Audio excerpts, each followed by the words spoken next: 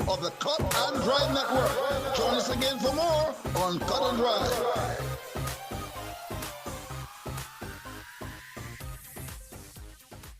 Hello everyone and welcome to Kensington Oval for the second CG United ODI match between West Indies and New Zealand.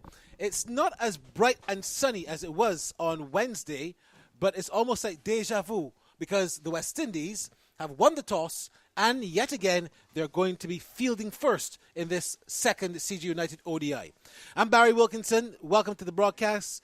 We have with me today, of course, Andy McLean. We're going to give you the teams in a moment. But Andy, before we give you the teams, how do you see it? West Indies, New Zealand, second ODI, and it's a simple thing where we have deja vu. Absolutely, Barry. Totally deja vu. And for the West Indies, no surprises when Nicholas Pooran won the toss. Tom Latham calling incorrectly. He elected to field first. 12 of the last 14 wins by the West Indies have come when bowling first. So no surprises there, but a big day for New Zealand. As someone reminded me this morning, walking down the street, that New Zealand's never won a one-day series in the West Indies. So, yeah, it's a big day for them, and it's made a little bit more difficult with their captain not being there today. Kane Williamson is out with an injury. Yeah, he's got a quad injury, and they've decided to keep him on ice. Let's give you the 11s then. West Indies also have made one change. I'm not quite sure if their change is because of injury or because he's just been dropped, but Jermaine Blackwood is out. And in comes Brandon King, who I think is always a very good thing. But let's give you the 11s, though. Shea Hope, of course, is the keeper. Kyle Mears, Shamar Brooks, Casey Carty. Pooran, of course, is captain. Brandon King comes in for Jermaine Blackwood. Jason Holder, Akil Hussain, Yannick Correa, Alzari Joseph, and Kevin St. Clair. For New Zealand, Martin Guptill, Finn Allen, Devon Conway, Tom Latham, the Daryl Mitchell, Glenn Phillips, James Neesham, Michael Bracewell, Mitchell Santner, Tim Southey, and Trent Bolt. So then, West Indies win the toss. The West Indies are deciding to bowl first, and we look forward to see how these changes will impact each team. Let's talk about the New Zealand team first of all. How big is Williamson not playing today? How big a deal is that? Well, I don't think it will affect the game too much because with Williamson missing out, Devon Conway will just move up one position to number 3.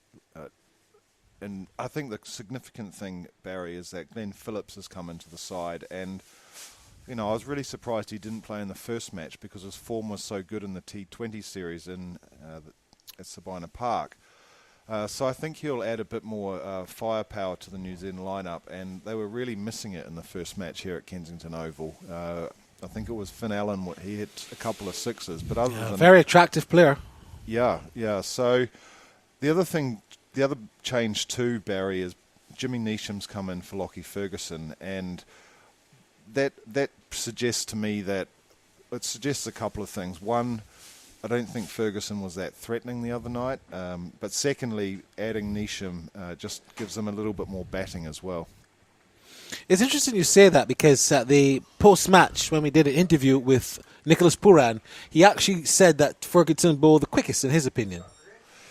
Yeah, he's quick, but he doesn't threaten the stumps. I just find it bewildering that he doesn't attack the stumps more. But, you know, Tom Latham didn't mention anything at the toss, whether it was anything to do with injury or not. But I suspect it's just to strengthen New Zealand's batting a little bit.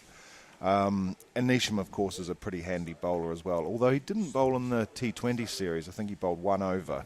So New Zealand, you could say, are a little bit light on bowling. But Daryl Mitchell is actually a very handy bowler. He doesn't get used these days for some reason. I don't know why. Glenn Phillips can bowl, so the bowling should be okay, but I think, just bringing Neesham in for Ferguson just strengthens the batting lineup. Well, let's wait and see how that goes. Brandon King coming in. Do you think he'll open the batting? That's a great question because, that you've got Brandon King replacing Jermaine Blackwood, who came in at 6 the other night and didn't do anything wrong, actually. But I'd like to see King open. I think it might depend on what target gets set, actually. Yeah. But King was very destructive in that final T20 match in Kingston. which led to the West Indies victory, of course, in that match. So, yeah, I would imagine I could see maybe Kyle Mayers dropping down the order and King opening with Hope. Yeah, well, let's wait and see how that peters out.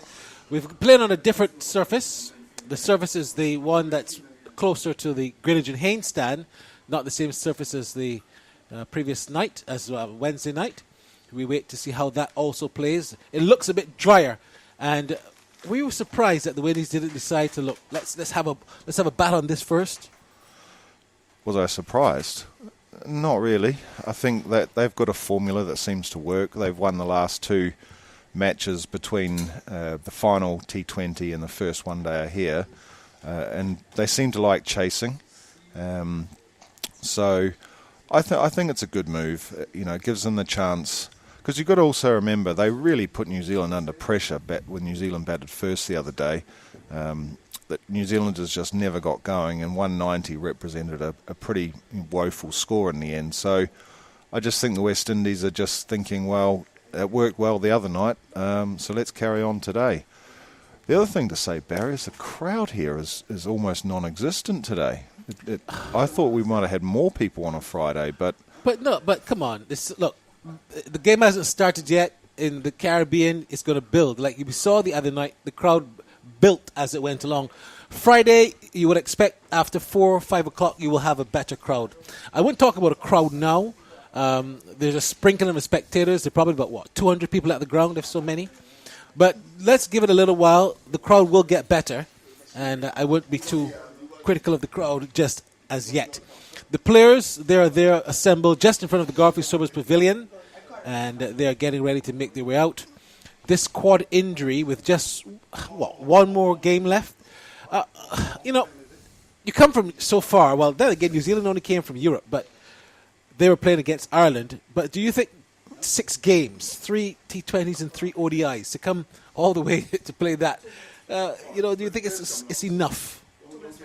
No, definitely not. But it's just the way cricket's going now, isn't it? I mean, take the West Indies, for example. They went all the way to Pakistan for 3 one-day internationals. And, no, I don't think it's enough cricket. But, the question is, would you play more one-dayers or more T20s or maybe more of both? I'd just like to see a test match, actually. That would be my preference. Well, look, let's go to Tahir Bubulia. Of course, he's been our social media manager, and he's been taking charge of how things have been happening. Tahir, what do you have for us? Hi, good afternoon, Barry, and good afternoon to all the listeners. Welcome to the second ODI between West Indies and New Zealand. West Indies will be looking to definitely close out the series here, and New Zealand will definitely be looking to rebound after that loss on Wednesday. We want to hear from you, though, the listeners. You can email us at windiescommentary@gmail.com. Send your thoughts on the game. Send your comments on West Indies cricket on a whole. Send your questions to the panel as well. We had some bouncers thrown at bowled at Barry the other day. But we want to hear from you, and you can definitely send us those emails at windiescommentary@gmail.com. Feel free to WhatsApp us in at +1 246 253 4679. And that number once again is +1 246 253 4679. We definitely will be looking forward to hearing you. And we have our quiz of the day as well, which the question will be coming a little later on, where you can win a prize. So definitely look out for that. Prizes, Andrew Mason is telling me. And we have lots of prizes in store. So that's it for me right now, Barry. So we're definitely looking out to seeing those questions. Just before Barry comes a call in, of course, our friends at Wabisco, they've said that they're going to be offering some wonderful goodies as well. And we are looking forward to that. So a little bit later on, we're going to have we're going to have several questions. Yeah, because I think, Andrew, we also have Frosties coming. Frosties as well. Yeah, wonderful lady. I'm looking forward to meeting your good friend from Frosties. Yeah, Hilary Williams from Frosties has promised to come up during the break. Mm-hmm. We will have a quiz. Yes. We'll be giving away some Frosties ice cream. It's taken over Barbados as the number one everywhere. ice cream. Give some to Andy. He needs it. No, I don't think. At best, on the other night, I don't think we want to give him any ice cream, Andrew. No. All right, Andy, it's good to have you, of course.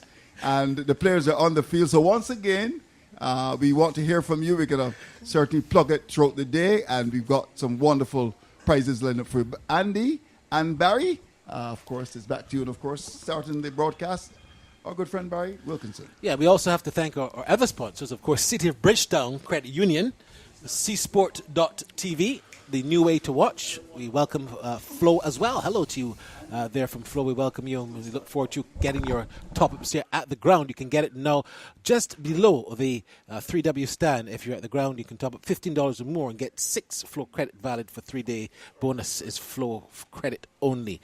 And the team, of course, on the Western Concourse of the Greenwich and Haynes stand. So Jamal Smith is going to join me to get the ball rolling in every sense of the word. And it's going to be Kyle Mayers.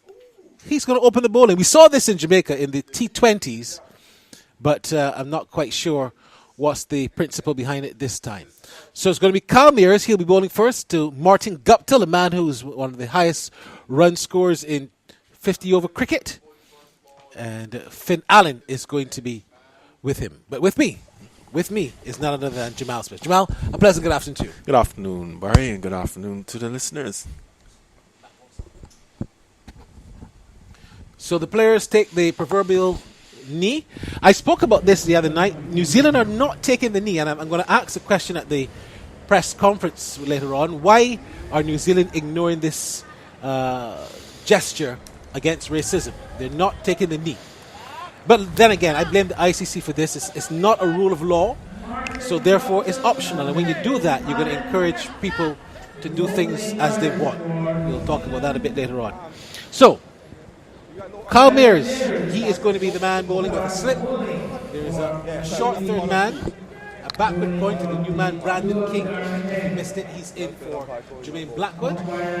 Cover and a mid-off, a mid-on, a straightish mid-wicket, and a backward square leg on the boundary. 40 seconds.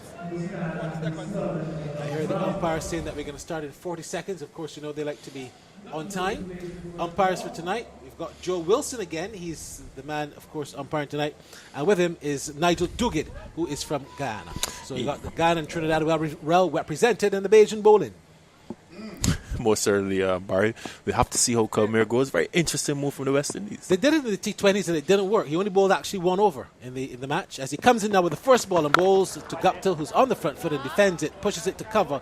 Yannick Correa is there, and there is no run. Like I said, he bowled in that T20 last week, Wednesday, and he only bowled one over for 8 runs. Did not come back. Unbelievable. Yeah, well, to be fair to Kalmir and the West Indies, he does use the new ball relatively well, particularly when it's red, though, Barry. And the question is, the combination is basically the same, a batsman for a batsman, like for like, possibly thinking they're just a bit short on seam. We'll see. Well, here he comes in now from the Joe Garn end with some sunshine, finally, as he comes in now and bowls to Guptill. And Guptill gets the ball on the line of the leg stump, turns it to the straight wicket. The captain, Nicholas Puran, is there, and there is no run. This is the second CG United one-day international here at Kensington Oval. Not a big crowd, but it's building in the Greenwich and Haynes stand. The member stand is, downstairs is building. Upstairs, just a sprinkling of spectators, and I can see quite a few people in the president's box. It's Kyle Mayers now as he turns again and runs in and bowls to Guptill. And Guptill gets a short ball. Turns it now as the Kiwis are off and running. They'll get a brace of runs. Picked up just about now from Casey Carty there at backward square. And New Zealand are 2 without loss. Mayers just a bit offline in those last 2 deliveries. Yeah, that traditional inward movement from Mayers, customary with his bowling style. Just possibly starting a bit too straight. Guptill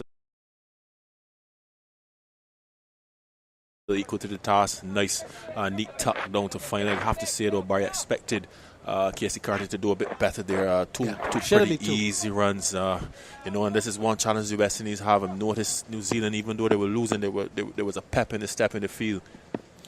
As Mayers comes in again now and bowls to Guptill, and Guptill this time is driving up to the mid-on area. Jason Holt is there. There's no run. New Zealand in the last T20, the second one, which is a week ago, they were going to win by a massive margin. Eventually they won by 90. But in the very last over, New Zealand were diving around. They were stopping balls from going into the boundary. They were sliding. They were throwing the balls over the bails. And they won by 90 runs. But the dedication and professionalism just never left them. As Mayers comes in again and bowls. And this is a good delivery in the line of the off stump. There was Gupta looking to play, left it alone at the last minute, taken by Hope. But I will give the West Indies credit, where in the first match that they won on Wednesday, their first 5 overs, I've never seen them so disciplined. And they won't want to let that guard down. And I hope that Carty would have learned that should have just been a single and not 2, because he should have really done much better with that. Yes, Barry, on that last delivery there, Kalmir is actually getting the ball to straighten, so there's a bit of movement around, showing a bit of skill. As it comes in again and bowls to Guptill, and Guptill this time is getting another good delivery on the line, the off stump. A lot of pace as well, as is left alone, taken by the keeper to end the over, where the New Zealand team have been asked to bat yet again.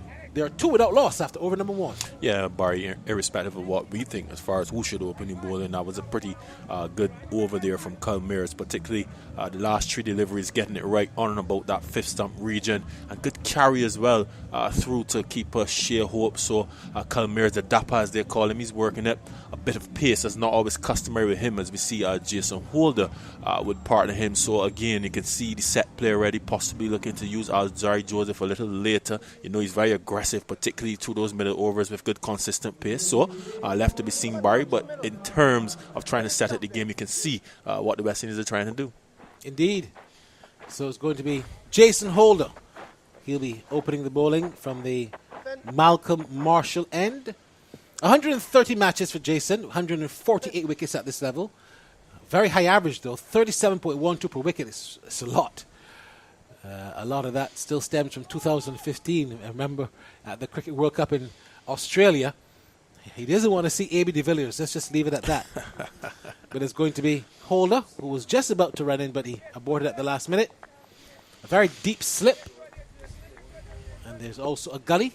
As Jason Holder now comes in, passes umpire Joe Wilson and bowls to Finn Allen, and Allen is on the front foot and plays the ball to the mid-wicket area, and there is no run.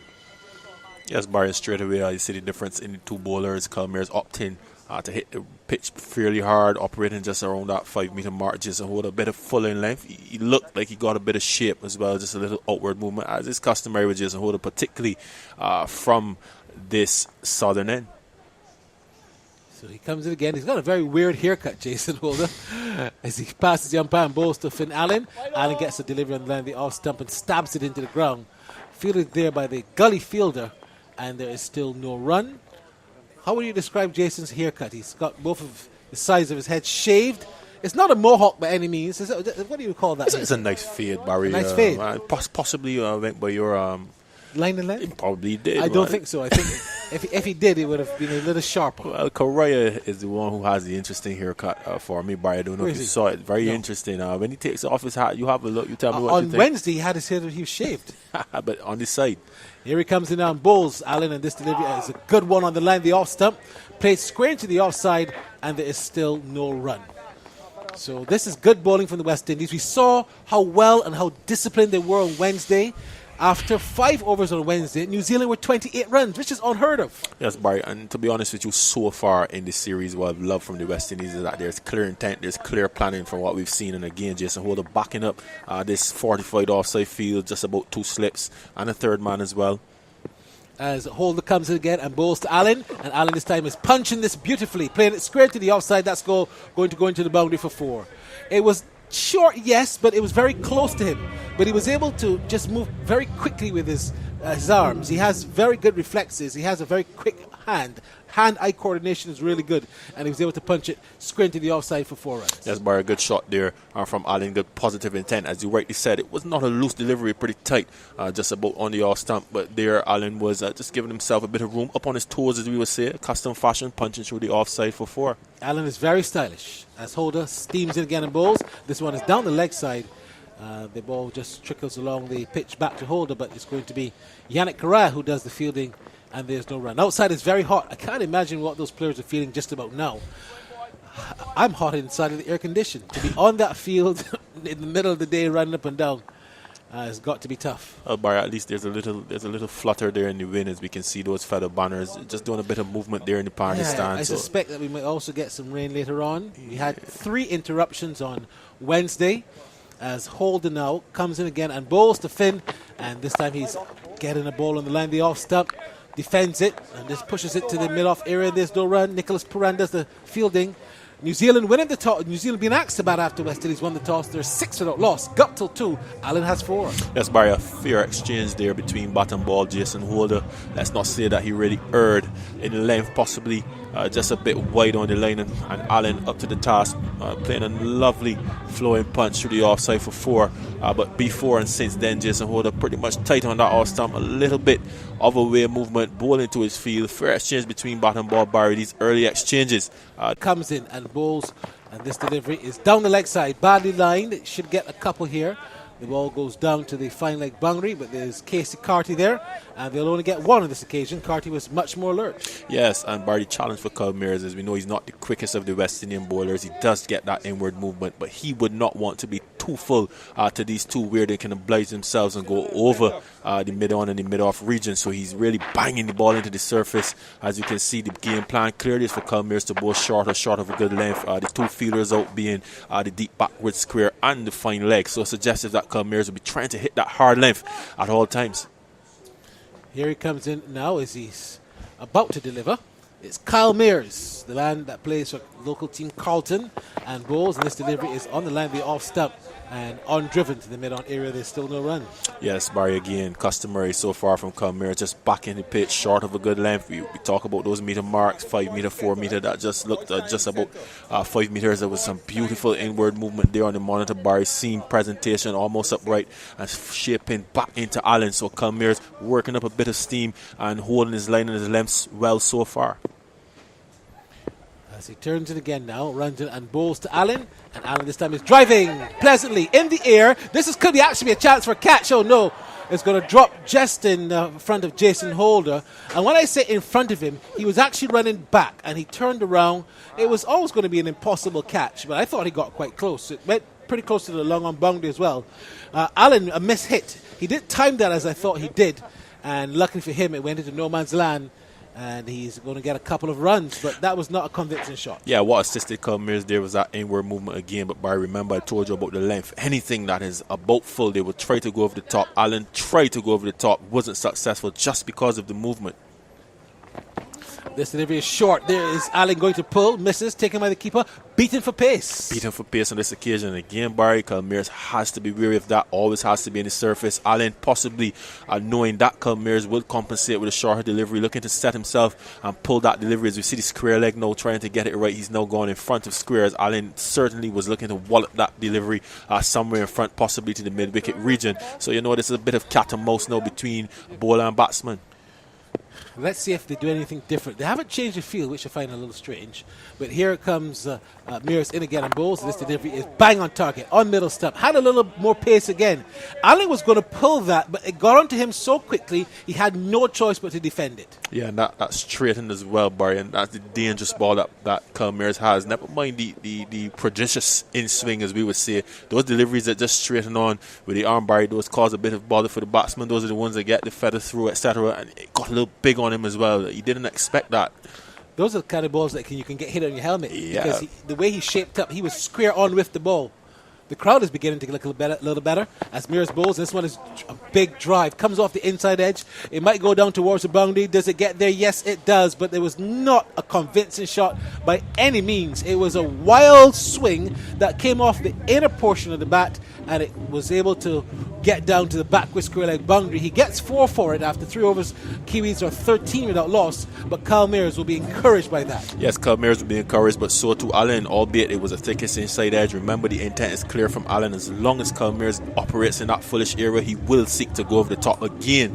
To Kyle Mears' credit, that delivery it shaped back a bit and forced what we would say a fault shot, but positive intent there, and it sped away somehow and split the deep forward square and the fine leg and still went into the boundary. And that is the byplay between those two, Barry. The ability for Kyle Mears to keep Allen at bay on that 3/4 length, short of a short or shortest length, and not get too full. As we see there on the monitor, he was just a bit foolish, but the inward movement helping him again, and Allen not being able to keep his shape and go over the top as he would like. But nevertheless, 4 runs to New Zealand's credit, 4 runs to Allen. So there's a third man now for Jason Holder. There's a slip of the third man. He's moved that gully as he steams in now as he passes the umpire and bowls, and this delivery is on the line of the middle stump. Defended into the cover area. Nicholas Puran is there. and there is no run. Yeah, good adjustment from the West Indies as well, Barry. They actually now have opted for that man Squirish just on the circle before the shot that went through the offside for 4. They were operating with a square leg, but they just moved him over and brought him into the offside field. So they're now 4 in the ring, the mid-off, the Squirish point, the point, and the cover. So just a little extra protection there for Jason Holder. As he turns and comes in again and bowls to Guptill. Guptill this time gets another good delivery on the line of the off stump. He's forced to play it square to the offside, and there's still no run. This is excellent bowling from Jason Holder. He's just conceded 4 in the second. Yeah, quality stuff from Jason Holder. A bit of pace as well. Barry, we're seeing that bounce again. Big bounce, getting a little big on Martin Guptill. He could only defend kind of streakily. So Jason Holder also operating pretty well at this juncture. Martin Guptill will no doubt be looking for anything loose to pounce on. Holder, as he runs in. Big tall man, about 6'7", I reckon. Bowls to Guptill, and Guptill this time is getting another good delivery on the line of the middle stump. Defends it, plays it to the fielder there at the mid-wicket area, Akil Hussain, and there's still no run. Are you and Jason Holder the same height? Just about, Barry. We see eye to eye in all things, literally and figuratively. And you're 6'7". I'm just about 6'8". He's just around the same thing. Yeah, so it goes. Very tall. And to believe, Bert, that you bowl off spin and keep wicket is unbelievable. Yeah, I wasn't as strong as Jason and the others, I can tell you that. Fast bowling is hard work. Yeah, it's very hard work. Holder now, as he runs in again and bowls to Guptill, and Guptill this time is hitting this in the air. This has not gone far. This could be a chance for a catch. Shamar Brooks is selling under it and takes the catch. He's pouched it. It's the West Indies getting the wicket, and Jason Holder deserved that. Guptill felt the pressure, almost like he was playing in a T20 where he felt he had to score, and he perishes in the end. Caught Brooks, bowled Holder for 3. New Zealand are 13 for 1. Yes, a cross-seam delivery there from Jason Holder. Slightly fuller, Barry, as we told you. They'll be looking for opportunities to score, but a good hard length again from Jason Holder. Not as full as Guptill expected. He gave himself room. He had a good old-fashioned wipe at it. And then what can I say about the catch from Samar Brooks? Consummate ease. He opted to backpedal some possibly 10-15 yards and take that catch with as much ease as you like, Barry. He really is a picture in the cricket feeling with the bat when he does things right. Good catch from Shamar Brooks. Beautiful bowling from Jason Holder. West Indies looking like a force to be reckoned with. Yeah, look, I'll say this to you. Martin Guptill disappointed me there because this is not a T20. You got 50 overs. There was no need to kind of put yourself under that kind of pressure to break any shackle. Jason Holder was bowling well. It's only his second over. It's only the 4th over of the match. Yeah, most certainly, Barry, but it is the modern day style of play. They try to enforce themselves, these ODI batters. And again, just good stingy bowling, possibly seeing what he thought was an opening to score, and he took it, and to his disappointment, he could only manage to sky that delivery. So, well done to Jason Holder. When you see his eyes, he was watching Shamar Brooks. Shamar Brooks did really well there. Congratulations, Shamar. Raise your hand, my friend, because it was not an easy catch. It was very high. He had to run back. He backpedaled, Barry. Most players would turn their back and sprint back, whereas Shamar Brooks opted to backpedal. The judgment on that catch from the very beginning, that's amazing. When you're batting well, these things happen. You tend to get that feeling where you also field well, and that could be a case here. So it's 13 for 1. The new batsman is Conway, but Allen is on strike as Holder comes in now. Bowls to Allen. Allen is going to pull this delivery, misses it, taken by the keeper. Good pace there.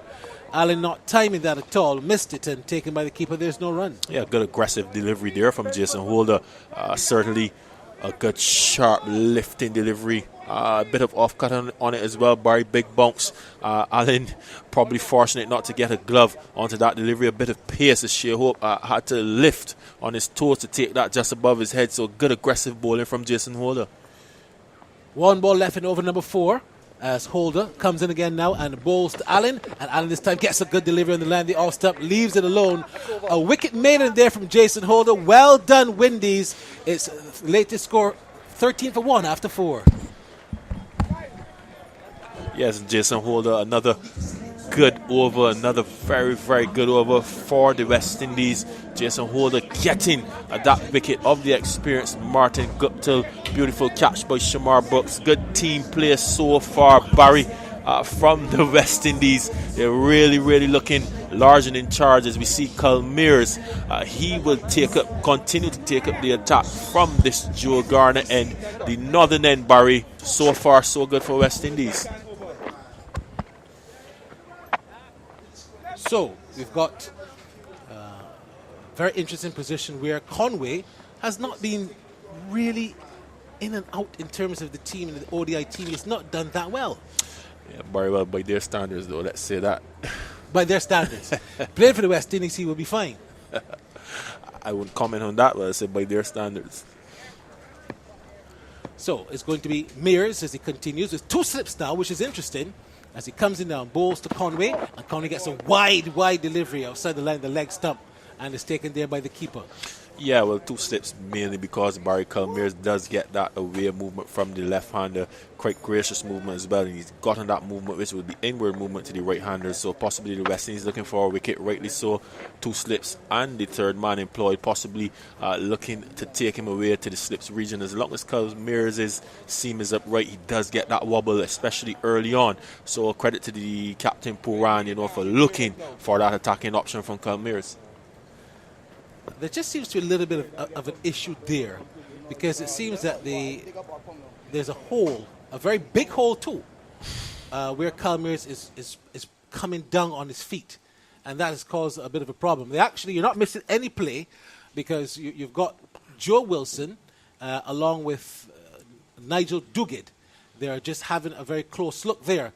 And they might call the ground staff on just to fill in that hole. Yes. What has happened there? Well, I don't know what's happened there, Barry, but again, by New Zealand standards, Devon Conway has 4 games. He averages 57.25. So to say that he's struggling, possibly not. This is a good average by world standards. His strike rate, just about 84.81. He has 100.5 century as well to go. So because that they have been tinkering, so to speak, with him in the batting order or in the 111 doesn't mean by any stretch of the imagination that he's not a class player, Barry.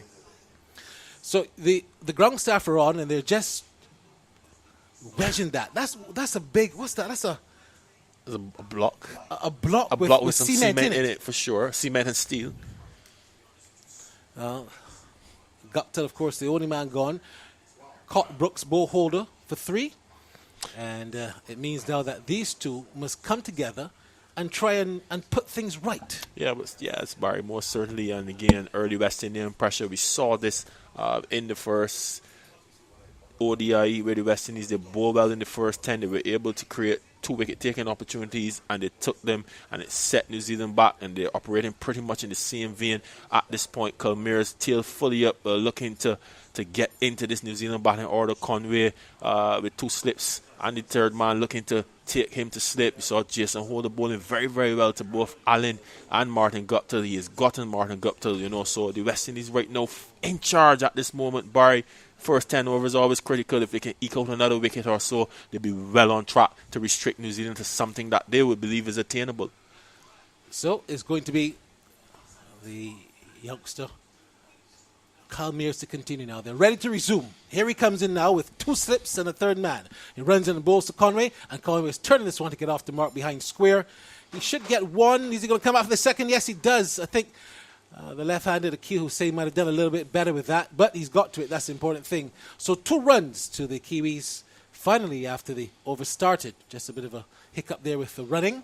The run-up, 16 for 1. Yes, as the second delivery that Kyle Mears has bowled to Conway, he's not gotten that shape yet. He started just about middle and leg, and the delivery is just straightening. Interesting to see how he finishes this over. As Mears comes in again and bowls to Conway, and Conway this time is beaten with a beautiful delivery on the line, the all-stump. I even thought he might have edged that at 1 second, but Noah went up. But he was beaten. All ends up. Well bowled, Kyle Mears, and the little left-hander Conway was just outfoxed on that occasion. And there it is, Barry, that outward movement to the left hand. And on the monitor, as you see, the seam was upright. And I'm telling you, Barry, as long as that seam is presented, Kyle Mears will get that away movement. Probably looking to go towards the slip again for this last delivery. Here comes Mears now in again and bowls to Conway. And Conway this time is playing this one down to third man. There's a fielder there in Casey Carty. So he should only get 1. That's all he'll get. And it's 17 for 1. Now, I said after 5 overs in the last match, there were 28 for 1. it looks to me pretty much as they shape up to the 5th over, they might not even get to the 20s. Yeah, with good pressure from the West Indies, good bowling as we saw. Calmeers there again looking to take Conway towards the slip. Another good delivery outside the off stump, but credit to Conway. Nice soft hands, just negotiating that one down to third man Barry. But certainly in the early exchanges, the West Indian pacers looked very well. As Mears in again with 3 balls left in the over. Steams in and bowls, and this delivery is on the line in the middle stump, but they're going to get a single because that one was just pushed behind the non-striker. They're going to get 2. This is not good enough there from Jason Holder. Throw comes to the non-striker, to the striker, but that should not have been 2 runs. In fact, many might argue it should not even been 1 because the fielder should not have been at mid-on. Long on, rather. Well, I could tell what happened there, Barry. First of all, it was rubbish, really and truly, from Alzari Joseph. He did not move from mid-off to cover that delivery, and Jason Holder was expecting him to. And then he belatedly came off the boundary. But that long on is in play now, Barry, because Calmeers cannot consistently hit the pitch in this sun at that 3/4 length. As Mears comes in again and bowls, down the leg side, turn into the onside, straight to the mid-wicket area. There's no run. Much better line, much better length. Remember what I told you, Barry, early on, especially to Allen. Allen was looking to hit Calmeers over the top. The in-swing is not as pronounced now. This is the 4th over. You know how the white ball gets, especially when the surface is pretty hard. So they've opted for that extra protection. It also allows Calmeers to bowl a bit fuller in between. Here he comes in again and bowls to Allen. Allen gets a good delivery to the off stump, plays into the offside. Mears does the fielding. That's the end of the 5th over, where the Kiwis are 19 for 1 with Conway 3, Allen 12. Yes, another good over there from Calmeers. So Barry, certainly from a theoretical standpoint, remember I told you earlier, possibly the reason for Calmeers opening the bowling is just to add that extra seam option to allow possibly Jason Holder to operate in depth and allow Alzari Joseph to operate just in or outside the power play and get through those middle overs with some seam if needed. And Calmeers has duly accepted that role and he's doing it nicely. He's bowling very, very, very well, supporting Jason Holder, bowling his hard lengths. You see the plan, you see the long on into Allen. So also taking away that scoring option from the New Zealanders. You have to say, Barry, this West Indian outfit, certainly from the first game and into the second game, although in the early exchanges they look very well. Do you think that Alzari should have opened the bowling? Not necessarily, because sometimes the quickest bowling one day cricket coming through just after the power play is a good idea, especially with Alzari being very, very aggressive. So it's going to be Jason Holder to continue and bowls to Conway, and Conway this time gets the ball on the line, the off stump, defends it into the offside. Where a silly point would be, he actually picks up the ball and does the fielding to help out Brandon King. Brandon King in the game. I asked this question to Andy McLean earlier. Would you have him open or would you keep him in the middle? Like for Blackburn. I honestly believe he's better at the top. I don't know if we will see that change. I mean, he operates at 5'6" sometimes as well for the West Indies, but I really, really like to see Brandon King at the top. I know you're sweet on him, Barry, as well. We had this conversation from last year. You said he should be playing Test cricket. You remember that? Yes, up there in that box. Here he comes in again, Holder and bowls to Conway, and Conway again gets the ball on the line, the off stump, defends it to the cover, and there is no run. Yeah, he should. Brandon King, when you look at the quality of persons who have played Test cricket over the last 4 or 5 years, why can you tell me, or why can't you tell me that Brandon King should not have been in that mix-up? I say this, Barry, when he bats well, he looks good. I can see why you would lean towards him. Yeah. He definitely should be in that Test team, but not a lot of Test cricket. In fact, only 24 Test matches in the next 6 years or something like that. As Holder bowls, and this one is eked out to the third man, just a single. That's very sad for Test cricket. It's withering in the region. Sad for the economics as well, Barry. As you well know, the economics of cricket relies somewhat on Test cricket. Those longer tours, 5 days for a visiting team to be in a country and the personnel as well. I mean, one-day cricket, T20 cricket, yes, it's exciting, etc., but it comes and it goes very quickly, and the race will definitely be on now in terms of bidding for those ODI games in the Caribbean. Yeah, I mean, I'm not quite sure that I think Test cricket is a strain on the economy. That's why they're not playing it. It's not commercially viable. But here comes Hold in again and bowls to Allen. And Allen this time gets the ball down the leg side, plays it behind square. Will he get 2? Yes, he's going to come out for the second. That's good running, good cricket there. Karai picks up and throws it in. But New Zealand have been running well when given the opportunity. And a brace of runs taking them to 22 for 1 in over number 6. Yes, Barry, well played there. But I meant specifically like an England tour, 5 days on an England tour, then 2 ODIs or 2 T20s. You know, that's a big difference. But you have a good point as well. And, you know, it's sad to see because Test cricket still is the baseline for what a cricketer really should be. Is the test in every single word. But with the West Indies not doing as well, these 2-match series, these 3-match series, these things do happen. Again, Holder steams in and bowls this time to Allen, and Allen this time is wrapped on the pad. It's a little stifled appeal. Holder had his hands up, but nothing really to suggest he was asking the umpire to review, and there is no run. Yeah, that delivery just held in the pitch, and once again, Barry St. Jason Holder's come back from his vacation. He's been doing a lot with his fingers, a whole lot. He's been doing some off-cutting short deliveries. The delivery to remove Martin Gupta was actually scrambled scene, and he had his split fingers on the ball. So he's been doing a lot. He's been getting response from the surface as well. I don't know if you remember how Trent Bolt operated in the last game when he was using his variations as well. Here he comes again and bowls to Allen, and Allen this time is on driving. They're going to scramble a single out to the wide mid-on, almost out of the straight wicket area. Casey Carty picks up. The over ends. 6 overs gone. The latest score 23 for 1. Allen 15. Conway 4 more from Jamal Smith, and then it's going to be Andrew Mason. Yeah, another very good over there from Jason Holder. The West Indies are certainly at this stage looking par for the course. New Zealand 19-4-1 after some 6 overs, meaning that Jason Holder and Kalmirs have been in very, very good operation. Kalmirs will still continue from that northern end, Jewel Garner end. Martin Guptill falling to an injudicious stroke from Jason Holder. Sky and delivery well taken by Shamar Brooks, and the West Indies continue to pile on the pressure.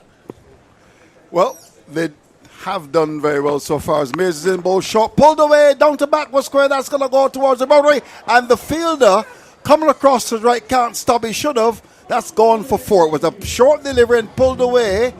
And who's that fielder down there? Who's that? Number 77. We'll just double check that. Who's number 77? Kevin Sinclair. Kevin Sinclair. And it goes away. Interesting comments earlier with yourself and Barry Wilkinson. Because remember, next year there will only be 2 test matches, and you begin to wonder what's going to happen to people like the captain of the West Indies test side in the next couple of years. He's not going to play a lot of cricket, is he? So it's going to be interesting to see what happens. In fact, you got to wonder about the West Indies side now. Here's a ball short of a length, which is on the off stump, bowled by Mears, and on the back foot goes Allen, pushes to cover. There's no run. 27 for 1. Hello to you, whoever you are. Of course, listed on the network in Barbados. We've got CBC and 104. Got the technicians inside ensuring that the commentaries are heard right across the world. And, of course, we want to say hello to our friends at Zen there in New Zealand. We want to say hello to everybody as well from Grenada right through to Ghana. Here's Mears. Comes in now, bowls to Allen. Allen is ripping the ball away in the air out towards that position of mid-wicket. It was in the air for a bit. And in the end, it was the fielder coming forward to collect it. That's the captain. It's up to 27 for 1.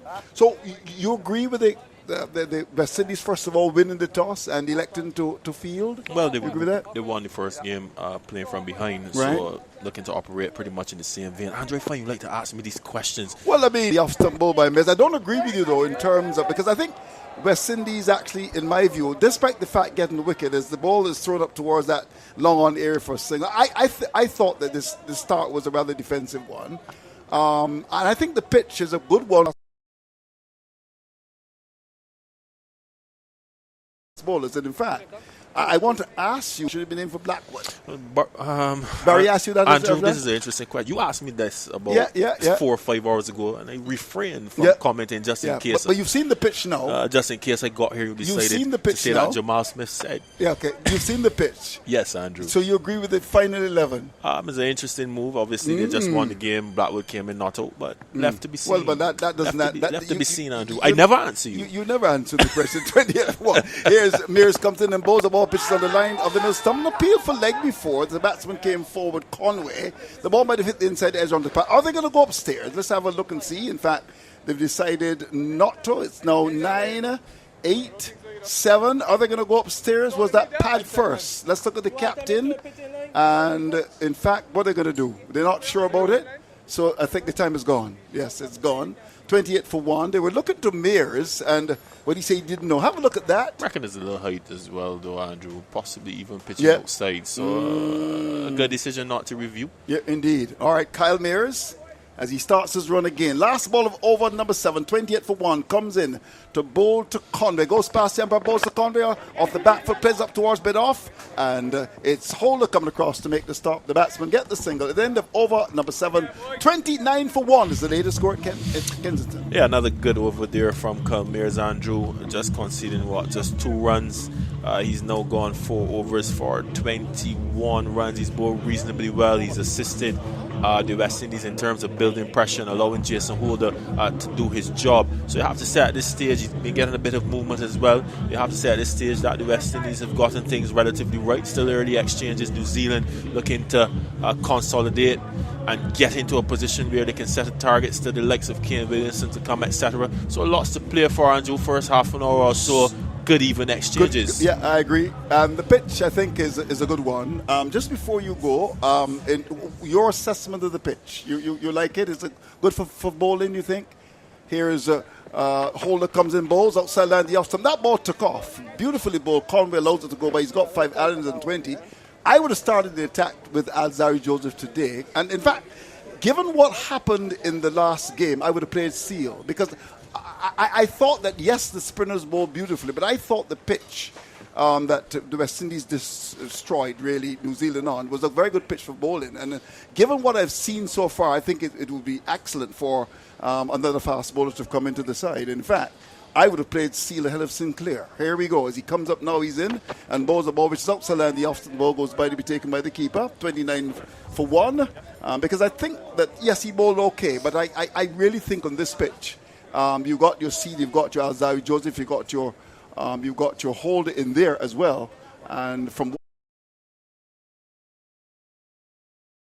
what I've seen so far, I think they're around getting some bounce as well. Alzari Joseph at the top, looking for the early could have made a difference.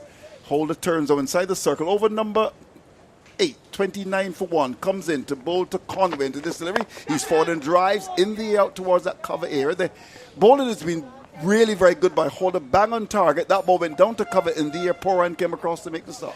Yes, Andrew, I find you're a man with limited patience. I can see what the West Indies are trying to do. I do believe that Alzari Joseph coming in and bowling aggressively with that extra protection just outside of the power play could make a difference as well. It's all called game planning, Andrew. Well, I would have done that even before ball was rolled. Yeah, but then there's no extra protection, Andrew. You have to use the third man in your fine leg. No. 29 for 1. As he comes up now, Holdy's in and bowls a ball which is edged away down towards that third man area for a single. The batsman is Conway, and it's a single. I'm just looking at the mindset to start the attack with Mears and Holder suggests to me that you're looking basically to start by keeping the batsman quiet as distinct from trying to get a wicket or two early with Joseph. But Andrew, you agree with that assessment? But Andrew, there's 2 schools of thought. But I've asked Listen the question. To what I'm saying. Listen to what I'm saying. Yes. If you build pressure, you also create wickets. There we saw Martin Guptill opting to run down the pitch. And he let go a wild swing, and the wicket has fallen, and the run rate has gone nowhere. 30 for 1, 7 overs and 4 balls. Yeah. But I'm saying to you that I certainly, from what I've seen so far, from the first match, certainly with the start of the Joseph. Here's a ball which is bang on target. Holder's bowl well. It's a good pitch for bowling. And there's the batsman coming forward. It's not the type of pitch that I think that you'll make 300 on, for sure. It's a little bit of uneven bounce, a little bit of, in fact, we've seen some carry. Holder is a tall man. Mears has been able to get the ball to do a bit. And generally, I would suggest it has been a bowler's pitch so far. You agree with that?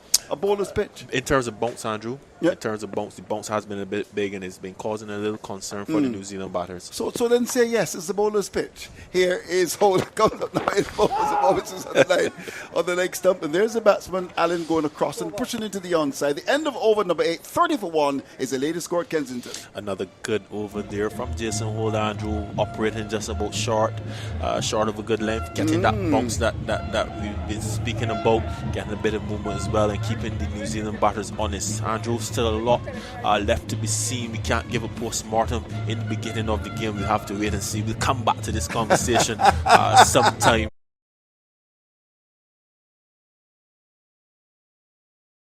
in the near future. I another got 30 overs or so. another question for you. We've had 8 overs gone so much. There's a bit of bounce around. It's not, as you said, a 300 pitch. Yeah. That's okay. You don't have to get a flat, batsman-friendly surface at Right. all times. Jason Holder has been utilizing his height and his bounces. We now see the introduction of Alzari Joseph. Just outside the power play, he will have that protection from his next over. And I think, Andrew, this could be a good move for the West Well, Indies. I hope it is. I mean, for the West Indies perspective, I hope it is. He's bowled very well. Andy McLean is going to join us. Good to have you back a little bit later on. And, oh my golly, it's 30 for the loss of 1, as it's going to be Joseph to take it up. He's going to bowl from the far end of the ground. He's going to bowl to Con, who's got 6. 30 for 1. Hello, Andy. Nice to see you. Yes, good How to are be you? back, Andrew. Yep. Nice to see you. Yep. Well, it's going to be Joseph. As he starts to move in, he's going to bowl from the northern end. Comes in to bowl to Conway. Into this Sylvie Conway's back to a short ball and steers it down towards that cover point area. Coming across to pick it up is Sinclair, and there's no run. Good pitch for bowling. Let me remind you, the West Indies won the toss, and they chose to bowl. King comes in for Blackwood, which was a bit of a surprise. And no captain today, Williamson. In fact, Glenn Phillips comes in, and Tom Lim has taken over. The nature of the injury in relation to Williamson, can you repeat? Quad injury, I believe. Quad. That's the information I got from Barry, so I'm certain it's so right. Barry to his quad. Here we go. As Joseph comes up over number 9, he's in and bowls a ball which is on the line of the middle stump. There's the batsman coming across the line. Conway very defensive, very vigilant, very watchful, pushes into the onside, down towards that mid-on area. 30 for 1. It's been a good start for the West Indies, starting with Kyle Mears from the northern end and Jason Holder operating from the southern end, and already they've picked up a wicket. In fact, the man to go Guptill, he was caught by Brooks off Holder for 3 when the score was 13. We're into over number 9, and it's bowled by Joseph. Comes into Conway, and Conway is off the back foot and edges. Could have played that ball onto his stumps, and the keeper going across to his left eventually had to come to the right and made a very good save as the batsman essayed a cut. The ball went on the bottom of the bat and very close to his off stump, taken by the keeper. Well bowled there by Joseph, and he's a pretty lucky man. He could have played on there on that occasion. Yeah, it was a bit of a loose shot from Conway there. It was probably a bit too close to his body to cut, and he got a bottom edge. I think it almost went straight over the top of the stumps, and Shea Hope did very well to save 4 He comes runs. in again. This is Joseph in bowl. Short, good delivery, banged in. And there's some bounce. I'm not sure that this pitch is the best, really. I must admit it's friendly for the bowlers. You seem quite Yeah.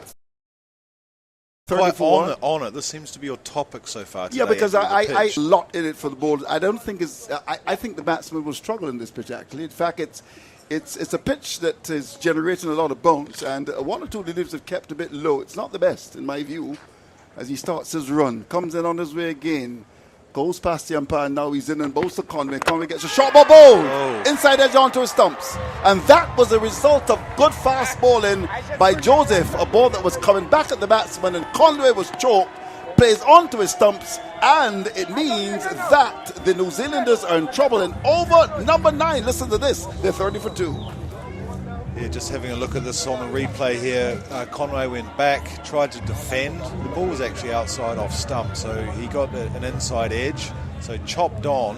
But that was probably one he could have left, but I think that was in part due to the 2 previous balls. In fact, the ball before that, Joseph got the ball to rise off a reasonably good length, and I think it just rattled Conway slightly. And then the shot he played there, he probably didn't need to play, but I guess he was. Could have been the ball before. Yeah, that I affected think him. so. Yeah, no, but great start by Alzari Joseph.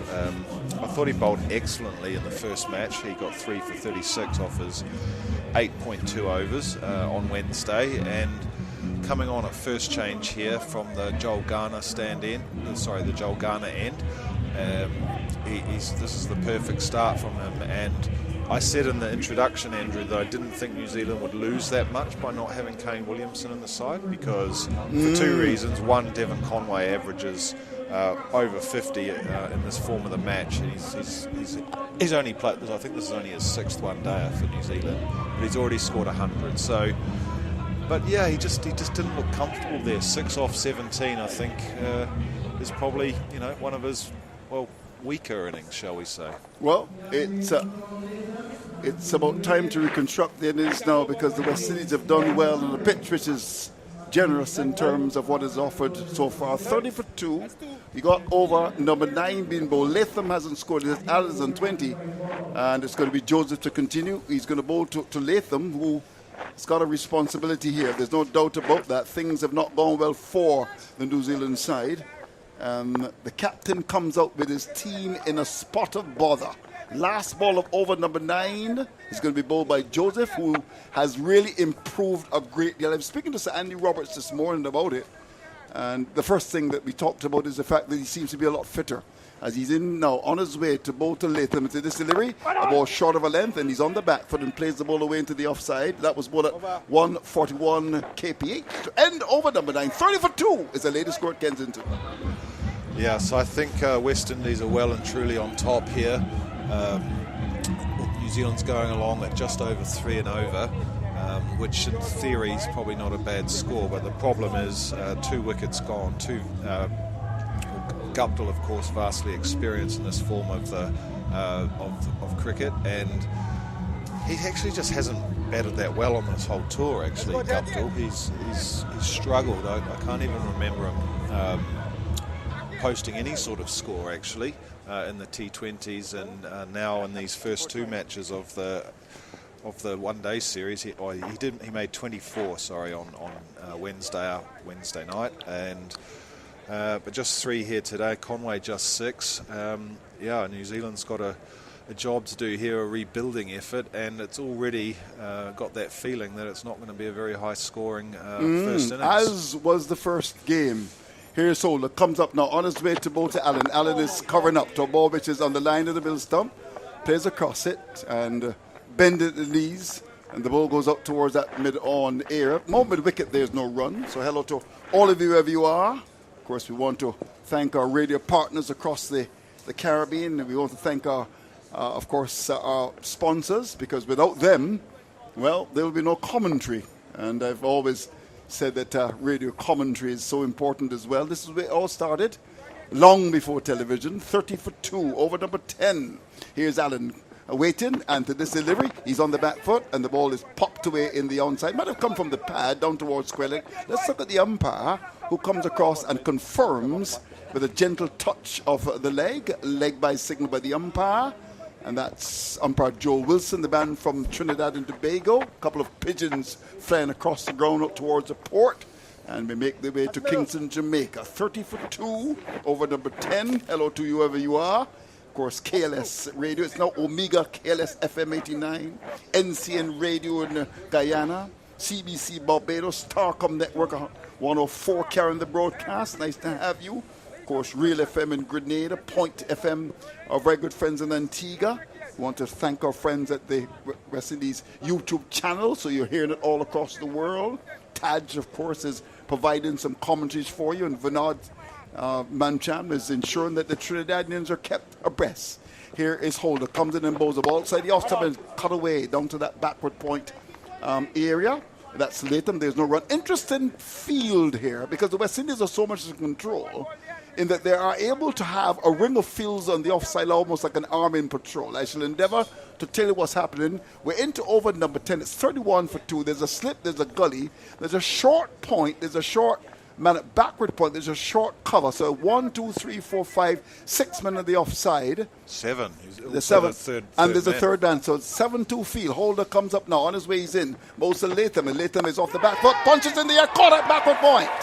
The trap was set. And the batsman fell into it. And Jason Holder can do no wrong. He's bowled beautifully. The West Indies are large and in charge of the region's Mecca. Listen to this. In over number 10, New Zealand are 31 for 3. Yeah, well, Latham, that's a pretty ordinary shot, you'd have to say. The stacked offside field, as Andrew just mentioned on his call there. And he just... he was cutting at it, and I guess he got a hold of it relatively well, but hit it straight to Kevin Sinclair, and Latham goes for a duck off just 3 balls.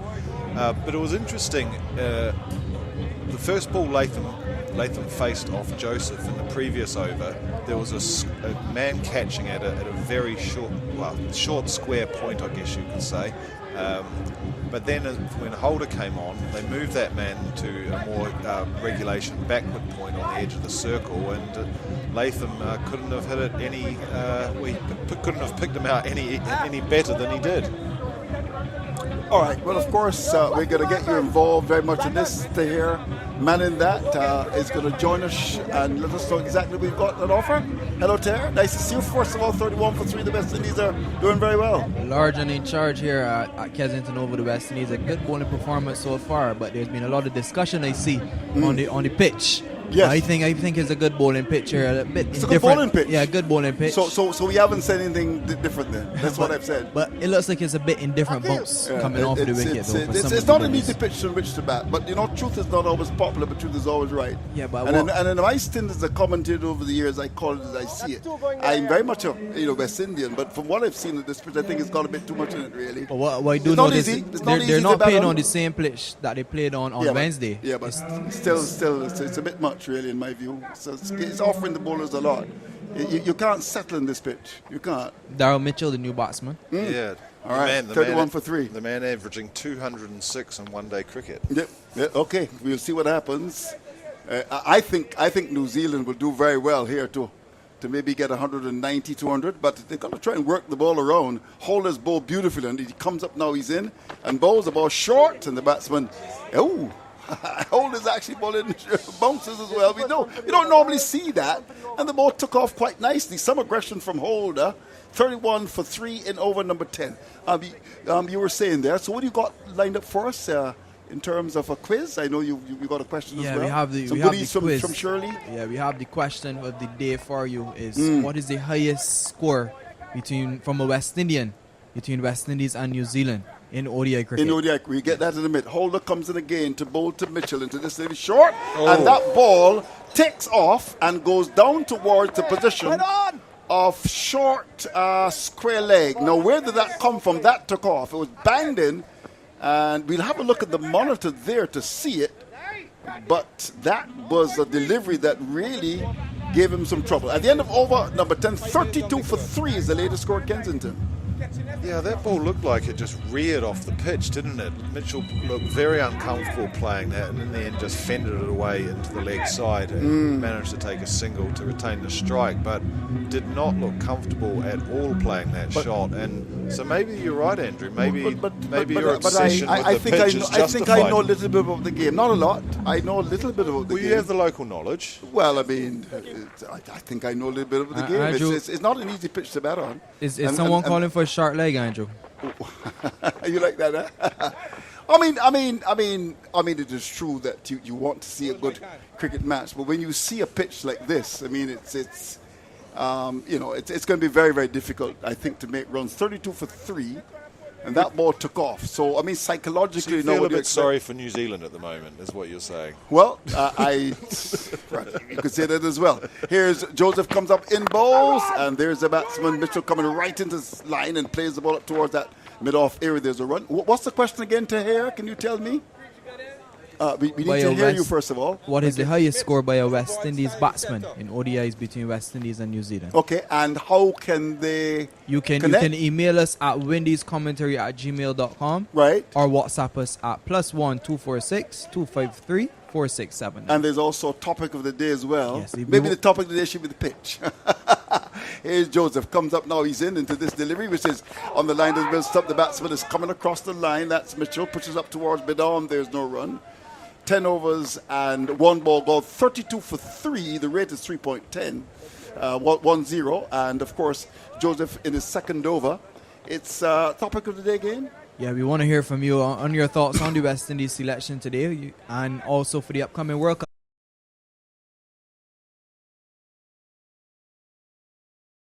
For the upcoming World Cup. The T20 World Cup. We want to hear your provisional. Is Andrew Russell? That's what we want to hear. He's in Biggs' side, the man from St. John. Is also Neil Paris's side.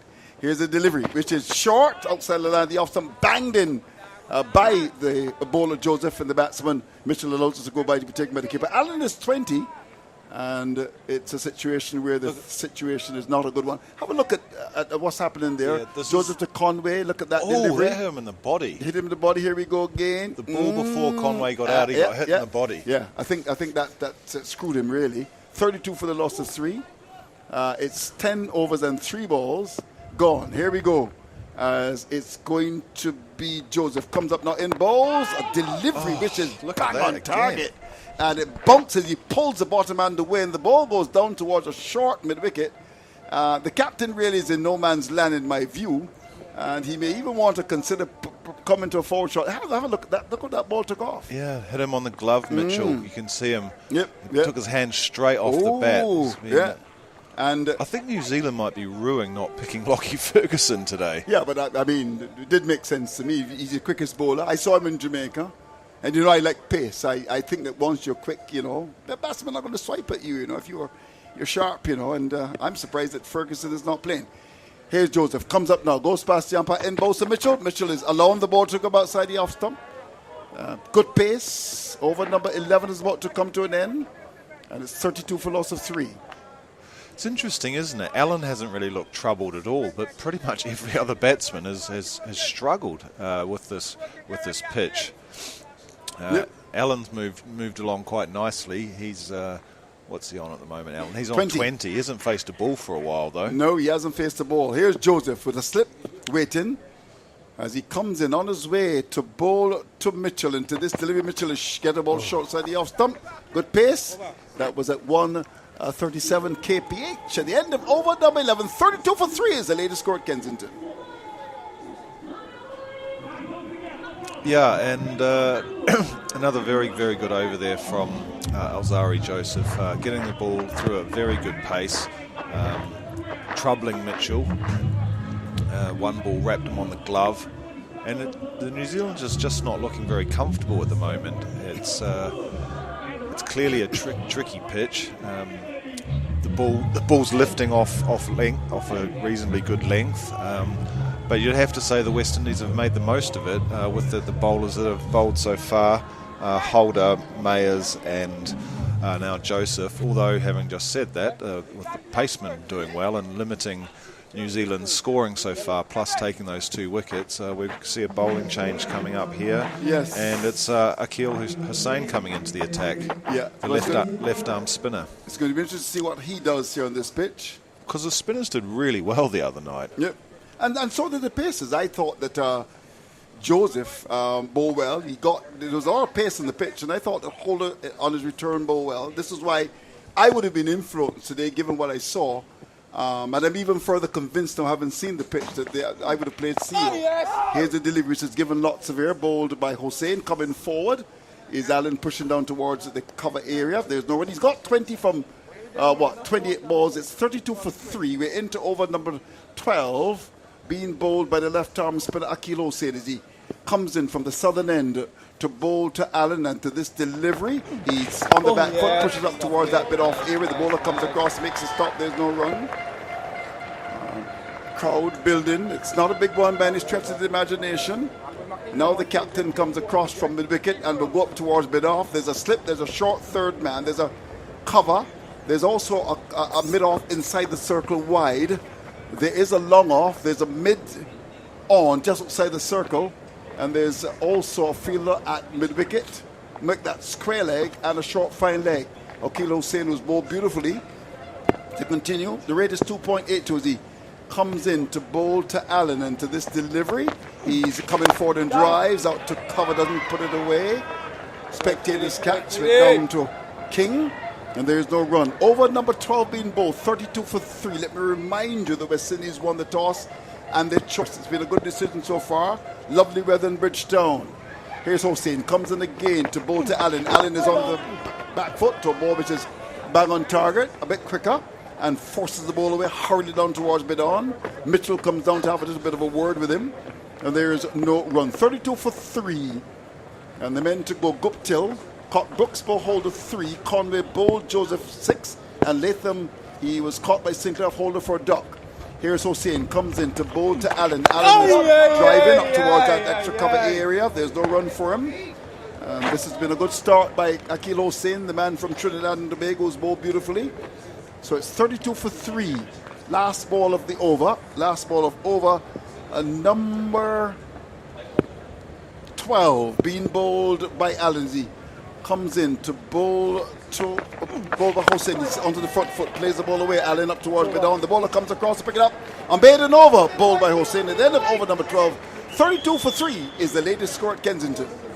And with wickets falling at the other end for New Zealand, as you just mentioned, Andrew, the 3 men dismissed so far, it's probably made Finn Allen change his approach to this innings. Normally, we would expect to see him striking the ball, over the infield, looking for the boundary or even over the boundary, as he did a couple of times on Wednesday. But now he's got to be a lot more circumspect because with those 3 wickets falling, with so many overs left, and he just in that last over hit the same bolt very tightly, but Allen just couldn't get the ball away. Well, it's going to be Joseph to continue as we head towards 3 o'clock Eastern Caribbean time. In he comes on his way to bowl to Mitchell, who's got 1. He's in bowl to Mitchell. Mitchell covers up to a ball which is on the line of the leg. Some good bounce. He pulls the bottom hand away. Plays with a great deal of suspicion down towards that fine leg here. King comes forward to collect it. Coming into a view, they get a single to carry the score to 33 for a loss of 3. With that, Mitchell, who's faced 9 balls, goes to 2, and Allen, who's got 20, comes into strike. Yeah, so having just talked about Allen looking pretty much untroubled facing the quick bowlers so far, he hasn't faced much of Joseph yet. I'm surprised if he actually faced any balls off Joseph yet. So he takes strike now, and let's see how he handles this pace of Joseph. Well, he comes in again on his way. This is Joseph to bowl to Allen, and Allen gets a short ball deep in his crease, works it down to backward square for 1. Will come back for the second, no he won't. The return comes in from Sinclair. It was a ball that he came inside of his stumps and just turned the wrist in impact, went down to backward square. Sinclair was very conscious that they were looking for the second, so he came in quickly, and they turned and realized that he got into the ball, and in the end, they decided not to even entertain the thought of the second run. So it's heading up, as I said, to 3 o'clock. What time is it now in New Zealand? 7 a.m. 7 a.m. in New Zealand. 34 for 3, so they're waking up to some pretty bad news. He comes up now and bowls. The ball which is banged in by Joseph. And Mitchell on the back, but hurriedly plays the ball away into the onside. That was bowled at 144 kph, so he's revving it up. And in fact, is it 16 hours ahead? So what time is it then? Is it 7 o'clock? In 7 o'clock? Oh, okay, fair enough. Someone will get it right eventually. All right, so 16 hours ahead. Hello to all of our friends there in New Zealand. 34 for 3. Woody Richards is up next as he's about to come in to take the broadcast. Here we go. Here is Joseph. Comes up now in and bowls down the leg side. There's the P4 catch at the wicket. The umpire says no. As Mitchell came inside the line, somebody saying in Caribbean parlance, I hear something. Somebody's saying, I hear something. Have they gone upstairs? He looked to turn the... Yes, they've gone upstairs. The ball that was down the leg side. The catch... Well, the ball was taken. The question being asked from all over Barbados, all over the cricket world, was in edge. The answer is I don't know, but of course, we shall know pretty soon. The appeal went up. Here we go. Joseph comes in and bowls. Banged in short. The batsman comes across. Was there a little bit of glove into that? Oh, we'll have a look at that. Here we go. Of course, Ultra Edge will tell us. But it was a good lifted delivery down the leg side. The keeper took it. They went up with a big appeal. The umpire said no. And in the end, the West Indies cricketers believe they've got their man here. What's your gut feeling, Andy? Yeah, I don't think it's hit his body. And if it touched anything, I think it was the glove.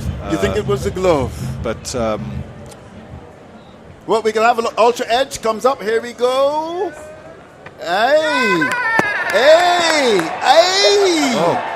He's gone. I got that horribly wrong, and came off the face of the bat. Yeah, well, on the evidence, he's gone. It was banged in short, and Ultra Edge has confirmed that there was an edge, so it means that New Zealand should be on edge. because the reality is I'm that on they are edge. very much in the doghouse here. Look, here we go. From based on what we're seeing, that's out, isn't it? I would think so. Not out. What? 34 for 3. So there was no. What happened there? That's bizarre. I'm sure that came off the face of the bat. Okay, well, It did hit his body. I was wrong about that. It hit his body afterwards. But didn't that look like it came off the face of the bat? When there was initial spike. Here it is again. Look. here we go. Okay. It's a spike. How is that not out? There's a spike there. I don't know if I've got it wrong.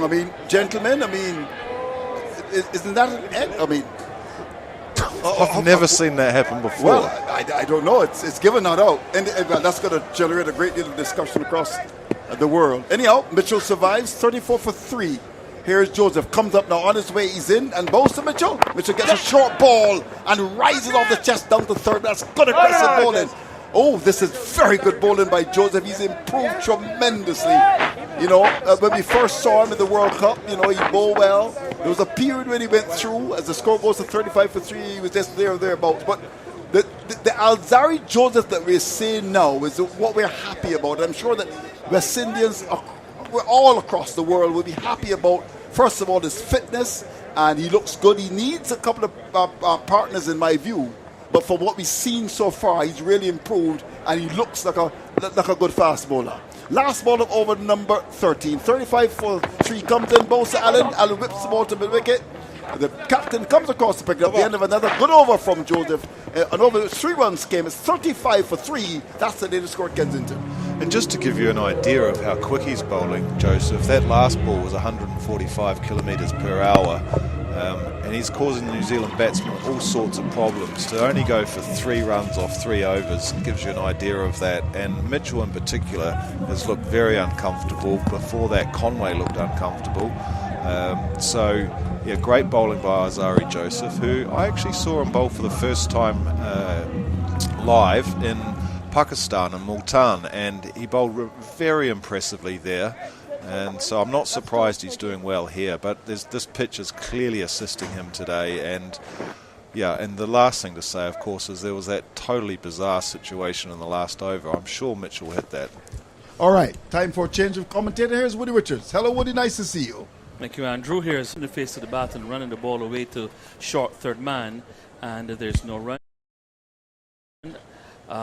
Did check next door to the television, and they did suggest to me that there was a gap clearly between the bat and the ball, and it may have been that the spike may have been caused by the batsman's boot. Mitchell is down the pitch and lost this delivery back over the bowler's head, and that will be a 6 for Mitchell. A good shot, just dropping over the ropes, getting down the pitch, using his feet and lofting the ball back over the bowler's head. So Mitchell now moves to 9 and takes the New Zealand total up to 41 for 3, weighing over number 14. You'd have to say that was a pretty low-risk shot as well. Even though there's a long off, that was more straight, perhaps slightly to the onside, and no danger of a dismissal there. Hossain bowling left arm spin around the wicket to Mitchell, who's forward, playing in the approved fashion into the offside, picked up by Pooran coming trotting in from extra cover, and the score remains at 41 for 3 and over number 14. There's a slip, there's a short third man backward point cover on the boundary, extra cover, long off, there's a mid on, there is also a deep square leg and a fine leg. Here is Mitchell playing forward and out towards the left of the bowler, who veers to his left and collects, and the score kept at 41 for 3 in over number 14. So just to remind you that the West Indies won the toss and put New Zealand into bat, and I'll give you just a brief rundown on what's taken place so far, as Hossain around the wicket bows to Mitchell, who's beaten, playing defensively forward, and that one spun past the outside edge and into the gloves of Shea Hope. A good delivery there from Akil Hussain. We have the benefit of the television replay. There was a lot of revs on that one. It just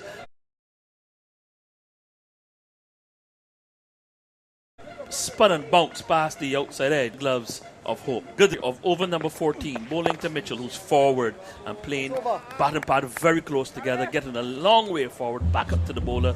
No run, the end of the over, 41-3. New Zealand, after they were put in by the West Indies, 14 overs gone. They've so far lost Martin Guptill, who was caught by Brooks off holder for 3, Lofton to long off. That was in the 4th over, it was 13-1. 2 for 13 in the 9th over when Devon Conway was bowled by Joseph for 6, playing on a rising delivery, and then 3 for 31 in the 10th over when Tom Latham was caught by Sinclair off the bowling of Holder without scoring, cutting the square cover. Yeah, New Zealand are really struggling here, and one feels that shot played by Mitchell, that 6, which has been the only scoring shot so far off Akil Hussain, they need to play those shots because it's the best chance of scoring runs with this tightly packed field and the very accurate bowling.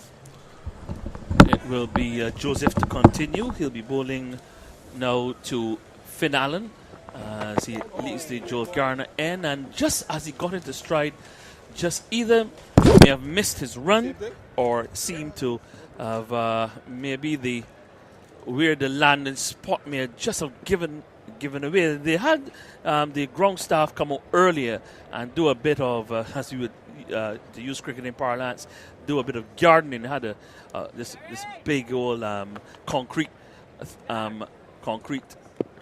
contraption that they use to knock down the ball, to try to flatten the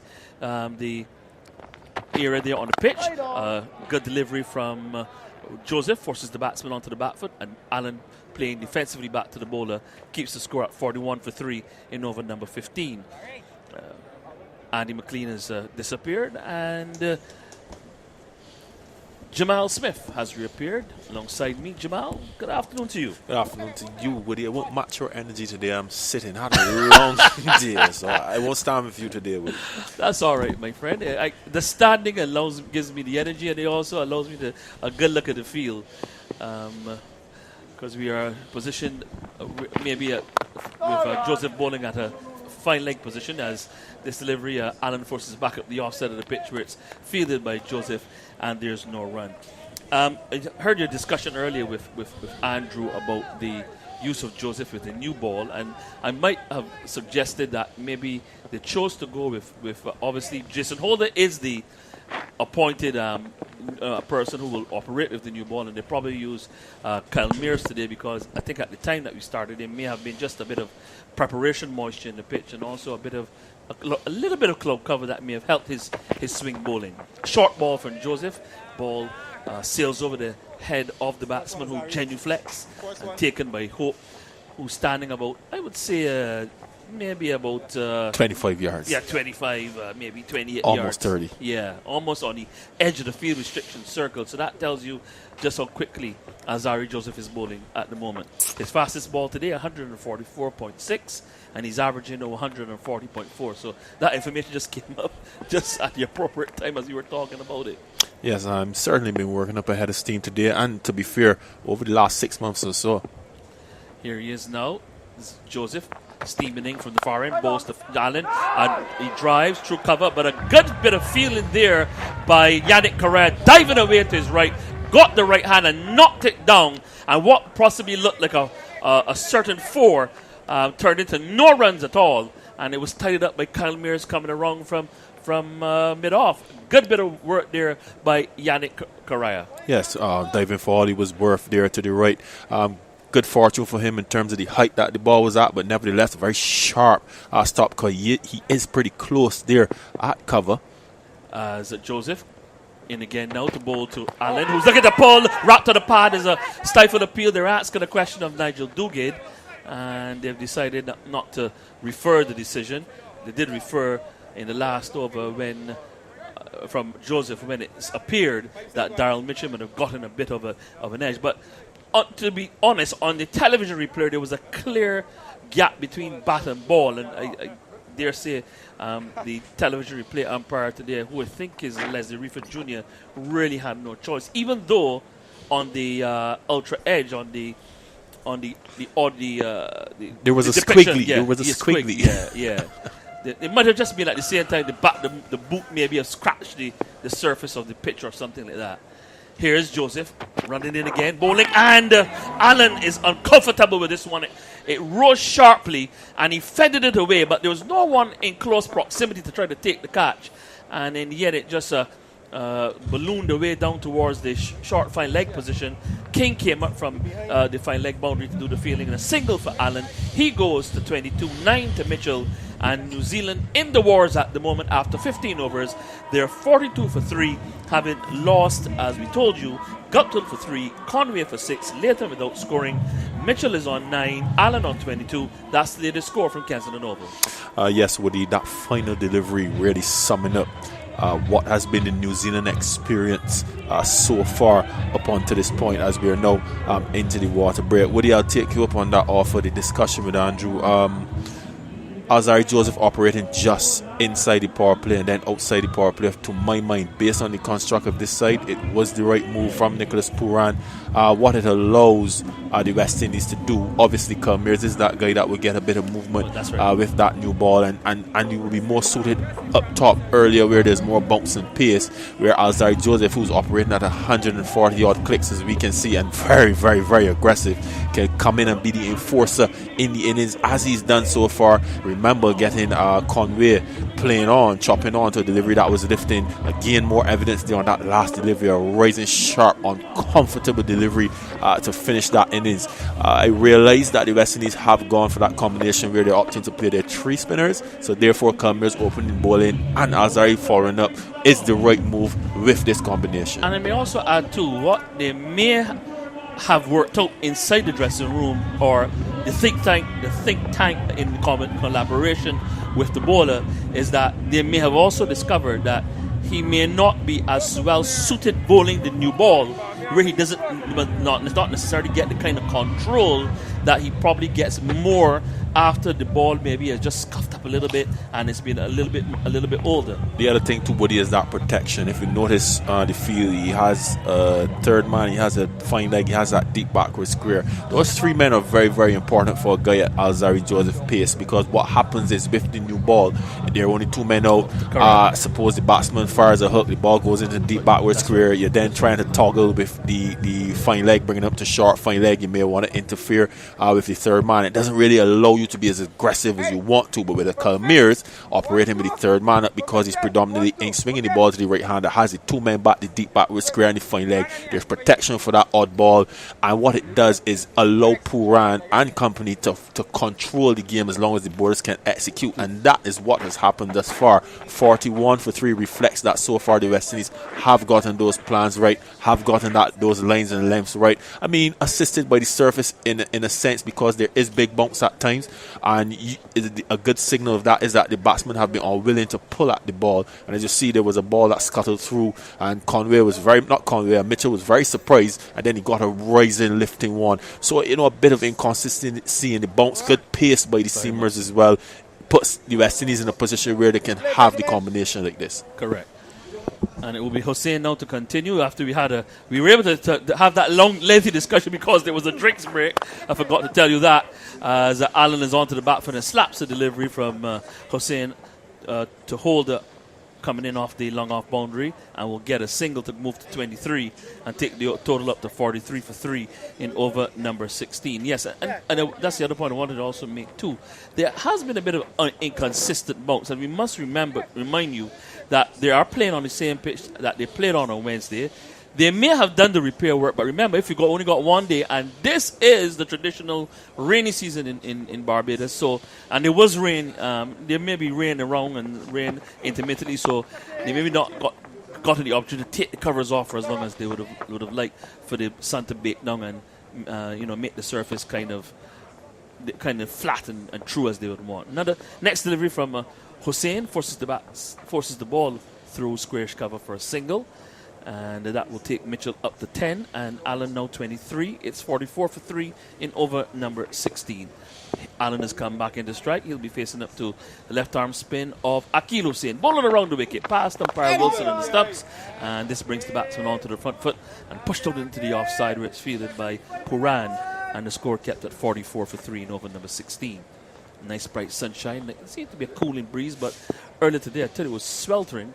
I behaved this morning to come here, and even before I left the house, I think I probably lost about 10 pounds.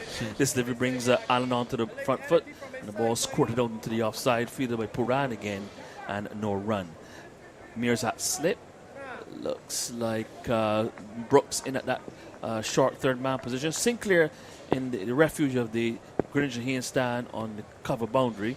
Puran, no, that's the correct in that extra cover as Allen is back and cuts to Sinclair coming in off the cover boundary. There'll be a single there for him.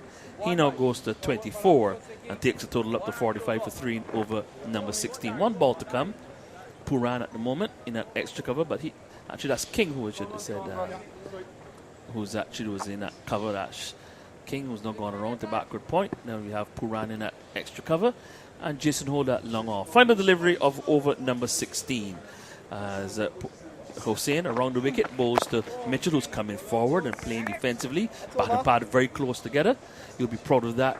Jamal, as he plays it down at his feet, picked up by Hope. End of the over, 45 for 3, 16 overs gone. Yeah, beautiful over there from Aki Hussein, just conceding that one run. I'll tell you what, Woody, Aki Hussein is bowling really well, and we know he's been bowling well for a while. He's getting a lot of revolutions on those deliveries, good spin, as we see now the introduction of Yannick Correa, and this could pose a bit of an issue for the West Indies, or a wicket between these two spinners then would really blow the game wide open. It'll be very interesting to see how the New Zealanders go up against the leg spin of Yannick Correa, but there's just enough in the surface in terms of bounce and a little bit of revs from Aki Hussein to suggest that if Correa gets it right, that he could pose a problem as well, Woody. And I'm telling you, this partnership, these next 10 overs or so, particularly if these two spinners operate, will give you a better picture of the target, the kind of target that New Zealand can possibly get. Well, Correa, who didn't bowl terribly in the first game, but you always expect that the leg spinner, he's inexperienced at the international level, and wouldn't expect for him to come in and immediately be Shane Warne, but he did a pretty decent job for the West Indies in the first game. And that first delivery just spins right past the outside edge. Someone needs to turn on the light for Finn Allen, even though we do have some bright sunshine here at Kensington Oval, but that one he played in the dark. Well bowled again, and we just spoke about that little bit of spin, that little bit of bounce. First delivery, bang on target, was Yannick Correa drawing Fabian Allen, almost taking that outside edge. Here is Correa on his win again, bowling to Allen, who's onto the back foot, gets the inside edge, almost playing it into his stumps, but it goes out towards the backward square position. It's fielded by Joseph. Sorry if I gave you a heart attack, but at the moment Allen seems not to be able to pick Yannick Correa. And Woody, I'll tell you what, this is encouraging signs. These are encouraging signs for Yannick Correa. He only bowled one googly in the last game when he actually delivery after he got a wicket, but here he is now going in confidence already. One leg spinner, one googly. Here he is once more from the Garner end bowling, and this one Allen drives out towards cover, and Brandon King diving full stretch to his left, cuts it off, no opportunity for the run. So the West Indies not only bowling well, but feeling well. And that's important. That's where you could keep a team under pressure. Something that the New Zealand team would have done extremely well in the past. And that's why they are considered to be one among the best in the world. Here's Correa on his win again now, bowling to Allen, who's looking to play to the leg side and didn't play it well. And it just drops out into the offside, and Hope steps up from behind the stumps and collects. And the score kept at 45 for 3. Allen doesn't seem to have a clue at the moment. Yeah, big bounce there again on this occasion from Yannick Correa. Allen looking to knock that delivery into the leg side. Probably ill-advised. Slip backward point, extra cover on the boundary, long off. He lets a reverse sweep and almost had it all, his off stump knocked back. He does not have a clue. He is clueless as to what Yannick Correa is bowling. Yeah, most certainly opting this time to play the reverse sweep there. We see it on the monitor. What was that? Traditional leg spinner there from Yannick Correa. Scuttled through Woody. You know, we've seen a bit of everything in this over. A bit of bounce, a bit of turn. Then we just seen that one scuttling through, signifying that the surface possibly just is a bit uneven. Here's Correa in again, bowling to Allen, who's onto the back foot, forcing the ball square into the offside, and finally be able to get a run off Yannick Correa as the fielder coming in off the cover boundary just limits them to just one. So that's the end of the over. Just one run coming from that over. Good start there good strong start from Yannick Carrera with Mitchell on 10. Allen is on 25, and after 17 overs, New Zealand, who were put in by the West Indies in the second ODI at Kensington Oval, they're 46 for 3. Yes, Woody, and certainly Yannick Carrera looking like he's up for the task at this moment. What I like the most about that over was the googly very early on. Shows you that he has good control, being able to come in with that variation delivery just second ball into his spell, just his second to ODI. It's showing that he's a cricketer, that he's not shell-shocked at all by the moment, and he is looking to grab this opportunity with both hands, backed up with brilliant feeling from the Jamaican fielder, the acrobat Brandon King. Akil Hussain to continue now from the Marshall Media Centre end, and this delivery forces Finn onto the back foot, and he tugs it out towards a whitish mid-on, where Holder does the field in a single that takes him up to 26 and then carries the total up to 47 for 3. New Zealand, after they were put in by the West Indies, remember that, and they've so far lost Guptill for 3, Conway for 6, Latham without scoring. You said it's about 7 in the morning in New Zealand. Good morning to you if you picking up the commentary somewhere along the line, as Hussain is bowling, and Mitchell looking to paddle it behind square. There's an appeal to the square leg umpire for stumping from Shea Hope, but Mitchell doesn't seem too bothered. He stretched a long way forward and was looking to paddle it around behind square. Shea Hope asked the question, and umpire Nigel Duguid has asked for some assistance from his colleague in the TV umpire room, as we watch that ball goes past, and yes, Hope does break the stumps. We need waiting for the view from side on, and there's nothing in terms of it touching the bat. Now let's see what will happen. Woody once again, though, big bunks on that occasion. Darren Mitchell possibly looking to get into a square sweep, full-blooded square sweep. Just got back. When the ball did pass, his foot was probably maybe about 4 inches outside the crease, the popping crease, but as the ball was collected by Hope, who then broke the stumps, he was well behind the crease, and so he lives on to fight another day. 47 for 3 as Hussain is in again, bowling to Mitchell. Down the pitch, and when he gets there, lost it back over the bowler's head, and it hits the shutters that help to form the sight screen just below us, and that's a 6 for Mitchell, who now goes to that makes him 16 and takes a total up to 53 for 3. A good hit from Mitchell. Yeah, best form of defense based on the context of his innings so far and the couple of deliveries that Akil Hussain has bowled at him. Woody, I tell you what, he is uncomfortable. Never mind that loft down the wicket. He was looking for a scoring option, and fortunately for him, the ball was in the right arc, so a good positive intent, but there's also a psychological victory in this for the bowler, and I'm sure Akil Hussain would recognize that he's not altogether that comfortable. Some batsmen, especially experienced batsmen, like to work it around, but there are not many singles on offer. Here's Hussain around the wicket again to bowl to Mitchell, who's forward edges and falling short and wide of Kyle Mears' right, and no run as Mears scampers to his right and cuts it off.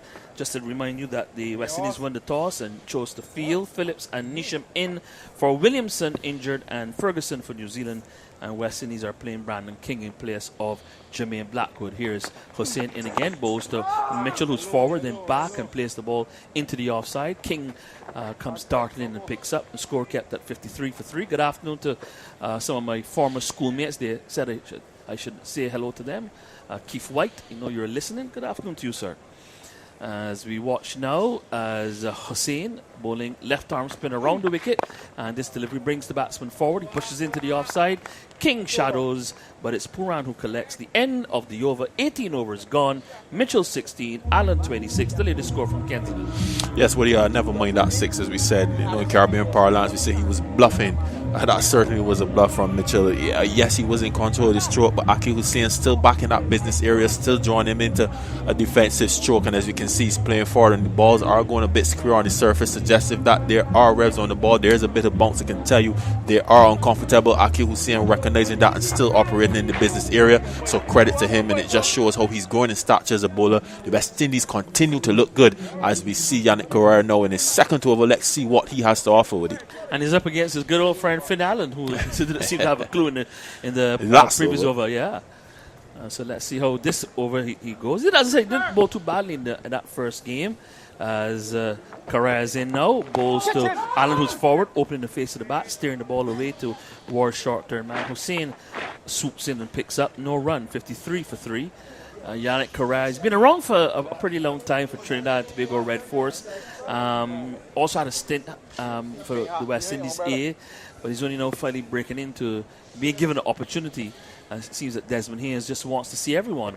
As Correa bowls, and this is a reverse sweep. There's an appeal for a cut by Jason Hold that slip, but that seemed to have just come off the pad.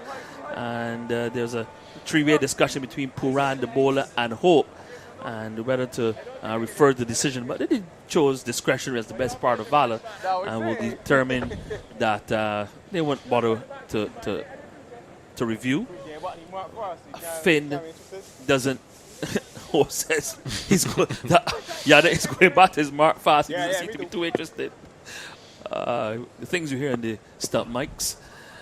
Here is Correa in again now. Pass umpire Duguid in the stumps. Bowls to Allen, who's down the pitch, and when he gets there, drives out towards long off, where it's fielded by Mears. Gets a single, Allen. So he'll be happy to get off the strike and allow Mitchell to see if he can negotiate what Yannick Correa is delivering. I think this. Oh, Woody! I tell you what, I need to see. Well, sheer hope. It looks pretty interesting.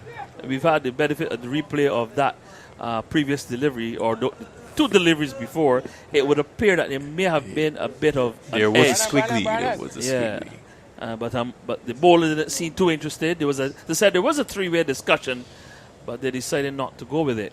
Here's Correa bowling a slightly shorter delivery, and Mitchell trying to turn it out to the onside, popped it up in the air. But there's going to be a bit of a two-way discussion between Hope and Puran. Let's see if this will lead to some change in the field. What do you think you could be telling him at this moment? Possibly just maintaining the pressure. They are going well. I don't know what the adjustment is that Shea Hope is looking to make there. Puran doesn't seem too interested at the moment. The field remains the same. Correa to bowl now to Mitchell. He's in. And this one spins right past the outside edge, and Correa certainly get some purchase here from this surface.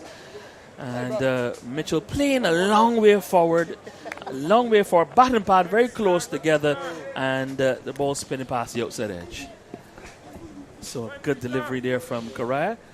He's keeping things pretty interesting as he moves in once more, bowling to Mitchell, who's coming forward and pushing out to the offside. Puran skips to his right. Sorry, that's King. Skips to his right and collects. The end of the over, 54 for 3. Mitchell is on 16, and Allen is on 27. So Woody, we've heard plenty of debate about the team construction of the West Indies, whether should play the extra seamer or not. I would suggest that based on how these two spinners are going, there is enough in the surface for the spinners. Yannick Correa showing his repertoire, bowling a couple googlies, bowling some toppies as well, bowling the conventional leg spinner and getting some bounce, getting some purchase. Aki Hussain, a regular campaigner now at this level, continuing to plug away, making the batsman pretty uncomfortable. So all in all, if I had to surmise the pitch, I would have to say that it has to be a bit dry. That's the only way that you would be getting this kind of purchase at this stage of the game. So it possibly is a bit dry. As we said before, there has been some big bumps in between, possibly uneven in the nature of the bumps as well, hence why we haven't seen many attacking strokes from the New Zealanders, but take nothing away from the lengths that the West Indies have bowled. Will be Hussain to continue. There's a slip, there's a short third man, cover on the boundary, extra cover. Then there's also a wide mid off, a long off, mid on, deep mid wicket, and a backward square leg bordering on fine leg. As this delivery is shot outside the off stump, and Allen was on the back foot looking to cut the thickish bottom edge, and it just bounced behind the stumps to be collected by Hope. Remind you that earlier today, South Africa beat England in the first test at Lords, as Allen is on the back foot, forcing the ball away to Puran in at that wideish mid-off position, and there's no run. So all the talk about Baz Ball, Andy, that's all through the window now, is it? as Hussein to continue around the wicket, bowling to Allen, who's down the pitch. When he gets there, swings and it's in the air. The fielder is circling under it, but only to watch it sail over the boundary rope and land on the lower level of the media centre, in which we are on the top level. Yes, come around Alzari, just there. Yes, there you go. And that's a 6 there for Allen. He'll be happy to be, because he's been in the wars with Yannick Correa. He's got the opportunity to face Akid Hussein. He's been able to get a 6, and that will help him his confidence a bit. Woody, he didn't hit that well. He did not hit that well at all. It went very high. Akid Hussein knows it. Yes, it went over the boundary, but it had a lot of height on it. We got the distance. He caught at the MCG. He got the distance, but he did not strike that well. Here is Hussein bowling to Allen, who's onto the back foot and whips this one away through mid-wicket. They'll get 1 as the fielder comes hearing in off the mid-wicket boundary. That's Casey Carty under the broad-rimmed sun hat. And another single there for Allen, who now moves to 34 and takes a total up 61 for 3 in over number 20. Hussein into his 5th over. None for 23 before this, as he moves in, breaks into his run now, and bowls to Mitchell, who's forward and back, plays the ball out towards mid-off. They're thinking about the second. The return comes in from Alzari Joseph, but that was always going to be 2, because Mitchell, recognizing that Joseph is on the long off boundary and there was nobody in the mid-off region, played it deliberately, not with a lot of power, but more so with placement and timing, and just enough speed to give himself the opportunity to get the second run. Something that I would say the young West Indian batsman can learn from. You don't always have to go for power. Sometimes timing, placement. I always remember people like Desmond Haynes and Gordon Greenwich talking about, you got to know things like hitting the ball to the left of a right hand and to the right of a left-handed fielder and stuff like that. Here is Hussein over the wicket now, bowling to Mitchell, who is forward.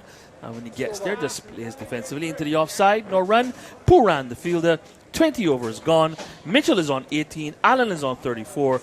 And New Zealand, who were put in by West Indies, they're 63 for 3. More from Jamal Smith. And then it will be Barry Wilkinson. Yes, good over for New Zealand from a New Zealand perspective. We're getting some 8 runs from that over.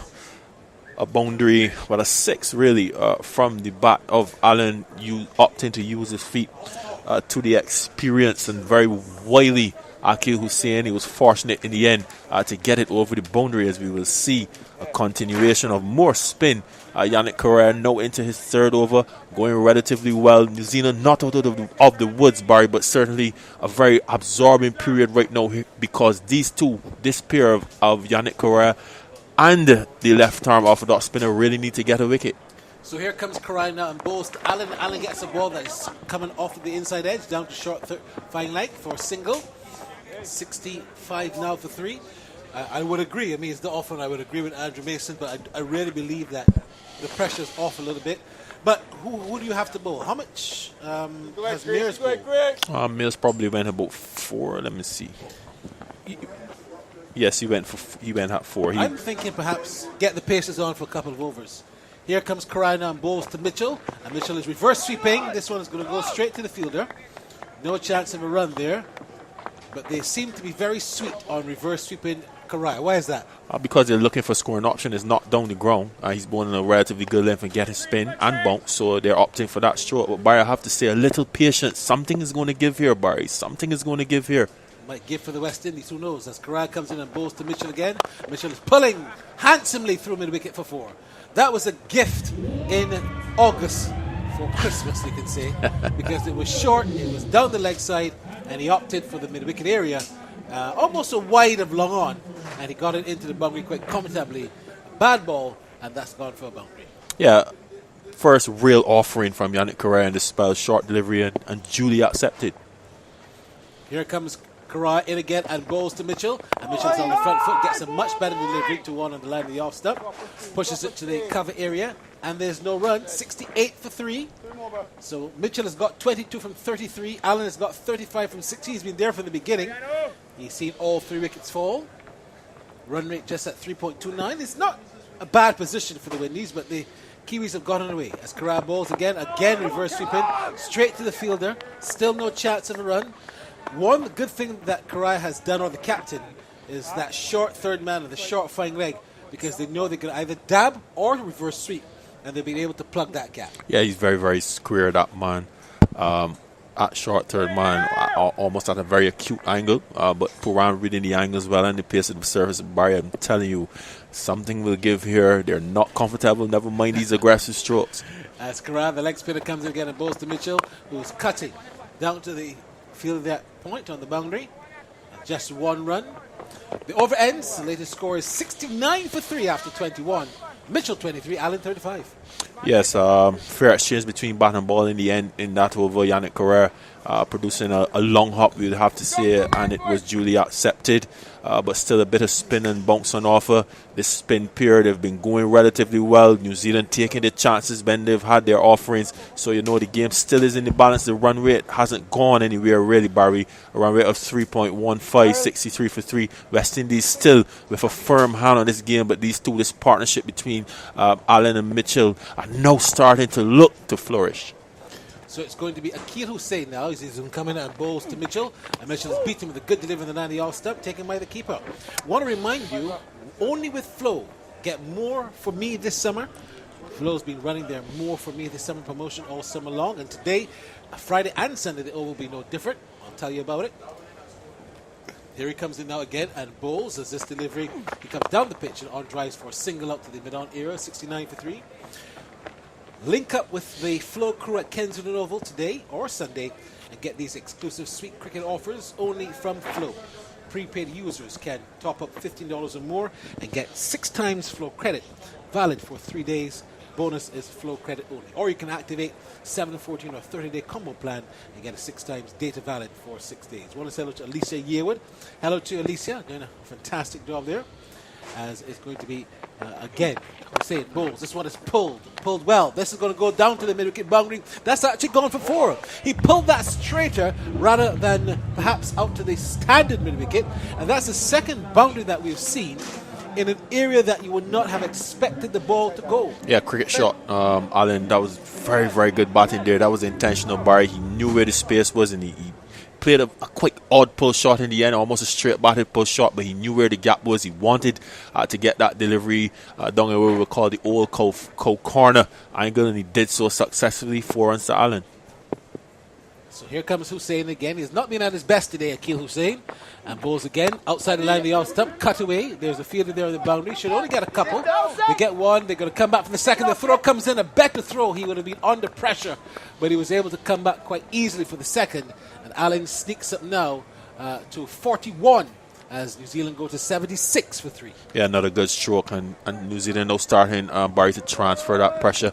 Akil Hussain leaking a boundary in his last 3 overs, in every over of his last 3 overs. The other spinner, Correa, also leaking a boundary, and New Zealand now starting to get into stride. So, again, as Hussain bowls outside the line of the leg stump, flicked away into the onside for another single.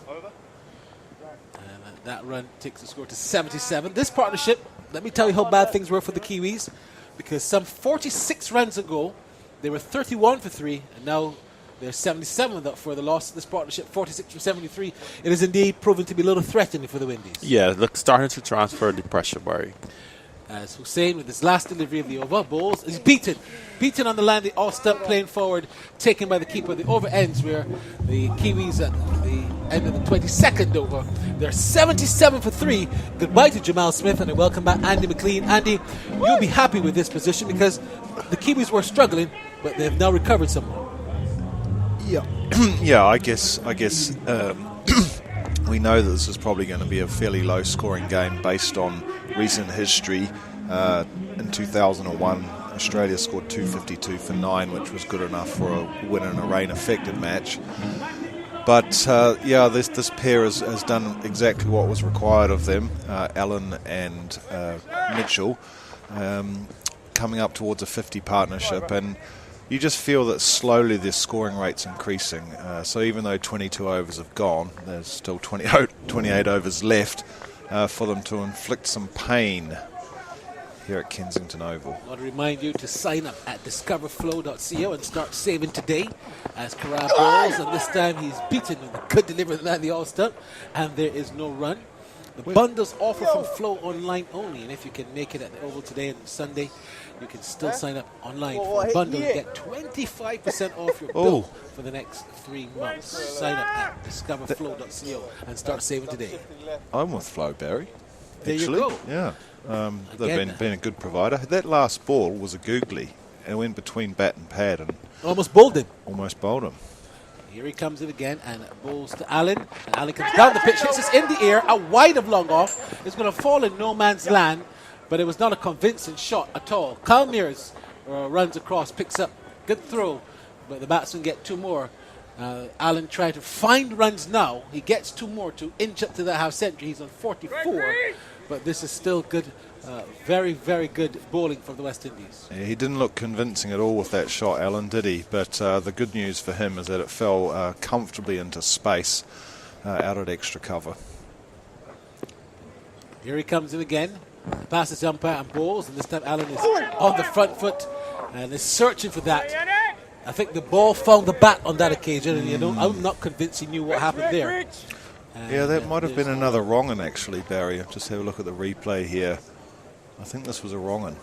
Oh, man, it just went straight on, actually, but no, not a convincing shot at all. Could have easily played that onto his stumps then. But Karaya's looked great today, hasn't he? I thought he bowled well on Wednesday, but he's looked really threatening today. He has looked threatening, and he's been impressive. He's been very impressive. The thing is, will he continue? Will he be able to maintain this pressure? Karaya in again and bowls to Allen. Allen comes down the pitch and drives awkwardly, but luckily there's no one there at that cover point area, so he'll get a single. I think he's guessing somewhat as well.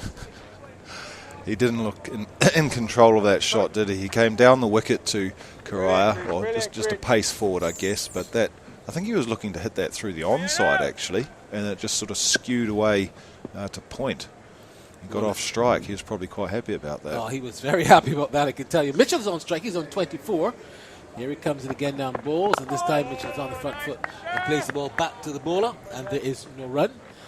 This pitch is a bowler's dream, isn't it? It's the spinners are getting turn, and the quick men are getting bounce. It's just, it's a dream wicket You would have to say if you're a bowler. The Kiwis are negating it well in the last hour. They've negated it pretty well, these two. I was a bit surprised they brought the spinners on so early, actually. Here he comes in again now and bowls to Mitchell. Mitchell gets one outside, then the off stump strokes it out to the cover, and there's no run. The over ends, 23 overs gone. It's New Zealand 80 for 3. I want to say hello to Alan Harris. Hello to Alan at Flow, doing a superb job there at Flow, and also to Lisa Yearwood. Hello to Lisa there at Red Advertising. Thank you for coming on board and assisting us. And you must remember, Flow is here just under the 3W stand and at the Greenwich Haynes stand, and you can come and top up and get some discounts today. Make sure you do it with Flow. Well, if I was staying longer, Barry, I'd probably go and take you up on that offer, but unfortunately I'm only here till Monday. But yeah, Alan's done well here, hasn't he? He's curbed his natural instincts, which is to really go after the bowling. And he was forced into that situation with the loss of the 3 wickets, Guptill, Conway and Latham, all for single-figure scores. And he's found an ally here in Mitchell. So they're not setting a record pace or anything like that, but they are at least doing what New Zealand didn't do in the first match. Because what have we got now? 80 for 3. So on Wednesday it was 88 for 4 actually when Latham went out, and then they just kind of capitulated after that. But you get the feeling they're not going to make the same errors in judgment while they're batting in this innings, but then again you never know. After this, of course, we've got Glenn Phillips, who's in the side today, who was the player of the series in the T20s, and he looked in great form, so I'm really pleased he's playing. So it's going to be clear to continue. Well, actually, I said to continue, but he's actually now bowling, changing ends. He's now, of course, delivering where Akil Hussain was bowling, and he'll be bowling from the Malcolm Marshall end, off spinner. And he bowled well the other night, or the other day, 1 for 37 off his 10 on debut. The 50 partnership is up from 81 balls. Mitchell has got 24 off of 40. Allen 46 off of 68. Here he comes in now, and this is reverse swept. It's going to go down to the boundary, down to where perhaps a standard third man would be. And they won't get 4, but they'll get a couple of runs.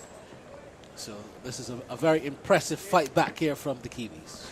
Yeah, Mitchell employed that tactic a few times on Wednesday, the reverse sweep, and actually the conventional sweep as well. But there's acres of space behind the wicket if you can beat the short third man and the short fine leg. Here he comes again and bowls, and this delivery again. He's trying to reverse sweep. Comes off the bottom part of the bat down to the fine leg boundary. There's a fielder there who pulls it back, and they'll just get a couple more runs. But this is the most awkward and ineffective reverse sweeping I've ever seen in my entire life. They're all trying it, and they have not mastered a shot yet. Yeah, that was an interesting one, wasn't it? The ball was probably there to be hit. It was actually on the line of middle stump. He went to reverse sweep it and got an underside edge straight past Shea Hope and picked up 2 for it. Well, if they're getting the runs, keep getting them. Sinclair again bowls, and again they're reverse sweeping. This one is going to go down to the backward point boundary. There is a fielder there, so just another single. What do you reckon is a good score on this pitch? I was just going to say, Barry, he's played 3 reverse sweeps in a row, Daryl Mitchell, and they've all gone to completely different places. Good score on this pitch. Well, I keep coming back to that Australian score a few years ago, which was 250. I think 250 would be a very good score, but it seems a long way off at the moment. Sinclair comes in again and bowls to Allen. Allen gets the ball. Oh. Bowled him, has he? Oh, no, he missed it. He missed it. It missed the stumps, and it also missed the keeper because it hit the keeper's pads. And everyone has been bemused as to how that did not hit the stumps. Let's look at the replay. On the line, the off stump, it actually kissed. It actually kissed that off stump. I think Shea Hope thought he was bowled. I thought so too. Here he comes in again and bowls down the leg side, turn behind square. There's a field on the backward square line boundary as it goes down there, and they'll just get 1 run. 87 for 3. 24 overs gone. Allen 47, Mitchell 29. We must remind you, if you need a new handset, sign up now to Flo's Postpaid Plus or Max Plan and get the TCL 30E handset for just $1. Flo's Postpaid Plus plan starts at just $90 a month. There's also the bundle offer, and you can come down here at Kensington and sign up. So then, 87 for 3. Kensington from a high. Mears 4 overs, no maidens. I can see my house, Barry. Holder 5 overs, no maidens, 2 for 10. Joseph 4 overs, 1 maiden, 1 for 4. Hussein 6 overs, 1 maiden, none for 33. Carrar 4 overs, 2 maidens, none for 11. And Sinclair just as 1 over costing some 7. The West Indies, of course, shifting around with some 1, 2, 3, 4, 5, 6 bowlers. And 87 for 3, a situation that the Kiwis have fought back because this partnership is worth 52 runs. Those bowling figures of Joseph and Holder are very impressive. Carrar bowls. This one is short and pulled in the air, out to long on. Just 1 run. I wonder if Tahir has anything for us on the emails. Nothing yet. We had a discussion the other night about who was greater between Malcolm Marshall and Sir Curtly Ambrose. And that debate went on and on. I'm not sure we reached a conclusion on that, did we? I just wouldn't want to face Curtly Ambrose. And also, he took that 7 for 1 in Australia. Do you remember that spell? At Perth, of course. Yeah. How could you forget it? Here comes Carrai now and bowls to Mitchell, and Mitchell is on driving. Standard shot, out to long on, and there is 1 run. Perhaps we can hear from our friends from New Zealand. That email address again, Windies cricket commentary at gmail.com. If you're listening in New Zealand, please send us an email. We want to hear from you. Windies cricket commentary at gmail.com. No, Barry, Windies commentary. Sorry, Windies commentary. Windies commentary at gmail.com. As Carrar bowls. Outside line, the off stump and cut away. Out to the third man again. And we're going to have a quiz. We're going to give away some Frosties ice cream during the break. And some Shirley biscuits, compliments of Obisco. So we got lots to give away. Of course, if you are listening in New Zealand, we can't get the Frosties to you melt by the time it gets there. But we can get the Shirleys. We can get you the biscuits. Well, we just open up a branch in New Zealand, Barry. Maybe in Nelson. Oh, I would love it. I would just definitely move there. Outside the line, the off stump. left alone, taken there by the keeper. There's no run. How long did you actually spend in Nelson, Barry? I was in Nelson for a week. Oh, right. 1 week in Nelson. There were 2 matches there. The first game, West Indies versus Ireland. West Indies made 320. Lendl Simmons got 100. Ireland made 324 for 4 and won by 6 wickets. Wow. Big upset to start that 2015 World Cup, as this one is swept out to mid-wicket. And things just never got better for the West Indies at that World Cup. I think they only won 2 games, if my memory serves me correctly. They won against Bangladesh in, was it Hamilton? No. Martin Guptill had fun against the West Indies in that tournament. He did. Martin Guptill and A.B. de Villiers got hundreds against the West Indies. So too did Paul Sterling. So here he comes in again, and bowls. This delivery is outside the line, the leg step, turned out to the mid-wicket area for 1. They say that match actually is what got Phil Simmons the job for West Indies, because he was the coach of Ireland. Oh. And they said, look, we can't have a man playing against us, and it's going to happen. So the latest score, half the overs gone, 25 overs gone, 92 for 3. Let's join Tahir Bulbulia. Yes, absolutely. We want to hear from you. You can email us at windiescommentary@gmail.com. Barry, and I will pose this question to you and Andy as well. What do you think is a good target on this wicket? I just asked him that. You're thinking aloud. And also we have a question from Shirley to win a Shirley Biscuits. Mm-hmm. What are the colors for the Shirley flavors? We want to hear from you. What are the colors of the packages? And you feel free to email us at windiescommentary@gmail.com, or you can WhatsApp us at +1 246 253 4679. And the question again is, what are the colors of the packages of the Shirley Biscuits? Okay.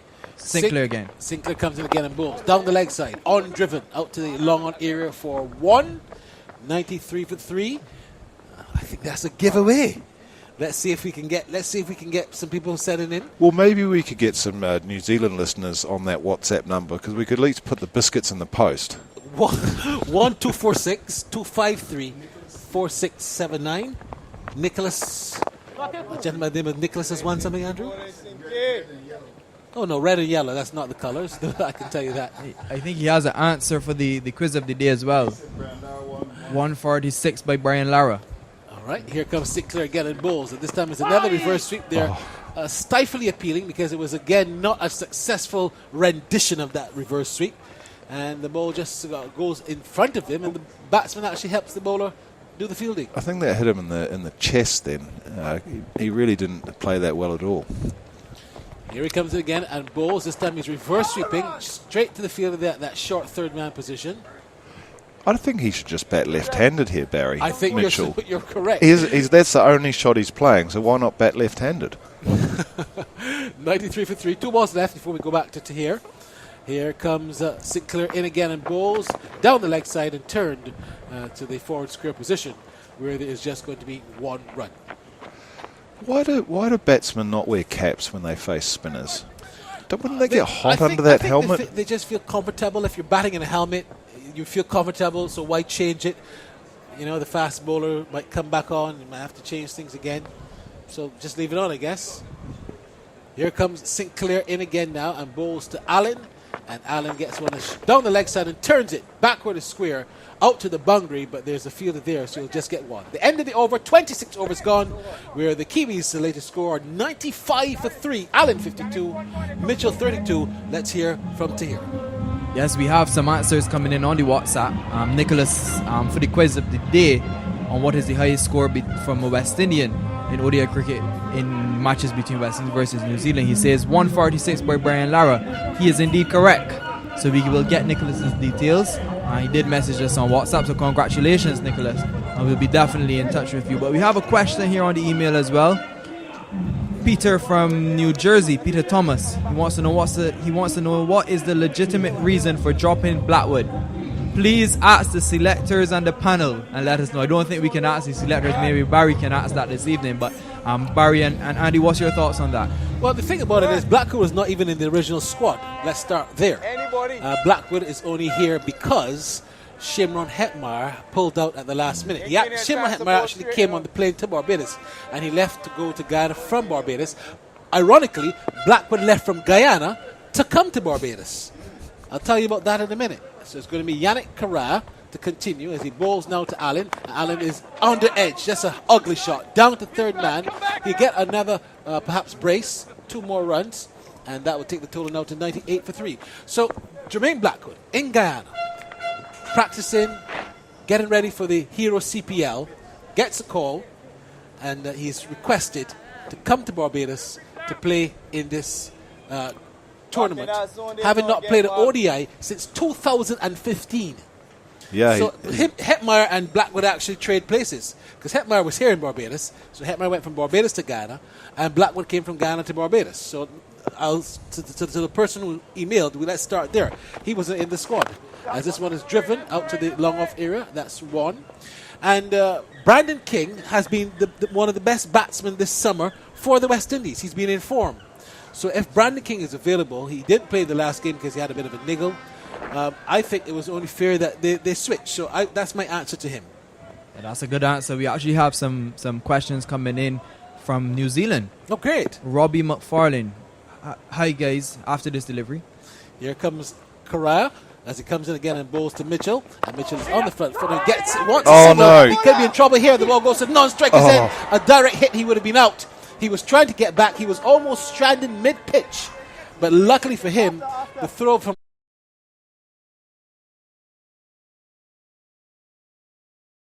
Makil Hussain was not pinpoint, and he was able to get back into his ground. Close call. Yeah, that was almost one of those yes, no, wait, sorry moments, because Mitchell took a couple of paces down the wicket and Allen was charging, and he would have been well out there as he dived back to make his ground, but he would have been comfortably out had the ball hit the stumps. I look forward to that email from New Zealand. Yes. I hope the person is saying which part of New Zealand that they're sending this from. Please let us know where in New Zealand you're writing this from. As this delivery is on the line of the off stump. Played and missed, taken by the keeper, no run. He says he's very surprised that Glenn Phillips isn't batting higher than 6. Good to see him back in the team at least. What do you think? Andy? I thought he would come in at 4, actually, as he did in the T20s. Here he comes in again and bowls, looking to sweep. Misses, the ball balloons into the offside, and there's still no run. But the New Zealand batting order, you could probably put these guys in lots of different places. You know, Latham could probably bat 3, but he batted 5 in the first match. Mitchell could probably bat at 4. I guess they've brought Phillips in at 6 because of the firepower he would bring towards the latter part of the innings, which hopefully we'll get to see at some point today. Yeah, well, definitely, I think he will. 98 for 3. 1 ball left in the 27th. He comes down the pitch and on drive, straight to the field of the at mid-wicket. Good bowling here by the West Indies. The over ends, 27 overs gone. The Kiwis being asked to bat, fighting back from 31 for 3. The latest score there, 98 without further loss. More from Tahir Babulia, and then it's going to be Andrew Mason. Yeah, lots of messages coming in. Actually, Jim Locke from New Zealand, he is guessing the Shirley Biscuit colours. What colour? what colour did he guess? He says he's listening in bed 7:52 a.m. here. He says the colours are green, blue, and yellow. He's got one right. He's got one right. Absolutely. But you know, Shirley Biscuits are all over the world. They are. In fact, they're cheaper at Walmart in the States than they are in Barbados. Indeed. When I was in Dubai, we bought Shirley Biscuits in Dubai as well. My goodness me. Osafo from Guyana is saying red, green, and purple. So yes, continue to send us your emails. Continue to send us your messages. Remember, when you're emailing us from New Zealand, just tell us where you're from in New Zealand. Ron Hines is saying the Shirley Biscuit colors are red, orange, green, and purple. No, it sounds like if he's from Jamaica. Is that the colour of the biscuits themselves or the packaging? That's a very good point we have to make. That's the packaging. The colour of the packaging. The colour of the packaging. That's very Shirley important. Biscuits, the best biscuits in the world, made here in Barbados. Indeed. What does a packet of Shirley Biscuits cost, actually? Depends where you buy it from. This one is short of center and the off stump, cracked away at backward point. It used to be, when I was growing up, a long time ago, a package of Shirley Biscuits used to be 35 cents. It's now $1 some places, or even more. Yeah. Windies commentary at gmail.com. Tell us where you're listening from in New Zealand or anywhere in the world you're listening. We would love to hear from you. We'll give you a shout out. Hello to my friends there in Nelson, not Nelson Street, but Nelson, New Zealand. As this one is outside the land, the off stump. Cracked away backward a point. here finds that funny. I don't have friends in Nelson Street. I do not there's anything wrong with that, but I just don't know anyone out there in Nelson Street. That's 100 for New Zealand now? So the 100 comes up for New Zealand in the 28th. This is like a really old-fashioned one-dayer, isn't it, Barry? The scoring rate. And you normally say you double the score at 30 overs. That's what we used to say, to allow for the acceleration in the latter part of the innings. It does allow for it. St. Clair bowls. This one is down the leg side, turned straight to the mid-wicket area. There is no run. It's a lovely day. It's not too hot, just a nice breeze. And I think that the West Indies team wouldn't feel too bad with the position, although they must have wished for more wickets at this stage. This is a scoop down to the flying leg area, where perhaps a short flying leg is. And there is just one run. These two have batted really well. You have to give them credit. At 31 for 3, we were saying how much poor position and how bad in the doghouse the Kiwis were. But to fight back 101 without further loss represents a much better position. St. Clair again bowls. This one outside the line of the off stump, spins back in, forced and cramped for room, pushes it to cover where Brandon King is standing and there's no run. But Barry, you're not surprised that the West Indies haven't tried to bring back one of their quicks to Very, try and very break this surprised. partnership? It's unbelievable. St. Clair again bowls. Another reverse sweep. Brandon King called to count again, but he's going to dive and miss it on this occasion. And they'll just get one more run. So this is again this reverse sweep. He's played the reverse sweep there, and he's hit it to a regulation cover. Why didn't he just drive it? Yeah, so the over ends, the latest score there, 28 overs gone. It's New Zealand 102 for 3. Andrew Mason is your next commentator. Andy, I think the Kiwis will be looking for now anything above 250. Yeah, I think so, Barry. And I think 250 would be a good score actually on this wicket. There's quite a few. There was assistance for the quicker bowlers, and there's also been turn for the slower bowlers. I think Karaya, just in his second match for the West Indies, I think he's bowled really well. He's beaten the outside edge often, and Sinclair's had a reasonably tidy start as well. I guess 14 off 3 overs. He's conceded a lot more than everyone else. Well, actually, the spinners are gone for a few, looking at those figures there as Andrew Mason comes back. Well, we've got the action continuing. First ball is given lots of air by Carrara, and the batsman is coming forward and playing the ball away into the onside for a single. So 103 for 3, and this represents a recovery. The last time it was on, it was getting wickets as they were falling like ripe mangoes, but at the moment, these two have steadied the rocking ship and they've done a good job. And Yannick Carrara to continue. Operating from the northern end of the ground, he's going to bowl to Allen, who's been very responsible. He's on 57 from 80. He comes in and bowls to him. And to this delivery, he's back and just sweeps the ball down to backwards square. He's going to head out towards the boundary, and a very good save by the fielder coming across to his right. That looks like Sinclair. They're back for the second, too short, and played away down behind square on the onside for 2. So Allen goes to, I make him 59, and it represents, as I said, a very good recovery by New Zealand with visions, I would imagine here, of making over 200. We shall see. Weather is good in Bridgetown after some early morning rains, and just before the start we had a bit of rain. This is over number 29. Being bowled by Carrara. He comes in and bowls to Allen, and Allen is on the back foot to a ball which is on the line of the off stump, and he's cramped as the ball follows. It might have been the googly. The inside edge found. The ball goes up towards mid-on, and there is no run. 105 for 3. The rate is 3.68. These two have done well. Mitchell very responsible in his batting. He's on 35 from 58. There are 3 balls left in over number 29. Bowled by the bearded Carrara. As he comes in, the Trinidadian starts and stops, and he goes back to his mark. Hello to all of our listeners wherever you are. I shall endeavour to run through the details of what has happened so far today. Always important to do those vital recaps. As he comes in now, Carrara, he's in and bowls, and this delivery is given lots of in the line to the leg stump, and coming forward with a bat as broad as Wellington is Allen, and pushing down towards mid-on. There's no run. So it's been a very interesting battle, and the Kiwis, of course, they're fighters, and at 30 for 3, they're not going to lay down and die. They're going to fight away. They're going to battle through adversity, and they've done a good job because they know that if you feed your faith, doubt will starve to death. 105 for 3, 2 to come in the over.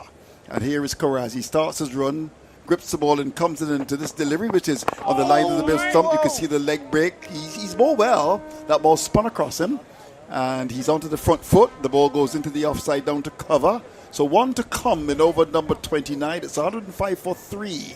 Mitchell is 35. Allen is 59.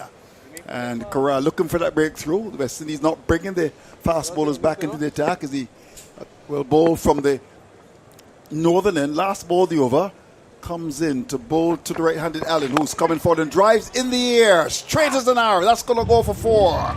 A ball given to me. That's a very clever shot indeed. Mind you, there's a long off, there's a long on, and he hit the ball very straight. Mears didn't have a chance today. He didn't have one next week. I've got my doubts about whether he would have a chance of a year from now. So the wicket is not coming for the West Indies. 109 for 3 is the latest score at Kensington.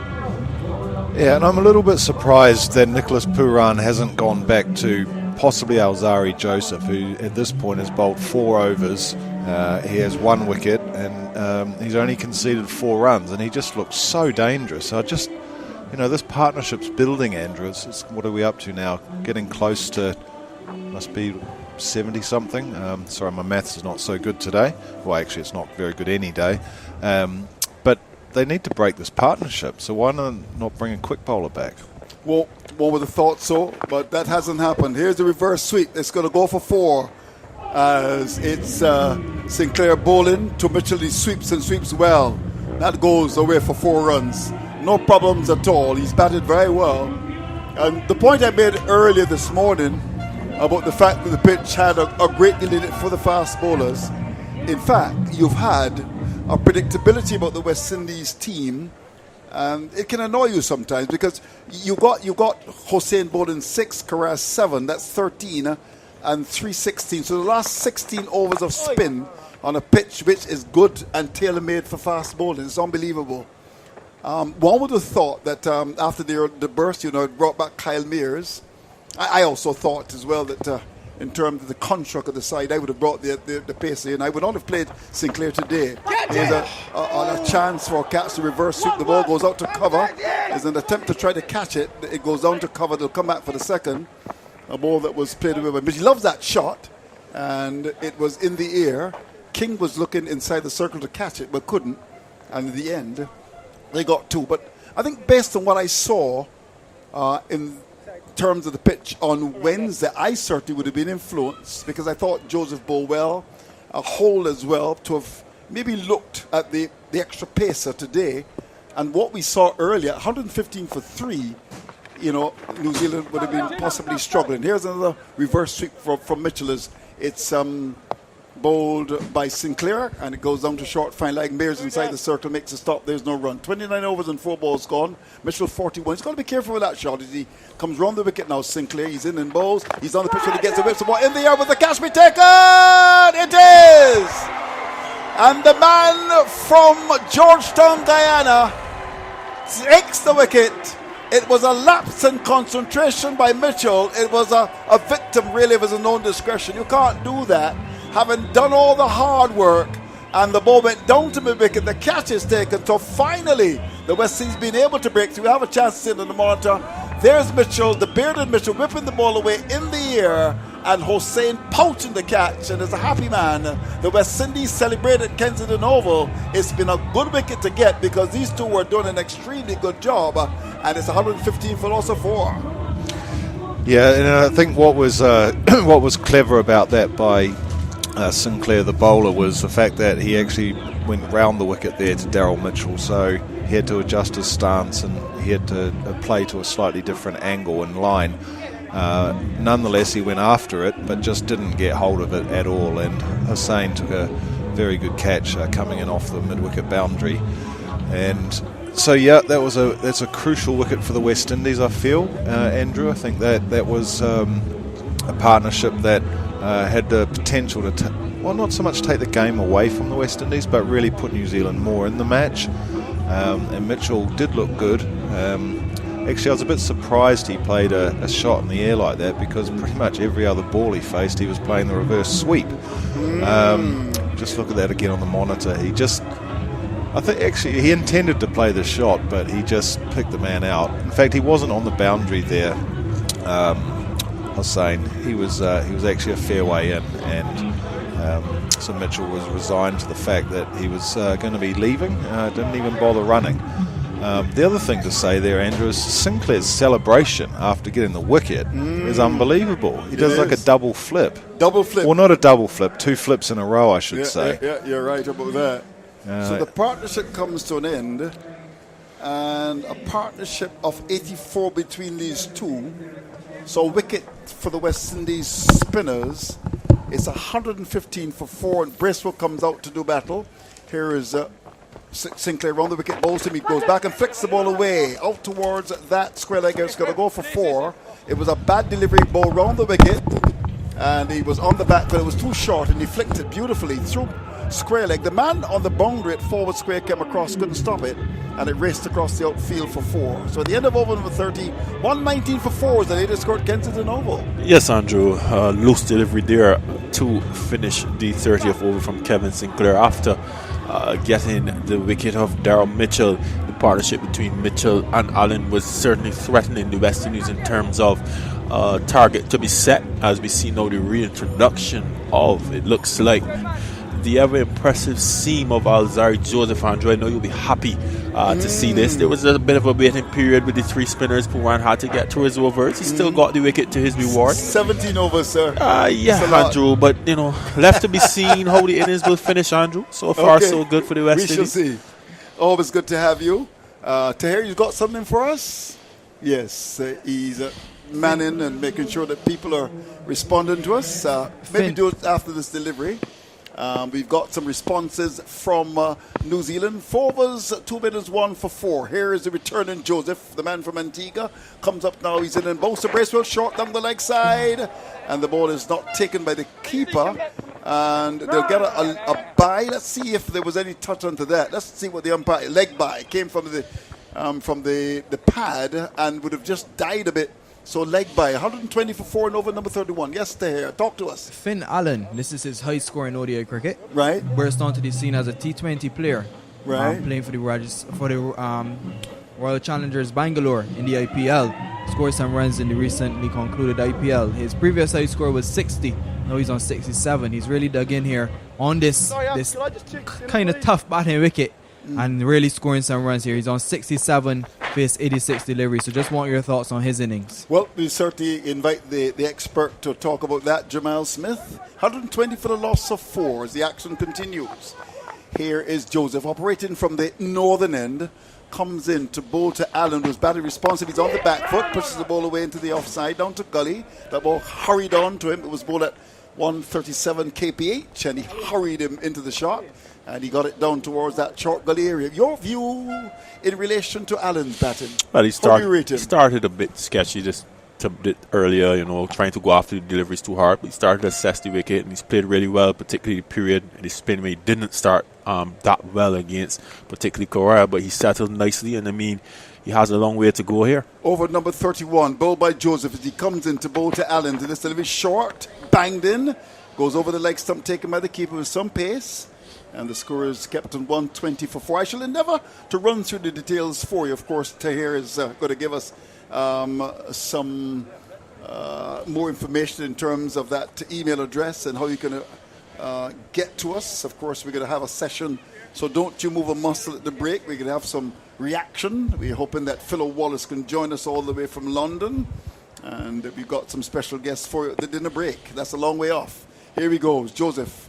Comes in with a shadow alongside him. He's in and bowls a ball which is on the line of the middle stump, and he's on the back foot. That's Allen. And with a broad bat, just pushes down towards that mid-on area. He's batted very responsibly here, and as a result, he's kept New Zealand in the match. 67 he's got from 89 balls, 120 for 4. We're into over number 31, and as I said, let's look at what has happened today. No Williamson today. Problem with his quad, I'm told. Latham is the man captain the side, and the West Indies making one change with King coming in for Blackwood. Here we go. Joseph, the impressive Joseph, comes in to bowl to Allen to this delivery short. He pulls in the air. Where's that gone for 6? It's short of a length. It sails over the field, that fine leg. Got a lot of batter to that. Banged into the pitch, and Allen went after that. And it was aggressive from the ball, it was aggressive from the batsman. That's gone for 6, 126 for 4. Yes, and he's asked me how well Allen has played. Earlier he wasn't playing these shots, but now he will take his chances against Alzari Joseph, who's looked the most threatening so far. That delivery went a fair way, Andrew. That was good aggressive bowling, good aggressive batting as well. So a fair exchange between bat and ball, a very important period. West Indies would not want New Zealand to get away, particularly Allen, and at the same time Allen will be looking to settle in and possibly go towards his first ODI century. Well, he's 73 now, last ball of over number 31. Now how will Joseph respond to this? Will he go another bounce or will he go with the Yorker? We shall see as he comes in on his way from the northern end. He's up, final leap and bow, short, and he swings it in the air. We'll get runs, we'll get 4. It goes through mid wicket. This is good cricket at Kensington Oval. We used to see it in the old time days with the bowlers banging the ball in. I think that was an element of predictability about that, and it was swung through mid wicket for 4. It's been a good over for New Zealand. 130 for 4 is the latest score at Kensington. Yes, Andrew, counter-attack there from Allen, 2 back-to-back pull shots, albeit he wasn't in full control of that one. I think the intention still, though, was to hit it in front square, and he got it in front square. It bubbled into the mid-wicket boundary just in front mid-wicket, so 4 more to Allen, now putting the pressure on Alzari Joseph, and possibly may just force Pooran into doing something that he may not want to do early on. Possibly still would go with Joseph, but certainly Allen now looking to put his foot on the gas. That run rate when it was here, it was 3.15. It's now gone up to 4.19. So New Zealand now picking up a bit of momentum as they're certainly now into target setting mode. Andrew, what do you think would be a good target here based on the position of the game? Well, 4 wickets are down,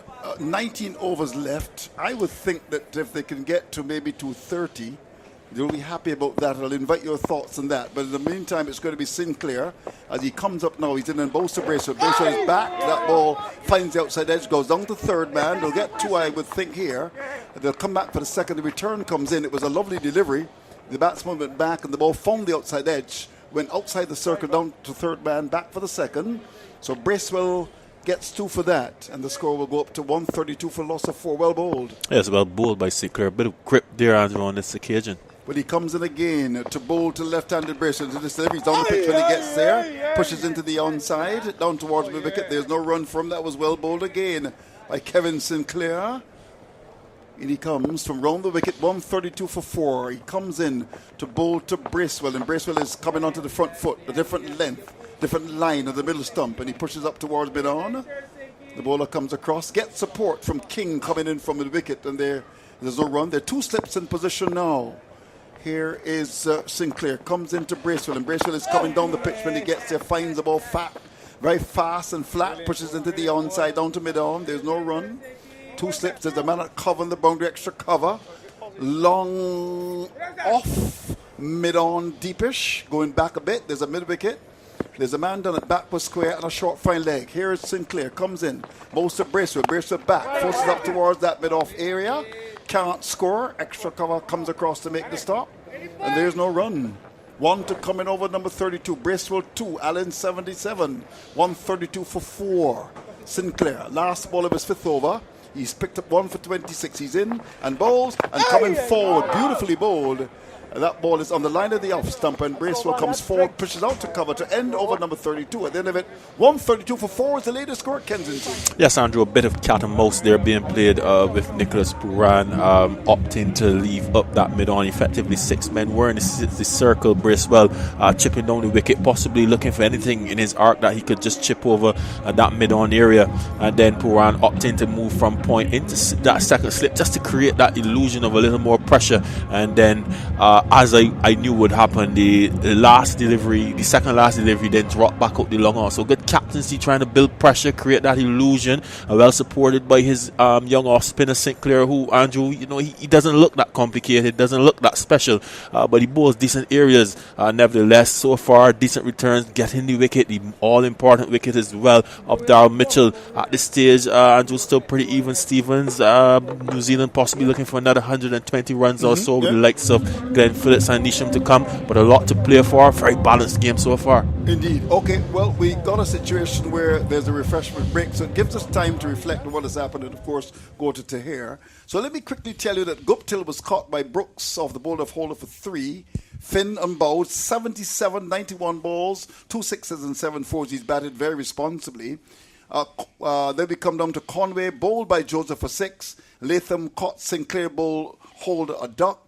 And after a very good partnership between Allen and Mitchell that realized 84, eventually losing concentration, it was Darryl Mitchell caught by Hossein at wicket off the ball of Sinclair for 41, 63 balls, 2 fours and 2 sixes. At the moment it's 132 for 4, 32 overs gone, and I shall look at the bowling figures for you. In terms of the extras, first leg buys, 2 wides, 1. Mears 4 overs, no bailers done for 21. Opened the bowling with Holder, who has bowled so far 5 overs, 1 bailed, 2 for 10. Beautiful bowling by Holder. Joseph very sharp, 5 overs, 2 bailers, 1 for 14. Hossein 6 overs, 1 bailed, none for 33. Corral getting the ball to turn, 7 overs, no bailers, none for 26. And Sinclair, the off spinner, 5 overs, no bailers, 1 for 26. So we've brought you up to date. The news is that the West Indies won the toss, chose to field at the end of over number 32, 132 for loss of 4. Here's Tahir. Thank you, Andrew. And we have a lot of comments coming in, and we thank you. We want to encourage you to continue sending in your emails at windiescommentary@gmail.com. We have Pete Smythe he says, "Hi guys, I'm listening to your wonderful commentary on YouTube. I'm originally from Jamaica, but now live in USA in Baltimore. I played for the USA national cricket team back in the early 80s. He said, regarding the discussion on Ambrose and Marshall, it's a tough task to rate one over the other. I'll call it a tie. But when Ambrose gets mad, I'd give him the ball over Marshall. Big up to all the commentators, especially Mason. Good man." Good man. Good man. And he's from Jamaica? He's from Jamaica, yes. Land of wood and water. I want to say hello to all of my friends from Jamaica. We have Mr. Thurman Joseph.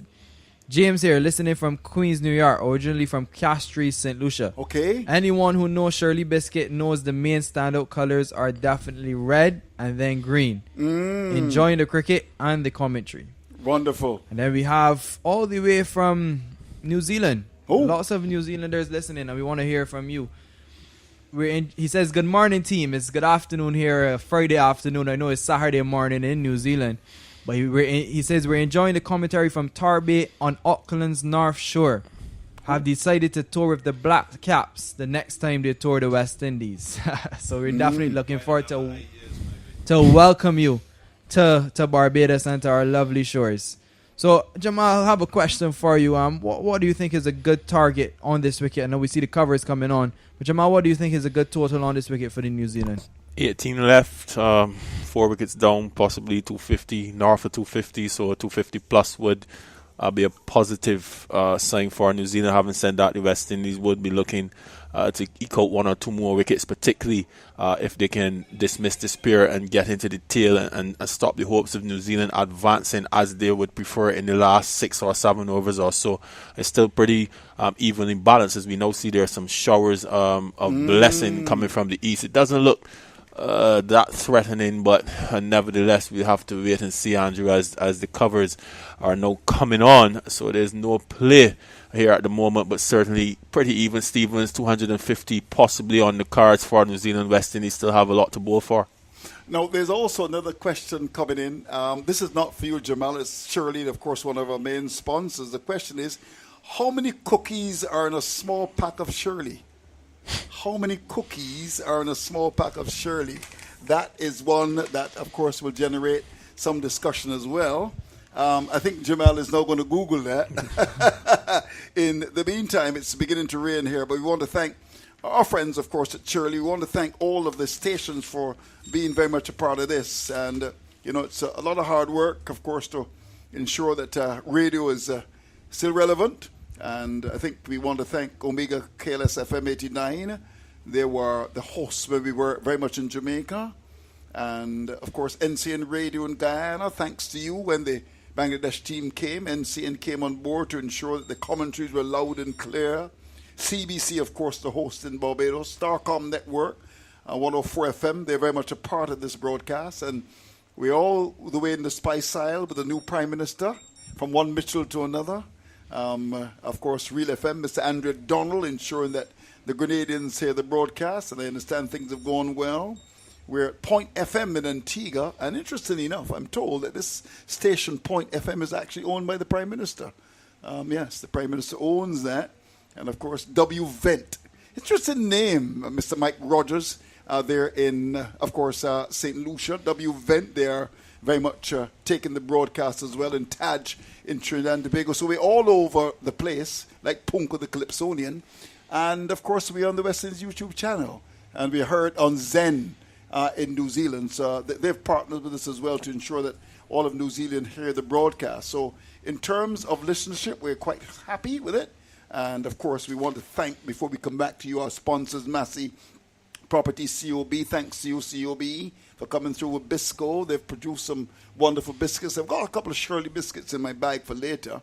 Of course, Sagicor and BNOC Banks, Bubble Sports Bar. When we were up doing the games off tube, they were very much a part of this, the partnership to ensure that you heard the cricket. Of course, csport.tv, SO. And a little bit later on, a former Barbados queen, Miss Barbados, I'm told, Miss Williams, going to come to bring some Frosties for you from Shafek. So you're going to get a chance to enjoy that. But at the moment, it's raining, and I shall continue to engage you. I've got a couple of WhatsApp messages as well. And I know we can go back to Tehran. Any other reaction coming in? Yeah, some more reaction coming in from New Zealand. Oh, wonderful. And this is a Weir. Perhaps she's family to our Minister of Agriculture, Mr. Indar Weir. Who knows? Okay, how is that Weir spelled? Weir. I think it's the same spelling. It's the same spelling. So it says from Nelson at the top of the South Island of New Zealand. From Nelson. Really enjoying your commentary on this rainy day. So it seems to be raining in Nelson. The game comes to life with your great descriptions, and it sounds like a lot of fun. But she says, go Black Caps. Go Black Caps. Okay, well. So thank you, Christine. And what's her name, Christine? Christine, yes. We can invite the Prime Minister, because there's a female Prime Minister. Do you know the Prime Minister of New Zealand? Yes, Jacinda Ardern. Okay, wonderful. An excellent Prime Minister. Yeah, she likes to ride her bike. Yes, indeed. But some may say our Prime Minister is much better than her. You reckon? well, in terms of influence, she's in the 100 persons, eminent people in the world. She's in there as well, of course. Auntie Mia, who's got some work to do, actually, because the gas prices. We have a shout out for the cap today. We have a shout out for our very own Andy McLean. Andy McLean. Mark Bell Booth. Oh, did you know him? Did you know him, Andy? Yes, you should. Could you have a little word? Absolutely, yes. Andy, do you know this gentleman? That's very kind, Mark. Yes, he's the father of a friend of mine, and she's been listening to our commentary. He's a father of a friend of yours. Yeah, so my friend's father. I just want to make sure you get it. But no, Mark actually, Mark used to be the mayor of Palmerston North. Mayor? Yeah. Oh, he's a big up then. Yeah. In the Caribbean, we call him a big wick. Yeah, but since we're on the subject of Bell Booth, my best mate is Ben Bell Booth, his nephew. So hi to Ben. Okay, so continue to send us those emails. Yeah. Could you just repeat the email address again? windiescommentary@gmail.com. windiescommentary@gmail.com. And of course, WhatsApp as well, 1246253469. Yes, we have some more messages coming in. Wonderful. Kelvin John Lewis says, greetings, gents. Thanks for the good commentary. There's very little separating these two all-time greats, meaning Malcolm Marshall and Sir Curtly Ambrose. The obvious bowling numbers in terms of number of wickets, average runs per wicket, and number of test matches played is a wash. Furthermore, strength of opposition was relatively similar. The one area I believe Ambrose had an edge was in the area of performance relative to his shared workload. Compared to Marshall, who was part of an elite four-prong bowling attack with Croft, Garner, and Roberts. Ambrose only had Courtney Walsh as comparable world-class bowler. This meant Ambrose was able to match Marshall's productivity and results under more duress and expectations. Regards, Kelvin John, a Dominican expat residing in Atlanta, USA. Oh, wonderful. But that's an interesting point there. You know, bowling partnerships. We often talk about partnerships in batting. Right. But bowling partnerships are extremely important as well. What's your thoughts on that, Andy? I agree with you, and I agree with what Mr. John is saying, because, of course, you know, when you had someone like a Malcolm Marshall, look at those he had. And, of course, Ambrose would have come at a time when the decline started. I mean, it is true that we went between 1980 and 1995 without losing a test series. But you could have seen the decline in the late 80s. I remember in 1990 we had to come from behind to win a test series against England, and you could see that decline. And of course, Sir Kirtley got 405 wickets and would have retired, long, after Marshall. But and you're right, he would have had Courtney Walsh, who that combination worked very, very well for us for a long time. Mind you, it's raining at Kensington Oval, getting a bit harder, but we hope to be able to continue our discussion and continue to get involved. I heard a little ping on my phone, so I imagine that someone is making a contribution. Any others coming in so far? Not as yet, but just a reminder, we have our dinner show coming up as well. Yeah. We have the former Barbados and West Indies batsman, Mr. Phil Wallace. Oh, who yes. will be joining us on in the dinner show, and a very young umpire, Mr. Shamar Boyce. A young umpire? How old is this young umpire? He is 23 years of age. I didn't know they were so young as umpires. No, he umpires in our local cricket, and he was one of the youngest to complete the course at the CWI level. So we're looking forward to hearing from him as well. And we have another email coming in from Victoria, Canada. He says, I'm listening. I'm a big Joshua Da Silva fan. I believe Da Silva is eligible to play for Canada. He says, Barbadian Nicholas Curtin just had a very good Challenge League playing for Canada. He scored a bunch of runs. I know Jamal Smith would know of Nicholas Curtin, a young Barbadian batsman who is playing his trade in Canada now. He played a few games for Barbados, as well as Jamaica Talawaz in the CPL. Nicholas Curtin, and he played for the combined campuses and colleges as well. You know him, Jamal? Know him well, yes.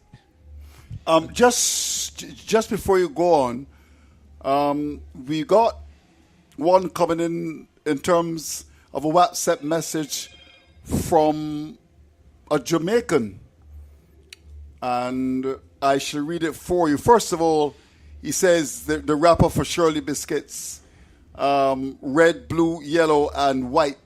The biscuit itself is brown, and he said it's not brown, it's just Howard Brown. Have you ever heard of that, Howard Brown? No.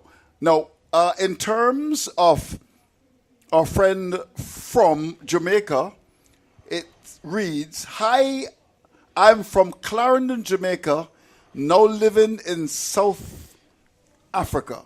I'm enjoying the commentary, excellent commentary from you both. It is almost as if I'm sitting in the commentary box and seeing minute-by-minute progression of the game as it unfolds. So we've got someone, of course, from South Africa, and we're quite happy for him to be very much a part of it. Just continue to be involved, and let me also say to you that at the moment it's raining. So I'll just read that again because we would have had a couple of stations leaving us. This one comes from, Hi, I'm from Clarendon, Jamaica, now living in Southern Africa region. I'm enjoying the cricket. Excellent commentary from you both. It's almost as if I'm sitting in the commentary box and seeing minute-by-minute progression of the game as it unfolds. I want to thank you. And he also says that he gets Shirley Biscuit where he is in Southern Africa. And I'll tell you this, when I went to Zimbabwe, that might have been back in 1999, we went into a supermarket, and there was Shirley. Yeah, we had Shirley there as well. And we also had wonderful rums as well. In fact, I remember buying a bottle of Appleton rum from a supermarket there. And I'll never forget that just before we come back to it's raining heavily. So you can get involved in the discussion. You can send us a WhatsApp at 1-246-253-4679. I shall read that for you slowly. And of course, my good friend Tahir will give you the email. It's raining very heavily now at Kensington, but of course the drainage is good. So I imagine that after this we should get some action. 1-246-253-4679. And you know, I remember very well the influence of Jamaica when I went to Zimbabwe to cover cricket. I remember speaking to a couple of Zimbabweans, and I said, of course, you would have had Bob Marley, and the great Jamaican runners. And I said, I'm from Barbados. And he said to me, what part of Jamaica is that? That was his response. What part of Jamaica is that? Jamaica, of course, very much on the world map. Let's go back to Tahir. Yeah, we're going to go to Guyana now. Oh, Guyana, Georgetown. Mr. Joseph Boyal, not Georgetown, from Warapoka. Oh, Warapoka. Amerindian Village in Region 1. Region 1. Says he's following the action on online radio. He would like us to shout out the Warapoka Tourism Village. And Guyana is ready for takeoff, Andrew. You were there Yes. as part of a delegation. How Yes. long ago was that, Tahir? That was in May. May. Yeah, and Guyana is definitely ready for takeoff. The CPL final is going there now for the next 3 for years. the next 3 years or so. So they're definitely ready for takeoff. And I believe Guyana is a force to reckon with. Yeah, and I know that Jamal has bought some land there in Pleasance, and he's going to buy some in Diamond. This is where it is. And, you know, just before you continue, I remember back in 2007, Owen Arthur was still Prime Minister of Barbados, and then he lost in 2008. The president then of Guyana, Bart Jagnew, had come to Barbados, and they were at the Hilton, and I remember Owen Seymour Arthur, the Prime Minister, saying that in 20 years, Guyana will be the beacon of the region, and he's right. He's a visionary. Of course, vision is the art of seeing things invisible, and we know that he's one of Barbados' greatest prime ministers. There's no doubt about that. I don't think you can debate that. Doesn't get the products as I think he should, really. But wonderful man. He's gone to the great beyond. So it's good to have NCN Radio on board. Mr. Roddy Baird, who, of course, is the technical man there, and Kerwin, Christian, and company. These are wonderful people, and, of course, making sure that everything happens there. We want to thank you very much indeed for being very much a part of it. It's raining heavily here, but continue to send us your emails at WindiesCommentary@gmail.com. WindiesCommentary@gmail.com. So send us your emails, and we'll definitely want to hear your comments and your feedback and your thoughts on West Indies cricket. Yeah, interesting. And perhaps we've got Darwin Telemat coming in. And he's saying Songden. Hello, good old Darwin. You remember Darwin? Yes. He's a Dominican. He is in charge of the port there in Antigua. He's had that job for a long time. I bought my ticket to go to the finals in Guyana. And now well, hold on. Let me read this. I bought my ticket to be in Guyana for the finals, and now I can't get a ticket. Interesting one coming from Darwin Telemac, good old Darwin Telemac, good commentator. Of course, the commentary is on Point FM, and that station, as I saw you earlier, is owned by the Prime Minister. So continue to send your emails to us, and we'll be very, very happy with it. But overall, one would think, Jamal Smith, who's with us, that when you do an assessment of the West Indies so far, 31 for 3, 132 for 4, you overall happy with what has happened, Jamal?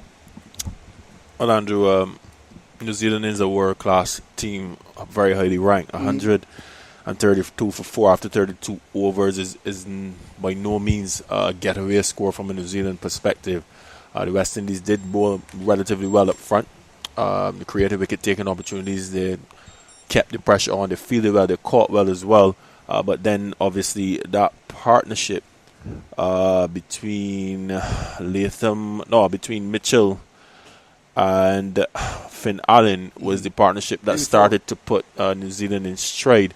It was just broken, and to see the bigger picture, obviously we'll have to wait until the rain goes away. But having said that, the game is pretty much well balanced. Joe, it can go either way in terms of New Zealand being able to set a target somewhere in the region of 250 and pose a big challenge for the West Indies. 1 or 2 more wickets here, and West Indies could certainly be back in the game and looking to restrict them for possibly 220 or less.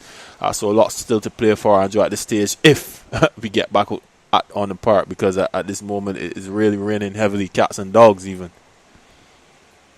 Yeah, in fact, I got my friend Darwin Telemat saying that he can't get a ticket to the finals, all are sold out.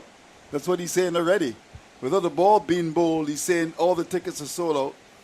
And we've got one coming in from the States. Hi, Andrew, enjoying the commentary. Agree with you about the psychology of speed on batsmen. It does seem like Windies are programming fast bowlers to not be aggressive. Gabriel almost never used the short ball. You agree with that, Jamal? Well, Andrew, to be quite honest, if you really break down Gabriel's approach to the wicket, his technique, he's always a bit spread eagle on delivery. It's actually pretty difficult for him to consistently bowl that back of the length and short ball, as opposed to Alzari Joseph, who's very nimble and braces very well on the popping crease and is able to extract that length and that bounce. So that's something that we have to look at. I mean, you look at any still, Shannon Gabriel is almost like this.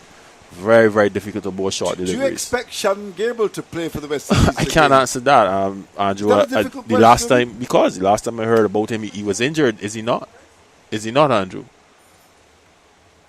Has he not been injured? That's the last I heard of him. Yeah, he's not been injured. But let's assume he's not injured. Well, if he's fit, I mean, anybody that operates at 90 miles an hour should always be looked at. So, it's a matter of a case of whether or not he can get back on the park, Andrew. But, I mean, to be fair to Mr. Gabriel, certainly in Test cricket as well, he's done reasonably well. And he's bowled pretty quickly. And he's gotten wickets, particularly against the Asian bloc, the Bangladesh and Sri Lankas and those kind of teams. So, if he's fit, I assume, that he'll be around. All right. Let's go back to Tahir. What do you have for us, Tahir? Anything coming from Australia? We're actually from England. Oh, from England? Yes. My golly. Our close rivals, Andrew, from Is Liverpool. it the new Prime Minister of England? No. Gentlemen, I'm a Trini expat listening to you from my balcony in Liverpool, England. Your commentary is superb. Mr. Mason, as we say in Trinidad, you could talk. Keep talking, you wax lyrical. Calvin Lucas from Liverpool in England. But yes, and we want to continue hearing from you at Windies commentary at gmail.com. Please email us in. We'll definitely read out your comments. But interesting take on Shannon Gabriel. But moving forward in West Indies cricket, obviously the next test. What's your view on him? Yeah, Shannon Gabriel has done decent for West Indies, but he's fallen off in the last few series. Being injured. Would you play Shannon Gabriel again? The test team has been improving, and the test team has been pretty solid. So as of right now, I don't think Shannon Gabriel has a place within my test team as of right now. But obviously, moving forward, with his experience, he will definitely be able to come back and offer his skill for the West Indies team. And maybe we can get a reaction, of course, from those listening from all the way in New Zealand and, of course, right across the world. Do you think that Shannon Gabriel should play for the West Indies again? I know that he's worked pretty hard. You've got Joseph has really come in quite nicely. Young Jaden Seals has looked very good in my view. And you hope that maybe a Shamar Hawley's been not around for a little while. I don't know if Jamal, you're close to the action. What's the latest on Shamar Hawley? Was injured as well, Andrew. For a long time? For a very long time, yes. Can you give a progress report? Pardon? Can you give a progress report? I most certainly cannot. So the answer is no? No. All right. But I mean, when he came on the scene, he looked pretty okay, didn't he? Yeah, he has some attributes, good fast bowling attributes, but we have to wait and see how he recovers from the injury, because that's a very long way off, and to get back ready for international cricket, it's no easy feat. So we will have to wait and see. Indeed. Well, we're getting some rain. Is that rain coming in here? Yes, there seems to be a leaky roof here. Barry, did you know that? A leaky roof, and oh my golly, we got to fix that really. And my phone got wet, and it's a very, very expensive phone. In fact, we got to move everything, it would appear. We just pull this forward. Can this go forward a bit? I don't know. No, I think this is firmly there. But we've got a bit of a leaky roof. I mean, maintenance is always important. So, of course, we've got to tell the BCA they've got to fix the roof. Oh, my golly. All right. Now, 132 for 4 New Zealand. It's still raining in the Kensington Oval. Of course, we're playing in the rainy season. And, of course, the local cricket is on in Barbados. And I believe there's the start of the 3-day competition on Saturday. Are you involved here? I know you're not an elite player, but you play second division, don't you? Or is it intermediate? I play some intermediate cricket. Not too much cricket though. But just playing for fun, just to keep the body moving. All right. So we're gonna ask those to give a reaction. It's lighten up quite nicely. Do you think that someone like a Shannon Gabriel should be involved again? I like the looks of Alzari Joseph. I think he's really come on well. First of all, he looks fitter, and that's important. I harp on this whole business of fitness for a long time. Yes, to hear. Andrew, looking forward to the T20 World Cup. You asked the question about Andre Russell. Would you include Andre Russell in moving forward in West Indies plans? I believe in commitment. I've said for a long time that I want to see it. It's true that these guys make a lot of money all over the world, but the time has come when, it's almost like, you come from a village, the village brought you up, and you only come back to the village for events. I want to see some of the cricketers come back and give back a little bit more to West Indies cricket. Mind you, we don't want to stop them from making money all over the world, but it's still important, in my view, to give a bit more to West Indies cricket. I'm not sure that they do. And, some of them come back for global events. And I suppose they're all over the world making money. And now T20 is all over the world. I mean, the US opening up now, one would imagine there's tremendous opportunities for these cricketers. Although when we look at the West Indies in the next 5 years, I think Barry was saying they're only going to be 24 test matches. They're only 2. So it means that people like Craig Brathwaite, and Josh Da Silva, these guys that play test cricket could struggle. I suppose their return of contracts are good. Because, in fact, when I look at what happens in the next year or two, the West Indies were actually playing more T20s than India. So that is of great interest. So it seems as if there's a great emphasis now on white ball cricket. I suppose that's the way the world is going. Do you think Test cricket here is in big trouble?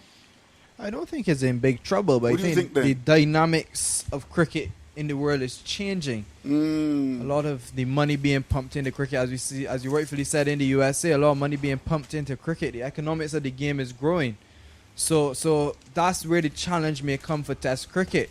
How can we make it more viable, economically viable, for persons participating, and not only the players, but the supporters and the spectators and all the stakeholders involved.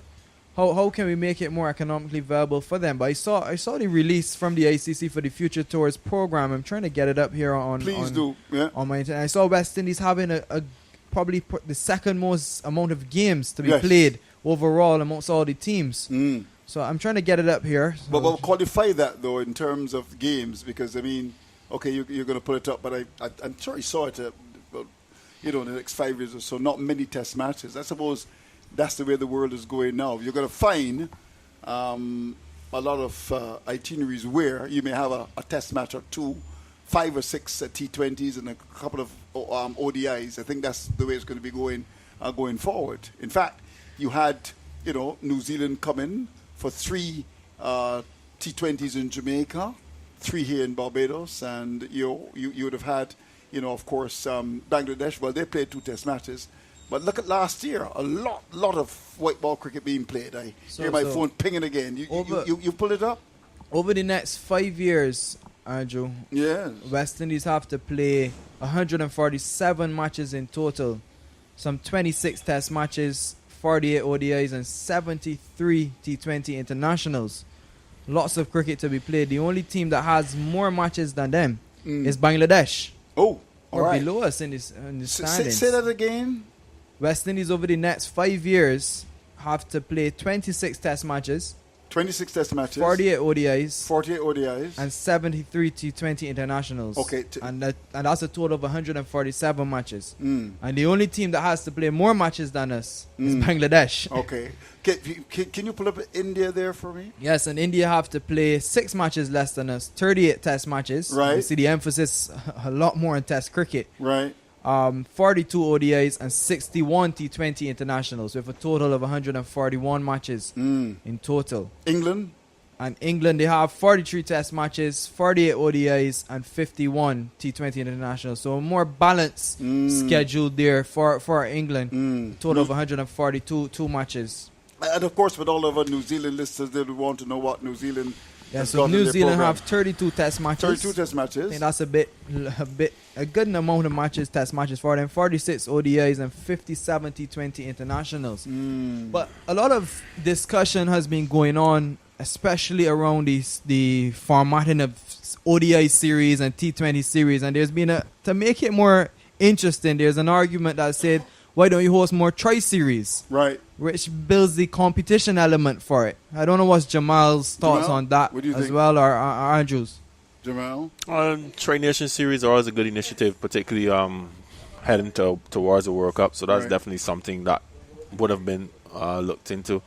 But I just said the nature of Test cricket is as such for this hemisphere, the West Indies cricket team, that if you get Test matches, you get 2 or 3. If you're lucky, you get 3. Right. And to be quite frank, some of the bigger teams don't necessarily want to play us. So that is a challenge. But having said that, the West Indian Test team, especially at home, has been improving, Andrew. You have to say that they played reasonably well. Yeah. Did well against England. They won, and they won and against they've always Bangladesh done well as against England. Yeah. So that's a point of consideration. But Tri-Nation Series going up to a World Cup is normally how the international series is structured. So it's just a matter of, was it already there, as Tahir rightly stated.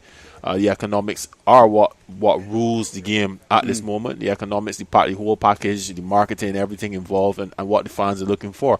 And at this stage, white ball cricket is king, and that's the direction that Cricket West ultimately will have to go in. I don't think it is even a matter if they want to go in that direction. That's the direction that they will be led in, based on what their competition wants to do. I agree. Okay, well, good news. Has the rain stopped? Or is it just drizzling? What's it now? It's a little drizzle. It's still a still, little bit of still a drizzle. little dark up into the east, Andrew, but you can see a ray of sunshine just behind, a little bit of blue. Right. We won't be back on, certainly probably not at least within the next half an hour or so, Andrew. There's some puddles around. You have to do the whole rope thing, adjustments to the overs, etc. But I'll tell you what, Duckworth and Lewis does come into play here. It'd be quite interesting because New Zealand have not gotten away. No. But the game still is pretty much at that halfway mark, and Duckworth and Lewis at times does some very, very strange things. You're right. So we have to wait and see. I'm yet to understand that formula, and I've been around for a while. No, just to let you know that we got more reaction. Perhaps you could let us know your name, it'd be good. This one comes, enjoying the cricket commentary. You guys are doing a great job making audio relevant to game. I'm from Guyana, now living in New Mexico. He is from Guyana, living in New Mexico. He says, enjoying the cricket commentary. You guys are doing a great job making audio relevant. And I'm from Guyana, now living in New Mexico. Thank you very much indeed for that, and continue to send us your reaction. There's someone who's actually sent a voice note, but of course we'll have to edit that first before we put it on. I think we got a couple more, but let's go back to Tahir. Mind you, let me tell you, the ground staff have come onto the field, and they're looking to pull the covers off. Yeah, we have a Jamaican cricket fan listening from New York City. He says, thank you for the great commentary. Brings me back to the old days. Hope we will continue to follow West Indies cricket and bring this great commentary to us. He also agrees with you, Andrew. Oh, well, it's about time, because many people don't agree with me. I agree with you that Russell should not even be given a second look. Let him stay where he is and make his money. Should I ask Jamal that? He tends to be on the fence for many things. Jamal, would you pick Russell? Well, I'm not going to be on the fence at all, Andrew. What I would tell you is that I will employ good batting technique. When you see a delivery, you just let it go by. I like that one. So that's a Jamaican saying he wouldn't play Russell. Is that right? Yeah, absolutely. Living in New York City. Remember, you can email us at windiescommentary@gmail.com. You can WhatsApp Andrew. Andrew can give you the number. In fact, someone, 1246-253-4679, and there's somebody coming in. Where is it from? The person is coming in from New York, and they're saying there's 6 biscuits in the package for Shirley's. Is that right? To hear you eat Shirley's every day, don't you? No, I don't, Andrew. But I Every do other day enjoy then. them. We have another email coming in from wonderful. Kervin Duncan. He says, Andrew, are you paying these guys? He says, number one statement, Andrew is the best commentator ever. Oh. And then he has a question for the panel. Do you think Puran is the right captain? Or should CWI reconsider Holder or Hetmeyer? That's a good question. Well, I'm going to send that straight to my good friend, Jamal. I love to work with Jamal. Jamal, did you hear the question, my friend? Well, Andrew, I have no problems answering questions like those off here. But you, as you know, when I'm live, you will never get me to commit to a question like that. Could you ask the question again, my friend? Do you think Puran is the right captain, or should CWA reconsider Holder or Hetmeyer? Now, Tier, would you reconsider Holder? I think West Indies cricket is in an interesting position. Puran only being captain for probably the last 3 months, I believe, 2 months. He needs to be given the chance. and he needs to continue. But how long do you keep up with him? If he doesn't perform, obviously you have to look for a next captain. But would you go back to Holder? I think Holder is the next best option. We had this discussion after the Indian And series, that is based on what? and it's because he's the second best. He's the next best in my opinion. I wouldn't give Shea Hope at this point in time the burden of being captain. Maybe he wants it. Who knows? Hetmeyer is also an outside chance. Hetmeyer, okay. Yeah, but he has to show his commitment to West Indies cricket as well. I see. No, and his fitness. No, there's a gentleman coming in from the United States. He says, I agree with you, Andy, that another speed man should be played today instead of your spinner. All right. Continue to send us your WhatsApp messages, 12462534679. And, of course, the email address? Windies commentary at gmail.com. Windies commentary at gmail.com. We also have got a couple of other some goodies to give away a little bit later on. We got a question coming in for you pretty soon on that. So once we get that question pulled up, we'll certainly be in a position to give it to you. But the news is that the ground staff very much there. But when I look out, Jamal, a lot of water on the covers. A lot of water on the covers, a lot of water on the field, Andrew. This will be a pretty long delay, and the clouds are building again away to the east. There is a bit of blue around as well, so we have to wait and see. But certainly a resumption within the next half hour or so will definitely not be on the cards, Andrew. I suspect that some limitations on this game will start to creep in as we go deeper into the evening. Well, there's a lady called Sandra. She says, "Good afternoon, Andrew. This is Sandra. Would it be okay if I call you?" Now, Sandra, not now, but a little bit later on, we'll certainly will be able to speak to you on that. But you're saying, Jamal, that given what's going on, if there's no cricket, we still have to do another half an hour or so, you think? No, we certainly will not be on within the next half an hour or so. The water devices and all in the field, they're going to have to apply that to get the water off the covers first. Then they're going to do the first fold away to the west, then the second fold away to the west. Then they will come all the way back over with that cover. Then the umpires will come out and assess. Then you will have the rope that they use with the two little cabin machines to just take the surface water off of the field. So that's an entire production, Andrew. And then when that is done, all the while that is being done, there's still the calculations to be had, what time to start back, etc., etc. So we're looking at a pretty prolonged stoppage, at least 45 more minutes. There's also the element of lunch that may come into the equation soon. Right. So, all these factors to be considered, Andrew. This is one of the things about commentary, when we get to that stage where there's dead air, and you have to find stuff to speak about. Yeah, this is when... the separate the sheep from the goat, Andrew. In fact, Shirley, the question, of course, I see Rohan from Jamaica is reacting. Of course, he's listening there on Omega KLS FM 89. And our friends at Shirley, they say they're prepared to give away some Shirley biscuits, and they're asking the question, what is the Shirley tagline? What is the Shirley tagline? You can send us, of course, your answers, 12462534679, or of course you can, send us an email as well, and that email address is windiescommentary@gmail.com. windiescommentary@gmail.com, and the question, what is the Shirley tagline? And if you can get that right, then you are in business, because they're going to put together a wonderful package for you to ensure that you have some Shirleys. We want to thank them for being wonderful in terms of their sponsorship. I shall endeavor to just run through quickly what has happened in terms of the game so far, and of course the sponsorship. And the stations, Omega KLS FM 89, NCN Radio Guyana, CBC Barbados, of course 104 is with us as well. I see the technician, Mr. Biggs, the man who owns St. John. Barbados is a wonderful parish up there. I've got some connections, St. John. We love St. John. We got, of course, our friends in Grenada, Real FM, Mr. Andrew Donald. Thanks very much for your participation. Point FM and Antigua Taj, of course, very much in Trinidad. W Vent in St. Lucia. And we've gone all the way to New Zealand. Zen is very much with us as well. And, of course, you're on the West Indies YouTube channel. And we've got some more reaction coming in. So let me go back. And, of course, the question, what is the Shirley tagline? And if you do that, if you win that, of course, we've got some wonderful stuff for you. Rohan says, I absolutely do agree. Russell should never be considered for selection nor Narain. The interest is obviously in other things, leagues around the world.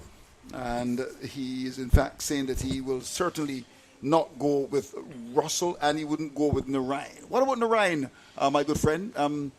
Tahir, would you pick him? Yeah, once again, it's a similar situation there with Narain as well. They have to show their commitment to West Indies cricket, but there's a constant cycle. When the World Cup comes, these players come back around, you know. But it's going to be interesting to see for the selectors, for the lead selector, the most honourable Dr. Desmond Haynes. When he selects has he done well so far?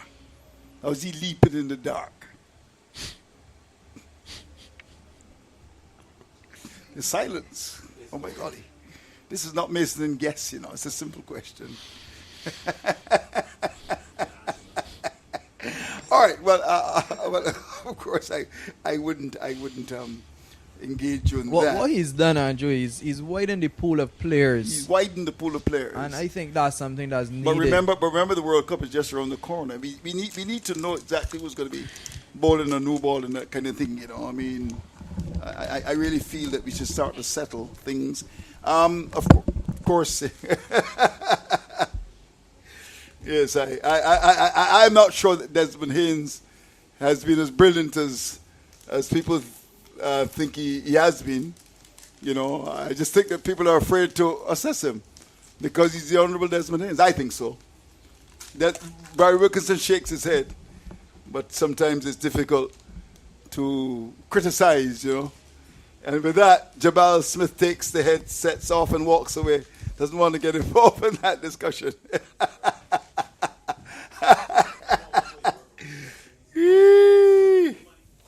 No, we got another one coming in. Andrew, good evening. Blackwood is Arviton 5 in ODI cricket. Now, the other thing that we also want to say is that someone like Blackwood, you know, who was not playing for a long time, back after 7 or 8 years, were you surprised to see Blackwood back? No, not surprised to see Blackwood back. He's been performing in the test team. And going back to the thing of widening the players and getting our players playing more cricket. As you rightfully said, Andrew, we're going to be playing less test matches. So what's going to happen if a lot of our test players, our so-called test players, I don't believe we should only have specialists. I think it's the better for us. I think that'll have them improving constantly over a period of time. Well, let me tell you that the covers are still very much on the square. Lots of water, but it's not raining anymore. That's very, very good news indeed. And we hope to have some cricket without any further rain. I would imagine maybe another half an hour or so. We also want to let you know that Shirley, of course, celebrating 70 years. And we've also got some reaction coming in from Barbados. The tagline for Shirley. And in fact, I've got as many as 1, 2, 3, 4, 5, 6, 7, 8, 9. And the answer coming in from this person is the tagline is the Caribbean favorite. The Caribbean favorite. And we will want to continue, of course, to invite you to be very much a part of the discussion. But let me concentrate now on what's happening on the outfield. The ground staff very busy indeed, trying to get the water off of the covers. And that is of great interest. The Super Sopper being used to ensure that we get that off the square. Lots of rain in Barbados today. Had some this morning, but this one really came from nowhere because it was bright and sunny. And we've been off now for, I would think, pretty close to an hour. But 134 for the loss of 4, make that 132 for 4 New Zealand is not a bad situation. We know that stations were away taking their commercials, and they're back with us now. Yes, Tatehar. Yes, Andrew, and I know the CPL is coming up. Perhaps we can have a discussion Yes. on that. But we have Winston Mack. Vincent Mack. From Gentlemen, I'm listening to your intelligent discussions from Trinidad on YouTube on West Indies cricket and the game in general. Enjoying every bit of it. Please keep the commentary going. We have Vincent Mack. Yes, we have Farouk from Canada. Farouk. He's my uncle. Which is your uncle, yes, Farouk. he's listening. Is that Farouk Bacchus? No, that's not him. That's not him. He played some cricket for Pickwick while he lived here. And not for Guyana, the West Indies. Not that Farouk. He has some strong views. Russell, Narain Lewis, and even Fabian Allen needs to show a stronger desire and passion to play for the West Indies. Not just sound bites on social media. There are big international franchise players who should have devoted more time and commitment to the West Indies team. So some strong views there coming from Toronto, Canada. All right, so we got some reaction coming into the tagline for Shirley, the Caribbean favorite, and the lady is saying, I'm from Barbados and my name is Mova. Nice to have you connect with us. More coming in. In fact, this is an interesting one. This person is saying the tagline for Shirley is the Caribbean Classic. Caribbean Classic. So we're going to put all of them, of course, in your box, your black box you've got, and then we're going to certainly be pulling a winner out as well. We go to Kingston, Jamaica. Blackwood deserves a chance to play ODI. I think he should be the type of batsman that you would need to play in the shorter forms of cricket. So there's support coming from our friend in Jamaica for Blackwood. Were you surprised to hear that he took so long to come back into the West Indies team? I mean, he hasn't played for quite a long time. Our good friend Andy McLean has joined us. Nice to have you, Andy, with us as well. First of all, you enjoyed your lunch?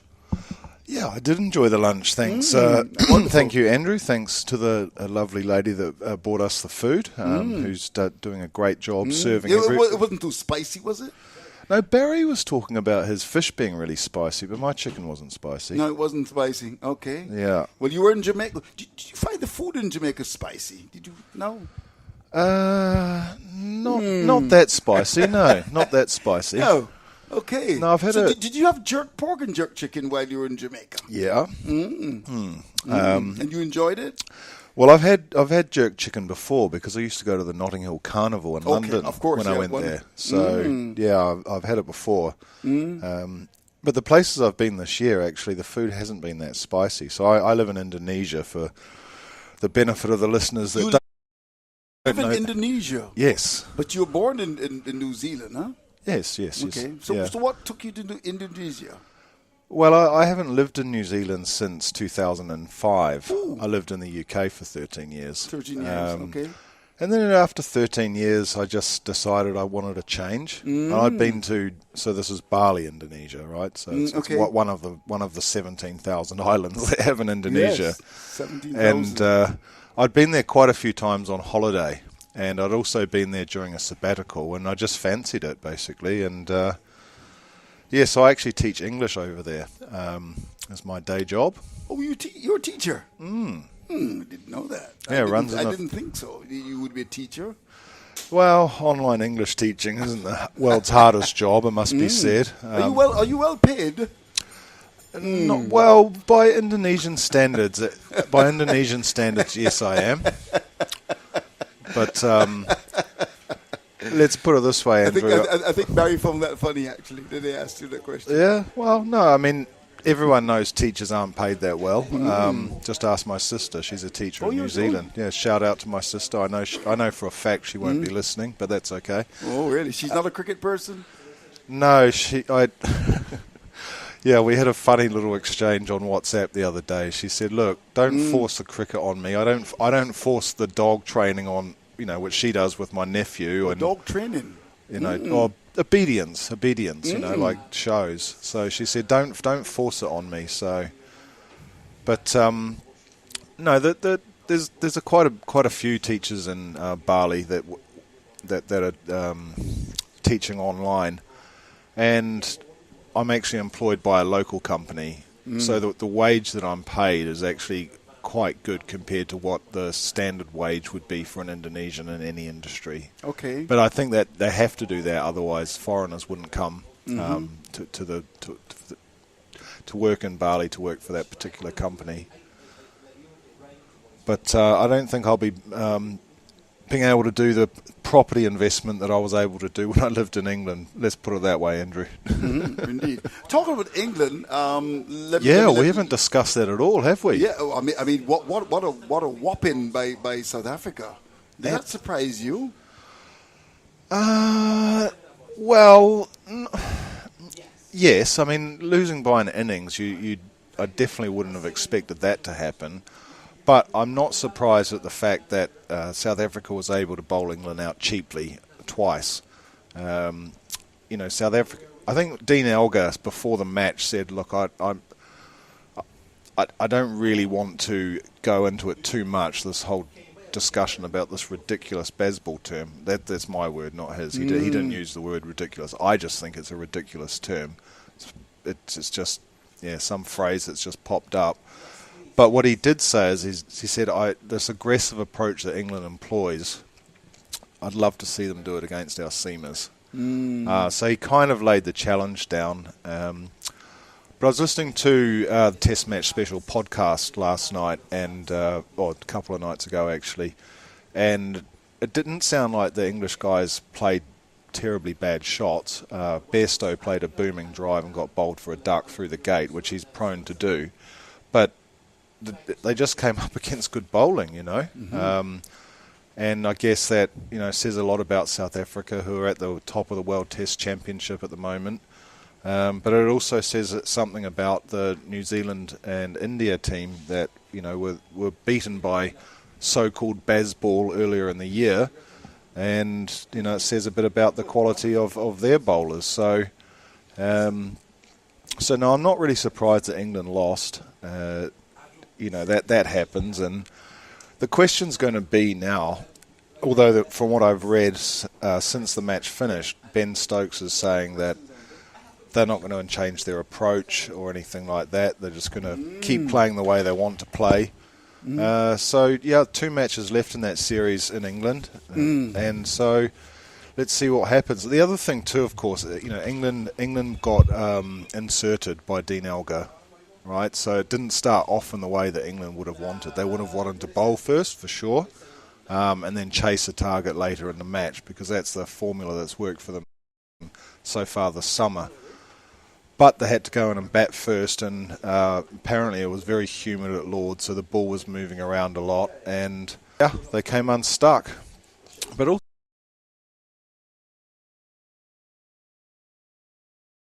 I must say, Crawley in particular, it just doesn't. No. And head out playing one of his expensive drives. But he nicked off again. And Lees is still in the early part of his career. Pope did well, actually, it must be said. He made 71, but Root had 2 low scores. So,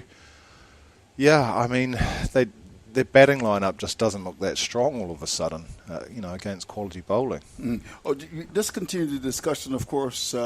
We just want to let our listeners know that there's no cricket at the moment, driving rains in Barbados, but that's certainly no rain now. It stopped, I'd say, 15 minutes ago. Why haven't they taken the covers off yet? Well, I'm a little bit surprised by that, but we hope that will happen soon. Is it because there's too much water on the covers? Is that the reason? Well, I'm not sure. Because these guys with those sort of rolling sponges or soups, mini sopper, I guess you'd call them, they're coming back out again now. So maybe I think they want to take some of the water off the covers, it would appear, because there's got quite a lot of water on the main cover, which of course is covering the entire square. I mean, I'm just speculating. But it's overcast, and as I look toward the St. George Valley, as I look out to my right from it high, it's beginning to clear. So let's hope that we can get some more cricket. But I know Tahir, just before we come back to you, Andy, you have some more reaction, Tahir? Yeah, just a reminder to email us at windiescommentary@gmail.com. So the rain has stopped here at Kensington Oval and the covers are coming off. We still want to continue to hear from you. Someone is asking, why would you think of removing the current captain? We should not go back to Holder. He is way too conservative, especially for a white ball. Right. Also not Hope. And Hetmeyer should be vice captain. So you stay with Poran and make Hetmeyer vice captain. Hetmeyer vice Is captain. that the suggestion? That's the suggestion from Mr. Tamperman. Mr. Tamperman. Okay. All right. Well, there's another question. Our good friends there at Shirley, they're really making sure that you become involved and be happy. The covers are coming off the square now. The question is, in what year was Shirley Biscuits created? That's the question. In what year was Shirley Biscuits created? In what year was Shirley Biscuits created? That's the question. And, of course, you can email her or WhatsApp. And if you do that a little bit later on, we're going to be making sure that once it's correct, then we're going to pull. There have been several reactions so far. And we want, of course, a little bit later on to make a presentation to you. So the question, in what year was Shirley Biscuits created? And just tell us the year. And if you can do that, then we will have something for you. 1-246-253-4679. 1-246-253-4679. And the email? Windies commentary at gmail.com. Right. I have a question for Andy. For Andy? Yeah, Andy. What's your thoughts on West Indies cricket? Obviously, that outside lens is so important. What's your thoughts on West Indies cricket and seeing how they've performed in this series? Well, I've watched West Indies a fair bit this year. I watched a 3-match one-day series in Pakistan and Multan. And so I thought they performed very creditably there, actually. Although they lost the series 3-0, and the last match didn't go very well, the first 2 matches they actually were very competitive. So, that was a good test of the side playing in away conditions on a very short tour. It was only 3 matches, so they had to come from the West Indies from the Caribbean to Pakistan just for 3 matches and had to adapt to the conditions very quickly. Plus, it was incredibly hot in Multan. It was in the 40s, so I actually thought they played quite well in that series. And if I'm not mistaken, against India, there was a similar pattern in the one-dayers. West Indies did very well in the first 2 matches before kind of falling apart in the last match. So I kind of feel they've been a bit unlucky, actually. Well, not unlucky. Unlucky is probably the wrong word, but I think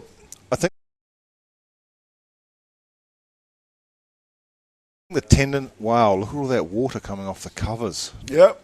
Yeah, they've just moving the covers. There's big covers just come off the square, but as they've done so, it's just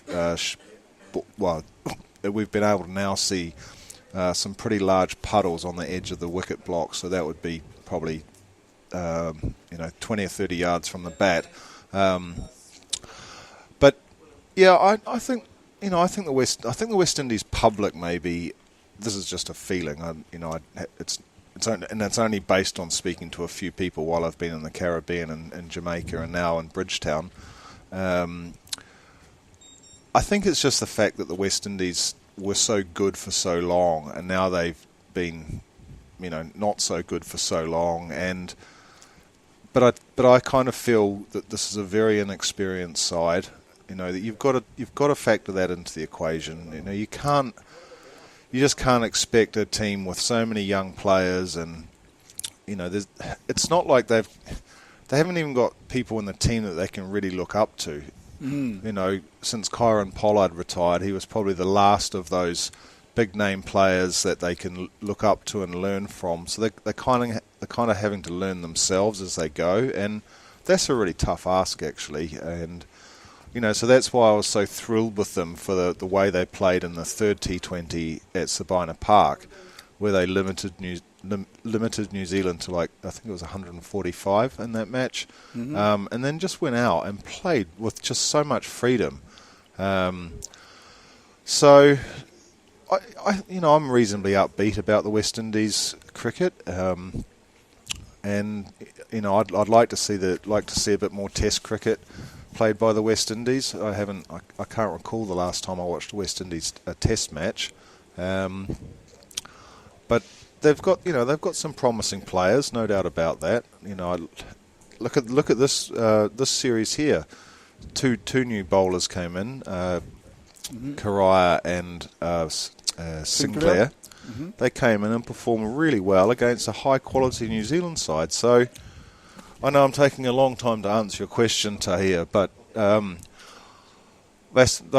are kind of my overall impressions. I think the only other thing I would say is that from a fan perspective, I just think it's really sad that so many of the main, what you got 4 or 5 players that would probably stroll into the side, opt not to play for their country. That to me is pretty uncool, actually. I'm talking about people like Andre Russell and Carlos Braithwaite, Neil Narine, those types of guys. Pollard, obviously, he's retired now. Yeah, that's where I'm at on that one. Yeah, well, let me ask you a question. What do you think about New Zealand cricket? That's a good question. You're totally correct. It's not just a one issue that we face in West Indies cricket. So much issues that we face, and it's a challenge. We lack of resources that the bigger countries have that we may not necessarily have. But New Zealand, I've always loved New Zealand cricket, how they play cricket, how they carry themselves on the field as well. They go around as the unlucky team in international cricket, but I really like the leadership and the strength of the leadership that is within the New Zealand team. Kane Williamson, a very strong leader, took over from Brendan McCullum, who we know as an even stronger leader now as a coach, and then previously Stephen Fleming, who did extremely well. So New Zealand cricket is definitely up there. I'm not too sure and too aware of the local cricket that they have, how it is played in New Zealand. But it's definitely a force to reckon with moving forward in all 3 formats of the game. I asked Andy up in Jamaica about Williamson. Do you think he's challenged in relation to the whole question of leadership going forward? Do you be challenged? Do you mean if someone else wants to take over from him, or challenged as in he's not very good as a captain? Someone want to take over from him. Right. Okay. No, I don't think so. I think, I mean, but I'll answer your question in a minute. Is he undisputed leader then? Totally, yeah. Totally undisputed leader. He's well respected. Yeah. I get the feeling he's well respected within the team and within the management. In all form, white ball and red ball. Just to pick up on something Tahir said, and you mentioned that it's almost like the longevity of the captaincy, and you talked about Fleming, who I think he's the longest serving captain of all time, if I'm not mistaken. Certainly in New Zealand he is. And then Brendan McCullum, as you mentioned, he had a good 3 or 4 years with the captaincy. Williamson now about the same. That's like, what's the word I'm looking for? That experience. It's so hard to replace that or to find it where you can't. So if you talk about someone like Nicholas Pooran, for example, he needs time. He needs time to develop as a captain. And Williamson played under McCullum for a very long time. Yes. And then McCullum played under Fleming for a very long time as well. Exactly. Just before you continue, gentlemen, I've got someone who's actually from Botswana listening. I'm Howard from Botswana, and he says, indeed, Shirley Biscuits, they've always been my favorite and my family. And he said, my sons, Theo, they're listening, and they are in South Africa and enjoying the cricket.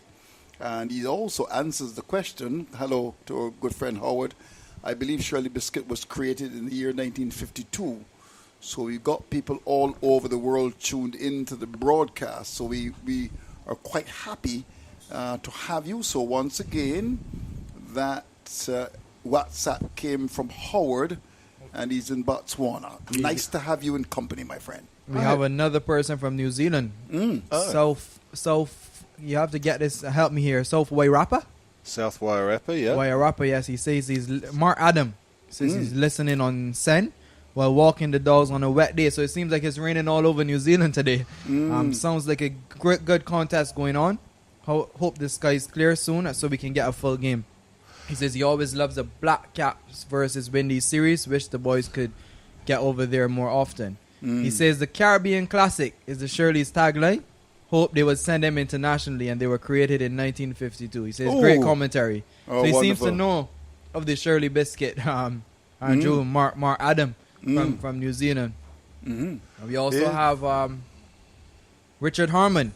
Richard Harmon. Yes, he is an Englishman living in South Tyrol, the German-speaking area of northern Italy. Wow. My, oh my, we're really expanding. All over. So we went to the African continent, Europe, we're all over the world. He says he's a long-standing cricket fan who grew up watching Hallam Mosley, Joel Garner, and Viv Richards playing for Somerset. First test I ever watched on TV was England versus West Indies at the Oval in 1976. Were you born then, Andrew? 1976. Yes. Yeah, he was born long before that, really. He says he always loved cricket, West Indies cricket, despite that, and many other trashings over the following years. He says he really enjoys listening to you and all your colleagues via live radio on the West Indies Cricket YouTube channel. Keep up the good work. Cheers, Richard. Thank you, Richard, and we definitely happy to have your comments listening from South Tyrol in England. No, we also have, I'm getting listening in fact, just to let you know, the umpires are coming out, so very soon they're going to come out and, of course, and do the inspection. The covers are off, and we should be getting some cricket very, very soon. I'm getting listening to you in New Mexico, USA. I think that guys like Poran should play Test cricket, and he wants to see Hetmar get a bit fitter, and he's also looking at the fact that the West Indies should look at some other players as an option. So, interesting, getting there listening, of course, in New Mexico, United States, and suggesting that Poran should be playing Test cricket. Interesting comment. What do you think about that, Andy? I haven't seen him perform well enough in one-day cricket to warrant playing in Test cricket. From what I've seen this year, I've seen him play now. 1, 2, 3, 6. This is the 8th time I've watched him play, and he just hasn't impressed me enough to warrant a place in a Test side. But just that comment about Hetmeyer's fitness, like, what more does the guy have to do? I mean, I know he was dropped for fitness reasons, but I mean, when we were at Sabina Park, he pulled off one of the best catches you'd ever see, and the gentleman there in New Mexico is still going on about his fitness. I just don't understand. In fact, what was interesting about it is that when you checked social media, you saw the lovely sprawling cat, and at the bottom said, "Check Hetmer's abs." And that was an interesting comment coming. So you don't think there's a fitness issue with Hetmer? Is it because he took a stupendous catch that you would make that comment? Andy, you're under the microscope. Look, let's face it. I mean, cricketers over the years have got a lot fitter than what they used to be in the past. Right. I mean, as a general rule. But do you have to be that fit to play cricket? I mean, I don't know. I'm not that fit, and I can still play cricket. I mean, obviously not at international level, but I don't know. Would he get tired in a 20-over match? Maybe, maybe not. 50 overs, maybe he'd get a bit more tired if he has to do a lot of running. But yeah, I'm just surprised that that's such an issue in the eyes of the public, obviously. Anyway, we've got. Just to give you an update here at Kensington Oval, the covers are off the square now and almost off the ground altogether. The umpires have come out to take a look at the pitch. The stumps hello, are could back you just in. look behind you? Say hello. Hello. All right, that's Hillary. She's from Frosties. That's our New Zealand for you. Good. Wonderful. So she's going to sit, and of course we're going to get some wonderful stuff. The umpires are inspecting, and you still got your eyes on the lady. I caught you. I'm not sure how to answer that. All right. But it's good to have her very much in the box. Hello, Hillary. How are you, my dear? I'm good. Okay, can you give her the mic? Hello, how are you? I'm doing well. How are you? I'm fine. Wonderful voice. Say hello to Andy. Hello, Andy. How are you? Welcome to Barbados. Oh, thank you very much. Nice to be here. Thanks for. Pleasure to have you. All right. Now, Andy, talk to us about Frosties, of course. It's wonderful to have you very much on board. We've enjoyed it immensely, and it's continuing to be a favorite in Barbados, Frosties. Yes, thank you. We launched almost actually a year ago, just in November last year, and we're so grateful and thankful for the response we've gotten from the public here in Barbados. They've been so welcoming and been enjoying everything for us. Indeed. Yes, I've got Andy. a question for you, Hillary. Barry said on commentary the other day that you've got a product called the Boozicle. Is that true? Yes, we do. We actually just launched them this crop over season, which you would have missed in August. So I definitely advise next year you come for that. But it is an alcoholic lolly. We have them in the flavors of rum punch, lime mojito, and apple teeny.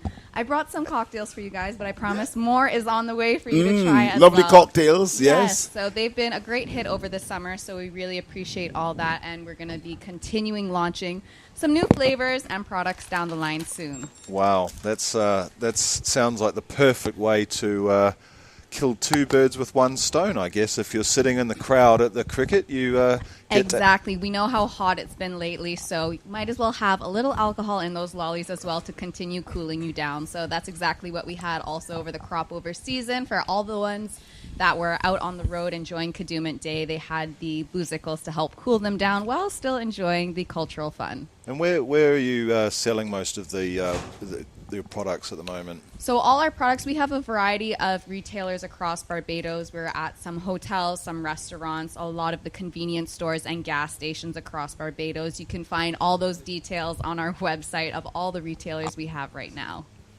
Cool. And what about, do you plan to expand into other regions of the Caribbean? In the works soon, maybe, but right now we're really focusing on Barbados. Barbados is always home, as well as everyone knows with Chefette being here, we really like to tail along as the sister brand, so we're here for now. Sounds great. Thank you, Andy. And Hillary, since coming into the market, how have Barbadians taken to the Frosties brand? We're really appreciative of the response that we've gotten so far. They've been so welcoming, and obviously also coming from the sister brand of Chefette, which has been around for almost 50 years now. It's been really amazing to help with Frosties, but we're super appreciative of all the locals that have supported our brand. We're almost at a year now, and we just can't wait to see the brand continue to grow and all the new products we're going to launch soon. That's absolutely amazing. And we've seen Frosties sponsoring lots of sporting events. How has that been for you, taking that outlet? Obviously, sports needs a lot of money in Barbados. Yeah, well, customer engagement is always part of our marketing plans, and giving back is part of our core values at Frosties as well. So we always like to give back wherever we can, and sponsoring events such as cricket like this, of course, we're getting such great engagement, not only locally, but regionally and internationally as well. So going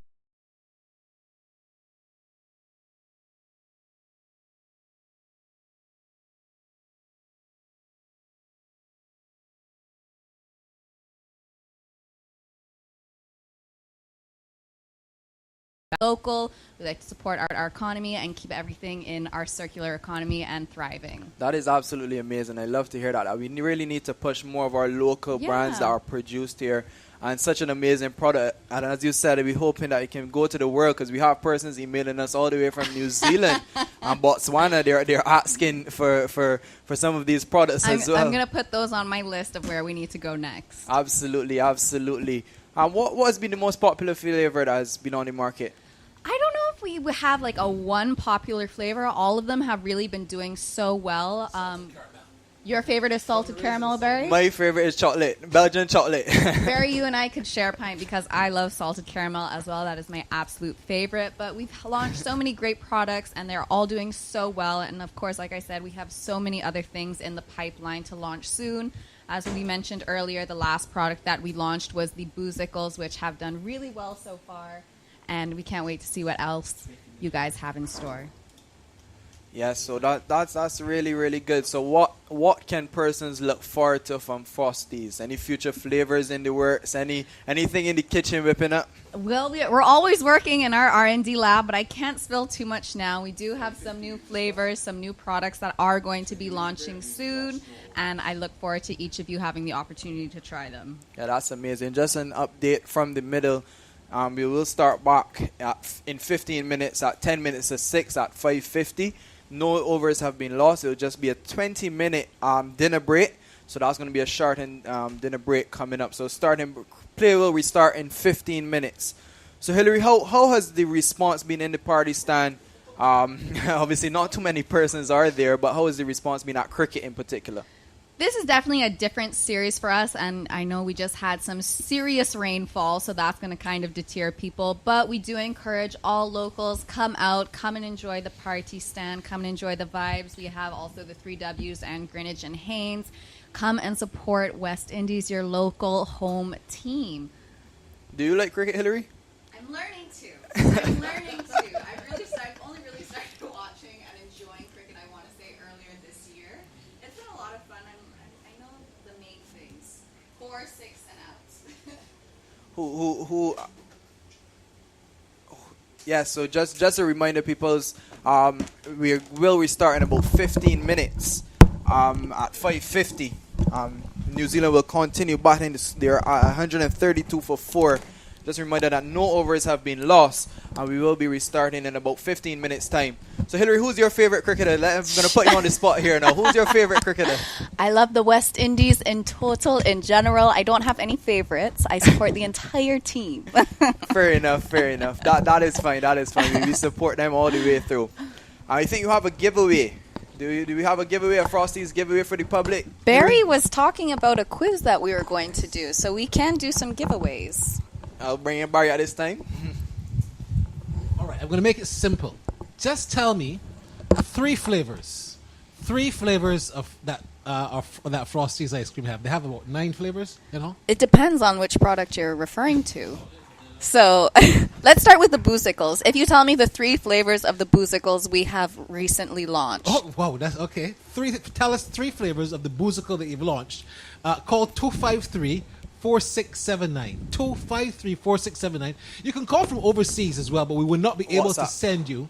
We will not be able to send you the Frosties. I'll say the number again. Call us. We'll take it live on air. 253-4679. We're going to give away some Frosties ice cream or some Frosties boozicles to the lucky person who's going to win. The question again: name 3 of the new boozicle flavors that Frosties have launched. 253-4679. Call now. We're going to make sure you get your Frosties. See, and we have a delivery. Perfect timing. More cocktails here for you guys to enjoy. Hillary, people were very surprised. The Barbadian public was very surprised with the launching of the boozicles. What was the response to that? They've been very welcoming, and it's also something very different for the Frosties brand, especially being the sister brand of Chefette. They've never really done something alcohol-based. So this is very different, very new, very exciting. So the response was very welcoming, very good, especially over the crop over season. All right, we have a caller online. Hello, caller, do you want to answer the question? It's not the flavors of the ice cream, it's the flavors of the boozicles. We've made it a little harder. Do you know the flavors of the new boozicles that we've launched? Oh, darn. I only have about 2 of them, so you want 4. Give me the 2 boozicle flavors that you know. I think one is salted caramel. That's the ice cream That's flavors. ice cream. Okay. All right. Well, thanks for trying. You can call again, 253-4679. 253-4679. Tell us 3 of the new boozicle flavors that Frosties have launched. And you have yourself a chance to win. We have another caller. Let's go straight to the telephones. Hello, you're live on air. Do you have an answer for us? Hello, caller. Please don't listen to the radio. Listen to the please phone. Please don't listen to your radio. Please don't listen to your radio. Listen straight to your phone. Purple and white. What's the flavor? Hello. She's listening to the radio. Must I really repeat? Yes. Tell us the name of the boozicle flavors that you have launched. That we've launched. Purple and white. Purple and white. No, that's colors. That's not flavors. Hillary, you sure they want to? You sure they want to? Okay, I'll tell you what. Tell me one Boozical flavor and two of flavors of the ice cream. One Boozical flavor and two flavors of the ice cream. Come we'll on, definitely give you that. guys. Check our social media pages. All the answers well, are what's the all social media- there. Give us a social media. You guys pages, can Hillary. find us at I Love Frosties on Facebook and on Instagram. I Love Frosties. So make sure you on like and Facebook follow. and Instagram. for Like all- and follow. Call us again. 253 Just remind them that 4679. this is a local 100% Barbadian product. And that is 100%. Hillary, are you doing tours as yet? Can you come and see how Frosties is made? We will be resuming them soon. Obviously, with the pandemic, those have presented some challenges, and of course, we want to keep the safety of our staff and the products and everything as paramount. So we will be resuming them very, very soon. All right, let's go back to the telephone lines. Hello, caller. Do you have an answer for us? Yes, you're looking for regular flavors and a pickle. Correct. Okay, pickle will be apple. Oh, there's one. Regular flavors would be caramel. Yes. Salted caramel. Yes. Belgian chocolate. Oh, we have a I'm gonna winner. I'm going to give you all or nothing. You have one. I'm going to double the price for you if you can give me now 3 Boozical flavors. You want to go for 3 Boozical flavors, or you want to keep your price? Are you going to be risky? I'm going to keep my price. Oh, I You're had gonna give it a confidence price. in you. Well, I'll tell you. I'll give you some homework. Go to I Love Frosties on IG or Facebook, and you can do your homework on that. But we'll take your name and number and ensure that you get your prize. Thank you for listening, and you have to say I Love Frosties before you go. I love Frosties. All right, thank you. Where are you calling from in Barbados? I am here the British start. Oh, you're actually here. You're here. No, we'll come to you. We'll come to you. I'm here looking in the Greenwich and Haynes stand. Raise I want your to see hand. someone wave towards the media center. Raise your hand. Wait, are you on There's the so many bottom people that deck? get here standing, Or are they you don't know where on you the are. top deck? I can come down. Hold on. He says he's going to come down. So that means you're on the top deck. Well, look, caller, please you'll get your name and number. Just send your message to your name and number. But we have ourselves a winner, Hillary. And the Boozical flavors seem to be catching on quite quickly because I know you only recently launched it, but they seem to be catching on quite quickly. This is obviously a way that you can creep into the adult market. Yeah. How has that been going? The response has been really well. Of course, we really want to show how versatile and diverse our products are, so you can use them not only in their natural forms, whether it be the ice creams or just lollies and novelties, but you can also make so many amazing cocktails with them. So we really wanted to expand our consumer range, so not only kids, but we also cater to adults as well. Now, Andrew, should we give away one more voucher, Andrew? What do you think? Yeah, one more. Yeah? We can be generous. Let's do a cricket question this time. Who top scored for the West Indies on Wednesday night, and how much did that individual make? Can I enter? No, you're not allowed. Who top scored for the West Indies on Wednesday night, and how much did the individual make? And you win yourself a Frosties voucher. 253-4679. You must also tell us your favorite Frosties flavor when you call in. Henry, before we wrap up, this is refreshing to see Frosties. I mean, during the England series, we also saw them having a very, very big impact. And so many English people were saying, we wish Frosty was in England. I know Tahir asked this question already. How is it doing in the hotels? I went to Rubis just now, up the road, and I just saw the freezer there with Frosties. How is it doing in the hotel industry? It's doing well. We're starting to expand a little bit more now. The brand is still relatively new. We've been around almost for a year now, so we're really starting to now focus more on retailers, which would be more hotels and especially restaurants as well.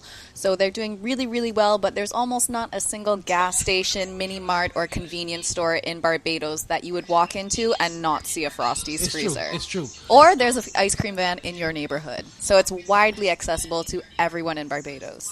All right, let's go back to the telephone lines. We had asked the question, who was the main run scorer for the West Indies on Wednesday night, and how much the person made? Let's go to the telephone lines. Hello, good evening.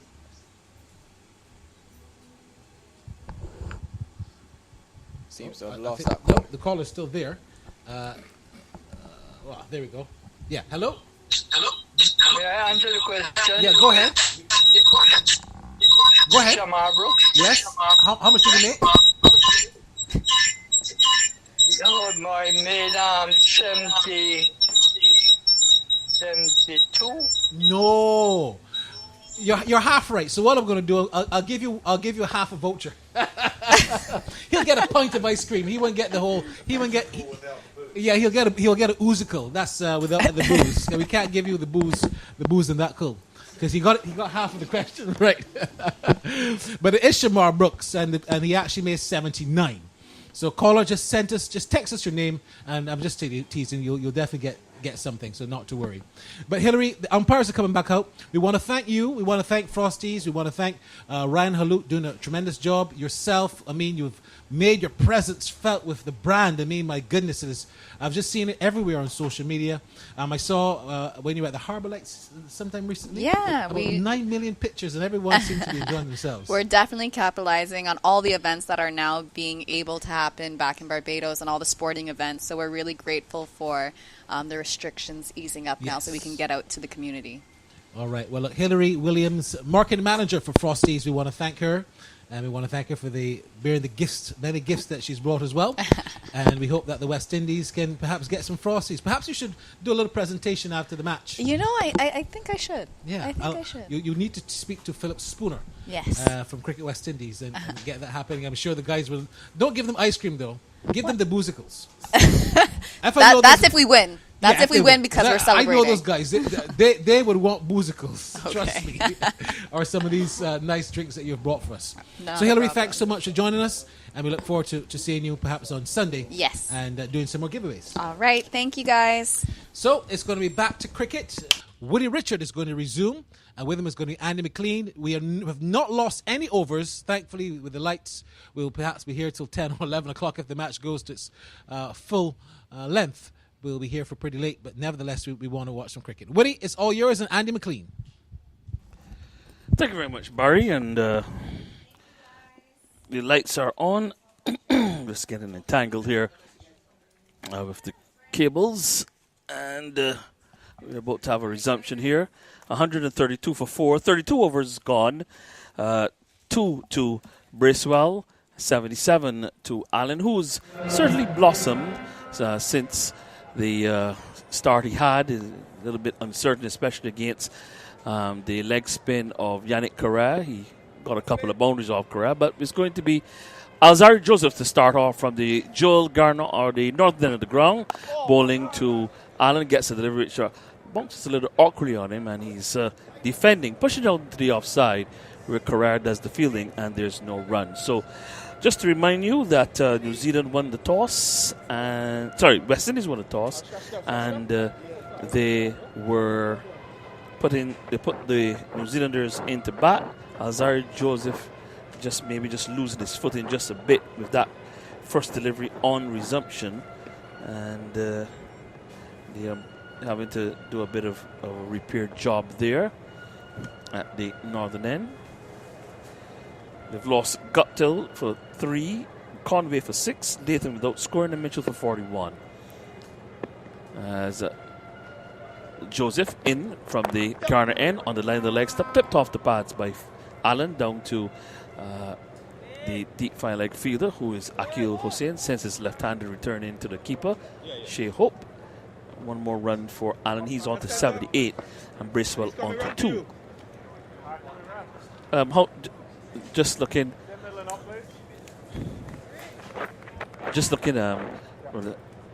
engage Andy just a bit. We know that the New Zealand FTPs for the various nations have come out.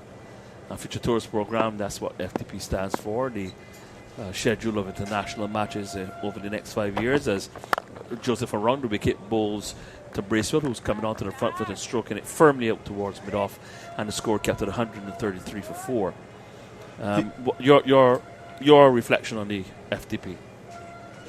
I haven't looked at it closely, I must say, but the one thing that did stand out for me is less test matches, fractionally less test matches, and just a proliferation of limited overs cricket. Yeah. Joseph around the wicket again, bowls to Bracewell, who is beaten outside the off stump. Made a bit of height on him, and he was probably just fencing at it outside the off stump, beating the outside edge and taken by Hope behind the stumps. Good delivery. Yeah, right between bat and pad there for Michael Bracewell. Just 1 point to note for the listeners in the Caribbean is we have two guys batting here for the Black Caps, both from the Wellington Firebirds team. As Joseph from the Leeward Islands Hurricanes team around the wicket bowls to Bracewell, who steers this one away towards third man. Hossein is on the boundary, just a single there for Bracewell. He's now on to 3, and the total up to 134 for 4. We look towards the west. That's one of the beautiful things about this media center, and you have a very panoramic view of the harbor here at Barbados, and we look out towards the ocean, the Caribbean Sea, and you can see that big, dirty, nasty cloud that hovered here earlier, and drenched the ground. So off into this, onto the sea, and probably on its way to St. Vincent. And a short ball from Joseph, and that's helped around by Finn Allen over the boundary for 6.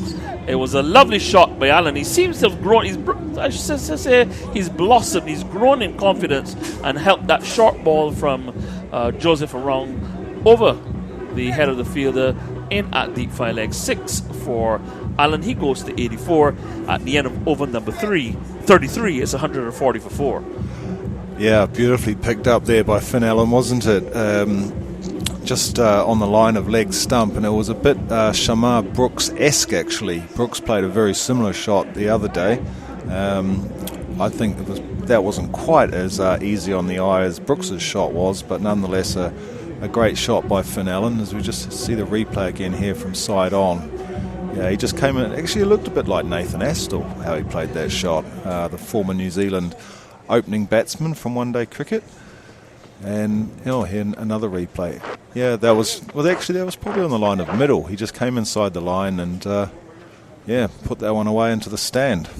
And no spectators in the stand there, the Mitchell Hewitt stand just to our left. So the fielder had to do the work himself to retrieve the ball to get it back to Hossein. Actually, I think he was the fielder. He was the fielder. A lot of work for him. Yeah. He had to retrieve the ball, and now he's got the ball in his hand.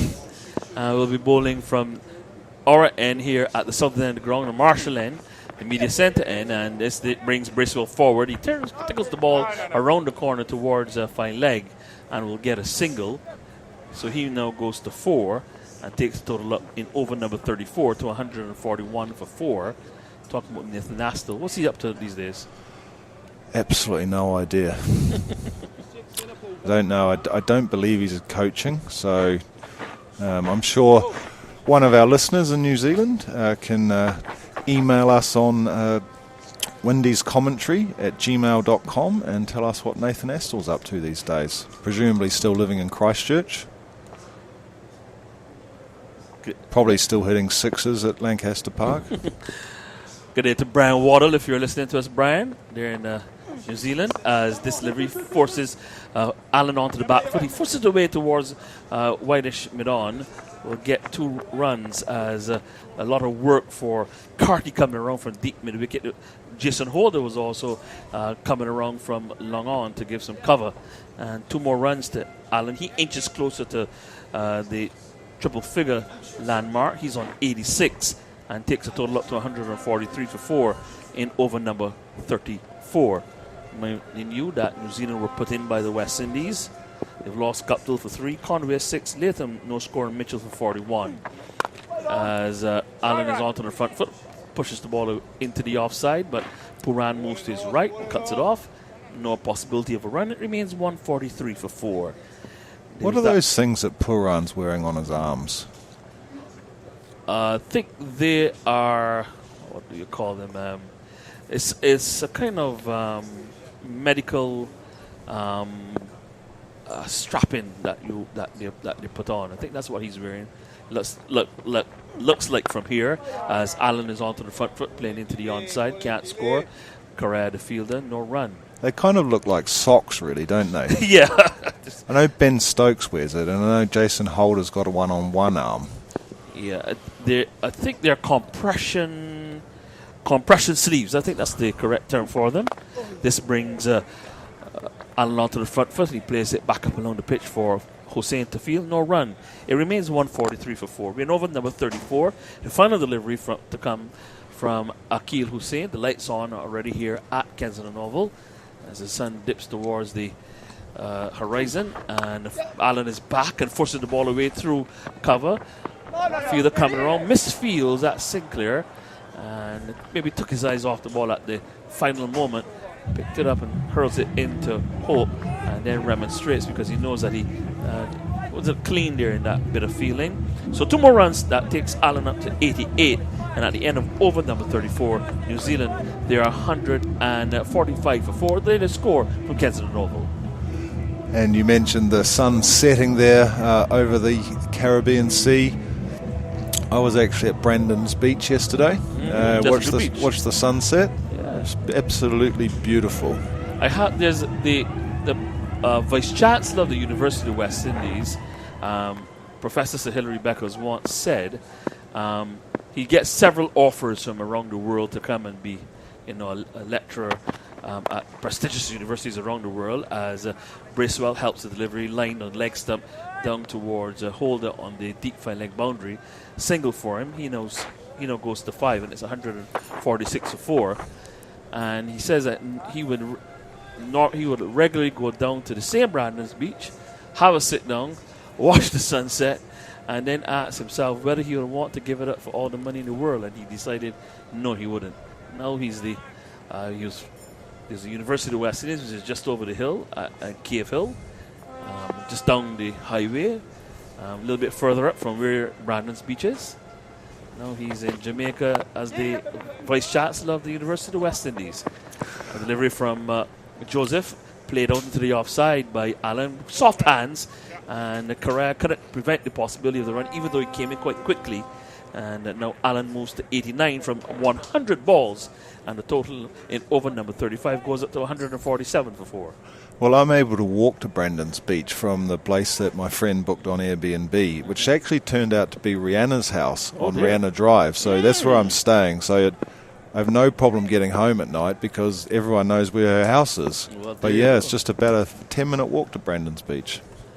Here's Joseph around the wicket, bowling, and Bracewell may have been struck on the helmet. He was attempting to hook it around, didn't make any contact, and I suspect he might have taken a blow on the head. And Alzari Joseph has really cracked it up this afternoon, and in fact he's cracked it up even in the first 2 games. Yes, yes, has been struck in the face. And here comes Ishsodi. It looks like, is that Ishsodi, or is it that the physio? I think the physio is also coming out as well too. But yeah, I think Ishsodi is also up there to bring him a drink of water. Yes, he's been struck. I can see maybe a bit of a red mark on. What I always wonder about these concussion checks is concussion doesn't hit. It's not an instant thing, right? It generally takes a bit of time to happen. So why do they come on and check the guy like 1 minute after he's been hit? He's hardly going to forget his name within a few seconds, sort of thing. So I'm always confused as to why they do that. They do that in all sports, of course, too. But like I say, it's not an instant thing, because that's the danger, of course. That's what they're checking for is concussion. And in a sport like cricket, it's not necessarily always as apparent as maybe another sport, maybe say like my favorite sport, the NFL, where sometimes a guy gets hit in the head and you can definitely see he gets up and he staggers, and they go off into the blue tent.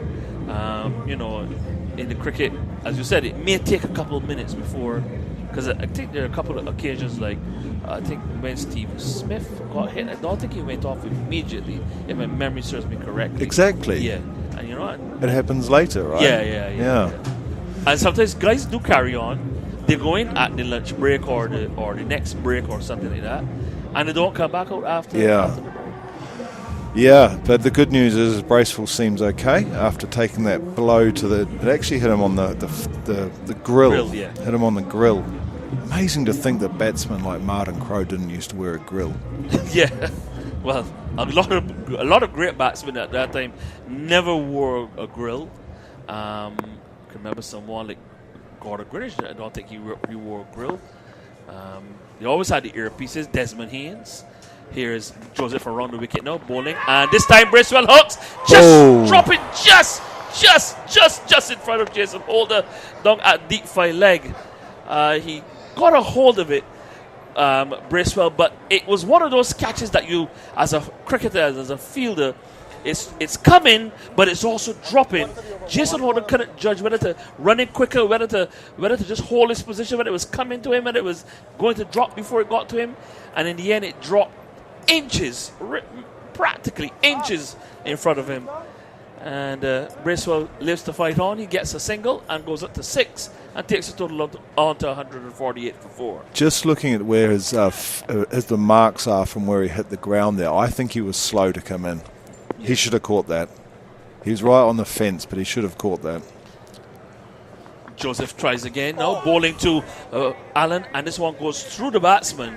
He was beaten for pace there. Look at him, maybe just guide it down to third man, but didn't make any contact. And I must say, Alzari Joseph has really, just cranked it up now. And umpire Nigel Duguay just asking the two batsmen, please move from off the danger area. He's really cranked it up. Yeah, 146 that last one. Mm-hmm. That's kilometres an hour, not miles. I think he's really certainly got him.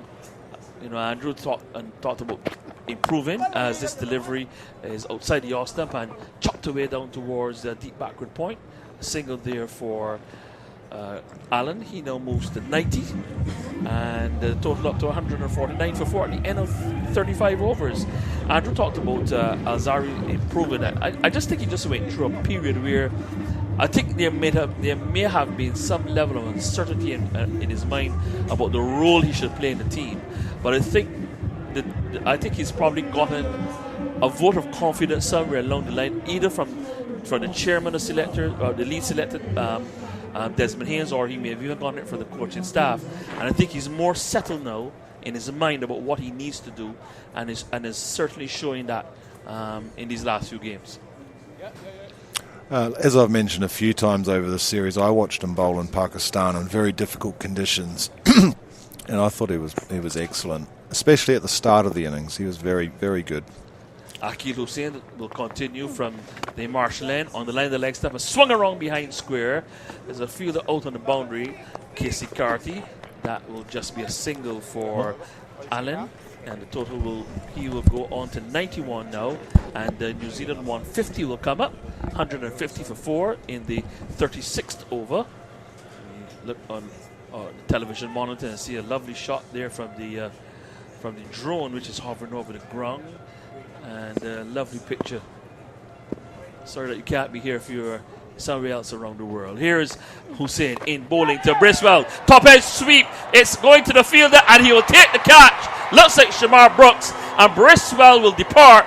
Caught by Brooks off the bowling of Hussain, who picks up his first wicket, and the West Indies strike again.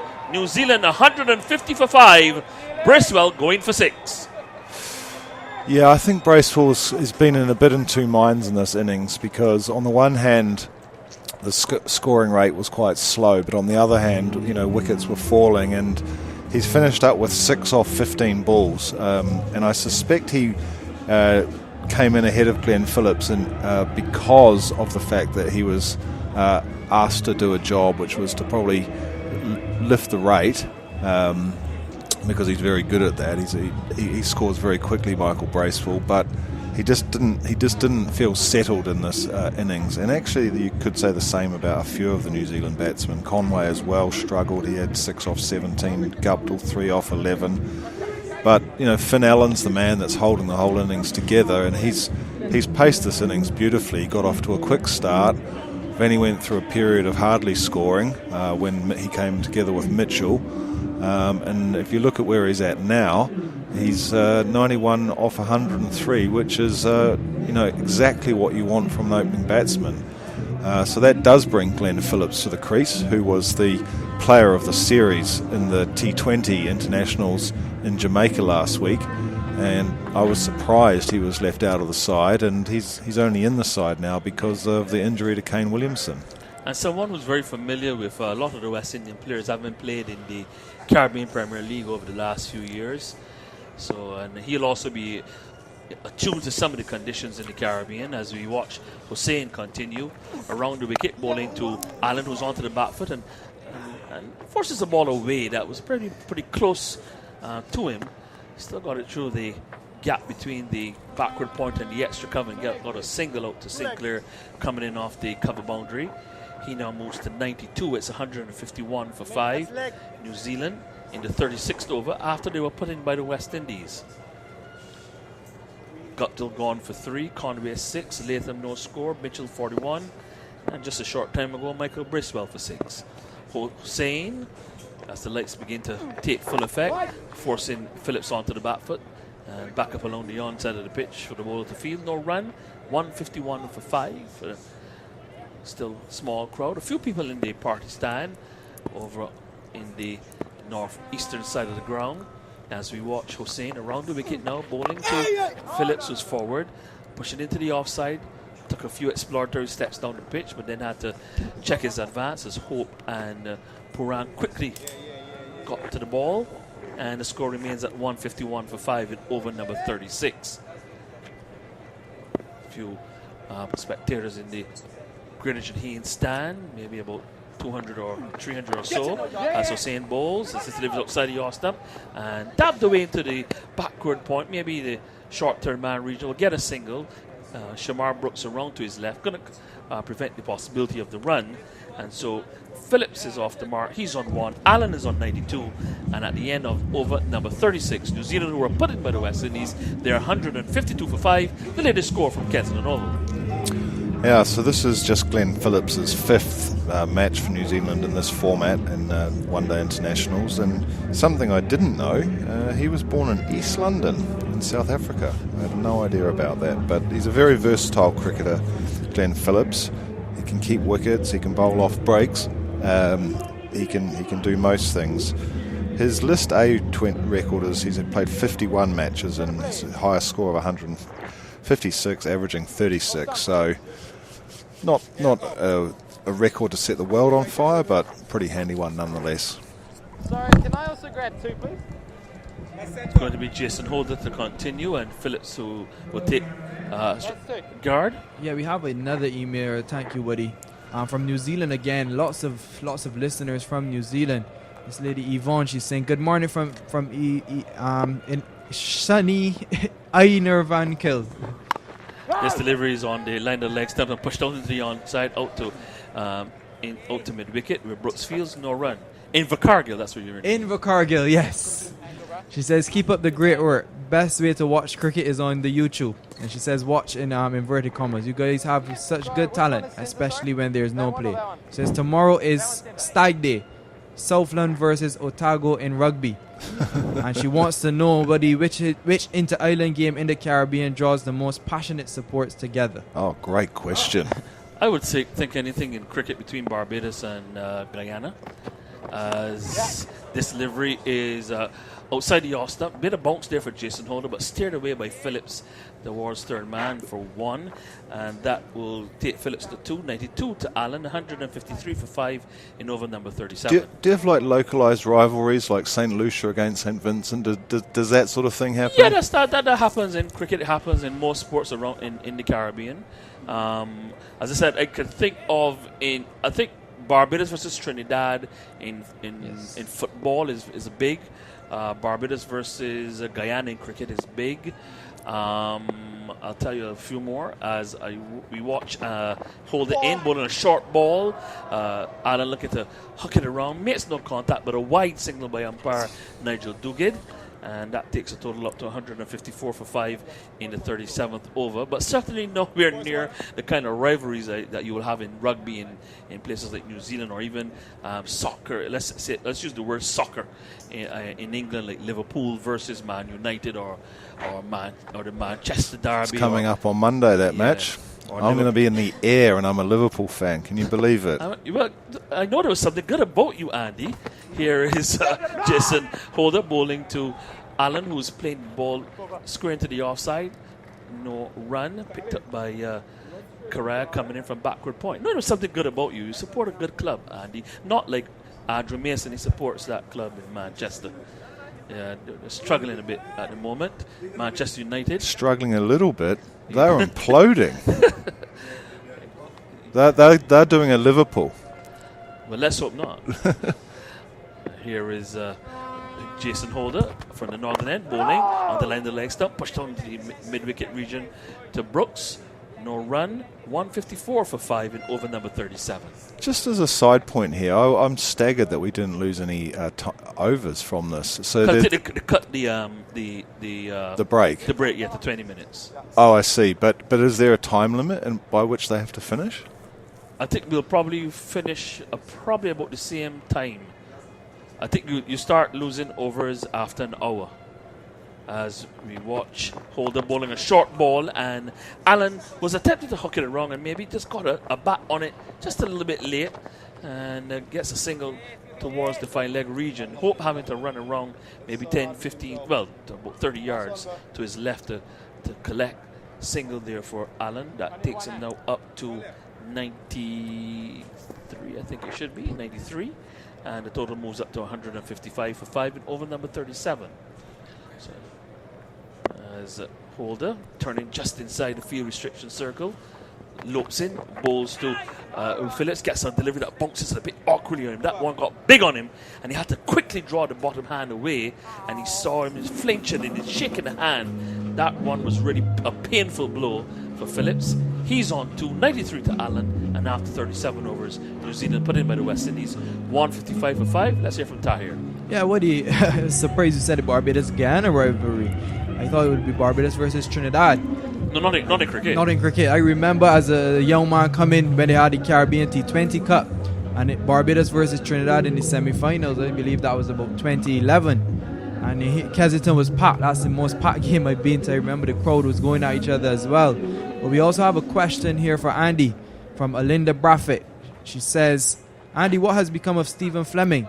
I admire him as a captain, but since his retirement, we have not heard anything of him. I don't know, Andy, if you know what Stephen Fleming is up to these days. Is this a local question, is it? From someone in the West Indies? I'm not sure. Because Stephen Fleming's all over television in New Zealand promoting things like heat pumps and that other things, cars, I think. But I suppose the main thing is he coaches a side in the IPL. Chennai, I think, isn't it? Yeah. Or is it Chennai? Barry? Which team is he coach? Is it Chennai or is it which? I can't remember exactly off the top of my head. As Hussain bowling around the wicket now to Allen, who chops this one away, square into the offside. Sinclair comes in from under the Greenwich and Haynes stand. Single. He's been coaching the Chennai Super Kings for a few years now. And they've been doing pretty well. Yeah. They're doing pretty well. I think they had a rough season this last time out. 156 for 5, went over number 38 as Akil Hussain, left arm spin around the wicket from wide on the crease, bowls to Phillips, who's forward, plays it square into the offside, and here hurries through for a single. Shamar Brooks a little bit slow off the mark. He's on to 3, Phillips. He's a busy kind of player, Phillips, but also can play his shots. I saw a couple of innings that he played when the West Indies were last in New Zealand. Got 100. Was it a T20 or was it a one-day game? Really played some fine shots. Here is Hussain around the wicket again, bowling to Allen, who's forward and forces the ball to Holder, who's coming in off the long-on boundary. Just the 1 run for him. He's now up to 95 and inches closer to that triple figure mark, and the total rolls up to 158 for 5. We're over number 38. We've had a long break for rain, but we've thankfully not lost any overs. We'll have a shortened interval between innings as Phillips forces his delivery through the cover region. Sinclair hurls his return into Hope on the bounce, but Phillips is very quick between the wickets, comes back for the second run to move now to 5 and take the New Zealand total up to 160 for 5. Just an interesting point. If Finn Allen does get to 100 here, that'll actually be his second 100 of this tour. He scored 1 on the T20s in Europe, so he's making a bit of a name for himself. Hussain making his way around the wicket again to Phillips, who swings to the deep mid-wicket boundary for 4. Well, you can't bowl that at Glenn Phillips. He's very quick on the feet, very fleet-footed, and he got into position quite quickly. Delivery shortish, and swung away over mid-wicket for 4. Yeah, that wasn't even that bad a ball. It wasn't really short, but like you say, he was just so quick to get into position and just pulled that one off middle stump out to the boundary for 4. Yeah, nimble footwork. He's now up to 9. It's 164 for 5. Hossein will try again now. Bowling to Phillip, who's this time on the back foot, defending, playing the ball back up to the bowler. No run. The end of the over. It's 164 for 5. New Zealand, after they were put in by the West Indies in the second one international at Kensington Oval. Finn Allen is on there on 95, and Glenn Phillips is there on 9. That's the score from Kensington Oval. The other place I went to yesterday was up in the Sandy Lane area. Very nice place indeed. Looked to be a fair bit of wealth up there from what I could see. Oh yeah, that's down the wealthy side. As you go more west, that's where the money is. Yeah, and the taxi driver took me and my mate into this mall, and I was a bit worried. He said, "There's a nice restaurant in here," but the first shop I saw was Cartier. I was like, I don't think so.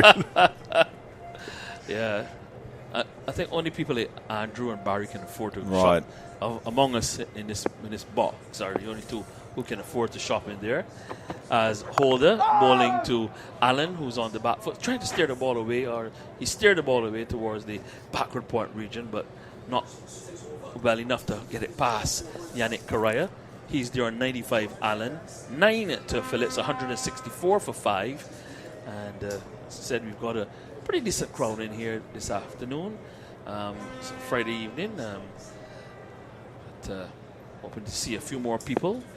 The local elite division competition starts tomorrow, as this delivery is played into the offside again, out towards that backward point region again, and King does the fielding this time, and the score kept at 164 for 5. So what's that? Was that a local club competition? Is Yes, it? the 3-day or a local 3-day competition starts tomorrow. That's between the local clubs. That's the top division, the top tier of Barbados cricket. And the defending champions are Spartan. That's the club that has produced people like Shamar Brooks. As you watch Jason Holder, a member of the Wanderers team, this delivery is pulled and well fielded by Shamar Brooks. I called his name and he flew to his right and grabbed that one. A very crunching stroke there from Finn Allen through mid-wicket, but Shamar Brooks flying to his right and pulled it in and stopped any possibility of a run. He could actually get a job for Man United being able to leap like that. Definitely. 164 for 5 as Holder turns, and you can see his shadows in 4 directions as he comes in and bowls. This delivers outside the off stump again, forcing Allen to steer the ball away towards backward point, where it's fielded by King, and the score remains at 164 for 5. Yeah, so Spartan are the defending champions. They'll be taking on Gladiola, which includes 2 former international players. That's Ashley Nurse and Miguel Cummins. That's played close to where I live in the southeast, in Rices and St. Philip. But there are a couple other games. I think should be a game down just up the road from where you are. As Allen places one in the air, a loose drive, mistimed stroke, probably the slow delivery from Jason Holder. He was through the shot, the ball ballooned in the air, but well short of Kyle Mears in that mid-off. So at club level they play 3-day cricket. 3-day cricket. Wow, over 2 weekends though. Saturday, Sunday. Oh, I see. Okay, Yeah. okay. Yeah. We've already completed the T20 version. They're still in the 1-day mode as we watch Holder from wide on the crease, bowling to Allen, who can only defend. Plays the ball back up to Holder. No run. A good over from Jason Holder as that was a maiden from Jason Holder. 39 overs gone.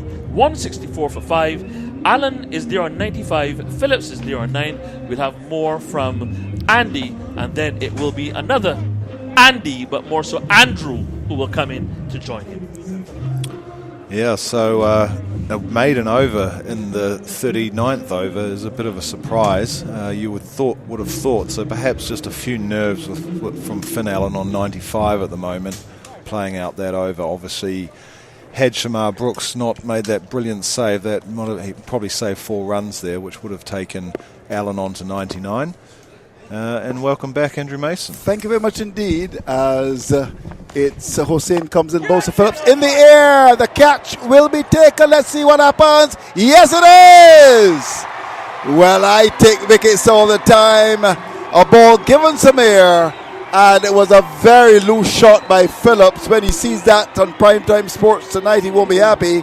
The ball was in the air, burst in the cloud, and went down to mid-off. The catch is taken, and that's a very important wicket to get, as Jamal joins me, because we know what Phillips can do, but he's back in the hut. A good run and catch by the captain, and it means that New Zealand are in further trouble. Nice to see you, Jamal. Hi, nice to see you, Andrew. Big wicket there for the West Indies. Once again, that Pooran Hussain combination in terms of Hussain making the batsman go after a delivery that wasn't quite there, and Pooran having to run back again and taking a very, very good catch, Andrew, under these lights in the twilight. Very, very good catch indeed. Good judgment, and it shows the level of professionalism from Nicholas Pooran, because I tell you, Andrew, that was not an easy catch, not by any stretch of the imagination.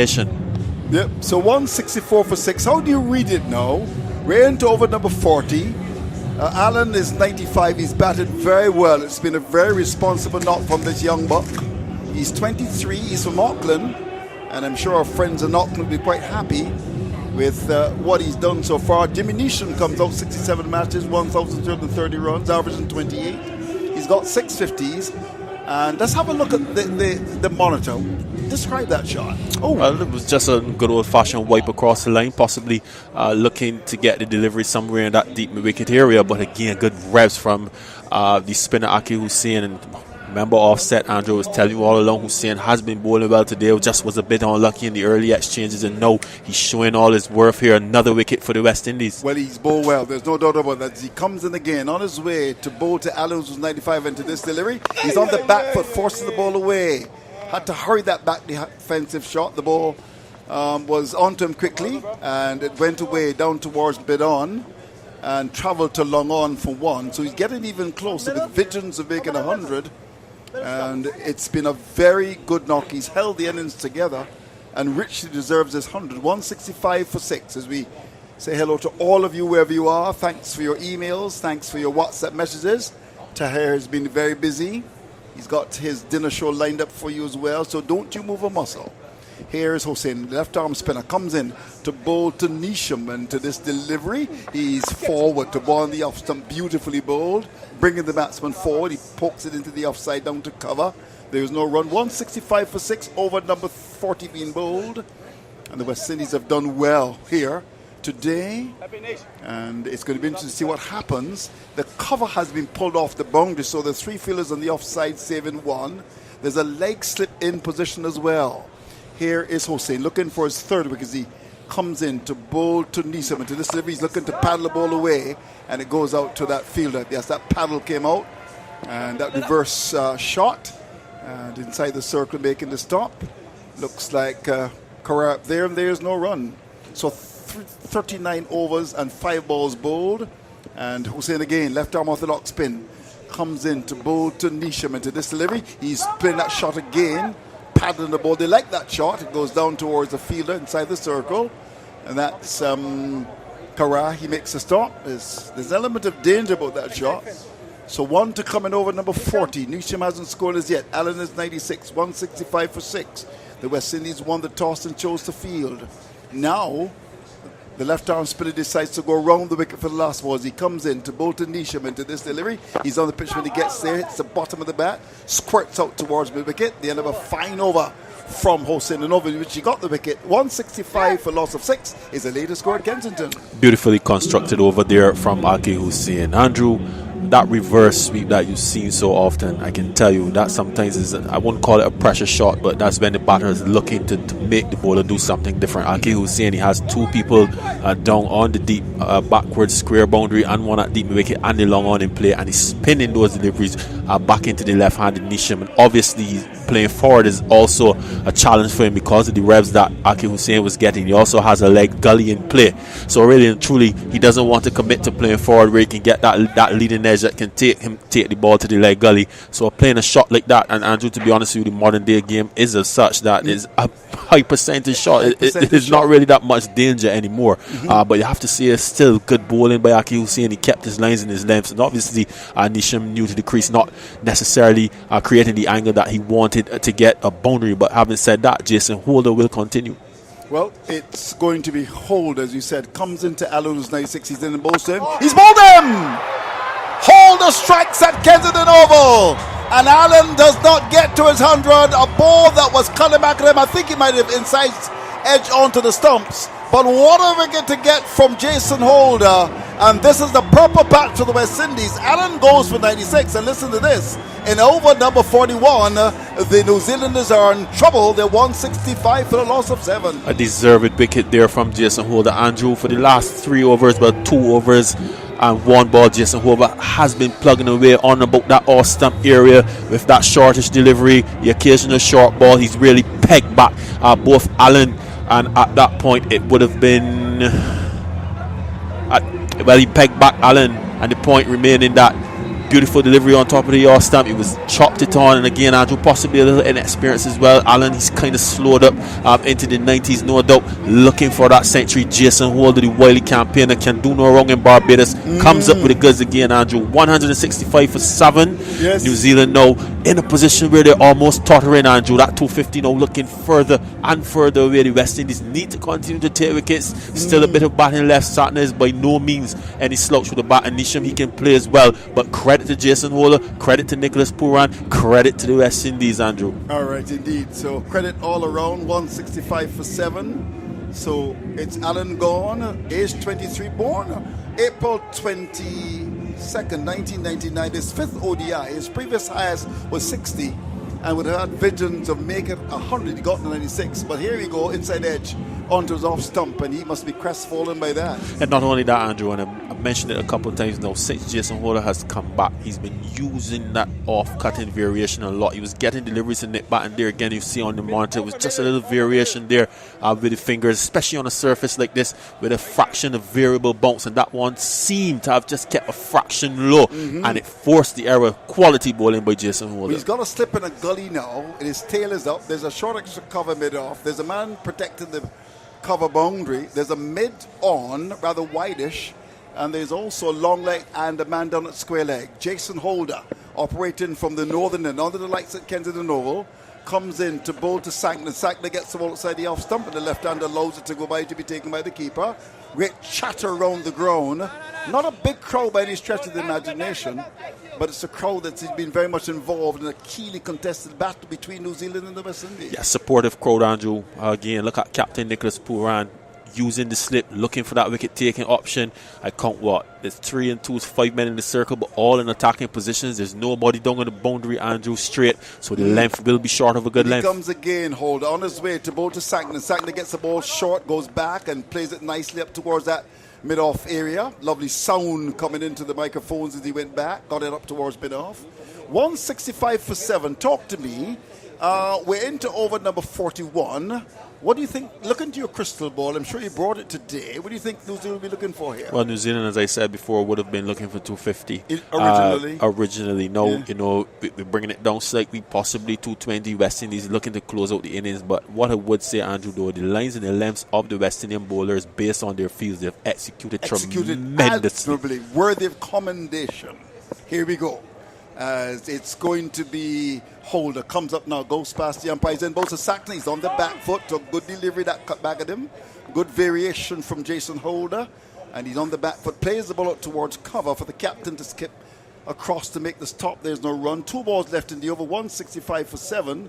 The last 22 balls we've had 10 runs, 2 wickets. The rate 2.73, and importantly, the wicket of Phillips. Yes, and as I said, Andrew, those lengths are so important. The people in the 3W stand have had nothing to see as far as a fielder running down towards that Betway sign to retrieve a ball. They've been bowling bang on target, short of a good length. Here's Holder, elbows pumping, goes past the umpire, now find a leap and to this delivery. Shorty's on the back foot. That's Sackner driving through cover, will get one. Will he come back for the second?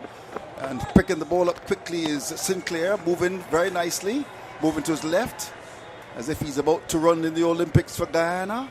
Picks it up, fires the return, and in terms of that run, it goes to 168 for 7. Stat on the monitor. Yeah, What do you Jason make of that? Holder now moving up to 7th in the all-time wicket takers for West Indies, just sitting behind the late great Malcolm Marshall. He has 136. Jason Holder 130 from 151 games. Malcolm Marshall 157 games, 136. So I have to say, pretty close, Andrew. Yeah, indeed. And he comes on his way again. Comes up now, goes past the umpire, and to this delivery, it's outside the off stump, played square the offside by Neesham. Down towards backward point again. Sinclair's had a lot of work to do. Comes across to pick it up. The end of a fine over from Holden, and over which he got the wicket of Allen. 167 for loss of 7 is the latest score at Kensington. Well, a wonderfully constructed over there again from Jason Holder, but a word on those stats. When you look at those stats, Andrew, you would have seen many a great cricketer way before me. For Jason Holder to be in that company, just shy of someone like Malcolm Marshall, it really Tremendous goes company. to show tremendous company. And he's still playing, Andrew. He's with the big wigs. He's still playing, Andrew, and Yeah. he's still in his prime. Yeah. Augurs well for West Indies cricket, augurs well for Jason Holder. We've knocked him many a time, Yeah. but probably in the last 4 years or so, you have to say, especially at his home ground, the Kensington Oval, he's been outstanding. Yeah, he's very popular. There's no doubt about that. One of the popular Barbadians, as Philip Spooner comes a calling. Hello, Philip. Nice to see you. First time I'm seeing you, a Spartan man, and of course, a man who's travelled the world. Would have gone to Auckland, to Wellington, and now very much in Bridgetown. He reckons that this is one of the best grounds in the world. Holding the first match 2 for 30, now to Scott 3 for 15. He's been brilliant. Here's Hossein, who's been brilliant as well. Oh, it's Sinclair, the man from Guyana, coming into the attack. Hello to all of our friends on NCN Radio there. He comes up now, he's in. Sinclair ball shots landed the off the back foot. Goes Neesham, doesn't time it very well. The ball goes bunked on the pitch. The bowler comes across to pick it up. We're into over number 42. It's 167 for 7. Neesham is 1. Sackner's on 1. And Sinclair round the wicket. Comes in, Boaston Neesham. Neesham is onto the front foot. There's an appeal. And is he in trouble? He came forward. And that's beautifully bowled indeed. Coming onto the front foot. Fantastic delivery. And you got to give him credit for that. A beautiful delivery. In fact, he's jumping all over the place. It's 167 for the loss of 8. More success for the West Indies. And you can't keep out the game. Let's have a look at that. There we go. A delivery that brought the batsman forward. The edge found, the catch taken. So good catch taken by the keeper. And it's Sinclair running all about the place as if he just won gold at the Olympics. So, big trouble for New Zealand. Listen to this. They're 167 for the loss of 8. Beautiful delivery from Kevin Sinclair. Also a beautiful take from wicketkeeper Shea Hope. That kept a bit low. It spun away and Shea Hope was able to collect that ball in his left glove. That was a wonderful take, Andrew. Kevin Sinclair, he's been unassuming, possibly uncomplicated, but he's been getting the job done. He's been bowling the ball in good areas and he's gotten a good reward. Second wicket of the game. Are you surprised that he hasn't played in recent times? Not necessarily. I mean, it's almost like he's come out of the dark, so to speak. Even when he was selected. When he was selected, there was a bit of a surprise. But truth be told, Andrew, he's been given the responsibility, particularly so far in the series. He's bowled well. He's bowled very well. And now Saudi comes out to fill the breach. And, well, New Zealand, of course, would want to, inspired by the mighty Gabby's Lord, send an answer for we, because they're in trouble. Here is a delivery which is bowled quick from round the wicket by Sinclair. Saudi on the back foot, works it into the onside, down towards mid wicket. There's no run. But I suppose the West Indies would want to be the stepping razor. You know that song, don't you? There's a beautiful take, Andrew. Beautiful take, yeah. Beautiful I see it. take. And they've really played with a sense of purpose. Of course, you know, you're talking about third world there in Jamaica. Here's a delivery bowled by Sinclair, the man from Guyana. Given lots of air, Saudi comes forward with that big bat. Pushes down towards long on for 1. Over number 42 is about to come to an end. And this has been a very good effort in the part of the West Indies with New Zealand in trouble. They are in all kinds of contortions. They're 168 for 8 under pressure and feeling the squeeze at the region's mecca. Here's Sinclair. He grips the ball, tosses it from hand to hand. Now starts a gentle run. comes into Sackner to this level. He's onto the front foot, pushes into the offside, down to mid-off. The bowler comes across, mops the brow, goes back to his mark. Lovely weather in Bridgetown now. Lights in full effect. Last ball of over number 42. Here is Sinclair. In bowls outside the off of the back foot goes Sackner. Strokes it down towards cover. There's protection of the boundary. And the return comes in. The end of another good over from Sinclair, over which 2 runs came, but the wicket fell. 169 for 8 is the latest score at Kensington. And obviously, Andrew, the problem for New Zealand today has been the regular intervals in terms of wickets. It's always been creating West Indies wicket-taking opportunities due to some pressure, due to some bowling changes, good feeling, good execution of their lines and lengths as well, Andrew. What can I say? Up until this 42nd over, the West Indies have done a magnificent job in the field. Captain Pooran getting his bowling changes right as we see another change now about to be employed. We see the speedster is back. Hey! Yes, Andrew, I love him. I've been watching him away from the Windies and Haynes stand. It's really lovely to see. That's why I was missing, by the way. I just went to feel some of the action watching Alzari Joseph in operation. Just to have a spectator's view. I have to say, watching Alzari Joseph in operation running in, it is a sight to behold. It reminds you, I mean, maybe not quite like the greats of the past, but a vision really. And I like him, he's had his challenges. He's a lot fitter. I was speaking to Sir Andy Roberts only today, and I was making the point that he's a lot fitter. And he's bowled with that aggression that we're accustomed to, and we want to see that come back in West Indies cricket. He comes in, the captain clearly looking to wrap it up now as he comes in to bowl to Sackner, and Sackner is off the back foot and strokes the ball away into the offside, down to cover. Coming from the Greenwich stand to pick it up. That looks like Sinclair's a lot of work to do. The score goes to 170 for 8. Over number 43 being bowled. Sankner is on 3. Saudi's got 1, and I shall endeavour to run through the details of what has happened today. Of course, people are always tuned into the broadcast. Let me tell you that we started promptly at 2 o'clock Eastern Caribbean time, 1 o'clock in Jamaica. And the West Indies won the toss, and they decided to bowl, making one change with Blackwood out and King coming in.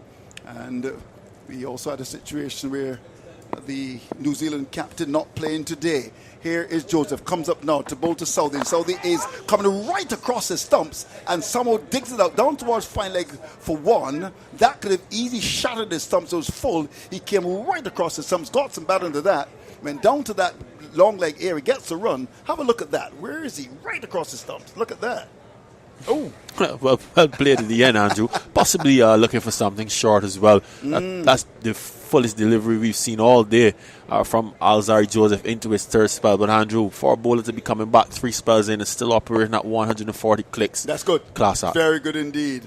A single to Southey to take him to 2. Here's Joseph, this time to Sackner. He's in and bowls to him. He's off the back foot, steers it down towards that deep gully or backward point. Sackner went back. He's got 3. Southey's on 2. It's 171 for 8. We're into over number 43. Guptel caught Brooks, ball holder 3. Finn Allen, the star today, 23-year-old, looking for his first 100. This is his 5th ODI. Bowled by holder for 96. 117 balls, 7 4s and 3 6s. I'll give you the others in a minute, as it's going to be Joseph to continue the attack, operating from the northern end. Under the lights at Kensington, comes in to bowl to Sankner to this levy short. He's hitting the ball in the air up towards that wide long off air. The ball is going to skid, and that's actually gone, I believe, for 6. Yes. Now what a shot! Now here was the batsman hitting that ball away. It went away high over wide long off. That's gone down by the Garfield Sobers Pavilion for 6. Yes. Where did that come from? Sackner giving himself some room, premeditating the length, obviously based on the field. There was Alzari Joseph banging that one in, and Sackner just giving himself some room and being able to free his arms. And in the end, Andrew, a pretty good shot indeed. Over the long off area. Let's see what happens here. How will the big fast bowler respond here as he comes in to bowl to Sackner? He's in and bowls to him, pitched up, and he's forward looking to York, and the ball goes up towards mid-on as the batsman drives it. Not the full-blooded on drive. Gets a single. I think he read it very well. He's on to double figures now. That's Sackner. He's gone to 10. Southey's 2. And being inserted at 178 for loss of 8. Yes, Jamal. good adjustment there from Alzari Joseph. Sackner not prepared to stay in his wicket to allow that short delivery to tuck him up, give himself some room. He could see that both him and Tim Southey are looking to do something a little different. Yep, indeed. Here we go. As it's going to be Joseph. One ball left in over, number 43. He comes in to bowl to Southey. And Southey, this delivery is swiping like blind Eldada. That's in Caribbean parlance. A big swipe at that. It was a slow ball, and it went by to be taken by the keeper to end the over. At the end of it, 178 for loss of 8 is the latest score at Kensington. Yes, Andrew, it looked like a slower delivery from Alzari Joseph, reading the situation in terms of the batters trying to do different things to him. No doubt Tim Southey has no interest of staying at his crease. No. Certainly with 140 clicks coming around your body. So a good improvisation on Tim Southey's part, forcing Alzari Joseph to do something different. But Andrew, overall, 178 for 8, 7 overs left. Really on the onus on the West Indies to close out this innings. This partnership, though, Andrew, could still flourish. A couple lusty blows from either Southey or Santner, so the West Indies need to stay in charge. I agree. Well, Hosein's bowl is 10 overs out. 10 overs, 1 maiden, 2 for 51. Mayer's 4 overs, no maidens, done for 21. Holder, 8 overs, 2 maidens, 3 for 15. Brilliant.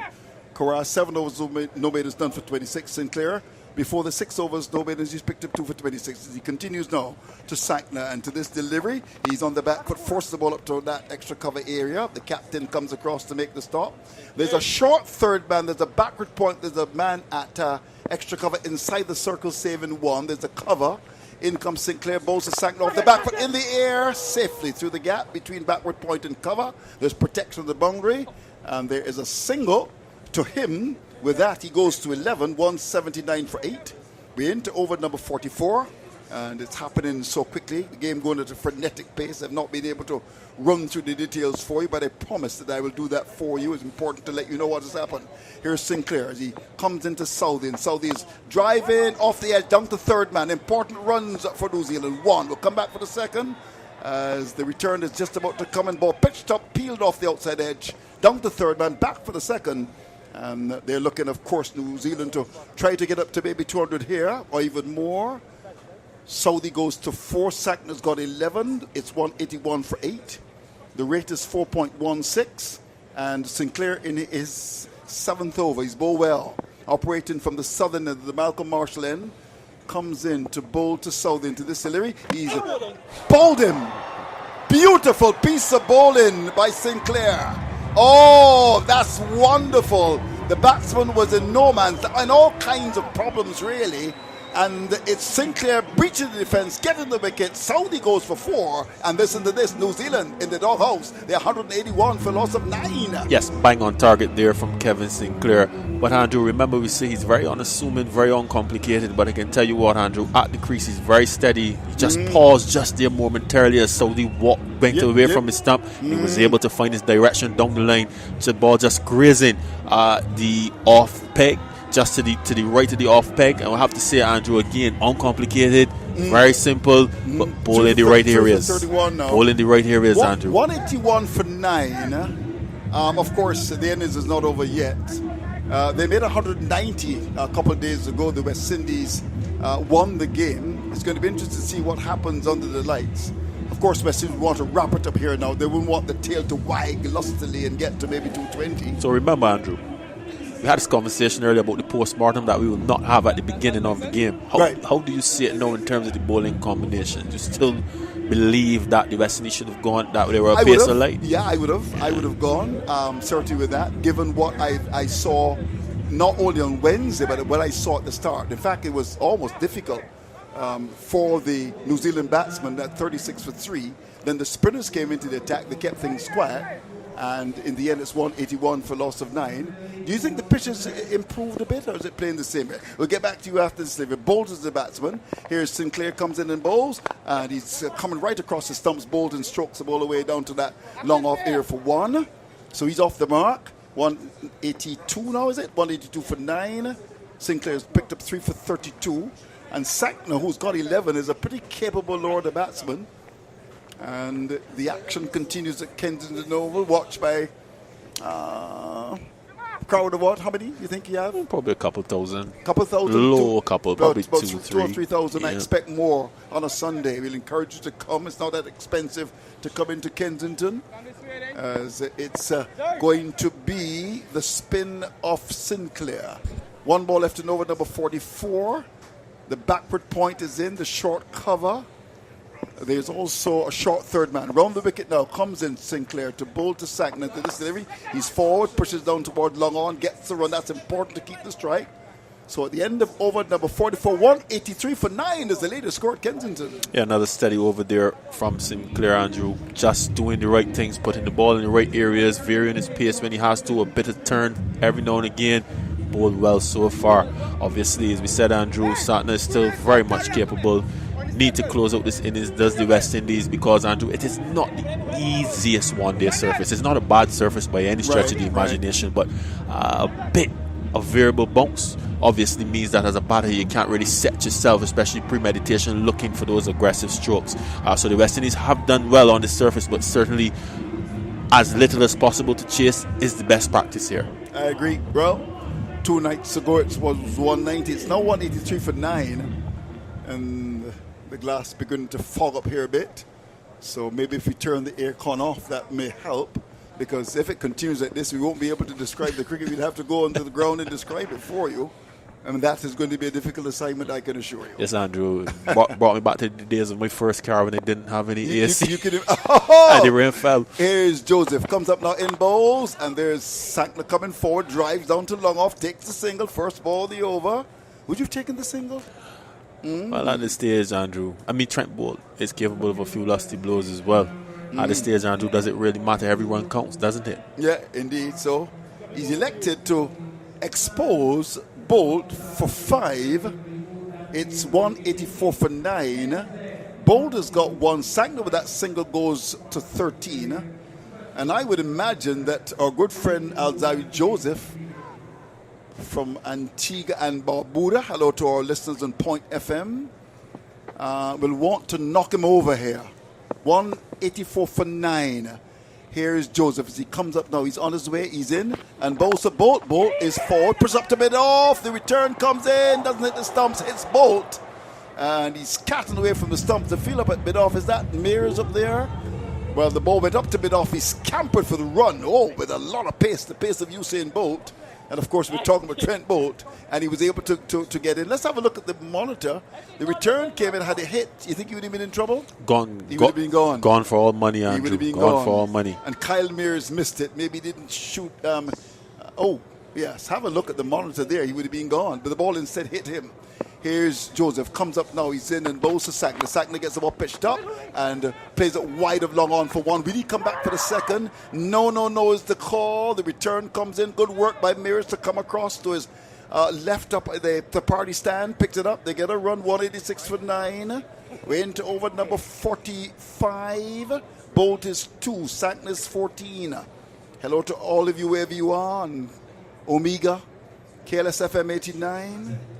Hello to all of our listeners on W Vent in, of course, St. Lucia, Mr. Mike Rogers.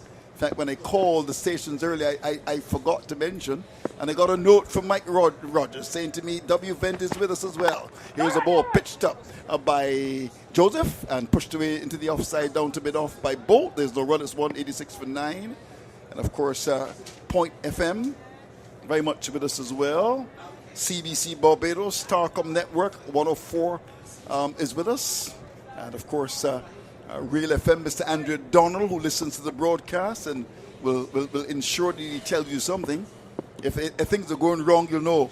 Here we go. As Joseph comes up now in bowls, there's the batsman edging down the third man. It's going to go towards the boundary. Bolt gets the boundary. It was outside the off-stump, tailed away down towards the square leg area. Got back under that. These are important runs here, and the ball sailed away down the third man for 4 to carry Bolt now to 5, and the score goes to 190 for a loss of 9. Yes, Andrew, that was a delivery that cut back to Bolt. He left his stumps exposed. He was able to get a bit of bat on that. Sheerhope had really no chance. Sped away into the boundary, Andrew, and as you quite rightly said, these are important runs. Very important runs indeed. Very, very important runs. The run rate just about 4.24, but on a surface with a slight variable bounce, you really want to close out this innings as soon as possible. The slip has been put in now, 190 for 9, and it's a conventional slip. Here we go.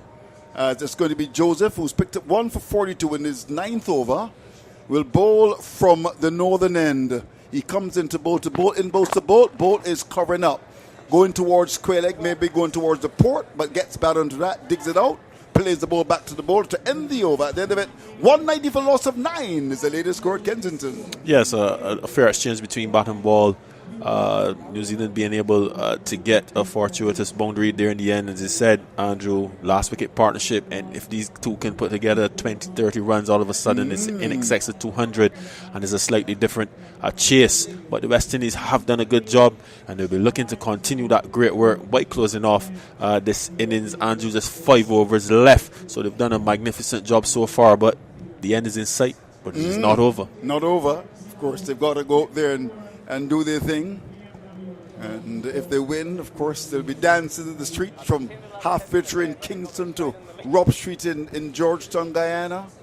Interesting name for street, the Rob Street. Hello to all of our friends there. 190 for 9. Here we go. A man who knows Rob Street very well is, of course, going to bowl now Sinclair. He's going to bowl his 8th over. He's picked up 3 for 33. And will want to get rid of Sackner, who's got 14. He comes round the wicket, he's in, and bowls to Sackner. And Sackner is on the back foot, looks to cut the ball away, goes by to be taken by the keeper. There's a shout from the bowler, more an optimism than a real conviction, as the ball went by to be taken by the keeper.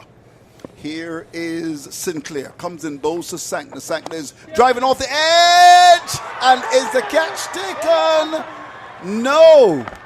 It went down to short third man. The fielder down there was not able to come up with it. I thought he might have moved a little bit. So is that Kyle Mears down there? Just double checking. A meaty edge, Andrew, and it went down to like short third man. Or is it Alzari Joseph? Like Alzari Joseph. It is. A tall man, yes. Unmistakable figure. We'll have a chance to see the monitor. But there was a batsman launching into the drive. The edge was found. It was in the air for a long time. And Joseph apparently was not able to come up with. The umpires are confirmed. What do you think they're confirmed about? Possibly to see if the catch was taken cleanly. We'll have a look at this soft signal now. This usually tells us what we need to know. Right. Not out is the not signal out. for Okay. the soft signal. Right. So we'll wait and see. Alzari Joseph and company didn't look too enthused. I think he picked it up on the volley, Andrew. Okay, we'll see. It's 191 for 9. And let's go through it again. Here we go. Could you talk us through that? On the half volley. On the half volley. On the half volley. Yes, clearly on the half volley. You don't need to see that 2 times. No, we don't need to see that. But we've seen it 5 times so far. Yeah. On the half volley. Yes. We've seen the monitor, thanks to our friends, of course, at CBC, for ensuring that we've got the monitor. So important. You can't do commentaries without a monitor. And yes. Can't do commentary with the fog glass either, but we're making it happen. Yeah. We're making it happen. Something's happening. That's a song by Red Plastic Bag, the Honourable Dr. Stetson Wiltshire. Of course, we just had crop over a couple of weeks ago. 191 for 9. Here is Sinclair, comes in, bowls to Bolt. Bolt is swinging. Where is that gone? Up towards the long on area. Difficult to tell with some challenges with the glass fogging up. But a single to Bolt, he goes to 7, and it's 192 for the loss of 9. Over number 46 being bowled.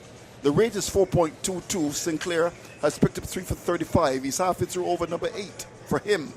He grips the ball. The off spinner walks first, now breaks into his run. Comes in, bowls to Sackner. Sackner is driving loosely outside the off, till the ball goes by to be taken by the keeper. I think Sackner must recognize that there's a lot of balls still left. There's no need to flirt with danger. Don't be a victim of your own indiscretion, my friend. Backed with a washpan of common sense. Here is Sinclair. He's in bowls. He's dragging the ball from outside the off stump down to long on. And there's a single. So with that run, he goes to 16. Brings Bolt into strike. He's got 7. These runs are important. 193 for 9. So they've scored more runs than they did on Wednesday. The West Indies won by 5 wickets and won comfortably, thanks to the great work of Shamar Brooks, who batted well. He was sweet like a Julie Mango in his stroke play. 193 for 9. 1 to come in over number 46. Here's Sinclair, comes in, bowls to Bolt. Bolt down the pitch. When he gets it, swings it. Where's that gone? up towards the position of mid-wicket. That's gone for 4. Important runs. He swung it lustily through mid-wicket. That's gone for 4 to carry Bolt to 11 at the end of over number 46. 197 for 9 is the latest score at Kensington. Great connection there from Bolt. A slightly slower delivery there from St. Clair. You have to see, give it a bit of air, and Bolt down the track and walloping that one, Andrew, away to the deep mid-wicket position. Long on and deep mid-wicket. They didn't have a chance. They just stood there as mere passengers. A powerful blow for 4. The score now 197 for 9, Andrew. A run rate of 4.28. Not that important at this stage, but all the runs that can be collected, there's still some 24 balls left in this innings. So the West Indies really need to close this out before they're looking at a total of 220 plus. Well, I think what we should do is to watch the monitor and do the commentary. It's getting a little bit lighter, but I think the aircon is off now, so let's hope that we can have a glass that we can see through. We are in the media centre, of course, on the 4th floor, so we're looking right down at the cricket. In the meantime, it's Joseph to bowl his last over, 1 for 42 as he comes round the wicket. Comes in to bowl to Sackner. This delivery, Sackner looks to swing the ball away down to the position of backwards square. Will get 1. Will come back for the second. The return comes and hits the stumps. And does Sackner get home? I think the umpires are going to go upstairs. A lovely return hitting the stumps. Sackner was coming back for the second. 198 for a loss of 9. And umpire Wilson has gone upstairs. Yeah, wonderful team cricket there on the boundary. Casey Carty retrieving that ball, tossing it back in one motion really to Jason Holder, who sent in a flat, firm return. It was a direct hit, but there's not much excitement as we see it now on the monitor. Satner clearly in, but good work nevertheless from the West Indian pair of Holder and Casey Carty on the boundary. Yes, well, the evidence is very clear-cut there. He got in. So 198 for 9. The third umpire is Leslie Reefer Jr. Of course, there's a Leslie Reefer Sr. who would have played for Barbados.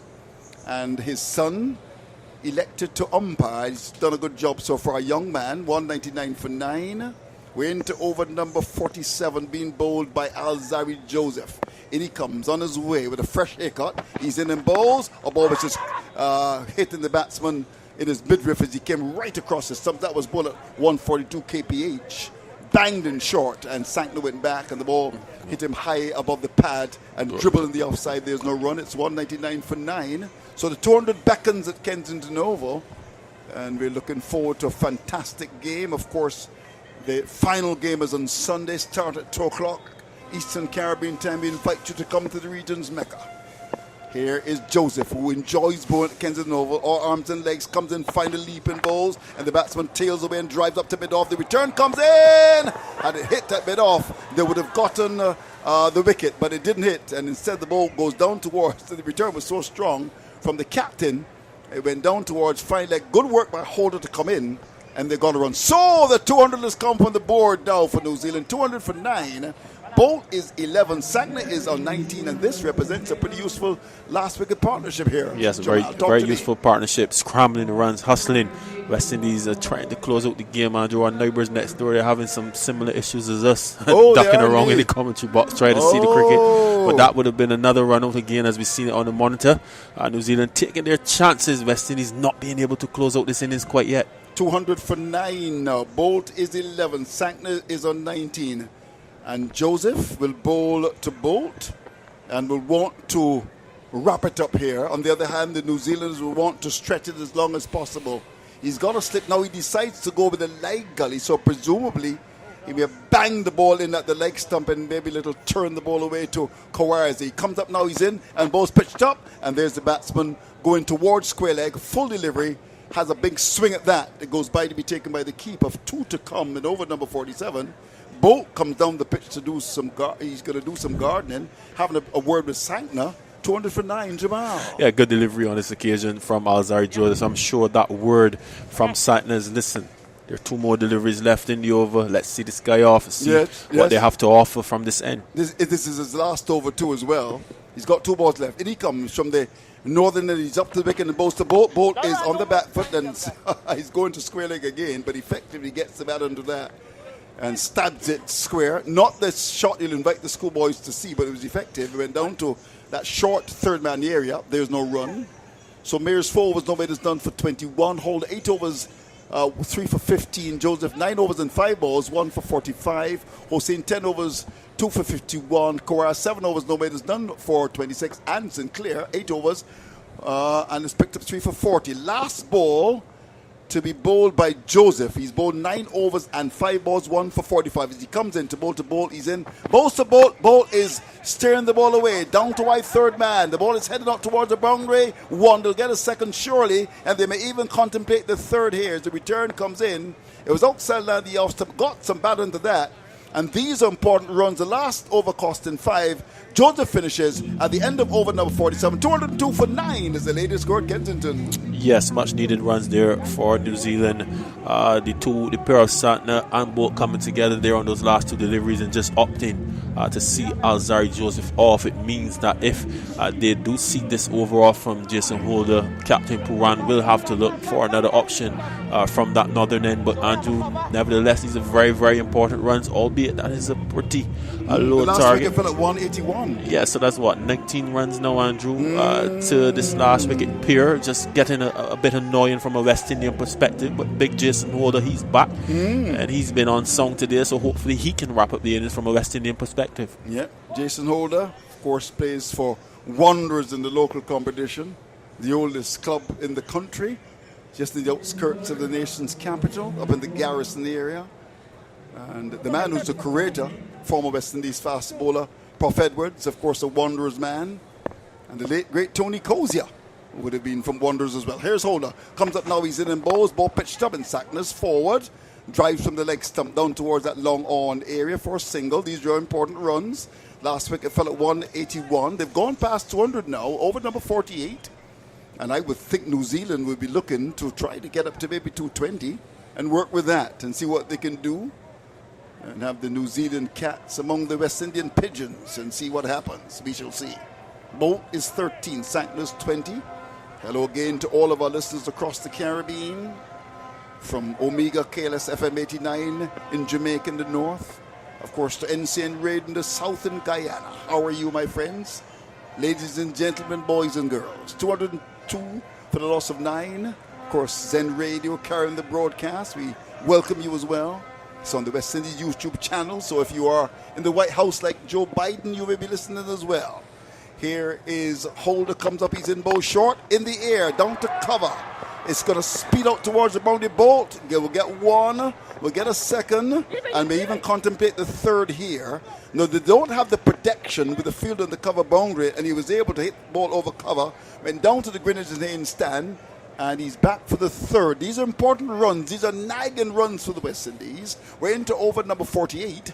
Bolt is 16. Sackness 20. It's 206 for 9. Yeah, a minor mistake there from the West Indies. They have 4 men on the leg side boundary. The long on, the deep mid wicket, the deep square leg, and the fine leg. Suggested that Jason Holder was going to bowl short, but Bolt gave himself room and went over the offside. He did. And he comes now. This is Holder on his way to Sackness. He's in both to Sackness. Sackness comes right across the stumps and just plays the ball away up towards that mid-on area. There's no run. Once again, we want to thank all of you for participating. Listen to the commentaries. You've generally said good things about the commentators, so we're happy about that. 206 for loss of 9. We haven't been naughty, have we been? I don't think we've been that naughty. 206 for loss of 9. Here we go. Jamal Smith always gives me trouble.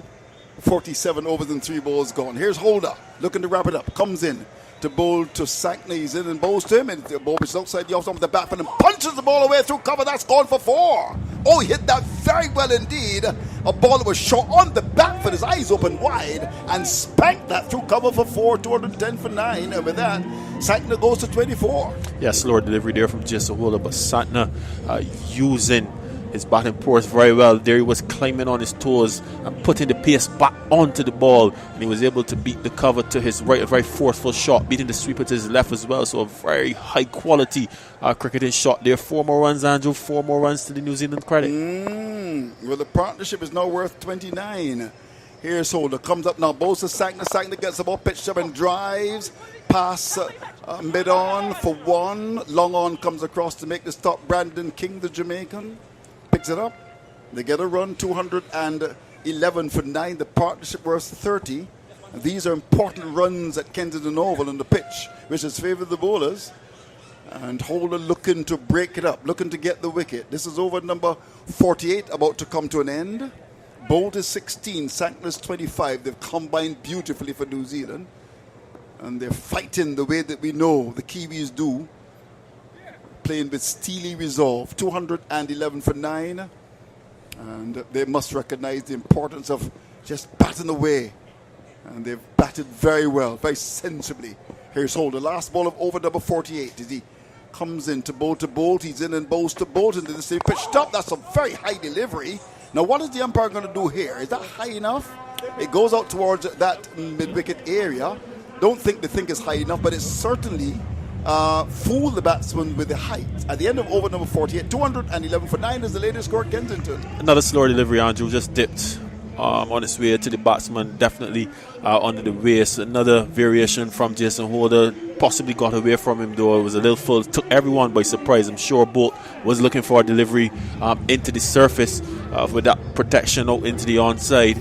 But another good over for the New Zealanders. Nevertheless, 211 in the context of this game on a pitch with variable bounce. You have to say that they're starting to claw their way to something that could be challenging for the West Indies. As we see now, that Sinclair will have to operate from that northern end for the 48th over. And no doubt Sartner will look to get after him. Oh, I would imagine he's going to try to have him for bait. He's going to look to cart him maybe up to New Orleans. He comes up now, Sinclair, from the northern end. He's driving up towards long off for a single. So it exposes Bolt, who can bat a bit. So we're into over number 49 now. We're into the happy hour, as they say. 212 for 9. Bolt is 16. Sankner is on 26. And they've come together and they've done a good job. The last wicket fellow won 181. They've carried it to 212 for 9. And it's going to be Sinclair to bowl his 9th over. He's bowled well. Seems to have had a fresh record as well. It's not the Gala Rush Me.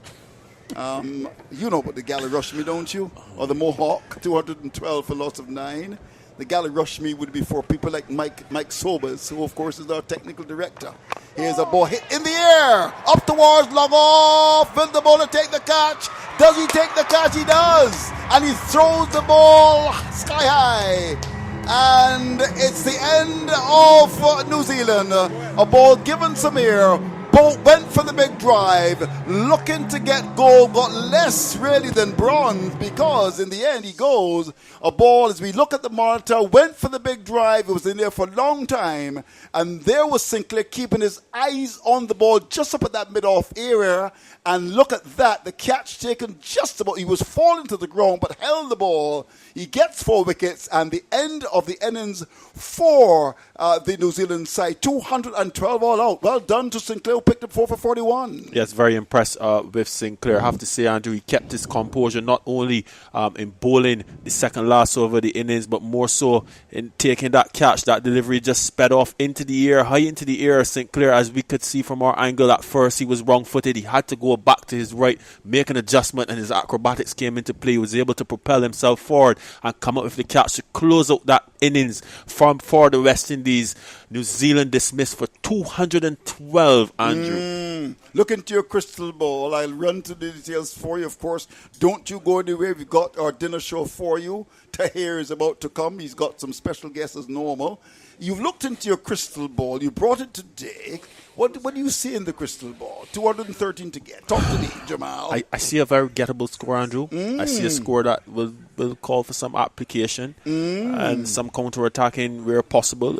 The beauty about the West Indian chase previously of 190 was that they were able to keep a good tempo, particularly in the power play, and moving into that 20th over. They slowed down a bit in between, but the tempo was of such that the pressure was on New Zealand to respond to run scoring, as opposed to West Indies just going out there and grafting around and putting themselves in a spot of bother. So the tempo will be very important from a West Indian perspective when they're chasing. Having said that, Andrew, that New Zealand is a world-class attack. We've seen some variations from Trent Bolt. We've seen what Lockie Ferguson can bring. We've seen that this surface is offering just a hint of variable bounce in between. It'll be very interesting to see how it plays after that light roller goes on it. But at the end of the day, Andrew, inside the crystal ball, I see a gettable total. Well done, well done. And, of course, if they achieve that, then they would have done what we said earlier, see clearly now with many rivers to cross. A good friend there, the legendary Jimmy Cliff. Now I've got the scorecard for you before our good friend comes a call in. Of course, Tahir. New Zealand inserted. Here we go. Guptel caught Brooks bowl holder 3. Finn Allen, bowl holder 96. I shall give you his stats. 117 balls. He occupied the crease for 180 minutes, struck 7 fours and 3 sixes. Conway bowled Joseph 6. Latham, the captain, caught Sinclair bowl holder a duck. Mitchell caught by Hossein off Sinclair 41. Bracewell caught by Brooks off Hossein for 6. Phillips caught Poran bowl Hossein 9. Neesham was caught by Hope off Sinclair for 1. Then it was Southey bowled by Sinclair for 4. And the last man to go was Trent Bowl, Cotton Bowl Sinclair, 16 important runs from 13 balls. He struck 2 fours. Unbowled was Mitchell Sackner, very underrated cricketer, 26 not out, 27 balls, 1 4 and 1 6. And in fact, the last wicket did a very good job. The 9th wicket fell at 181, and in the end, 212 in 48 overs and 2 balls. Leg buys 2, wides 2, 212 all out in 48 overs and 2 balls. Let's look at the bowling. Mears, 4 overs, none for 21. Opened the bowling with Holder, didn't come back for a second spell. Holder, 9 overs, 2 maidens, 3 for 24. Alzari Joseph bowling with some hostility. 10 overs, 2 maidens, 1 for 47. Akil Hussain, 10 overs, 1 maiden, 2 for 51. The leg spinner Carabo, 7 overs, no maidens, 2 for 28. And the chief wicket taker who bowled beautifully, Kevin Sinclair, 8 overs and 2 balls, no maidens, 4 for 41. They combined to restrict New Zealand, having won the toss and decided to field to 212 all out in 48 overs and 2 balls. Jamal. Yes, a very good bowling effort from the West Indies, albeit that Finn Allen found his way to 96 and Darren Mitchell would have contributed 41, and there was a little flurry in the end between Mitchell Santner and Trent Boult. The fact remains that all the West Indian bowlers, they certainly bowl well, operating on the 6 and over collectively. Jason Holder and Kevin Sinclair having the most impact with 3 and 4 wickets respectively. You have to say, Andrew, certainly that at this stage, the halfway mark, the West Indies have got it right in the field. They've got it right with their bowling changes. They've got it right with their lines and their lengths. They certainly got it right with their catching. And overall, a wonderful production by the West Indies team to be able to bowl out this New Zealand side back to back in 50 over cricket. They haven't been bowled out since 2020, Andrew. Credit has to be due to the West Indies. I'd love to hear your response to that. Well, indeed, absolutely. Okay. We just got to turn the mic on. Yes, it's on now. And I think you can hear me. Yes, we can hear it loud and clear now. And the news is, as we said, 212 in 40 overs and 2 balls. And a good effort on the part of the West Indies. Of course, we've got a dinner show. We've got Tahir. Tahir, it's all yours. Nice to see you again.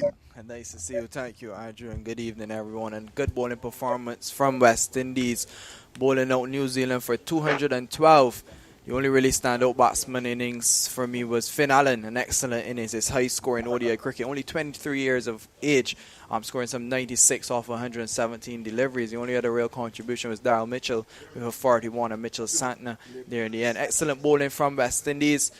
Jason Holder, 9 overs, 3 for 24. And the pick of the bowlers, Kevin Sinclair, 8.2 overs, 4 for 41. I believe he bowled really well on this pitch. Joining me tonight is a very, very special guest, former Barbados and West Indies opening batsman, Mr. Philo Wallace. He's on the line all the way from England, I believe. Good night, Philo. How are you doing?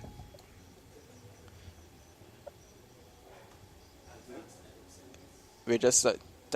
Philo is on the line, but we're just trying to arrange him. So yes, just a reminder, West Indies bowling out New Zealand for 212. We're waiting Philo Wallace. Hi Philo, can you hear us? Hello, yes, I can hear you. Can you hear me? Hi, good night. Yes, we can hear you loud and clear. How are you doing, Philo? Hello? Yes, we can hear Philo. I can hear you. Can you hear me? Yes, we can hear you loud and clear, Philo. What's your thoughts on the West Indies bowling performance?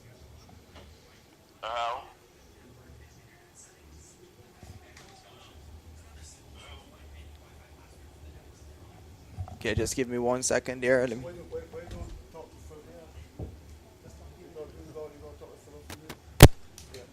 Hello? Hi, fellow. Yes, can you hear me now?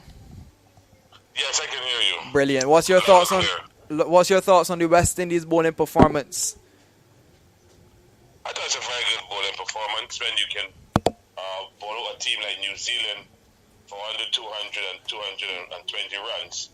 I think it's a very good performance. When you look at young Kevin Sinclair, continues to improve. One would have asked the question, where has this young man been for the entire West Indies cricket summer? Yes, absolutely. Totally agree. There was some discussion around his selection today. Some believe that Jaden Seal should have been selected ahead of him, but taking 4 for 41, an excellent bowling performance. But let's just go to the batting. Finn Allen, to me, he batted the best on this wicket. Some testing conditions here at Kensington. What was your thoughts on his innings? It's off a young man, making his way in international cricket at the top of New Zealand innings. It was a very good innings. We look at 96 from 117 balls, with 7 fours and 3 sixes. You tend to believe that this guy has good qualities in him. The surface again look a little difficult. He weathered the storm. I thought the key to West is getting up to low, but he settled in and he really batted deep into the New Zealand innings. But before Keir Williamson, you needed someone like Finn Allen to play that kind of innings, and he's done that. Unfortunately, he's going to get the 100. But when you look back at the whole innings of the New Zealand team, he stands up because he fought his way through some difficult periods, and then we saw some lovely shots coming from him. So it's well played to him, and obviously you would expect better things as he goes on in his international career. Absolutely. He's a young talent, obviously coming onto the scene as a T20 player, playing in the IPL, and now showing some maturity playing in 50-over cricket, given the chance from New Zealand. As we heard from Andy, our New Zealand commentator, who he was on the European tour and he did fairly well, and now continuing his good form. But Jason Holder back to some form, 9 overs, 2 maidens, 3 for 24. Thoughts on Jason Holder? Yeah, well, it's good to see Jason coming into some form. Obviously, he took a break. And looking back at a number of our cricketers who ask for these breaks, they take very long to get back into rhythm. We also have another guy called Shamrock who's lost rhythm as well. But Jason today looked the party. He ran in and bowled the ball in good areas. He got the early wicket, but his pitches obviously would have given him confidence. And you can see that he was really enjoying bowling on Kensington over today. He assessed the conditions quite well. And to bowl his 9 overs for 24 runs and pick up three good wickets is commendable for him. And you just hope now that this is a step in the right direction, as they say, moving into the next gear as he goes forward into the international calendar, because he's going to be an important player for us in the World Cup and obviously beyond the World Cup. So it's good to see Jason in some bowling form. Let's hope now that if he does get a chance to bat, he's in some batting form. But it's good for him as a bowler. I really thought he looked good today in the game. We as West Indies fans would not want the batting to get to him. We hope that we can chase down the target before Jason Holder. But you spoke about going into the next gear, and Alzari Joseph, he's looking very, very ravenous with the ball. You can see the anger in his face and his in his action, and his pace is really up again. The Alzari Joseph we know of. Not as lucky as he was on Wednesday with the wickets, but only taking 1 today. He's really improving as he goes forward.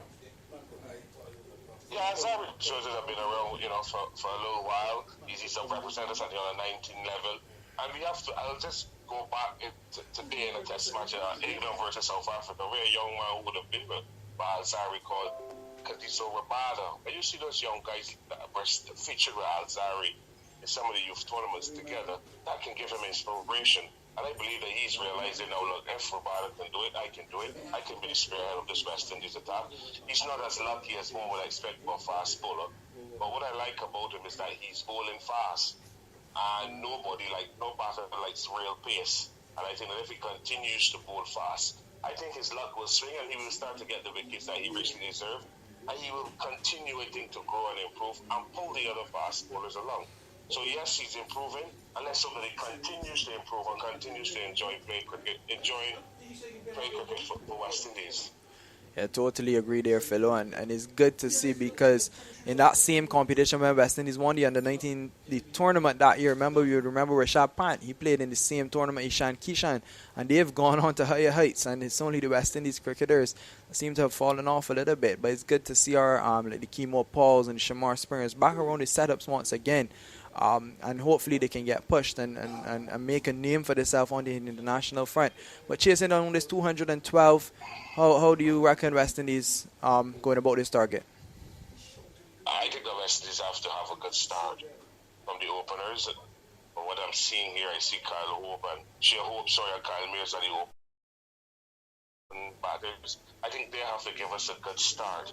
You don't want to lose early. You want to have a good, solid start from those two. And then obviously we know that Brooks is in good form, but every day is fishing there, but not every day is catching there. And obviously we will expect him to try to continue from where he left off in that first ODI, or get a start and then continue. But it's going to be a tricky chase.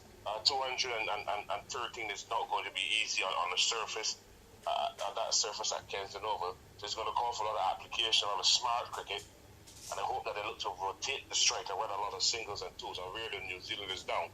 And then obviously when the bad ball comes down, just pick them off. I think Sankner is going to be also a key in the New Zealand bowling. But we need to have confidence that when he comes into bowl or when he comes on to bowl, that we can just work the ball around and pick him off. So the start is going to be important. And then obviously the middle order capitalizing on that start.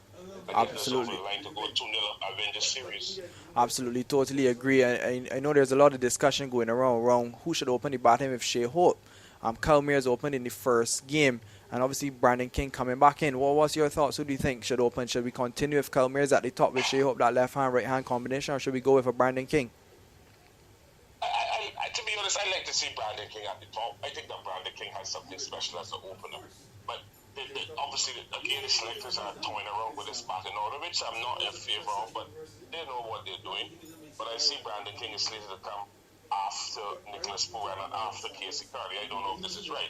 But the thing is, I would like to see Brandon King get in there early, and I believe that if he gets in early and get into his batting rhythm, he is such an elegant player and a great time of the cricket ball that he can do something at the top and take some of that pressure as well off of Shea Hope if he opens. Because I saw the first game, Shea Hope was going a little too hard at the ball, and then unfortunately he gave his hand away. So if he can get someone on the top who can take a bit of pressure off of Shea Hope, I think we would see a better opening partnership. If Kyle Mears is allowed to do it in this game, he has to understand that he has to temper that aggression and look to work the ball around. He's a good hitter of the cricket ball, but get himself in first before he starts to hit the ball.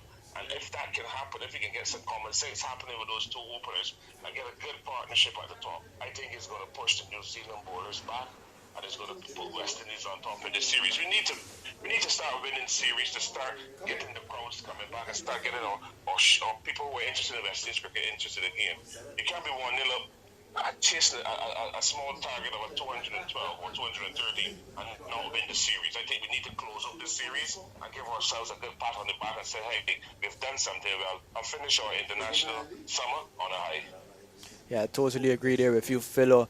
And just a reminder to listeners, West Indies bowling out New Zealand for 212. Kevin Sinclair taking 4 for 41. And Jason Holder 3 for 24. Finn Allen missed out on his first ever ODI 100 by getting 96, dropping 4 runs sharp. We want to hear from you, the listeners. You can email us at windiescommentary@gmail.com, or you can WhatsApp us at +1 246 253 4679. This is our special edition dinner show. We have the former Barbados and West Indies opening batsman, Mr. Philo Wallace, on the line with us, and he's talking on the game so far. Philo, the players are beginning to come back out. Any parting words, any final words, and thoughts overall on West Indies cricket?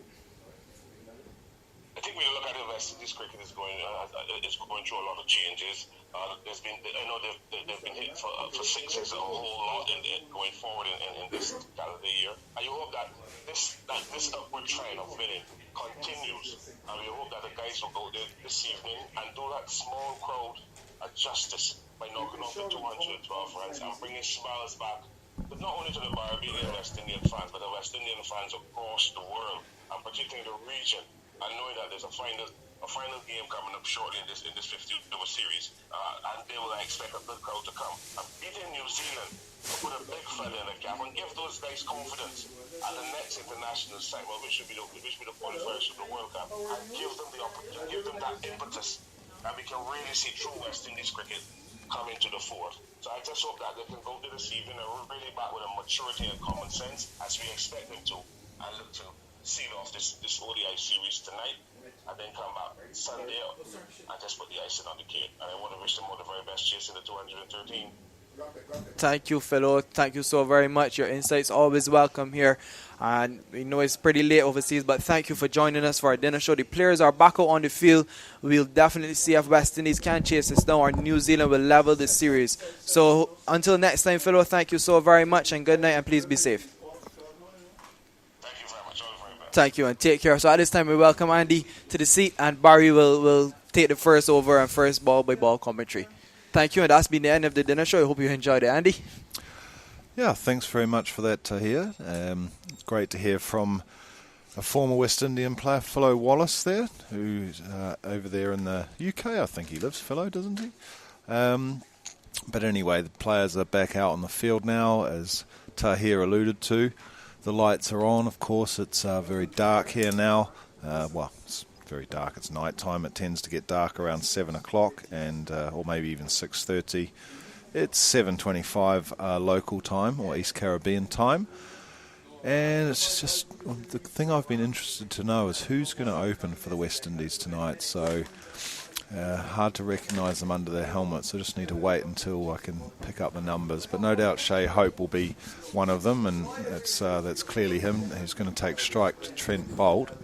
But who is he opening with? That is the question. So that's Carl Mears. It is Mears. Yeah, So they haven't gone for Brandon King. No, 27.21 average, 16 matches, and he's got 381 runs. Shea Hope, what a career he's had in ODIs. 4,241 runs, averages 49.31, 13 centuries and 20 half centuries from 103 That's a phenomenal matches. record, isn't it? The thing about it is he scored 11 of those centuries overseas. Right, okay. Even more which makes it impressive. kind of very freaky.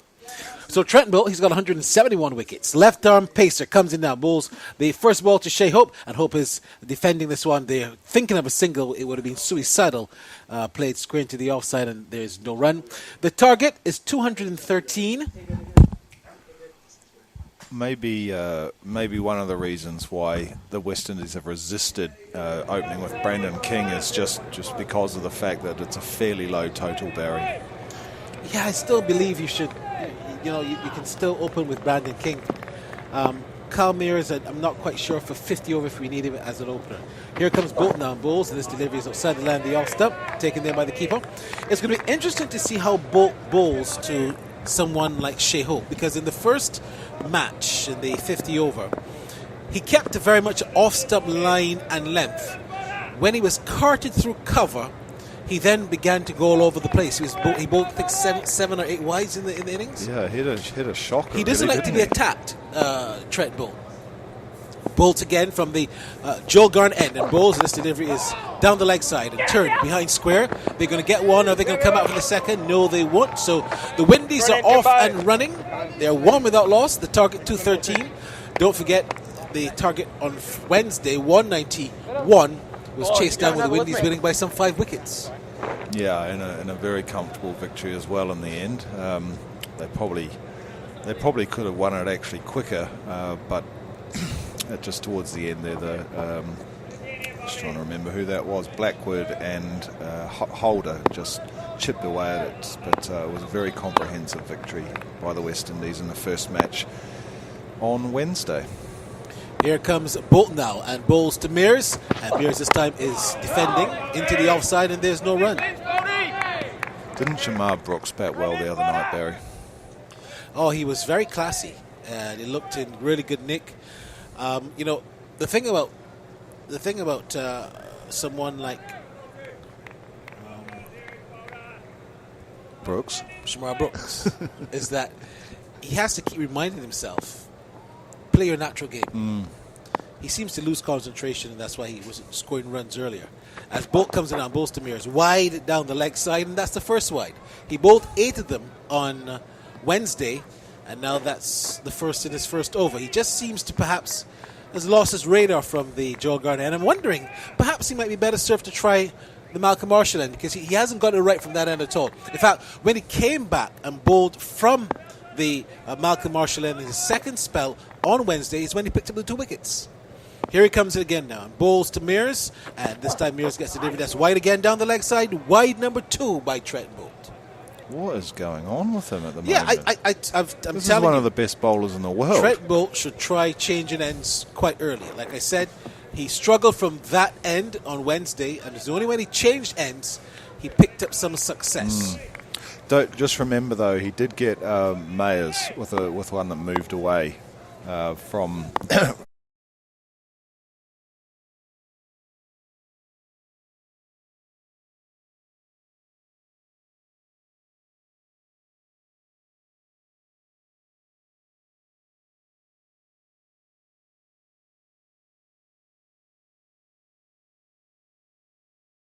It's not a bad one. It's not big by any means, but it's not a bad crowd for a Friday night to come and watch some cricket. Actually, the party stand has a decent amount of people. It does, although it's actually the party beach, Barry. We should actually just clarify that. Here comes Bolton now in again and bowls to Mears, and Mears is looking to Oh, drive, yes. and he's out caught. Mears is gone. Flat-footed drive again, taken there by the keeper. It was quite easy. And Mears is struggling opening in these ODIs. And I'm telling you, there's no need to have Kyle Mears as your opening batsman in the ODIs. You don't need to. I said that. You don't need to convince me that. That's exactly how he got out last night on Wednesday. Exactly the same shot to exactly the same ball. The same bowler, Trent Bolt, caught by the same guy, Tom Latham. The only difference, of course, is that he made a duck this time, whereas he got 6 on Wednesday. Well, the thing about it is, Kyle Mears caught Latham, Bolt for a duck. He is opening the batting and the bowling in both T20s and ODIs, and I don't think he needs to do that. If you've got Kyle Mears opening the bowling, he doesn't need to open the batting as well. And in addition to that, you've got Brandon King, who's at the form of his life, opening the batting for the West Indies. And then you're going to bring him down in the middle. Let Mears play in the middle in ODIs. He doesn't need to open the batting in ODIs. Well, that's also begs the question, where will King actually bat? Because he was batting number 4 earlier in the season. He's replaced Jermaine Blackwood, so I will assume he'll bat 5 or 6. Yes, and which is and if that's the case, as Shamar Brooks comes to the crease in his rightful position at number 3, fantastic average there of 38. But yeah, so King was batting number 4 earlier in the summer or in this cricket season for the West Indies. So it would seem nonsensical for him to bat at number 6. But I'm just so with you, Barry. Like, Mayers hasn't really been in much form. It feels like a bit of a waste of a wicket, actually. You know, if King had come out, and I think there's I'll come back to that. So the first delivery on the line, the off stump there to Hope, and that's Tim Southey, just on the line of that off stump. Hope has been hot and cold in ODIs this year. He's got 100. In fact, he got a century in his 100th ODI, and that was against India. Looking back at Kyle Mears' dismissal, a loose drive on the line of the off stump, and that's why he was out caught.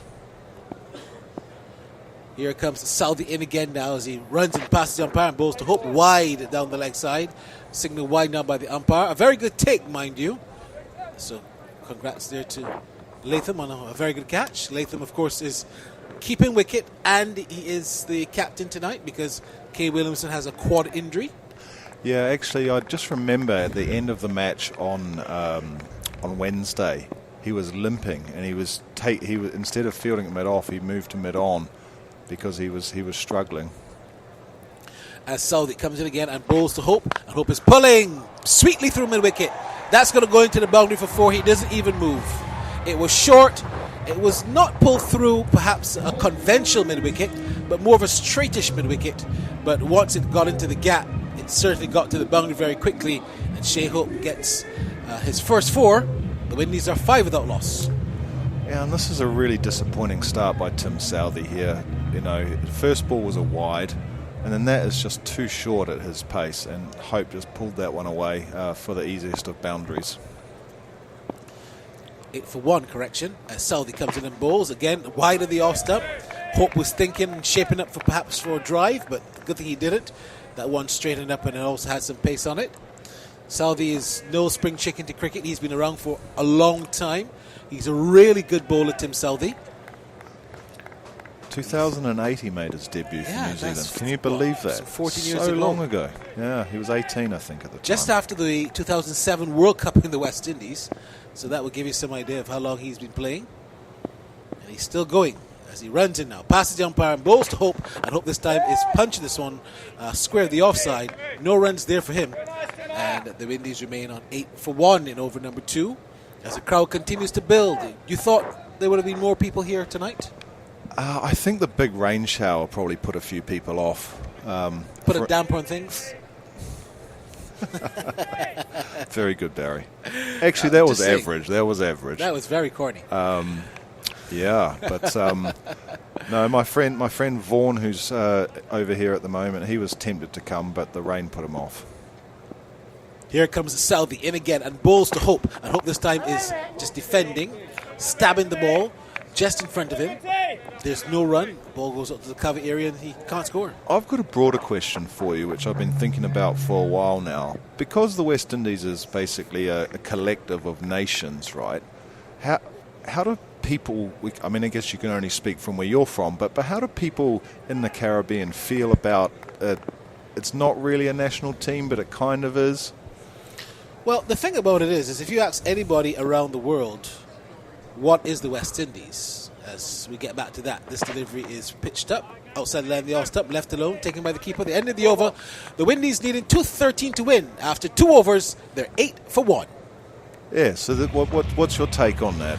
Well, the thing about it is that if you ask anyone around the world, what is the West Indies? The main thing they'll tell you, it's a collection of islands in the Caribbean. Yeah. So it's not a cricket team, but it's been so marketed as a cricket team, right, that people think that it's a cricket team, whereas the West Indies are a bunch of archipelagos, if you want to call it that. So it's a very strong brand, West Indies cricket. Yes. Very, very strong brand.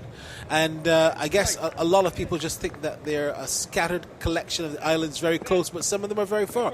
Jamaica is extremely far. Yes, I know. I had to fly from there. Exactly. So I don't know. I think that Guyana is not even part of the West Indies. Guyana is actually in South America. Yes. So I think that the brand West Indies is such a big brand that it is just very, very well marketed. As Bolt comes in and bowls to Brooks, and Brooks gets a delivery outside the line, the off step, not tempted any, and is taken by the keeper.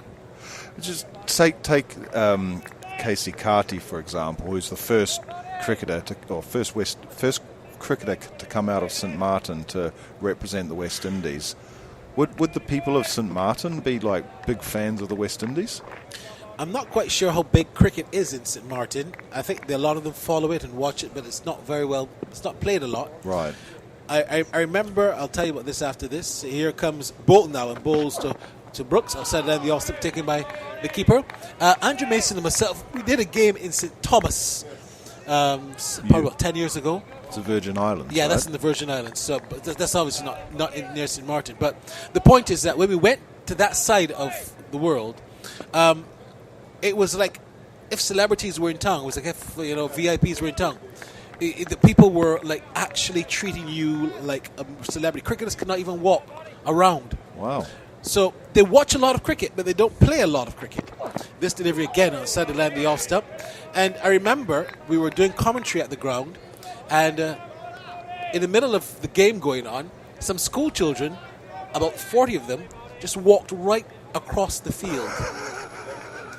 But they were not accustomed to seeing cricket, so to them it was just guys playing cricket. This was an official regional first-class match. And they just walked on. And they just walked right across the field. They weren't looking for autographs. The teacher was leading the pack, and they just walked right across the field. The umpire was like, what's going on here?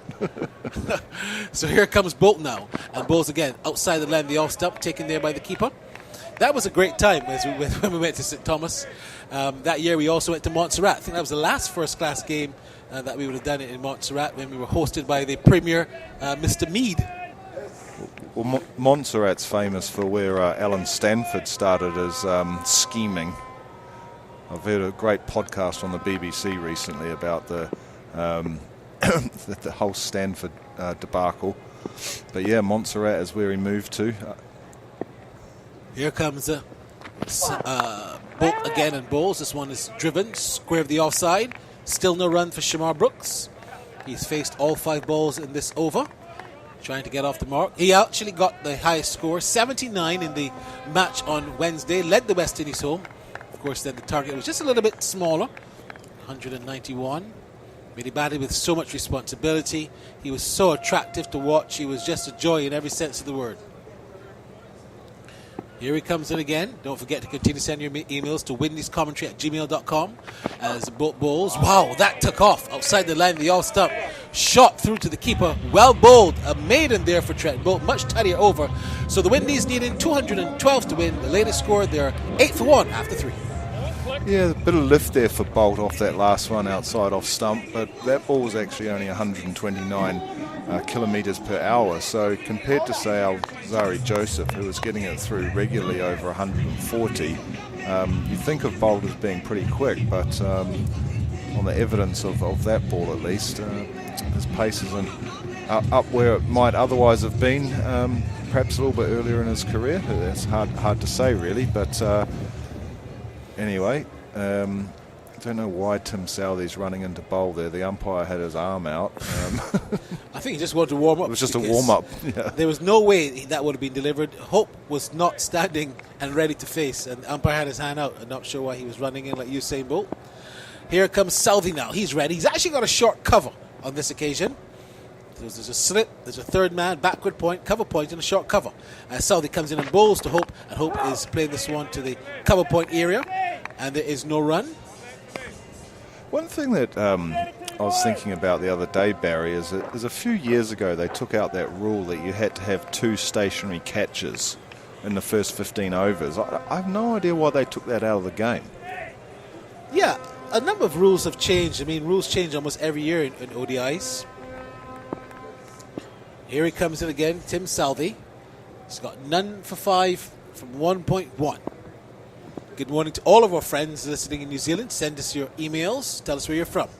Southey bowls again to Hope. And Hope is playing this beautifully through cover. On the back foot, stands up and punches it. Wouldn't get 4 though. It'll be pulled back just about now.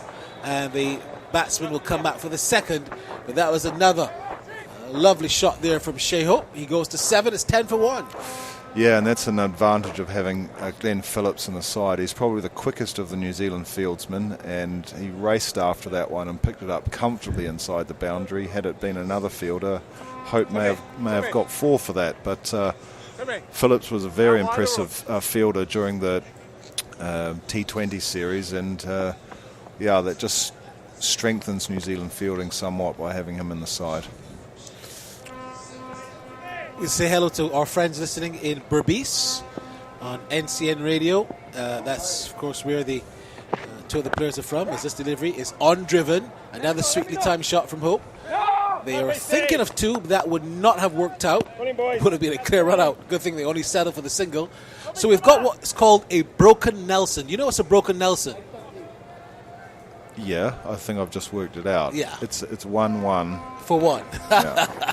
I actually just invented that. So if anyone in New Zealand wants to coin it, I've just copyrighted it. Yeah. A broken Nelson is 11 for 1. And that's the total. Where's Berbice, Barry? Berbice is in Guyana. Ah, okay. Yeah, it's in Guyana. It's Shimron Hetmeyer is from Berbice. As this delivery again is on the line of the off stump. Played square into the offside. There's no run. It's funny how you... Roy Fredericks is from Guyana, from Berbice. Even though I was... Rohan Kenai is also from Guyana, yeah. From Berbice. Even though I was reasonably good at geography at school, when I think of countries, I tend to associate it by cricket grounds. Yeah. So Georgetown I'm familiar with, but I wouldn't have known about Berbice. I'll give you a story about Berbice when after this delivery, Southey bowls, and this one is bowled him.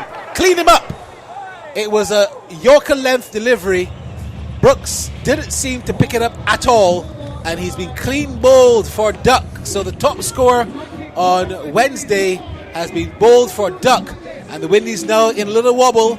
In a little wobble they are. They are now 11 for 2. Yeah, and I think just Southey might have just rolled his fingers over the ball there, and I guess you'd call that, I guess it's not seam movement, but I think it just came into Brooks slightly there, and he departs for a duck as well. So that's 2 ducks so far in the West Indies innings. He faced just the 8 balls. But a great start for New Zealand. That's exactly what they needed. And your broken Nelson's just been broken, Barry.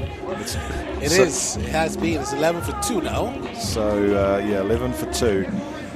Just a reminder, of course, listeners, if you're just tuning in or you've been in the bush somewhere and haven't been following the cricket, New Zealand lost the first match here at the Kensington Oval on Wednesday, so they're 1-0 down in the 3-match series, but a great start. Not a brilliant start with the bat, but with the ball, defending 2-1-2, they're off to a really good start. Just having another look at that one again. Yeah, Southey got some movement off the pitch there. Definitely came into Brooks, and who just went through the gate really. He was probably playing too flamboyant. His shot was too flamboyant, really, for the ball. The thing about it wasn't a shot. It was one of those swings. He was not in defence, or he was not going for a drive. He was actually had one hand off of the bat. He should have been tight, locked up, bat and pad, defending that one. But it was definitely a costly error from him. He's gone. Brandon King is the new man, so it's just like if he's opening, really. He's in the 4th over. Southey comes in again and bowls, and Brandon King drives straight to mid-off, and there's no run. The over ends, 4 overs gone then. The Windies needed 213 or 11 for 2 here at Kensington Oval. Just going back to my earlier comment, Barry, you and actually everyone that's been calling the game keeps talking about the party stand, but that's definitely a beach over there. And one of the strangest things that I've noticed when I've been for a few walks over there is they've got 4 jet skis there. So I've never seen a cricket ground in the world where you can sit on a jet ski and watch the match and have a boozicle. You're right. It's very unique, but that's what Barbados brings. And when you look at the other cricket grounds around the region, Sabina Park has a very noisy and electrifying atmosphere. Queen's Park Oval has the biggest capacity. And they also have a very electrifying crowd as well. But it's going to be Bolt now as he comes in and bowls to Hope. And Hope this time is playing the square to the offside and there's no run. St. Lucia, they tend to do a lot of partying. The party stand there. I've been to Carnival in St. Lucia. Really? Carnival in St. Lucia? Okay. Yeah. You enjoyed it? It's great. Great. We were in a boat in the harbour, so we weren't... I wasn't watching everything come past in the parade, but you could certainly hear it. It went non-stop all day. Fantastic stuff. Thinking about the other grounds around the region, St. Vincent and the Grenadines, they tend to do a lot of partying as well. Here comes Bolt again in bowls, and this delivery, the batsman Hope is playing it out to cover. Still no run. In Grenada also has a very electrifying party stand, and they have a lot of seating capacity. But the ground is not intimate in Grenada. I think Kensington Oval brings a little bit of everything. There's a little bit of intimacy. There's good seating. And then, like you said, the party stand on the beach also has everything there is to enjoy. Here comes Bolt in again. And bowls. This delivery is short. There goes Hope looking to pull. Misses. Taken by the keeper. The umpire there signaling 1 over the shoulder. Another thing I was thinking about the other day, Barry, is the top tier of the Worrell, Weeks and Walcott stand looks a bit like the media centre at Lord's. It does. It does. Very similar shape. It's not. I think the media centre at Lord's, do you think, is a bit bigger? Having been in there, it's kind of small actually, but yeah, it looks bigger than it actually is. I think this one is bigger than the media centre at Lord's. Here comes Bolt in again as he runs in and bowls to Hope, and Hope is driving straight down the ground, out to long off. Runs here for the Windies and Shea Hope. He'll get one, he'll come back for the second. A dive-in save and a stop down by Blackwell, and Bracewell correction, and they'll get 2 more. So that was a combination of Blackwood and Bracewell. Yeah, the two Bs. The B brothers. Yeah, I felt a bit sorry for Jermaine Blackwood for getting dropped. He didn't do anything wrong, really, did he? Well, he didn't, but like I said, he wasn't even in the plans. Yeah. He wasn't in this. He hasn't played ODI since 2015, so you feel sorry for him, but tell the truth, the board didn't have him in the plans. As this delivery, again, it's edged, and he's dropped, is he? At first slip, the ball goes down to third man. They'll get one, they'll come back for the second, but I think that's a chance there for Shea Hope. It was a genuine edge, and Mitchell's that was reaction Mitchell says everything. going to his left, and I think he might have put it down. Yeah, his reaction said everything. It was a good ball from Bolt. Found the edge, and that was comfortable, wasn't it? Should have really taken that. It was fairly low to his left, but it was, he was quite wide at slip, and he was in the perfect position and just straight through his hands. Shea Hope has to tighten up a little bit. He was very loose on that occasion. He's at a third slip. So here comes Bolton now, in again, and bowls to Hope. And Hope this time is driving through cover. Will he get 4 on this occasion? I think it's going to go close, but it wouldn't win the battle. They'll come back for the second. So Shea Hope has had 3 twos in this over. The target 2-13, and the latest after 5 is the Windies 17 for 2. Yeah, Shea Hope really impresses me, and I know he gets criticised for his scoring rate. But even here, he's 14 off 18. The other night, he made 26 off 24. If I was a selector, I'd be tempted to put Hope into both limited overs forms because he's just such a quality batsman. And I think, let's say for example, we had King and Hope opening in the T20s. I think that would be a really good move for the West Indies because their batting looked brittle. Especially in the first 2 matches of that series, and I think he would just steady the ship, so to speak. I'm not sure he's needed in T20s as Southey comes in again and bowls, and this time King is off the mark now, turning the ball behind square for a single. I'm not sure we need Shea Hope right now in T20s. The formula that they have, Brooks, King, and Mears, I think form a good 3 at the top. And I don't know if we necessarily need Shea Hope. But, I mean, it also depends on who's available for the West Indies in T20s because that's the biggest thing. Availability has been the biggest problem in West Indies cricket in the last since 2008 when IPL started. It's all been about availability. Who's available, when, where, and how, and to what terms. Here comes Southey now and bowls to Hope, and Hope is looking to turn this into the onside. I think that might have just touched the pad or might have even touched the bat, but it bounced a couple of times before it got to the keeper, and there's no run. Yeah, I guess Desmond Haynes and the rest of the selectors have a really tricky job, don't they, relative to other selectors for other international sides. For exactly that point you just made, Barry, is just it must just be so frustrating when you're coming to select a squad and having this constant noise of players saying, "Oh yeah, I'm still keen to play for the West Indies," and yeah. Here comes Southey in again and bowls to Hope, and Hope is driving a little airy-fairy, but straight to the field at the deep cover point, and there's no run. The thing about ODIs is, I think out of the 3 formats, how do you rate it? Do you rate it at number 1, number 2, and number 3? Which is the most famous and the most loved format now in world cricket? Wow. You would probably have to say 2020 from a fan's perspective. Personally, I don't like it that much, but yeah. Here comes Southey in again and bowls to Hope, and Hope this time is again punching the ball straight to that field again in the cover point, and there's no run. Well, commercially, T20 is the biggest, and I'm just wondering if we're seeing.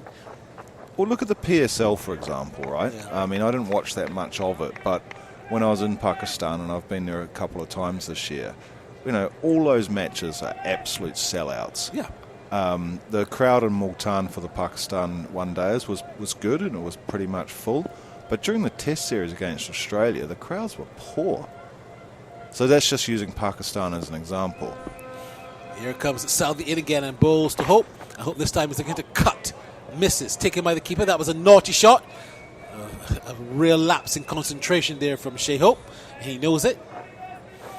But then you go to England and it's definitely Test cricket.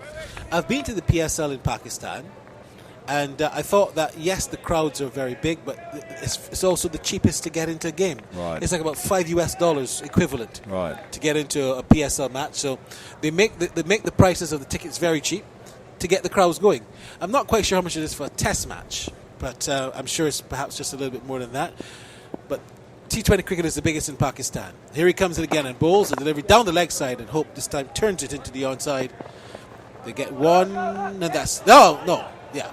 They were going to come back for the second, but they decided against it. So 6 overs gone, 213 the target, and the Windies are 19 for 2. Well, from a West Indies perspective, it's very good that they haven't lost any more wickets. Just in the last couple of overs. Just there's going to be a necessary period of consolidation here, and with Hope going along pretty well at the moment, he's on 15 off 23. It just gives Brandon King a chance to take his time. He doesn't have to play all the big shots, and actually he probably can't play a lot of big shots right now because he can't. From the team's sake, he needs to play a long innings here, not a quick fire 40 or something like that. That's not what they need right now. So, so here we go again with Trent Boult. So here comes Boult now again and bowls, and this delivery rushes Hope to play it square into the offside, and there's no run. But that question you asked, Barry, is that I think it depends on where it is. So again, if you take India as an example, the crowds at test matches in India are not brilliant, but the IPL is just a complete sellout everywhere. Again, cheap tickets. Yeah. Sometimes some tickets are free. I'll tell you an IPL story in a minute. As Boult comes in and bowls to Hope, and Hope this time gets to do it outside down the off stump, but there's no run. IPL 2016, after Carlos Brathwaite hit those 4 sixes, that year he was not actually playing in IPL, but he got a big contract after those 4 sixes, and for the first couple of games for that franchise, they gave away quite a number of tickets, and the stadiums were full for the first, I think, 10 games or so. So sometimes in IPL, some tickets are actually given. As this delivery again is down the leg side, tickled to fine leg. They get one, and they were thinking of the second. They decided against it, and no, 20 for 2. Because IPL is about optics, getting the cameras and the people cheering, and the crowd's full. Yeah, and from a from a player's perspective, you want to be playing in front of a full house, right? So it totally makes sense. But you mentioned price, Barry. It's a really relevant point, actually, because in the New Zealand Test Series in England recently, the ticket prices were just unbelievable for Lords anyway. As Boult comes in again and bowls to King, and King this time is steering this one down to third man for a single that he will jog. The required rate is 4.43 for the West Indies. They're just under that, but they won't really mind because they've lost 2 quick wickets. They want to consolidate and get a partnership going, much like what we would have seen with New Zealand when they were 31 for 3, and they had to rebuild, and they did so in a tremendous fashion. So 16 to Shea Hope from 26, not a big deal as yet. Brandon King 2 from 3, but Hope is on strike as he bowls, and this delivery again is played square to the offside. No run there for Shea Hope. I think he's perhaps just trying a little too much. Got a reprieve in the last over when he was dropped at slip. Let's see if he's going to make the most of that. I just wonder what New Zealand's tactics are going to be here, Barry, because Lockie Ferguson's not playing tonight. He's been replaced by Jimmy Neesham, who's not, he's not of the same pace or not even the same style of bowling. So maybe Boult will bowl a longer spell here to try and get this next wicket. Boult comes in again and bowls. This delivery is punched out to cover. There's no run. The over ends 213 the target, and the West Indies are 21 for 2 after 7. More from Andy McLean, and then it's Adrian Woody Richard. Just before you go, Barry, what's the...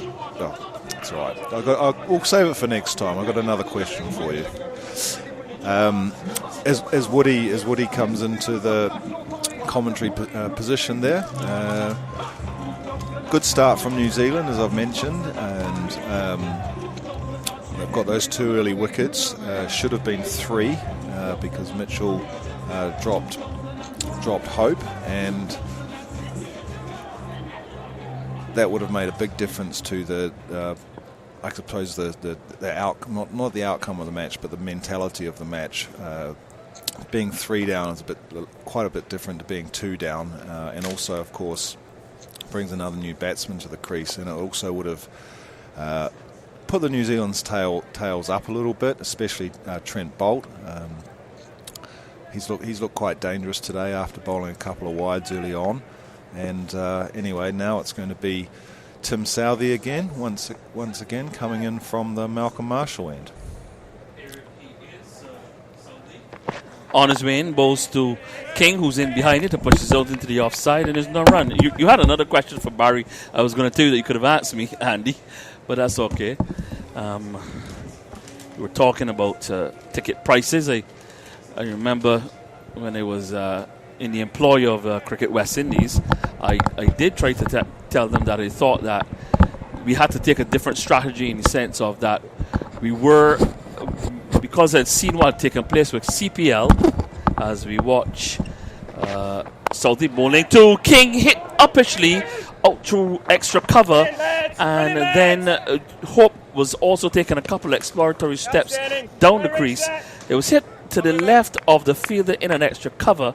Looks like I think that's Santner, and he was diving away to his right, almost got his hands to it, and then Nisham, who came around to his left to cover at mid-off, then had a throw at the bowler's end because Hope had taken a couple of exploratory steps out of the crease, and so almost an opportunity for New Zealand to get a wicket on.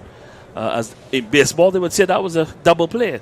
Here is Southey bowling to King, who's on the back foot and playing the ball up towards mid-on, where it's fielded by Guptill, and the score kept at 21 for 2 in over number 8. 16 to Hope, 2 to King.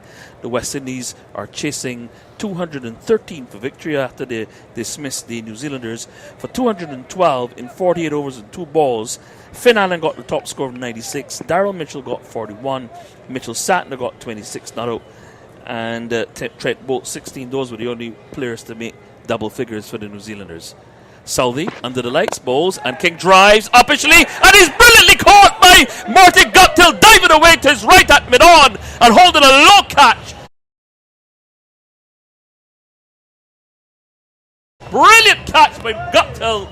It's 21 for 3, 7 in over number 8. The West Indies innings at the crossroads. Yes, most certainly at the crossroads, Woody.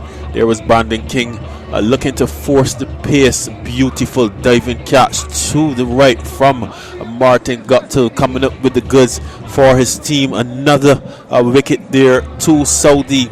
I was watching Southey from the second level, from the third level. He's doing a lot with his fingers, but he's using variation. On that occasion, you could see that Brandon King was searching for pace that wasn't there. He got a very thickish inside edge. He could only succeed in picking up Martin Guptill, who took a stupendous catch away to his right. And really and truly, Woody, the innings is at the crossroads. No real momentum in the innings, as we would have seen last evening when West Indies got off to a pretty good start. Down for 21, a lot to play for, and in comes young Casey Carty, still very much inexperienced. A lot rests on the shoulders of Shea Hope if the West Indies are going to get over the line tonight. Andy made a very good point there, where he said that because there's no Lockie Ferguson tonight, that he probably expected that both Southey and Boult will have the extended spells, because they would have figured that. You would maybe might have just for someone else, but the extended spell. See if they can get the early wickets, because they're the two most experienced and the two most effective bowlers for New Zealand. And then see if they can put the pressure on the rest of the West Indies batting. Southey bowls to Carty, who plays defensively out towards mid-wicket. Can't score. The fielder comes darting in and prevents any possibility of the run. 21 for 3 in over number 8. But this also says to me something that I always keep. We were discussing this a bit downstairs, where it's about pacing the innings well. If you've lost Mears early, and who I don't think really should be opening the batting, I'm sorry, Desmond Haynes, you got that one wrong. I don't care what you say, I think you got that one wrong. You can't sometimes you got to adjust, and then sometimes it is difficult for the West Indies to adjust. As Carty plays this one through backward to square, he'll get off the mark with a 2. That takes him now up to 23 for 3 at the end of over number 8. Hope is on 16. Carty's on 2, 23 for 3. 8 overs gone. I think they may be checking for a no ball off the last over. The umpires are a little bit slow to move into position. But we've come to the end of the over, 23 for 3 if there's no ball. Yes, well, the plan working perfectly for New Zealand tonight. They were able to finish the innings with a bit of a flurry, so to speak. The last wicket pair putting on 30-plus runs, and now their two most experienced bowlers, the two most decorated seamers, the two most potent seamers have come up with the goods so far. Tim Southee, 2 wickets to his credit. Trent Boult, 1 wicket as well. Both 4 overs in. Very interesting position for the West Indies to be in. Shea Hope, thereabout. There was a drop chance off of Shea Hope at first slip. He doesn't look his usual compact self tonight. Again, variable bounce. The New Zealand seamers just using a bit of variation and bowling a lot of crossing deliveries, allowing the surface to work for them. They've learnt their lessons from last evening, Woody. This will be a very stiff challenge for these West Indian batters. Definitely. So I was making a point that I don't think sometimes the West Indies sometimes get things right. If you lose an early wicket, sometimes you don't need to force the pace. You've got 212 to get. You've got a lot of balls. Here's Boult bowling, and Hope is gone! Caught at backward point. Trying to force the ball away through the offside, slicing it, and the fielder down at backward point takes the catch. And another nil in the West Indies coffin in over number 9. Shea Hope going, caught by Finn Allen off the bowling of Boult. And it's right now the West Indies 21 for 4 in over number 9. Yes, New Zealand cock-a-hoop, and I just told you, Woody, Shea Hope not looking his usual compact self, just playing with his hands away from his body, and he already was dropped at first slip off Trent Boult. There he was trying to force a good length delivery on top of the off stump. He could only succeed in picking out the big bucket hands of Finn Allen at gully, and no, certainly Woody, we're away from the crossroads now. West Indies now in a precarious position as we see Captain Nicholas Pooran coming out to bat. West Indies really need a partnership, particularly to see off these two of Boult and Southee, who now have 2 wickets apiece. They're up and running, Woody. They're up and running. The New Zealand is up and running. They're here and they're ready for the fight tonight. And how will the West Indies respond? Well, as I said, we were discussing it downstairs about trying to about pacing the innings, and I just think that too many people I think I'm convinced that people are trying to tell Shea Hope he has to bat a little bit quicker and all this sort of nonsense, and he is the one who has to hold the innings together. And from what I've seen in the 2 games, he's been trying to force the pace when there's really no need for him. There was a small total in the first game. Another, again, this is really an average total, below par total, especially in modern one-day cricket. There's no need for him to go out there and do that, to try to force the pace. He has to hold the innings together. Here's Boult bowling to Pooran, who is looking a little bit uncomfortable by a delivery that boxed a little awkwardly on him. He was looking at working into the onside, but it probably may be coming off the bat and a leading edge or thickish outside edge and going into the offside. Yes, Boult using the surface actually wrapped him on the gloves there. He didn't look prepared for that one at all. Trent Boult just pounding that delivery into the wicket, surprising Captain Nicholas Pooran, who usually is a good puller of the cricket ball, Woody. Here's Boult steaming in from the Garner end, bowls to Pooran, delivery down the leg side. He's looking to swing it around behind square. Wide call by umpire Nigel Duguid, who turns and signals to John Hippie Griffith and company down in the lower level of the Garfield Sobers Pavilion. John Hippie Griffith is the official scorer. He's been here for a number of years and a bit of a character. 24 for 4 and over number 9. Pooran yet to score. Carty, he's there on 2. As Boult comes in again, bowls. Pooran in behind it, plays it on to the offside, and there's no run. Knicks kept at 24 for 4. The West Indies replying to New Zealand's 212 all out from 48 overs and 2 balls away. I'd given you earlier the batting for New Zealand. Finn getting the top score of 96. Mitchell getting 41. 26 was not out for Satner. And 16 for Bolt. 4 for 41 from 8 overs and 2 balls for Sinclair. 3 for 24 from 9 for Holder. And 2 for 51 for 10 for Hussain. Bolt bowls a short ball. And there's and he's not caught. He's being given up caught behind. Nicholas Puran getting a lifting delivery. And I think he's immediately reviewed the decision. A snorter from Bolt. And it might have seemed as though he might have come off the glove. And umpire Nigel Duguid gave him out caught behind. But I think Puran has immediately reviewed the decision. And we have the benefit of the television replays, so we'll be able to have a check ourselves. Here it is, Jamal Smith.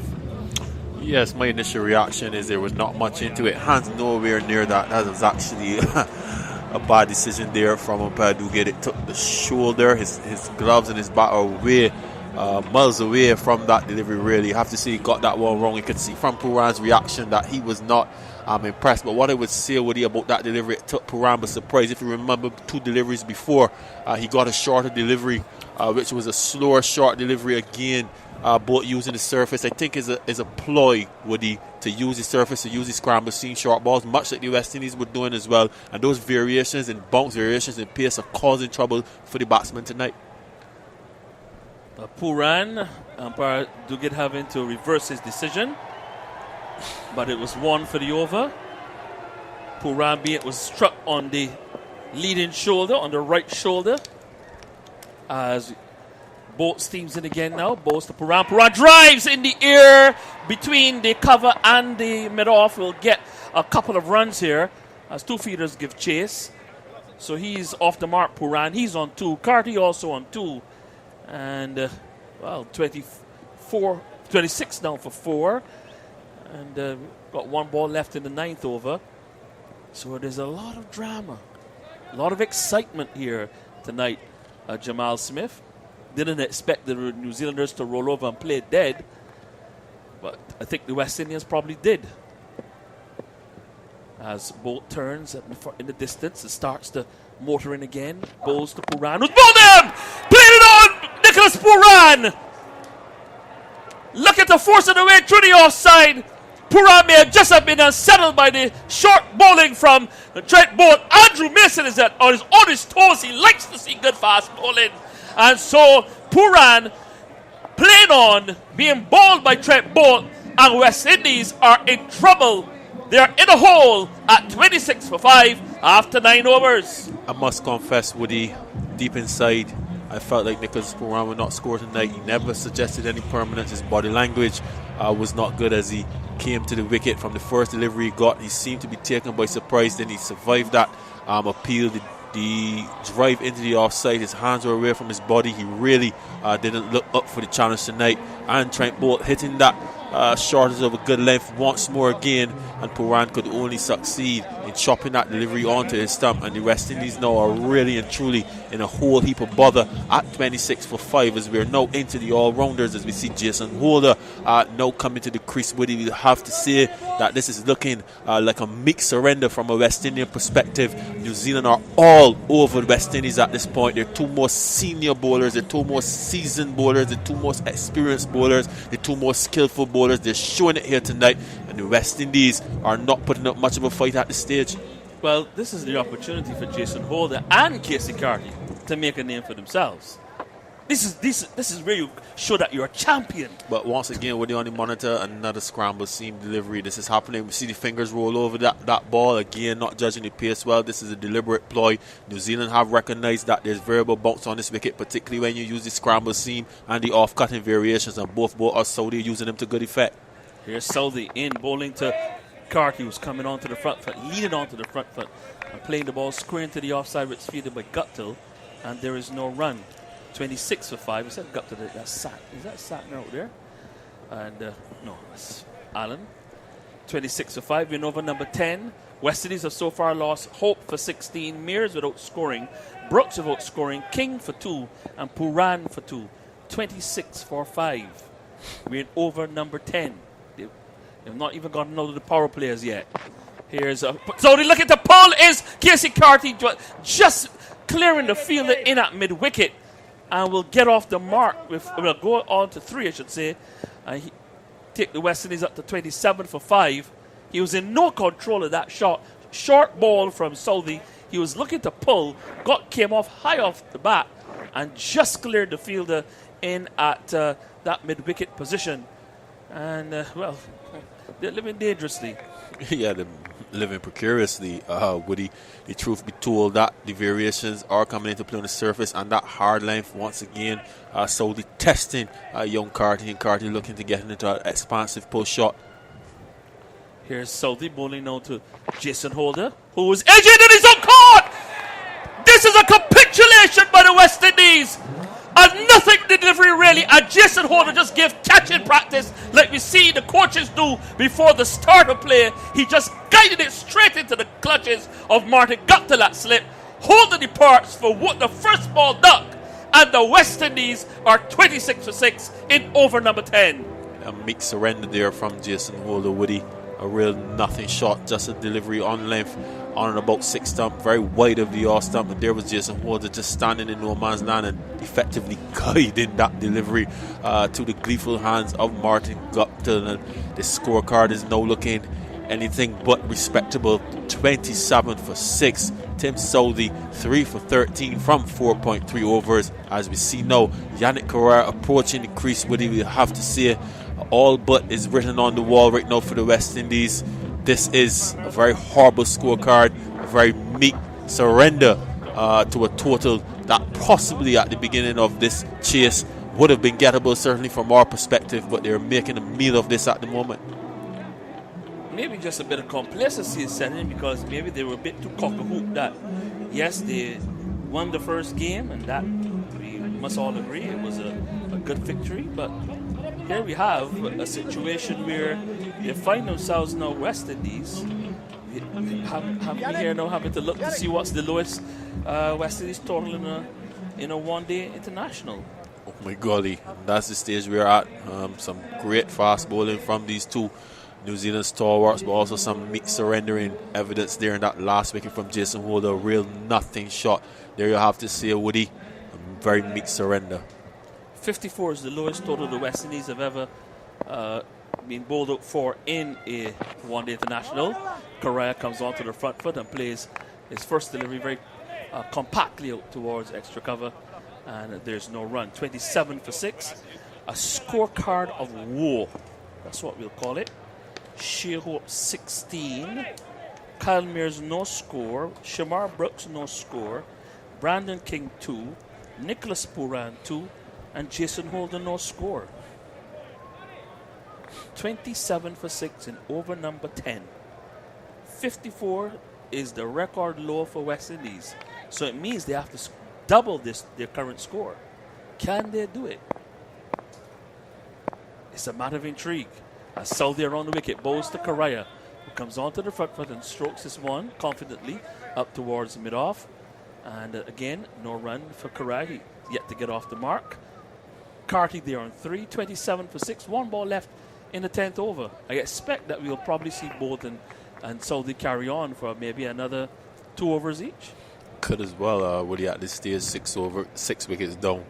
Is really going in for the kill. There's no reason to change the bowling. 213 the target for West Indies, but that now seems elementary as Southey bowls to Correa, who is getting in behind a goodish delivery, playing it back up along the pitch for Southey to knock it down. And the crowd has been muted. Earlier there was a lot of excitement as we come to the end of over number 10. 27 for 6. Correa there on no score, 3 to Carty. That's the latest position from Kensington Oval. Well, Woody, I'm hardly ever lost for words. Struggling here now on my set, trying to put together what has happened here thus far. You know, we had a lot of conversation offset about the batting order, etc., etc. Maybe that has played a part as well, but there have been some loose shots, batsmen being caught in the slips, evidenced by Jason Holder, Shea Hope, Kyle Mears as well, very loose batting. Brandon King going for an audacious stroke. So there's been some very soft dismissals to pressure bowling, and this is not what you would like to see from your international team. And Trent Boult will continue here now, well into his 5th over, going into his 6th over, tail up, operating to Casey Carty. Here he is now, left arm over the wicket, bowling to Carty, who's forward, and plays the ball out towards Phillips there in at squarish cover, and it's kept at 27 for 6. So 6 wickets have gone down in the power play. We saw the first one, Kyle Mears, edging a flat-footed drive. Then Shamar Brooks driving loosely at the ball, keeping low. Brandon King mistiming the drive to mid-on. Then Shea Hope sliced a rising ball to gully. Then Nicholas Puran playing on a rising ball, and Jason Holder finally guiding a rising ball to slip. Here's Boult, bowls a short ball, and Carty just sways out of the way like a palm tree in the breeze and allows the ball to sail through to be taken by the keeper. And it's kept at 27 for 6 in over number 11. Well, Woody just had the opportunity to see those 6 wickets fall. We'll have to say that the theme of the day was looseness. Everyone with their hands away from their body. Nobody really getting any devilish bowling, really. Just not adapting to the conditions which they're very much aware of. Not playing close, hands close to the body, head and hands and eyes on under the ball, etc., etc. So real loose batting tonight from the West Indies, hence the position that they're in. Boult turns in the distance, runs in to bowl to Carty, who gets the delivery outside the off stump, lifts the bat over his head, allows the ball to go to be taken by Latham behind the stumps. It remains at 27 for 6 in over number 11. Yes, and as I said, Woody, keep looking at the monitor. A lot of variations coming into play. Boult utilizing the scramble seam at times. Sometimes he's presenting that full seam, looking to shape back the ball. Sometimes he's running his fingers over the ball, particularly when he's bowling that short, hard length delivery. And we saw it assisting him in getting some wickets as well. They've read the surface well. They've learnt their lessons from last evening, Woody, with the bat and now with the ball. And I was saying this in last evening that Boult had looked like he was setting up himself for a stellar performance in this game, and here he is doing that. Boult 3 for 14 from 5 overs and 3 balls. Southey 3 for 13 from 5. Here is a Boult bowling to Carty, who plays the ball away into the backward point region. Can't score. Allen the fielder. It remains at 27 for 6. And sometimes I have a friend. I always tell him, sometimes I don't like talking to him because sometimes when he tells me things, I want to give people the benefit of the doubt, but sometimes his words always come true. As Boult over the wicket, bowls to Carty, who's back and pulls a good-looking shot through square leg, and that's going to be 4 runs. He handled it well, short ball, and got into position well, and swung it through square leg for 4. He goes up now to 7 and takes the West Indies total up to 31 for 6. And he always tells me that West Indies can't win 2 games on a trot. I believe I know who that friend is because I was downstairs just now. No, he isn't downstairs at all. Okay, well, I heard that downstairs as well. But a good shot from Casey Carty. Boult, final delivery of the over, bowling to Carty, who's in behind it, very compact looking, pushes into the offside, no run. The end of the over. We've come to the end of the 11th over. It's now 31 for 6. Carty there on 7, and Correa yet to score. Yeah, so a good shot there from Casey Carty in that over. We'll have to say, the theme must be respectability. Woody, really and truly, a victory from here would be almost beyond the imagination. But it's a case now of how much can the West Indies get this young man, Casey Carty, early days in his career. We'd love to see him get a score. And Yannick Correa, who's now into the team as well. So if they can show some character, at least there will be something to take from this exercise. But certainly the order is very tall at this moment. 2 world-class bowlers operating 182 more runs to win from 39 overs. But that's not what is most important. What's most important is there are only 4 wickets left in the shed for the West Indies and 2 inexperienced players at the crease. So reminding you that New Zealand scored 212 or 48 overs and 2 balls, and 96 for Finn Allen, 41 for Daryl Mitchell. Well, Southey will continue from the southern end, bowling to Correa, who's coming onto the front foot and playing the ball out towards the mid-wicket region. Can't score. He's yet to get off the mark, Correa, looking for his first run in international cricket still. 31 for 6. And, well, if he's got 2 experienced operators here, and he's got to try to get his first run in international cricket. There's nothing easy about this task, and we even saw it in the game that New Zealand lost last evening. The way how they feel the intensity, you can see they're all over the West Indies. Look at this attitude out there, buddy. They're not waiting for things to happen. They're making things happen. But they're showing why they're the world number one as Correa comes onto the front foot and plays back up along the offside of the pitch. The bowler fields. It's kept at 31 for 6. We're in over number 12.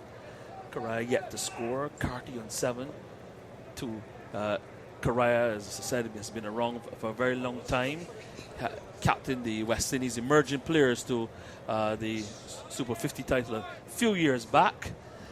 And Casey Carty, we all know, part of that World Cup winning squad. The West Indies are the 19th World Cup winning squad in Bangladesh. Saudi bowls, a short ball, and Correa genuflex, allows the ball to sail over the nape of his neck and nestle into the gloves of Latham behind the stumps. No run. 31 for 6 and over number 12. So, Woody, we were talking about the role of the analysts in cricket. Yes. Yes, and I venture to say that the analysts would have put in this information to the New Zealanders, particularly on the surface of what to bowl. I'm telling you, Woody. But you've got to be able to adjust. That's what it's all about. That's true. You've got to be able to adjust. That's always my argument. Here is Southey bowling. This delivery brings the batsman onto the front foot and pushed out into the onside, and there's no run. My question is it that I'm just going to try to make a comparison because we didn't have all this technology back in the old days. So is it that because of that lack of technology, players, maybe some of the great players were able to get away with murder? Whereas in this modern era now, you've got all this technology, you've got all this information, people are plugging it in, and the modern day cricketer can't, because all they know is about statistics, analytics, that they can't make the adjustment. Another short ball from Saudi that sails over the head of Correa, who stoops and allows it to fly through to be taken by Latham. No run. Well, to be honest with you, sometimes it's a bit of a chess game too. New Zealand bouncing back now, no game 3 now. You would see who has the better plans and who has the better approach. And making the adjustment mentally sometimes it's not as easy as you think, Woody. Sometimes you may have to go and reflect on the mistake you made, then to make the adjustment for the next game. Obviously, the great players are able to do that on the ball as well. Yeah. Certainly not making any excuses for these shots that were played tonight. Southey around the wicket still, bowling to Correa outside the line of the off stump. He sniffs and allows the ball to sail through to be taken by Latham. No run. The end of the over, 31 for 6, 12 overs gone. That's the latest position at Kensington Oval. Yes, Woody, but as you know, it's a game of fine margins. But speaking specifically to the analytics of New Zealand in terms of how they've used the surface this time. Right. Last evening, they were guilty of just bowling hard length, but at pace. The West Indians got accustomed. They were able to play with a flourish. Tonight, a lot of scramble seam deliveries, a lot of cutters, and you could see the West Indian batsmen with their hands away from their body. So you're correct in saying that probably they could have made the adjustment. I'm saying to you that the New Zealanders learned their lesson and they've been executed better on the night, reflective in the score. And that is the ebb and flow of the modern game. It's very much about the back room as it is out there as well, and they've learned their lessons and they've come up with a different combination. No, Lockie Ferguson is not playing as well. Correct. These little things make a difference. They've chosen to go for Jimmy Neesham, who's not as quick, and as you said, he would bowl that. He would bowl the variation balls. Yes, right. So they understood what they had to do. So here's Neesham coming into bowl. His first delivery, and Carty's in behind it, plays it out towards forward the square, and there's no run. The score is kept at 31 for 6. We're over number 13. Correa there yet to score, and Carty, who's in strike, he's got 7. Yeah, so I love the chess and the cat and mouse games, but I just think that sometimes I watch a lot. We've all got this access to all this in cricket, and what I've just found is that the modern day cricketer finds it very hard to adjust. Even sometimes, even when I'll get back to it after this delivery from Neesham, who's bowling to Carty, and Carty just strokes his delivery up towards mid-on, and there's no run. It remains at 31 for 6. Even sometimes you will find that even a team comes out, they're bowling. I'm not just reflecting on the batting team now, I'm also reflecting on the bowling team sometimes. I watch cricket and I say, but why is he bowling that length, or why are they trying to do that? And you see them not able to, the field team not able to adjust until they go into a session, and like the coach has to tell them, you've got to do X, got to do Y. As we watch Nisham in again, bowling to Carty on the line of the leg step, clipped off the pads, goes down towards the fielder coming in off the long leg boundary. Just a single there for Carty. He's now up to 8 and takes a total up to 32 for 6 in over number 13. And I even see sometimes, so you see sometimes, and you can even hear the commentators talking and saying, but why are they doing this, why are they doing that? And it just seems that they have to wait until, or you see certain field placements, and you're trying to work out why you have these certain field placements where, it's just so apparent. And it's like they have to go in and hear from the analysts, or they're going to hear from someone inside to be able to make that adjustment and not able to make it on the fly. As Correa is in behind it, pushes out to the offside, will get his first run in international cricket as he gets off the mark, pushing square into the offside.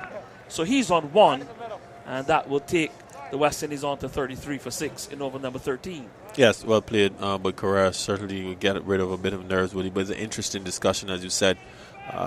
Sometimes players are not aware of what they're doing or the game plan. They're stuck in that particular. Correct. That's my point. Instead of they pivoting. have a particular game plan and they stick rigidly to that game plan when it's not working, and they don't seem to know how to make slight adjustments to that game plan.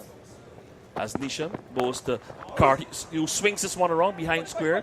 The fielder is coming around very quickly. That's like Phillips down there, and they will get just 1. So Carty goes down to 9, and the total up to 34 for 6 in over number 13. Always enjoy discussing cricket with you, Jamal. You have a fine cricketing brain. Get that a lot with the exception of Andrew, of course, but I get that a lot on this set. Here is Nisham bowling around the wicket to the left-handed Correa, who plays a delightful cover drive. It's running away to the boundary. A fielder giving chase. They've completed 2, but the fielder will catch up with it just inside the boundary. And so Correa will come back for the 3rd run as the return comes in from, I think that was, might have been Phillips who gave chase. And so 3 runs there for Correa, who goes up to 4 and takes the West Indies total up to 37 for 6 at the end of the 13th over. And at the end of the 30th over, Correa is there on 4, Carty's on 9. More for you, Jamal. And then your favorite commentator, Andrew Mason. It's all about respectability at this point, and from a West Indian perspective, relatively speaking, that was a fair over. Casey Carty looking relatively assured, and Yannick Correa playing a nice drive through the offside to collect 3 more runs.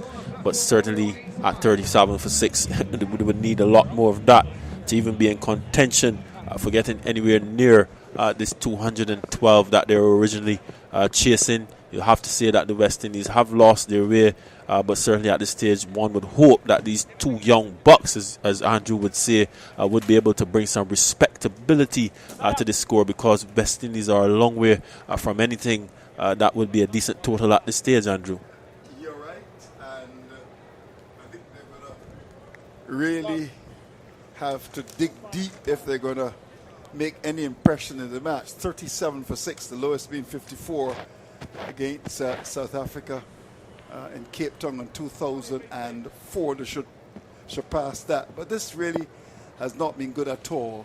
Here is the action continuing. As it's Bracewell who comes into the attack after some very good medium fast bowling from Saudi.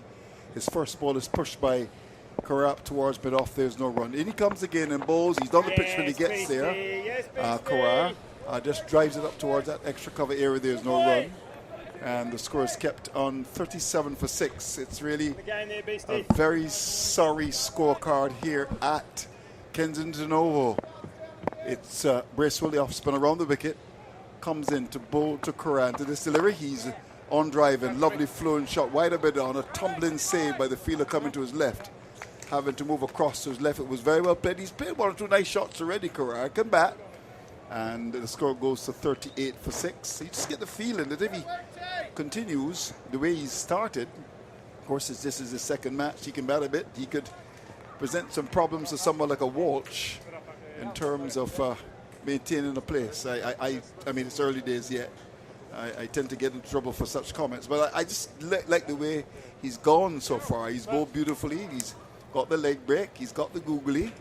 and he can bat a bit, and I think that's going to be important as we go forward.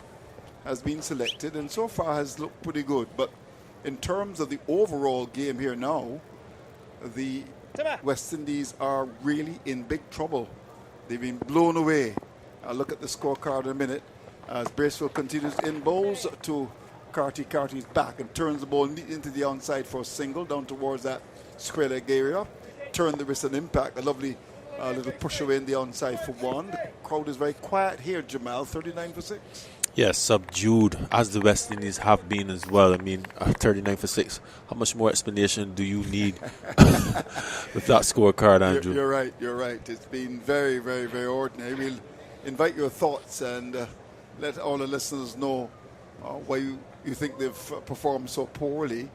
And I'll look at the scorecard as Bracewell comes up now, bowls to Caracas, forward and drives up towards that extra cover area. We'll get two, I would imagine.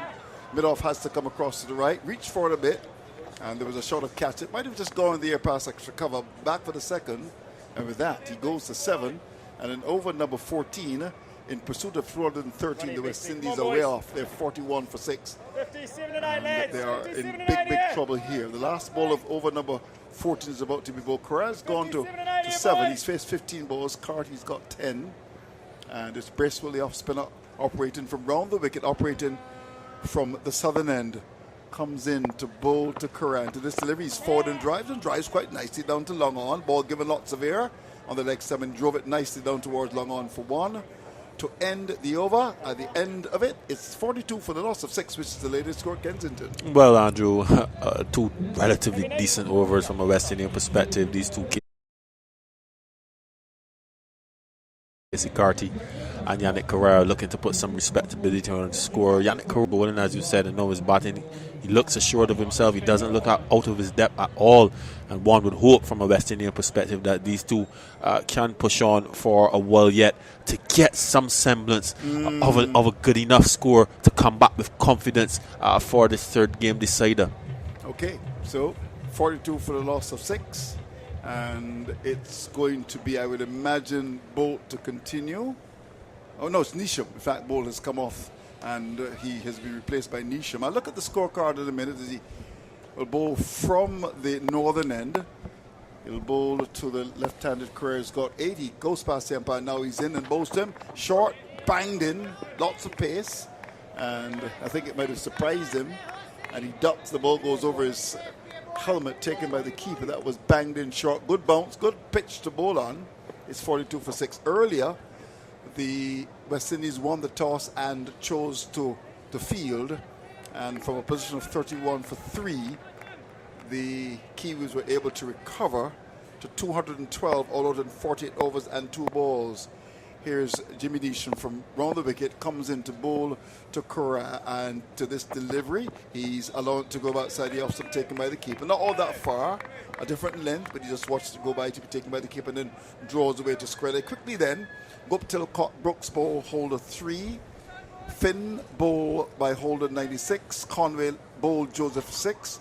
Latham was caught by Sinclair of holder for Duck. Mitchell caught Hossein, bowl Sinclair 41. Bracewell caught Brooks, bowl Hossein 6. Phillips caught Poran, bowl Hossein 9.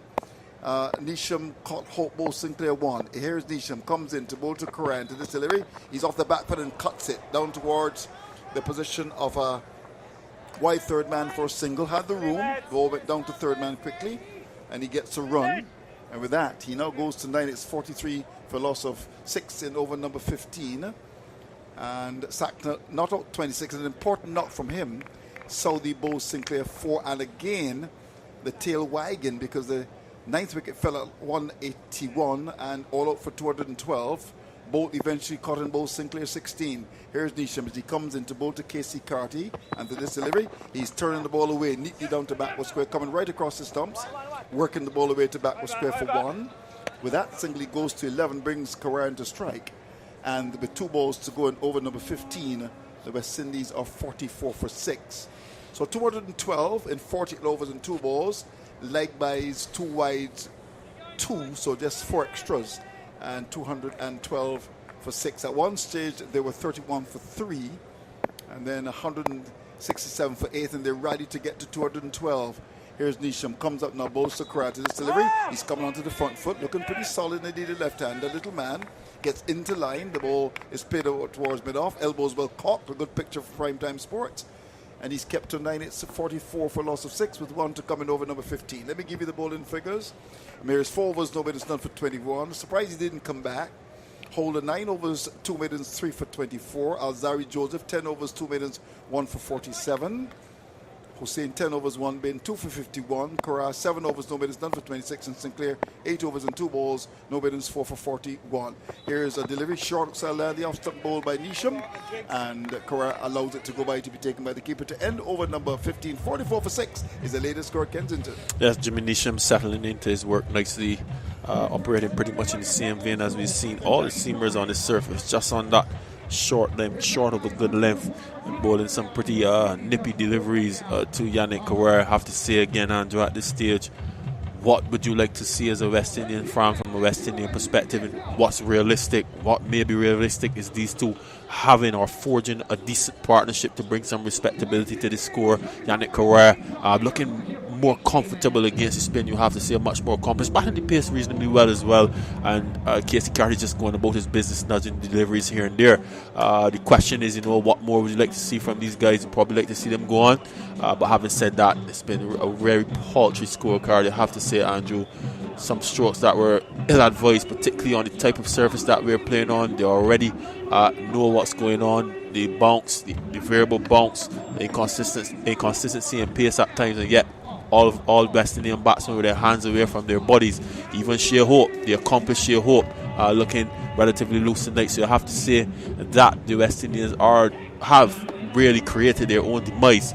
The two experienced campaigners in Saudi and both being able to produce the goods for New Zealand up until this stage. All right, well, the players are refreshing themselves, so it gives us time, of course, to take our time about giving that scorecard. I told you earlier that New Zealand made 212 in 48 overs and 2 balls. Let's look at the West Indies scorecard. Hope caught by Allen off bolt for 16. Mears caught keeper Latham off bolt for a duck. Brooks bowled by Saudi for a duck. Brandon King caught Bracewell bowled Saudi 2. Casey Carton out at 11. Paran chopping a ball onto stumps bowled by Bolt for 2. And Jason Holder, loose shot, caught it slipped by Guptilov. Saudi's out swinger for a duck. Kara is on 9. Extras 4 wides, and after 15 overs in pursuit of 213 for victory, the West Indies find themselves in big trouble. They're 44 for the loss of 6. And look at the figures of Bolt. 6 overs, 1 bin, 3 for 18. Saudi, the two of them got together, destroying the top of the batting. 6 overs, 1 bin, 3 for 13. Nisham 2 overs, no bin is done for 8. And Bracewell's over of off spin cost 5. So we brought you right up to date with what has happened so far. The players have refreshed themselves, and we're just about ready for the action to continue.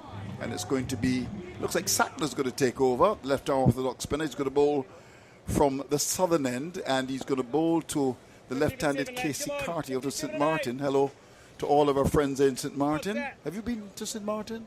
Have you ever been? Yeah, once or twice. Okay, fair enough. To shop or for cricket? It's a little expensive, aren't you? Very expensive. Here's the delivery, which is given lots of air by Sackner. And coming onto the front foot is Casey Carty, who should know if it's expensive in St. Martin. No, it's supposed to be duty-free shopping. But it's got, I think, the prices have got tremendous duty on them. It's 44 for 6 as he's in. And bowls, this is Sackner bowling to Carty. Carty's forward. A ball which is on the off stump, just pushes into the offside. Down to cover. There's a slip, there's a short third man, there's a cover in the boundary, extra cover, well inside the circle. Long off, there's a mid-on, just outside the circle as Sackner's in bowls. And there's the batsman coming forward, driving nicely down towards long off. Not the full, but a drive. And Carty gets a run, it goes down to long off. So with that single, he goes to 12. Kara comes to the strike, he's got 9. And in over number 16, it's 45 for 6, the West Indies. In big, big trouble here at the region's Mecca under the lights. Here is the spin of Sackner, who continues to be an important cog in New Zealand's. When you look at it, he's such an important cricketer for them. And he got 26 today at the bottom. Here's Kara coming forward and gets a single. Lovely push away wide off mid-on. A ball that was given lots of it. He just played it nicely. Looks a busy player. Goes down to wide long on for one. As the ball was given lots of air by Sackner. And with that, Corral goes to 10 now. With him is Carty's got 12. It's 46 for 6. He's still just trying to steady a ship that has been rocking for quite a long time. Here's Sackner. Comes up now on his way to bowl to Carty. Carty's first forward, then back to a ball which is on the off stump. Plays a hurried back defensive shot out to cover. There's no run. There was a grunt from the keeper. He thought he'd breached the defense, but his big bat comes into play and he pushes down to cover. Here's Sackner, left arm off the dock, spin round the wicket, comes in, bowls to Carty. Carty's allowing the ball to go outside the off stump. That was thrown up, inviting the batsman to go for the big drive, and he ignores it to end over number 16. 46 for 6 is the latest score at Kensington. Yes, Andrew, and New Zealand looking to close out this game. Bracewell was just given that one over. Sackner coming in to operation. Remember, he would have dismissed Casey Carty in the previous game, trapped LBW. And also, Andrew, I saw an interesting stat on the monitor. Casey Carty only averages 27 against the spin, 54 against the pace. So he has some work to do. As we see, it looks like another bowling change there, Andrew. Yep, there is another bowling change. And I will tell you in a minute, it's Bracewell, number 4 in his back, to come in this time from the northern end. So he switched ends, so the spinners are in operation. 16 overs gone, 46 for 6, with Hossein, Joseph and Sinclair to come. So not a lot batting left. In he comes and bowls. Ball given lots of air. First ball is driven, full toss down to cover. And Correa doesn't put it away. 46 for 6. The action continues over number 17. In comes Bracewell, bowls to Correa. Correa's forward, turns the ball neat into the onside for 1. Down towards that square leg area. Forward, backward square, comes quickly off the boundary. Correa took the first one quickly because he thought there might have been a chance for the second, but decided against it because the backward square fielder picked it up quickly, coming off the boundary. That looks like Allen. And in the end, Correa decides quite rightly against the second run. 47 for 6. With that single, he goes to 11. Carty waits on Bracewell into this delivery. He's righting across the stumps. That was almost like a medium pace delivery. And he goes back and plays it quite nice. He looks an attractive player, Casey Carty. Whips it to mid-wicket, can't score. 47 for 6. This is over number 17 being bowled. 3 balls are left. And it's going to be Carty, who's got 12 weights on Bracewell into this delivery. He's driving well up to cover. There's protection on the boundary. The field at cover. Allen comes across his right, fires the return to the non-striker's end. Lovely flowing drive by the right-handed Carty. Gets him a run to carry the score to 48 for 6. Target is 213. And these two will have to bat deep if the West Indies are going to really have any chance of getting even close. But you never know. Cricket is a funny game. Here's Bracewell as he takes the towel out of his pocket and wipes the ball, wipes his fingers as well. And he grips it and starts his run. Comes into Correa. To this delivery, he's on the back foot. And the ball follows him. And he's rather choked as he plays it out towards that cover area. Backward point comes across to pick it up. And there is no run. So it's 48 for a loss of 6-1 to come in over number 17. Here's Bracewell in his second over. Comes in to bowl to Correa. Correa's on the back foot to a ball that bounces quite nicely. Went on the back foot and found the ball that bounced, but he was able to just play it into the offside down to that cover area to end the over. 48 for 6 as the latest score at Kensington. Yes, Andrew, Bracewell just adjusting his length there to Correa, realizing that he's more comfortable on the front foot, knocking deliveries in the off and leg side. And those last 2 deliveries probably will be the way Bracewell will look to operate to Correa if the opportunity presents itself again, just back of a length. Very quiet period now, Andrew, for these very 2 quiet batters. indeed. Very quiet for New Zealand. It just goes to show what could have been possible if they had started better. Yep, you're right. 165 more to get. But of course, the odds are stacked very heavily against the West Indies here. First ball from Sackner's short. Carty's back, pushes to cover, can't score. Slip is waiting. In he comes, Sackner. Comes up now to bowl to Carty. Into this delivery, Carty is back wrapped in the pad. There's an appeal from the bowler. Then I think he really strangled it because he realized that was not on. Going down the leg side, got excited and decided to strangle the appeal because he clearly knew that was going down the leg side. Here is Carty coming forward to a ball, given lots of air. We get a single, lovely push away out to cover. That was given lots of air, and it was bowled by Sackner, stroked away down to cover by Carty for 1. And he goes to 14. Brings Cora into strike, who's looked pretty decent so far, Cora. I think it's pretty early days yet, but I like what I see with his leg breaks and also with his batting. 49 for 6. Over number 18. Here's Sackner, comes up now, he's in and bowls to Cora. Cora is coming right across the stump, so we know he can bat. And covers up to 1 on the middle stump and plays up the pitch. The bowler comes across to pick it up. There's no run. The rate required is 5.07. That's not important now. It's a matter of trying to preserve the wickets and bat deep. Here's Sackner, comes in and bowls, and there's Cora coming forward to 1 on the line of the leg stump, flicks it up to mid-wicket. Can't score. That was given a lot of air on the leg stump, but he wasn't able to put it away. Last ball of over number 18, 49 for 6. Sackner in bowls, and Cora is forward. This time gets the run as he pushes down towards that mid-on area. Long on comes off the boundary. This is good cricket. So the 50s come with the board, acknowledged by the small crowd, and fighting with the West Indies team. I see the Trinidad flag very much in evidence. At the end of over number 18, 50 for 6 is the latest score at Kensington. Yes, another quiet over there, Andrew. The last 5 overs or so have been a very quiet period. These two batsmen just looking to try to play themselves in. Remember, the theme for now, Andrew, is respectability. At the very least, getting 3 figures and then going past there, seeing what's possible, if anything is possible at that stage. But we're a long ways off from that possibility as well. Indeed. But it's good to see the fight from these two young men. Bracewell comes in, bowls to Cora. Cora's forward and drives to extra cover. Runs for him. 1. Will get a second clearly. Comes back for the second. Ball pitched up. The ball bursts into the fingers of the fielder at extra cover. And they will get 2 for that. But it was a lovely flowing drive. Went down to that position of cover. And that's Guptill up there, number 31. And they got 2. That's Cora. Goes to 14. It's 52 for a loss of 6. And over number 19. Bracewell, the off spinner, grips the ball. And now decides to take the towel from his back pocket.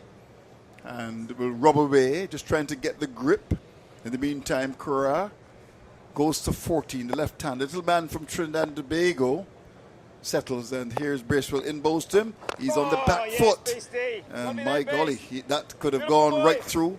Played it late, hurried the shot into the offside down to cover. Yes, just a hint of a lack of confidence when the ball is just back. Bracewell again opting to just firing that one back of a length. Here is Cora waiting, and to this delivery, he's forward and drives up towards that wide mid-off area, putting pressure on the field up at wide mid-off. And that looks like sank up there, and they get the run, a lovely flowing drive by Cora. He looks pretty decent. He's in 15, 53 for 6. He's looked pretty good so far. Yeah, organised, Andrew. As I said, it's only those balls that back pitch to Bracewell just seem a little circumspect, but certainly when he's coming out and driving the ball and looking for those gaps in the field, he's done that well so far. Well, it's 53 for a loss of 6. Here's Bracewell as he comes in. This time to bowl to Carty. Carty's back to 1, which is the leg that worked it to short square leg. He can't score. Ball that was picked up by Mitchell down there and done at square leg. The umpire's out at point. Here is Bracewell again. 2 balls left, and over number 19 continues to bowl to Carty. And Carty's playing the ball away from that off stump. Guided it down towards the position of a short third man. An element of risk about that shot, but he wasn't able to pierce the offside field. So 1 to come in over number 19, 53 for 6. Here's Bracewell, bowls to Carty. Carty's back, forces the ball away, down to backward point. We'll get a single. Backward point fielder comes off the boundary, sends a strong return to the keeper. And Carty pinches the strike from Cora at the end of over number 19. Now it's 54 for 6, which is the latest score at Kensington. Another quiet over, Andrew. A question for you. How have you found Bracewell has gone so far in this series? He's been okay. He's been okay? I mean, he doesn't look threatening. Well, I mean, when I say okay, I'd say on a scale of 1 to 10, I'd say 4. St. Clair in particular, similar style bowler, looked a lot better. Yeah. He's not getting much out the surface at all. Yeah. I'm actually quite surprised, particularly with a score like this, of looking for him to probe just a bit more. Yeah, he looks just thereabouts. This is why I said okay. And here's Sackner comes up now. He's in and bowls. And a drive. Ball given lots of air. And Carty's driving. But with a lot of intelligence here. And driving the ball down towards long off for 1. So nice little partnership developing. 55 for 6 over number 20. With that single, Carty goes to 16. We're into over number 20 now. Just a matter of working the ball around. He got 213 to win. Got lots of balls to do it. It doesn't make sense giving your hand away as we saw early. Here's Sackner. Comes up now to bowl to Curra. And Curra is coming forward. A beautiful delivery. Beaten outside the off stump. The ball went by to be taken by the keeper. And that was very well bowled. And he pushed it that. Well done. Yeah, subtle change there from Mitchell Sackner, being able to draw Correa out. That was a lovely arm ball there to the left-hander. But he's in again. And to this delivery, this time he comes right across the stumps. And it looks as if, it went down towards the position of the wicket. Yes, no situation. Carty, did he make it? The ball came, hit the stumps. And the umpires have gone upstairs. Perhaps he thought the ball had gone past the wicket. What's your gut feeling here? The return comes as he's going to be in trouble. He's in trouble. Gone for all money. Gone for all money. So Carty goes. In fact, my initial feeling was that he was out. And when you look at the monitor, he's gone. Needless run out. I mean, what happened there? The ball was played away down to mid-wicket. I think Carty thought the ball had gone down to long on. Yeah, excellent feeling though, I have to say, Andrew. He cut the angle quite sharply. I think that was Guptill again. Yeah, Guptill again. And he caused that element of doubt. There he was, 1, 2, 3 paces, a slide, figure 4, and beautiful feeding. Look at that throw, getting the power and the elevation there. Direct hit, Andrew. He did everything right there. 10 marks out of 10. A lot of feelers would have at least allowed the batsman to get back in, but not Martin Guptill. He ran across, he slid, and then he followed through with a lovely underarm flick, and Casey Carty found wanting. Well, it's Akil Hossain coming to the crease now, 55 for 7. Carty gone. Nice little partnership between the two. Given the circumstances, it was 27 for 6. Now it's 55 for loss of 7. Yeah, a bit and disappointed. You can hear the music of Bob Marley. Don't worry about the thing in the background. We heard that in Jamaica as well. A bit disappointed, Andrew, in terms of the run-out. Really wanted to see Casey Carty go on. He looked assured of himself, and needless run out. And these are the kind of things that, put a serious dent in your career, Andrew.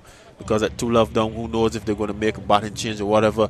And the young man may find himself wanting. So you have to say a needless run out there, particularly for the fact that he got a little start and he was looking assured of himself. Looking good. They were working the ball around. And he goes for 16. So what do we have here now? Good work. I mean, but Guptill picked it up, moving to his right, sent a good return, hit the stumps, and so it's Hossain who's come out to do battle. Correa's gone to 15, 55 for 7, and in comes Sackner in bowls a full toss and driven down towards long on, first single by Correa. So the two Trinidadians are very much at the crease now, and well, suppose the doubles and the wonderful stuff you get, the crab and the Kailaloo. Of course, the stuff you go to Maracas Bay. Well, Andy didn't go to Trinidad, but of course you get the shark and bake or bacon shark from Maracas Bay, country that has produced some wonderful people. Of course, the lovely music of Baron and the sweet talking Basdio Pandey. Of course, a former Prime Minister, 57 for loss of 6, make that 56 for the loss of 7. And it's Correa 16, Hossain hasn't scored as yet. Here we go. Sackner, left arm spinner, comes in to bowl to Hossain into this delivery.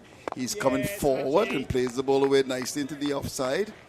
About as broad as Port of Spain, up towards mid-off. There's no run. Hello to all of our listeners in Trinidad and Tobago. Wonderful country. As it's going to be Sackner. Last ball of the over comes in and bowls. And Hossain is back and strokes the ball firmly up towards mid-on. The bowler comes across to pick it up to end the over. At the end of it, 56 for the loss of 7 is the latest score at Kensington. Needless run out, Andrew. Needless, possibly, could be a theme as well for this innings. A lot of needless strokes, and there was a needless run out after there was a bit of a partnership between the two, Correa and young Casey Carty. Is unfortunate to see him go that way, Andrew. Certainly, again, respectability is one of the other themes we've used, and at 56 for 7, we're way off from that. Well, Barry Wilkinson comes a call at the end of the over, And he just made a bet with Neil that the West Indies will win this. Is that true, Barry? You didn't make a bet. So we can have a double change. Andy, whose smile must be as broad as Wellington. What's the capital of New Zealand? Wellington. Okay. Yeah, Right. you just guessed it. Yeah, I did, yes. Well, it's Bracewell comes up now, he's in and bowls, and there's the batsman coming forward. Pushed out to cover for a single. That's Kara, and there's a single to carry the score to 57 for loss of 7. So wasn't always the capital, though. What was the capital before? You'll never guess. Tell me. A place called Russell. A place called Russell was formerly the capital. So it's Wellington. A place called Russell. So when did they make the change to Wellington as the capital? That I couldn't tell you, but maybe we can get the listeners to email in. Yeah, we can do that. So Bracewell to continue. I'm already out of my seat. This may be my last. And if I come back to do commentary, it means the West Indies must be pretty close to winning. That is as unlikely as Barry Wilkinson becoming Prime Minister of Barbados. See Hussain there uses the Shivnarine Chandimal technique of taking guard. Here is Bracewell, comes in and bowls to him, and he's forward and drives down towards that long on area for a single. To carry the score up now to, 58 for the loss of 7, I think. Prime Minister Motley's in Trinidad. He showed me, yes, she's out in Trinidad, so we wish her well. Auntie Mia, 58 for the loss of 7. Of course, Neil Paris is a big Motley supporter, I'm told, and Michael Sobers. 57 for the loss of 7 as the action continues. It seems as if everybody supported Mia. I mean, she won all 30 seats. Here we go. As this delivery is on the line of that middle stump, and the ball is pushed away. That's Bracewell ball and pushed up to cover. There's no run. We've got a female Prime Minister. You've got a female Prime Minister as well. Indeed we have. Whether it carries on that way after the next general election is another question. When is your general election due? Here's a delivery. Pitch outside line of the off stump. Bowled by Bracewell. Played square the offside down to backward point by Carrera. There's no run. When is your election due? Just trying to remember. I voted in it, so that must have been 2021. So that would make it 2024. And the term is what? 4 years? 3 years. 3 years. So you've got an election coming up very soon. What are the polls saying? Have you checked the polls? That I don't know, but we can talk. Politics isn't really my thing, Andrew. Here's Bracewell, comes up ball short off the back foot and punched her out towards cover. And that's Corral. Has to get back into his crease. These New Zealanders will be sharp as a razor. Speaking of sharp as a razor, Andrew, you were very sharp on politics. What's the name of the New Zealand Prime Minister? Oh, come on. It's 58 for loss of 7. 58 for loss of 7. It's one ball to go in the over. I could even give you her middle name. The tips are rolling. The tips are rolling. Here we go. As the last ball is about to be bowled. Bracewell comes up now in bowls short and pulled away up to mid wicket. That is Kara, and the ball goes away. So there's no run. At the end of over number 21, 58 for loss of 7. That's the latest score at Kensington. Yeah, and so I guess this is still on for the West Indies. It has to be said. It's never over until it's over. I remember one time watching a match between Australia and the West Indies in Australia. And the West Indies were absolutely buried at one point, and I think it was Roger Harper who hit the final boundary, but it was a similar match to this. It looked like they had absolutely no chance, but I think they won off the very last ball of the match. Here he comes in now and balls. This is brings the batsman forward, beaten. Luckily for him, it did not necessarily roll onto the stumps. This is a very disappointing night for the West Indies. They certainly have let down a crowd that came out to support them following their heroics on Wednesday. Here comes Saturday again, and goes to Hussain, who's on driving out to the long on area, jogs a single. That will take the West Indies to 59 now, 59 for 7. Running at 2.77, but I really hope this will not affect things for Sunday. We were hoping for a big crowd on Sunday. Doesn't look like we'll get that now. Well, could be a decider though, Barry. A decider? Yeah, could be a decider. Oh yeah, well it will be a decider, yes. Well, they have to win first, New Zealand. I think they will pretty much do that. So here comes Satner now. In and bowls Akrai. Akrai is on the front foot and plays the ball into the onside, and there is no run. So that question I wanted to ask you, maybe it's not the best time to do it with a spinner bowling, but what's the best place to commentate from in the Caribbean? The best place to commentate from in the Caribbean. Again, the ball's just on land the off stump and played into the onside, no run. Right here, I think Kensington Oval is the best place to commentate from the Caribbean. And I say so being a full Caribbean man. I don't have any biases being from here.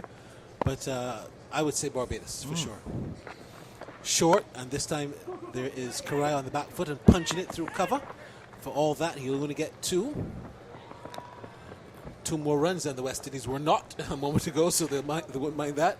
61 for 7. You're not listening to any fake radio. This is real. Windies 61 for 7, needing 212. Just going back a couple of overs ago, that run out by Martin Guptill of Casey Carty was a superb piece of work. It's brilliant fielding. That's how New Zealand do it. I mean, they never ease up. They never come off of the gas until the last ball. Satna, in his 4th over, has conceded just 9 and bowls to Karai, who's on the front foot, pushes the ball into the covers, and there's no run. The over ends, the West Indies in a dismal position, 61 for 7 after 22. Well, the thing was when Guptill he dived away to his right. So first of all, he stopped the ball going past him. But he was on the ground and he was getting up, and as Jamal said in his comment, to get the power into his underarm throw, to get the ball to the stumps quickly and then hit them. It was a great piece of work from Guptill. Probably, I guess, for me, one of the highlights of this innings. Obviously, there was a lot of wickets early on, but I just thought that was a stunning piece of work. And as you say, Barry, professional to the end. It's going to be Bracewell now to continue and bowls to Hussain. Hussain on drives, out to long on. 1 run again. I'm just wondering if Akil Hussain is going to swing that bat. He likes to free his hand and get some 4s and 6s. The situation now is very dire, so I'm not quite sure that he'll perhaps go that route. And also, how soon are they going to bring back one of Bolt or Southey? Yeah, I think perhaps within the next 5 overs, depending on what happens. If any more wickets fall, then we'll see that happening. I reckon it'll be next over. Let's wait and see. Here comes Bracewell, off spinner, and bowls on the line of the off stump. Forced a backward of point, still no run. Well, you could get your wish, Barry. You might have Bolt bowling from this end, from the Malcolm Marshall end. Well, don't say that's my wish. Perhaps is what I predicted. Here comes Bracewell in again and bowls to Karai. He's got 19 for 45, not important. A nice drive. He's showing his batting prowess and ability. West Indies have been hunting for something special for a number of years. They've got some good individual performances for some cricketers, but nothing consistent for victories. Here he comes in again. Bowls and Karai is driving pleasantly again, but New Zealand is so smart. They've got the field well spread. It's difficult to get a boundary. I'm trying to find out where will you get a boundary. Where are the gaps in the field? Behind the keeper is always a good option. Where? Behind the Behind the keeper. keeper, yeah. That's a good option, but not even there they can get the ball. Akil Hussain will have to whack it for one of his famous 6s. Well, there's no long off now. There's a mid-off. But the ball seems to be a bone of contention. This happened the other night. Yeah, a late ball change. The umpires are meeting to have a look at the ball. Not quite sure if they think it's out of shape. I always wonder, why do teams not want to bowl with an out-of-shape ball? Surely that assists you, doesn't it? But it's not the teams that don't want to bowl with it. If the umpire doesn't think the ball is suitable, then they can change the ball. No, but it's going to be a player that brings it up, right? I'm not necessarily. Right. It's also, it looks like to me it's going to rain. Yeah, it is raining. So we've got a rain delay. Knock it down. Stumps are being pulled up. Yep, Colin was out there again, pulling up the stump mic. Yeah, it looks like if the covers are going to also cloud Colin as well. This is going to be a very short delay. I don't think this should be too long, even though I see all of the covers coming onto the ground. But I think some fans might take the opportunity to leave the ground. To me, it looks like if some people are leaving. It looks like the beach is emptying over there, Barry. I went out there in the break before, and I think when I was off commentary, I went for a walk round there. A couple of things happened. First of all, I noticed there was a lot of people there watching on, which was good to see. The other thing that happened is 4 wickets fell while I was walking. Well, don't leave. I'll try not to. So we've got a rain delay. The West Indies 63 for 7 with Akil Hussain on 3 and Yannick Correa. He is on 20. And it means now that when we have a chance to recap this match here, the second CG United ODI, earlier, of course, the West Indies again won the toss. And they decided that they were going to bowl. It looked like a very good decision when the Kiwis were struggling on 31 for 3, but then they escaped. Let's tell you how things went a bit earlier in this match. If I can get my scorecard to assist me. I'm sure it will in just a second. The internet here has been quite slow, but here it is. Well, that partnership between Phillips and Mitchell was the crucial one, wasn't it? Yeah. Well, I'm talking about the one before between Allen and Mitchell. Finn Allen. Oh, sorry, Allen and so Finn Allen and Mitchell. Martin Guptill was caught. Brooks bowled Holder for 3. Finn Allen almost batted through. He was bowled by Holder for 96, 117 balls, 7 fours and 3 sixes. Devon Conway was bowled Joseph for 6. The captain and keeper Tom Latham was caught Sinclair bowled Holder for a duck. Daryl Mitchell and that partnership he had with Allen added some 97 runs. It was really good until Mitchell was caught Hussain bowled Sinclair for 41. Then they had another clatter of wickets. Bracewell was caught Brooks bowled Hussain for 6. Phillips was caught Puran bowled Hussain for 9. And Jimmy Neesham was caught Hope bowled Sinclair for 1. Santner, a very robust innings of 26 from 27, 1 4 1 6. That gave the innings some impetus. He came not out for 26. Southey was bowled Sinclair for 4, and Bolt was caught and bowled Sinclair for 16. Again, a disciplined performance from the Windies. Only 4 extras, 2 leg bys and 2 wides, 212 all out in 48.2. Kyle Mears, 4 overs, no maiden, none for 21. Jason Holden, 9 overs, 2 maidens, 3 for 24. Azari Joseph, 10 overs, 2 maidens, 1 for 47. Akil Hussain, 10 overs, 1 maiden, 2 for 51. Yannick Correa, 7 overs, no maiden, none for 26. And Kevin Sinclair, he got the last wicket, 8 overs and 2 balls, no maiden, 4 for 41, really well bowled. The target, 213 from 50 after a lengthy rain delay, about 95 minutes or so. Shea Hope was caught Allen Bolt for 16. Kyle Mears caught the keeper Latham Bolt for a duck. Shamar Brooks bowled Southey for a duck. Brandon King caught Bracewell bowled Southey for 2. Casey Carty run out by Guptill for 16. Puran was bowled Bolt for 2. And Jason Holder was caught Guptill bowled Southey for a 1-ball duck. Correa is unbeaten on 20 from 47. Hussain is unbeaten on 3. The Kiwis have also had 4 extras, all of them being wides.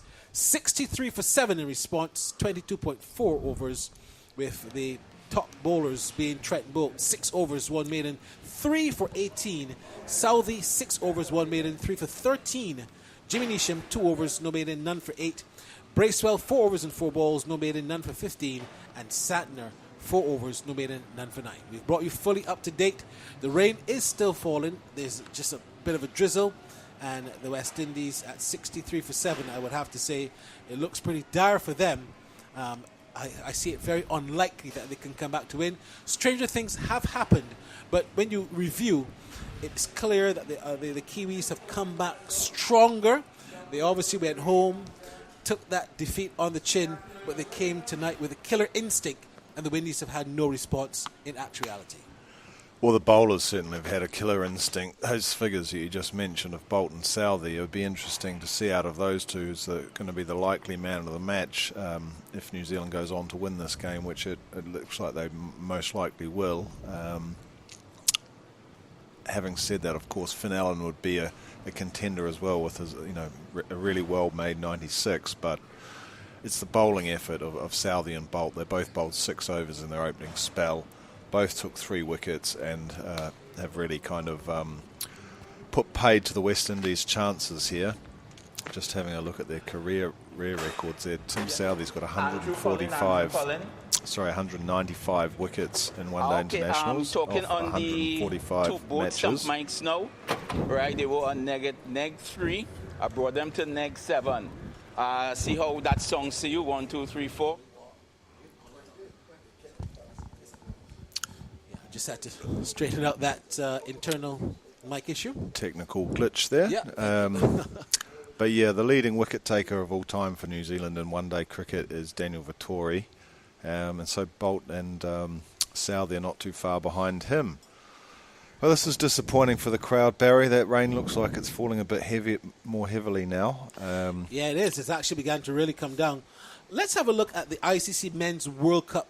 The West Indies might have to qualify if they don't get enough points. Right now, they're tied with New Zealand at number 6. New Zealand is 5th. They have 90 points, but this is what is very scary for the West Indies. The West Indies have played the most matches in ODIs in this entire Super League. That's very scary because they're only at number 6, having played 22 matches, whereas you had England playing 18. They're number 1. Bangladesh at number 2.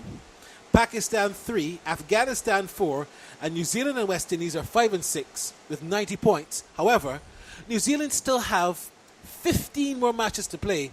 The West Indies only have about 8. So, the West Indies could still find themselves in the doghouse because Australia have only played 12. India, who are qualified already, have only played 13. Ireland have played 21. They have 68, so they're going to be in some trouble. Sri Lanka have played 62. South Africa have only played 13 for 49 points. Zimbabwe have played 16 for 35, and the Netherlands 18 for 25. So you expect the Netherlands to struggle, you expect Zimbabwe to struggle, you expect Sri Lanka, Ireland, and possibly the West Indies to struggle there. There are 6 teams that will be out because in all there are 13 teams. 8 qualify. The top 8 qualify. Okay, that was the key thing I was going to ask you is how many get automatic qualification? India qualified because of the Ireland, host. Sri Lanka, Zimbabwe, West Indies, Netherlands in the qualification. Oh, well, I guess that's an extra level of pressure, isn't it? But I guess someone has to miss out, and, it comes down to consistency of performance. And as we've mentioned many times on commentary, West Indies have just had a really bad trot recently up until that win here on Wednesday. Just a note for the listeners here, it's raining pretty heavily at the moment, and what time we got? 9:15. What's the latest we can finish, Barry? I'm not quite sure the time. I think it's 11 p.m. 11, okay, that's quite late. But I speak to correction. So I'm not too sure. Look, there's some important stat. Yeah, the DLS par score is 168. The West Indies are not anywhere near that. Right. So right now, if the rain was to wash out the match, the Kiwis would win handsomely. Yeah. And the West Indies are 105 runs behind on the par score. So there's not even a debate about it. It's raining really hard. I'm not quite sure that I was saying it was just a drizzle, but no, it's really coming down now. And I'm not quite sure that we're going to have any more cricket. What do you think? Well, that's why I asked what time the cut-off is, because, in some situations they have depending on where the ground is, you have a restriction on what time a match can finish because of, local housing regulations and things like that. Certainly at Lords is a place where I can think of where they have a rule like that. But, just having said that, it feels like it's a bit lighter now. But now for certain we will get a reduction in overs now. They didn't take any overs off for the earlier rain break, but we'll certainly get a reduction in overs now. But as you mentioned, Barry, it's kind of irrelevant, that par score, because the West Indies are so far behind and they've only got just the 3 wickets left. So I don't think that's really going to be a factor. It's just probably a question of whether they'll actually get back out onto the park or not. Very disappointing for the fans, of course. But just having a look around the ground here, over at the Greenwich and Haynes stand, spectators still sitting in their seats there, so that they haven't left. And looking to the far end of the ground in the 3W stand, also a smattering of spectators still sitting in their seats. The only area which is empty, of course, is the obvious one. It's the party beach or the party stand. That looks to have wound down completely, although I can see a few people in the Frosties bar, actually. Maybe they're getting a boozicle. So, yeah, that's just in front of the Mount Gay bar. We've also got the Banks Beer Bar, We've got everything out there, but no patrons there at the moment because of this rain. And there's the ground is covered completely at the moment. Sorry, I mean the wicket box covered completely at the moment, and there's not a soul out on the field. So maybe it's coming down still quite hard because not even the ground staff are out there at the moment. Yeah, well, the rain has eased up. I mean, that was a real heavy passing shower. It's drizzling just a bit, but surprisingly, it's not falling as hard. So that's something that I think we also need to mention. And the West Indies team will be very disappointed with their performance. Let's talk a little bit about the test match earlier today, England and South Africa. Now, England have come off a very strong response since the new coaching team, the new captain. They beat India. They beat the Kiwis. And many people would have thought that against South Africa they would have started as favourites. But we've seen not a positive approach by England in this first test, but a very reckless approach. Their batting was just very reckless. What went wrong that England didn't really capture the imagination at Lord's? So I'll just qualify my comment by the fact I haven't watched any of it. I watched a little bit of the highlights of the second innings, England's second innings. But from what I've read and from some stuff I've listened to, I think they just came. Well, first of all, they lost the toss on a very muggy and warm and overcast day. So that counted against England immediately because they definitely would have bowled first, which would have then meant that they were chasing again, which was their formula that for the wins in the 3 test matches against New Zealand, the one against India. So that went against them. Then after that, of course, they're up against a very very good bowling attack. A guy like Rabada, he's one of the best in the world, and South Africa's had a pretty good record in England actually, and. So as to what went wrong, well, the top order failed. Joe Root had a double failure in the match. That very rarely happens, and once again it shows how reliant England are on Joe Root because their openers don't get any runs. Well, the openers don't get runs collectively. Wait a second, it's dripping here seriously. The roof here needs a patch in the media centre. We're actually getting very wet. Yes. Did you bring an umbrella, Barry? I didn't bring an umbrella. I should have brought an umbrella because our equipment is in trouble. The point I'm making is that you look at the fact that England have 2 openers who don't come good collectively. In other words, one is going to score 100 and then the other is going to score not in the same innings. But then in the next innings, the other's going to score 100, then the other's going to score not. They never give you a solid, good partnership. And then, too many players are inconsistent. So Root, Bairstow, and Stokes are the 3 players where the majority of runs continue to come from.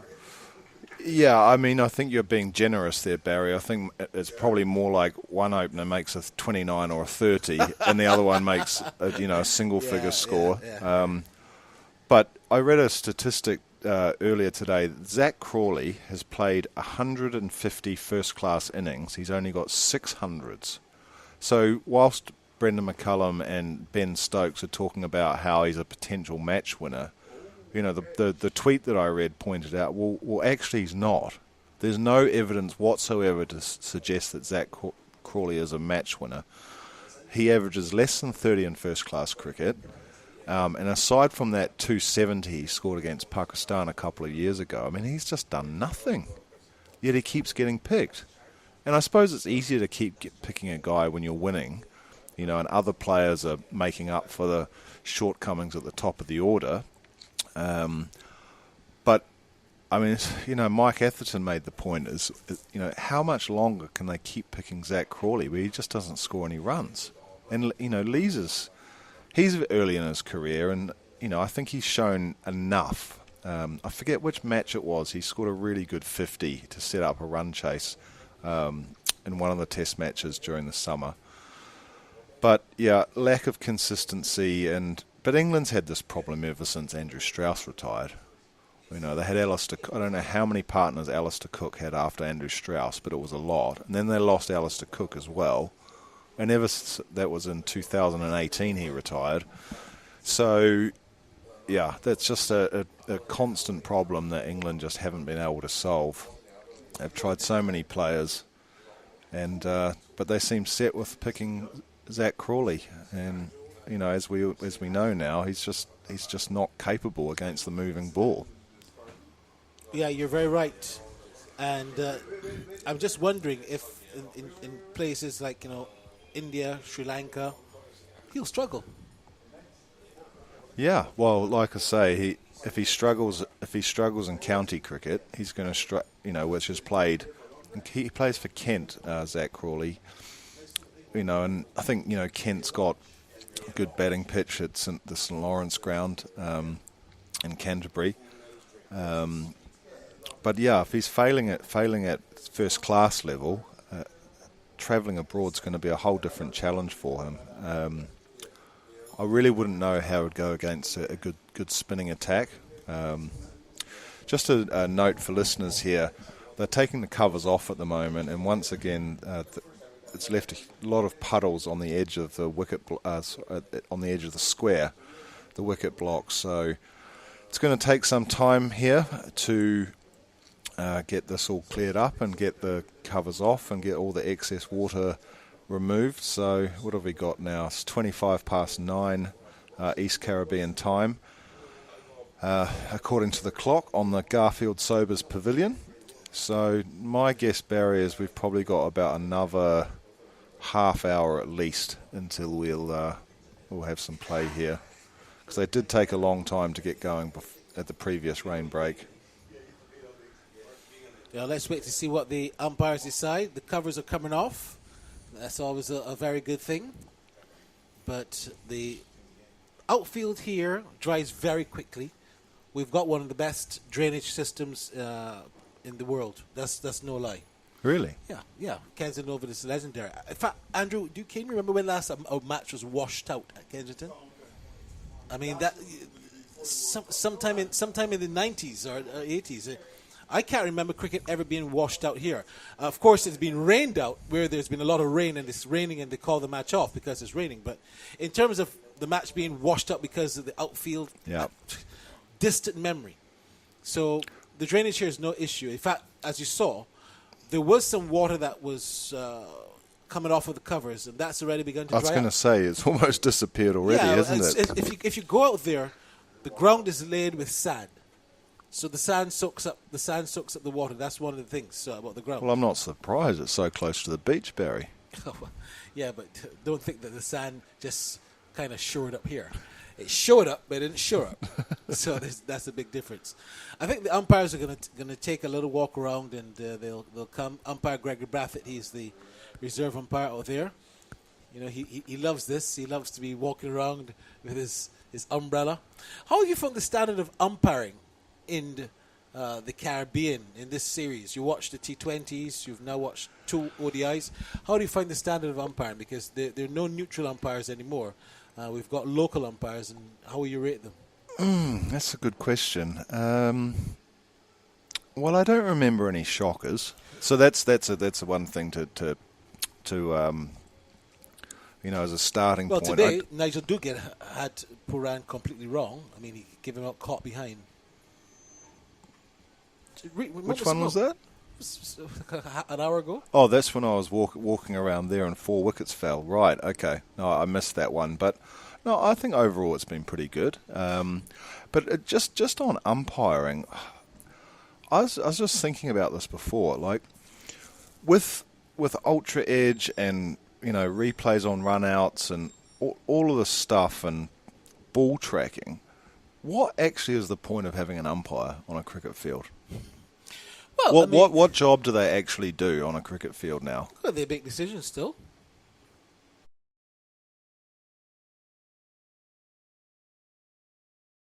No, but the point. Well, I suppose if a team's used up all its reviews, then the umpire is the sole judge. But not only that, I mean, the umpire is like the band director, because he tells the bowler when to come in. He has to make sure that the batsman is ready. The umpires still perform a pretty critical role out there. They're the officialdom of the game. So I still think that there's a role for the umpires. They check the balls to make sure the balls are not being scratched or manipulated. They still have a very crucial role. I mean, umpires don't just give people out. They run the match. I suppose what I'm trying to say, Barry, is if I think about everything that an umpire has to do, he's got to count the number of balls. He's got to tell the batsman to change sides when the bowler decides to come around the wicket or whatever. He's got to call wide, got to call a no ball. But actually, all of that stuff can be done by technology. I just can't think of really anything that. I mean, let's face it. When you and I were growing up and we were playing cricket in the backyard, we didn't have an umpire. No. I mean, we had a lot of arguments, though. We did have a lot of arguments, but, there you go. But we didn't have the benefit of a TV replay, though, did we? In fact, well, my good friend David Seeley, Jeremy John, Matthew Moore, we would play cricket all day long, and it reached the stage where we didn't have any slips or wicket keeper. If you edged, you're out. And then we always had an argument about if that was an edge. And also how wide it went, right? And how wide it went. Yeah. So, we would the ball would edge, and we would say, okay, you're out. And then we would say, no, I didn't edge that. You edged it. No, I didn't. And it's an argument. I mean, so if we had an umpire, at least we had someone who would have made a decision. Yeah, I mean, look, you asked me a different question, and I've right gone now, off on a tangent. The umpire, Gregory Brathwaite, he's the one out there making the decision about when cricket will restart, and he has to ensure that the players are safe, in the sense that the run-up is good, that there's no issues. If anything was to happen where the players just decide, okay, the rain is finished, let's go back out and play, and there's no umpire, and then they go out there and someone is seriously hurt with no one inspecting the ground, then these are things that you have to be cognizant of. The umpire makes the call. The umpire makes a call to say, look, bring the tractor with the 2 ropes, which I think this is the most overrated thing, by the way. What does it actually do? I've been wondering the same thing. Well, what it does is that the water is supposedly settling on the outfield. Right. So the rope actually just gets the water up on the surface and spreads it out more evenly. Instead. Well, that would make a lot of sense if it was only raining on half the ground. I don't understand that rope at all. But yeah, I mean, I guess I don't know where it started. I can't remember. Do you see it in any of the international? I think I've seen it in Australia actually on TV there. But yeah, it does seem a bit strange. I noticed you mentioned today the tractor. On Wednesday they had 2 golf carts towing that rope. So maybe the golf cart's broken down, or one of them has. Anyway, it's looking positive for a resumption. I said half an hour. Actually, that might be I might be completely wrong there. I said that 5 minutes ago, and the stumps are already in place. The ground staff have only got. Well, there's another super sopper coming out now, but the covers are completely off the ground, and I think that's probably the main thing. And so it might not be too long until we do get a resumption in play. So. You're quite right, Barry. The ground's obviously drying very quickly, assisted by that rope and a couple of, they're not super soppers, I guess they're mini soppers. They're not motorised. They're just being pushed along by some of the ground staff, just trying to pick up a little bit of excess water. So, yeah, hopefully not too long. Just a reminder, at the moment, New Zealand, the West Indies are chasing New Zealand's total of 212, and they're 63 for 7 at the moment. With Karaya, he's on 20 off 47 balls, and just recently Hussain has come to the crease. He's on 3 off 6 balls. And I think, Barry, when the players come back, I think we're going to see Bolt or Southey, or maybe both of them, bowling again pretty quickly. You reckon? Yeah, I think so. I think that they're deep enough into the tail now to not be in danger of losing the match. So not being in danger of needing Southey and Bolt at the end. But the spinners just haven't really looked threatening again. Actually, compared to the West Indies spinners, exactly the same thing happened. in the last match at Sabina Park in the T20 series, and then also here on Wednesday, the West Indies spinners look a lot more threatening than the New Zealand spinners. You know, Braceville and Satner between them now have bowled 8.4 overs. Okay, they haven't been particularly expensive, but they haven't picked up any wickets either. No, you're right. And I think I've been impressed with how New Zealand have operated today. That fight back, first of all. And then following the fight back, you've had a really good bowling performance. The bowlers have been in tandem. And the field placing has been such, has been done with such pinpoint accuracy that you must give Tom Latham 10 marks. He's even done a better job than Kane Williamson did. Yeah. Oh, he's a very good stand-in option. Obviously, Tom Latham, he's done the job quite a bit in the recent past because Williamson spent so much time out injured or playing IPL or something like that. But yeah, Tom Latham's got it pretty much right all the way today, which is good because his effort with the bat was pretty horrible with that shot that he played to get out for a duck. What did you make of Finn Allen? I'm curious to know. Yeah, I noticed it yesterday. He's a very classy player. I was disappointed he didn't get his 100. But I think he's a piece of class, and I think that he's got the right approach and attitude to batting. And I think that New Zealand might be able to find someone who can have a couple of years of cricket for them in ODI cricket. Yeah, I thought he batted very intelligently today. He got off to a reasonably quick start, but then after the wickets of Guptill, Conway, and Latham fell, he really slowed the pace of his innings down. But then later on, once he got into that good partnership with Mitchell, they added about 82, I think it was from memory. He started to accelerate again, and then just sadly, when he got to about 94, 95. I think nerves got the better of him, actually, and he played out a maiden against Jason Holder when he was on 95. There was that pull shot that he played that was brilliantly fielded by, I think it was Brooks at mid-wicket. That would have gone for 4 if Brooks had missed it. So I think he possibly got a little bit frustrated, but I thought he had all the shots. I thought he had shots all around the ground. Different styles of pull shots, the pure cross-batted shot, the traditional pull shot, but also more of one that's more of a whip that he hits more in front of square, more towards mid-wicket. And yeah, I thought he was excellent today, really, really good. And he's got a reputation of being a very big hitter, but he also showed today that he can bat intelligently, assess the situation, and put the bad ball away and hit a few sixes. He hit 3 sixes in his innings today. I was really impressed with Finn Allen, and he looks a great prospect for New Zealand now. And the question's going to be, of course, is whether they can fit him into the T20 side as well. Because they've got a preference to play Devon Conway as an opener, which I actually really like. But if Allen keeps up this sort of form, it might put a bit of pressure on Martin Guptill, actually. The thing about Finn Allen, though, he doesn't have a very impressive first-class career or List A career. In first-class cricket, he only averages 20, and in List A cricket, he only averages 28. So he's thereabouts. Yeah, but how many matches, though? He's got 32 matches in List A, and he's got 16 first-class matches. He's age 23. He's still pretty young, from Wellington, I believe.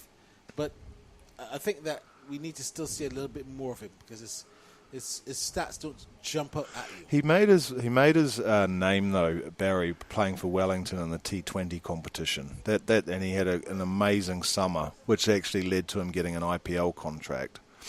And I think that's where he made his name. A bit like someone like David Warner did. He made his name playing one-day international cricket before he even had a first-class record, and so maybe Finn Allen's a bit like that. But I think, New Zealand made a good call bringing him here. Henry Nicholls has opened the batting fairly often in one-day internationals in the last few years, but he didn't make the side for this, or the squad for this tour. And, I think New Zealand's getting well rewarded for having faith in Finn Allen. He scored a T20 100 while they were in Europe. I think that was against Scotland. And then, a really, really great innings today here in Bridgetown, Barbados, home of so many great cricketers. I just still always get blown away when I look at the names around the ground, Barry, what the stands are named after. It's just astonishing. I mean, New Zealand wouldn't be able to, if we had as many stands in one of the grounds, we wouldn't have enough names to put on the stands. No, that's not true. Come on. What would we have? Like the Chris Harris stand? You've got Hadley. We'd have Richard Hadley, Martin Crowe. Yeah. No, but they're not all from the same place, though, right? These guys are all from Barbados. Well, that's true. I see what you're saying from that perspective. Yeah. Okay. You're right. Yeah. So you're saying that. So where does the pockets of greatness come from in New Zealand then? Is it Wellington? Is it Christchurch? Where? That's interesting. Well, Richard Hadley was from Canterbury. John Wright was from Canterbury. Stephen Fleming was from Canterbury initially. So was Nathan Astle. So was Chris Harris. So was Chris Cairns. There you go. So you got 6 stands. Yeah. Well, I think they don't play at Lancaster Park anymore because it was damaged badly in the earthquake in 2011. But that 232 Nathan Astle scored against England there. I think he hit 12 sixes into the same stand. So that if that stand was still there, that would definitely be the Nathan Astle. What is Nathan Astle doing in New Zealand now? I don't know. Okay. I don't know. I got asked that question earlier today, and maybe I could. It just seems like all the England players have gone into commentary, but then when you look at the South Africans, you look at the Kiwis, very few of them have gone that route. Yeah, it's quite true actually. I guess a few of them have, but not consistently. Like take someone like Stephen Fleming, for example. He does some coaching. He does a lot of television advertising. He's a bit like Virat Kohli, he's got so many different ads and products that he endorses. Couldn't tell you exactly how many at the moment. He does some coaching for the Mumbai Indians. He does some cricket commentary for TV in New Zealand at times. But yeah, not that many of them have made really long careers in it. I'd say probably, let me think, Simon Doull, he has. Yeah, he's really good. Yeah, he's very good. I mean, I'm just thinking Dion Nash went into commentary. Danny Morrison. Well, Danny's hasn't made a name for himself in New Zealand, but in other parts of the world. What he has to name himself in New Zealand? Well, I'm just saying he hasn't done New Zealand media. Right. Yeah. He's a lead commentator particularly in Asian countries, but I don't know. Maybe it's because he doesn't live in New Zealand. I believe he lives in Queensland or in Australia. Right. That could be the reason. But who else? I guess the guy sitting next to us in the next door box, Craig McMillan, he's been doing it for a while, although he did have a spell as the Black Caps batting coach for a few years. Mark Richardson, he did commentary for quite some time. Scott Styrus is another one. But the other thing, Barry, is that the New Zealand media landscape has changed a lot in recent times because previously, for many years, you had the Sky commentary, and I couldn't tell you how long they've been doing it for since they took over from TV1. So it went on to a subscription model. And then just with Sky, of course, you had Martin Crowe, you had Ian Smith. Those are two that spring to mind already that had very long commentary careers. But then just a couple of years ago, or it might have only been 1 year now, 1 or 2, it changed. New Zealand Cricket gave the rights to Spark, which is basically Telecom or equivalent of Digicel, who created their digital proposition for sport. And it started with rugby, and then it went to cricket. I think it was for the Rugby World Cup in Japan in 2019, and then the cricket followed that. So then you got a completely different commentary team. So Brendan McCullum was on there, Mark Richardson was on. Just trying to remember who the other ones were, but Simon Dool, for example, who was with Sky, he then moved to radio because at the same time, in the past, Radio Sport in New Zealand carried, all of the cricket coverage, domestic, internationals in New Zealand, internationals abroad. So for example, they would take the BBC feed. But then when the pandemic started, Radio New Zealand, or I forget the name of the organisation that owned Radio Sport, but they just closed Radio Sport down completely. So now there's like competing stations all the time for different series. So there's no stable media work anymore in radio. So so in recent times, I would say there haven't been that many players that have moved into a consistent commentary career, but that's partly because of just the way the media's changed. But luckily, of course, we've got organisations like Sen's Radio in New Zealand, which is taking our feed, Barry. Mm-hmm. I think we've probably I've probably put all the listeners to sleep now. No, it's in the morning, so I don't think you've done that as well. It's just after. What time is it? It's after 1 o'clock in the afternoon. 16 hours ahead, so that's at 4. Yeah, at 4. It's now 9:45. Yeah. Got 11, got 12, got 1, just 1:45. Yeah, 2:45. So just in time for everyone to have a siesta on Saturday afternoon. Just back from kids' sport, no doubt. But yeah, I don't know why. I just know what we're waiting for now out here. It hasn't been raining for at least 20 minutes now. The covers are off. The ground is dry. But for some reason, the players aren't out there yet. I don't know what's going on. Well, we're just waiting to see what's happening. We've got the umpire. The fourth umpire is still out there in the middle. And you've got the players still in the pavilion. We're not quite sure what's happening as yet. Hopefully she's pretty hear something pretty soon. This must be frustrating as a player, though, right now. Very frustrating. Like, just like, why can't we just get on and finish the game,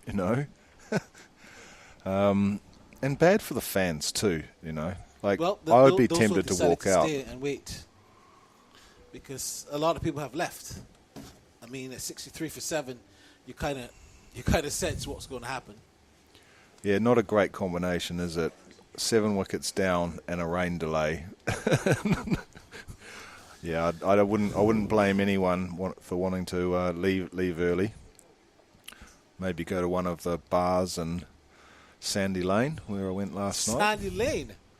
Oh my goodness, you certainly went high.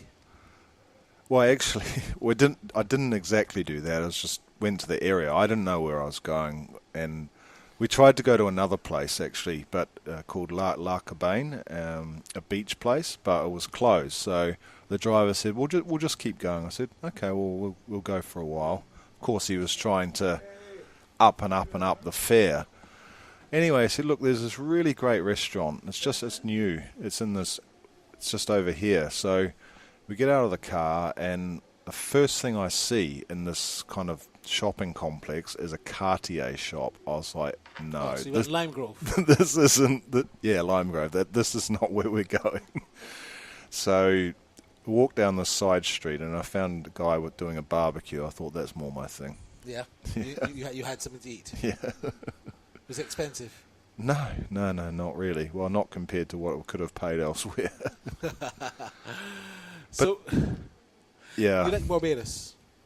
Yeah. Well, I one of the things I love about being in Barbados compared to Kingston is that, first of all, I'm staying at an iconic house. I'm staying at Rihanna's house on Rihanna Drive. You've got to qualify that statement. You're staying at Rihanna's the house that Rihanna grew up in. Yes, Because yes. if anyone hears you say you're staying at Rihanna's house, they think that you're staying in a $27 million mansion. I think I drove past it last night, actually. I think the driver pointed it out. It's like a huge place. Yes, the house that she grew up in, and I can assure you it's probably worth a lot less than that now. It's worth a lot less than that. But it's a nice little house in a nice quiet street. There's a few local shops. But for me to walk to the ground to come to work, it's, not even 10 minutes. To walk to Brandon's Beach, it's about 10 minutes. So it's super convenient, actually. How many rooms are in the house that you're in where Rihanna used to? Oh, now you're getting curious. There's just 2, actually. So that was the other thing. Any landmarks in the house? Any? No. It's really, really well kept, though. It's like... Is it expensive? What's the cost? My mate booked that one, so I'm not sure exactly, but I have a feeling it was something like... In Kiwi, it was about 600 for 6 days, so that's probably about 800 Barbados. 800 Barbados for the week. Yeah. I guess it's not terribly bad. Yeah. Well, but the location's great too. Yeah, I mean you're almost in town, and you're right next to the ground. So, yeah. And that's what you're here to do. You're here to come to Kensington Oval every day. Why are these umpires not coming out yet? What is going on? I don't know what's the wait. I mean, I know that they were concerned about the water settling just on the edge of the pitch. Yeah, but the ground staff are all off. They've done their work. It has not been raining for the last 20 minutes. This is what happened in the other rain break. Like, I just don't understand why they're not. Well, they should be playing right now, but what I don't understand is why the umpires haven't come out yet. Well, the game has not been called off for sure, because you've got the players still there in the pavilion. Perhaps they could ask if Andrew Mason can go next door and just check for us what's happening, because I'm certain that some decision has been made. We perhaps just don't know it, but I'm wondering with the third umpire, the reserve umpire out there still. How have you found the conditions compared to Kingston versus Bridgetown? Bridgetown. What, you mean like the cricketing conditions? Yes. Well, I think the pitch here has been a challenging pitch, more so than the pitch at Sabina Park. The Sabina Park, we had the same wicket for all 3 T20s, and it was only in the third one where it seemed to target. It seemed to be a harder pitch to bat on, with not so much assistance. With more assistance for the spin bowlers. Just to let you know, the cricket will resume at 10 o'clock, which is just about 5 minutes' time. It's 41 overs, but I haven't got the target. I'm sure that the target is not going to be the same. Just get the target confirmed. But we're starting back in 5 minutes' time, and it's going to be 41 overs. But we'll wait to get what's the actual new target for the West Indies. Okay, 41 overs. I think the pitch here at Kensington Ovals had more in it for the quicker bowlers than the Sabina Park pitch did, which surprised me. But it's hard to. You're not really comparing like for like, Barry, because we're watching a 50-over format here compared to the 20-over format which we watched in Kingston. So I think it's quite hard to do a like for like comparison. But what I have seen here is the pitch here has actually offered assistance, particularly today actually. So this is the second time this wicket's been used now. Particularly today, there was assistance for the quick bowlers and also assistance for the spin bowlers. So probably if you had to, based on what we've seen so far, if you had to say which is the better conditions, you'd probably say Sabina Park actually. You think so? Sabina has better conditions in here? Or more conducive to a good match, is what I mean. You think so? Okay, more conducive to a higher scoring match. Okay. Yeah. I think that the facilities today, the conditions today, have definitely favoured the bowlers. but we still saw 96 from Allen. So you just have to apply yourself and bat. But there's no doubt about it. The juice in the pitch today has been very mouth-watering. I'm just wondering which surface you're going to play on Sunday. The one that Colin is standing in front of seems to be one that's being prepared. Or they might just revert to the one that they played on Wednesday. It's the same pitch. They're playing on the same pitch as they did on Wednesday now. So there's a question of will they use it 3 times? Mm-hmm. Well, do you think they played on that strip next to it? I'm pretty sure they played on the same pitch, right? No, I think they played on the one next to it. This is a new one. Oh, okay. My eyes must be deceiving me. Yeah, well, if they do play on the pitch that Colin is standing next to, I'm not talking about Colin Croft here. I'm talking about Colin, the man who runs on and takes the stumps. You can see there's a tinge of green in it already, so that could make it even more spicy, Barry.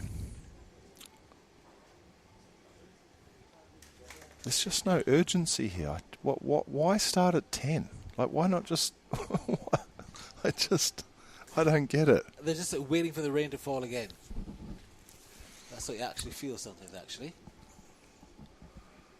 So have you got some sort of relationship with the West Indies cricket board to drag out our commentary as long as possible?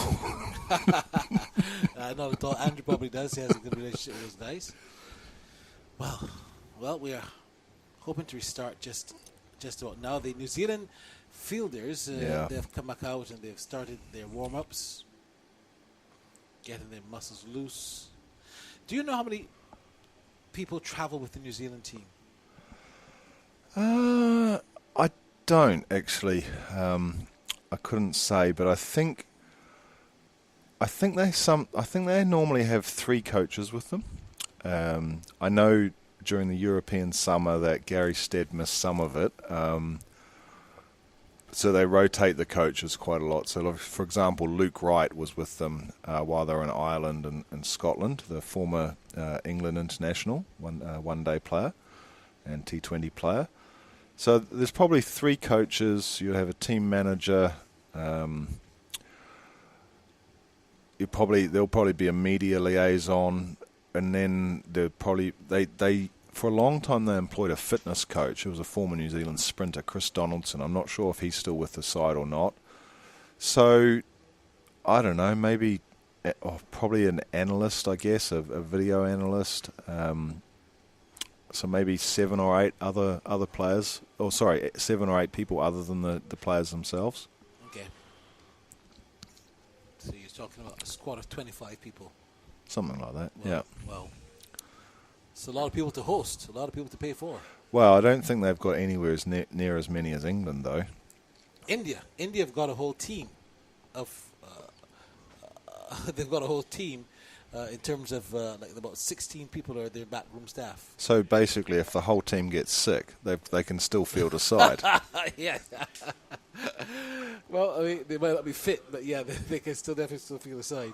Actually, that just reminds me of a story. When New Zealand was touring India in 1988, I think it was, so many of the team got sick that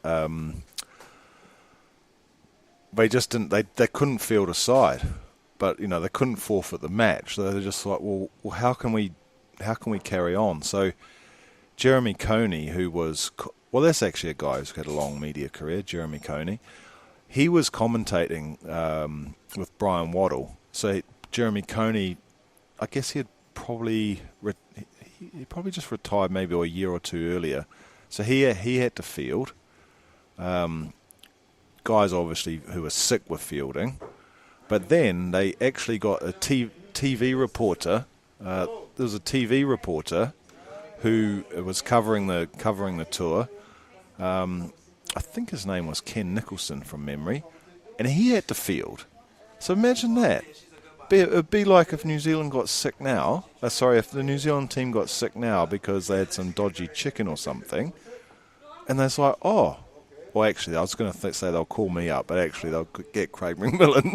Yeah, you've got Craig McMillan there. Yeah. You versus Craig McMillan, I think it's a no-brainer. So the umpires are finally out after all of the talk. And I think Jamal's going to come a call in, and Adrian Woody Richard is supposed to be coming a call in. We've talked ourselves almost asleep. We want to thank you for staying with us. So we're going to have a resumption. 63 for 7, the West Indies, and New Zealand, of course, early making 212, 63 for 7. I've got one question for you before I leave this time, Barry. What's the worst place to commentate? You don't have to name the place, but well, you do, I suppose. But have you had a really challenging place to commentate from? I'm not a fan of commentating in Trinidad. It's very difficult. It's very, very difficult. In fact, Trinidad is probably the only ground in the Caribbean that does not have elevator. So getting upstairs is even a problem. So Woody Richard is here. Jamal, 63 for 7. Does the position surprise you, based on how the West Indies have been so inconsistent in their entire ODI career? Yeah, surprising position, Barry, based on the fact that they batted reasonably well in the last ODI, and obviously as a West Indian supporter, you would be hoping that they would have risen to the occasion today, but that's certainly not the case. And now Woody and I are about to just possibly read the final rights on this game from a West Indian perspective, as it looks like it would be Bracewell to continue proceedings from the northern end. Woody, 63 for 7, Koraya 20, Hussein on 3. Yes, Jamal, and here is Bracewell around the wicket, bowling to bring Hussein, bringing him onto the front foot, and he plays defensively into the offside, and there is no run. We've got a backward point, cover on the boundary, extra cover, short extra cover, long off. There's also a long on. There's a stretch mid wicket, deep mid wicket, and a fine leg. Hussein is back and cutting this one away through a squarish cover. They'll get 1, so he now moves up to 4 and takes total up to 64 for 7 in over number 24. I think we are in now. Yeah. Oh, sorry, that's the end of over number 23. So end of over number 23. Just to remind you of the details so far, we've had a break, a stoppage for just over an hour. The target is now 212. We've got 41 overs. There will be the maximum the West Indies can face. The power plays will be 8 overs, 25 and 8, and we are scheduled to finish here at 11 minutes past 11. I don't know who would have designed it this way. I'm loath to share the words of the late former Prime Minister Owen Arthur, but I'll tell you that off air, Jamal. And the target is 212, so I think that's really of academic interest right now. The West Indies would just want to bat out the remaining 18 overs. I was saying we were charged with reading the last rights, but another 18 overs, we certainly won't be here. Would you probably be here close to 11 o'clock if West Indies are certainly to go up to the 18th over? I don't know how many people will be happy with that. No, I don't know. Here's Glenn Phillips bowling around the wicket now to Akil Hussain, and that's a lofted drive for 6. A lovely shot coming onto the front foot and lifting Phillips straight back over his head. And Hussain just showing his batting ability at the moment. He's now 10, and it's up to 70 for 7 in over number 24. Yeah, a bit of a message being sent by Akil Hussain as well. Obviously, Glenn Phillips, if this game was in a better position, would not be bowling. And Hussain is saying, well, okay, if this is the case, I'm going to oblige myself. That was a lovely strike, though, Woody. Not too much flourish. Basically, just a nice, clean strike, and it flew all the way just onto the side screen there. So it was a beautiful cricket shot, but it was in the slot. It was asked to be hit, and he obliged. I'll recap for you and let you know about the carnage that took place earlier for the West Indies as Phillips bowls around the wicket to the left-handed Hussain, who drives out towards the fielder coming in off the long-on boundary. That's Conway. They'll get a single. He takes him up to 11, and Glenn Phillips bats into the stumps and gives Joel Wilson a bit of extra work. Correa is there on 20, 71 for 7 over number 24. I remind you that Kyle Mears was caught by Latham, the keeper off Bolt, without scoring, edging a flat-footed drive. Shamar Brooks was bowled by Southey without scoring, driving loosely at a ball, keeping low. And then Brandon King was caught by Guptill off Southey for 2, mistiming a drive to mid-on. Shea Hope was caught by Allen off Bolt for 16, slicing a rising ball to gully. Nicholas Puran was bowled by Bolt for 2, playing on a rising ball. Jason Holt was caught by Guptill off Southey without scoring, guiding a rising ball to slip. Again, Phillips is knocked away towards the long-on fielder, who is Conway. Another single now for Correa, who now moves on to 21 and takes the West Indies up to 72 for 7 in over number 24. And then the final wicket that the West Indies lost just before we had that lengthy rain delay. Casey Carty was run out by Martin Guptill for 16, a direct hit at the bowler's end. The wickets fell at 3, 11, 21. Hope fell at 23, 26 for Puran and Holder. And he's out-caught Hussain. Phillips bowling around the wicket, a loose drive, ball in the air, and a very easy catch to the fielder in at mid-off, Tim Southey. And Akil Hussain perishes for 11, and Glenn Phillips gets a wicket. Can you believe this? Bowling dibbly dobblers, and Phillips gets a really a freebie. A freebie, yes, yeah. Let's call it a freebie. Phillips bought a freebie, and Aki Hussain gave a freebie to Tim Southey. Really a low full toss. He could have struck that anywhere, but he could only succeed in finding Southey at that mid-off position. A nice easy catch. And you have to say, Woody, again, signifying that this is really and truly a very meek surrender from this West Indian side that promised so much based on their fielding effort. We're really looking forward to an exciting evening here this evening in terms of a run chase, but it certainly is not to be, standing at 72 for 8. It really seems now that we will be reading the final rights, Woody. Yes, it would appear that way, unfortunately. I may have to beg either Andrew or Barry to come, because I will have to advocate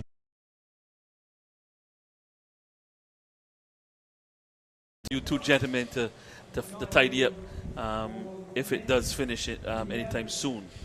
But not really the kind of performance that we came here this afternoon. The West Indies played pretty well in the first game. They did pretty well. Even in the batting effort, they did pretty well. Shamar Brooks held it together in the first game. We came here with expectations that even if it was a total like 212, that they would make a fist of it. But really, it has really been, as you said, all evening long, Jamal, really a meek surrender.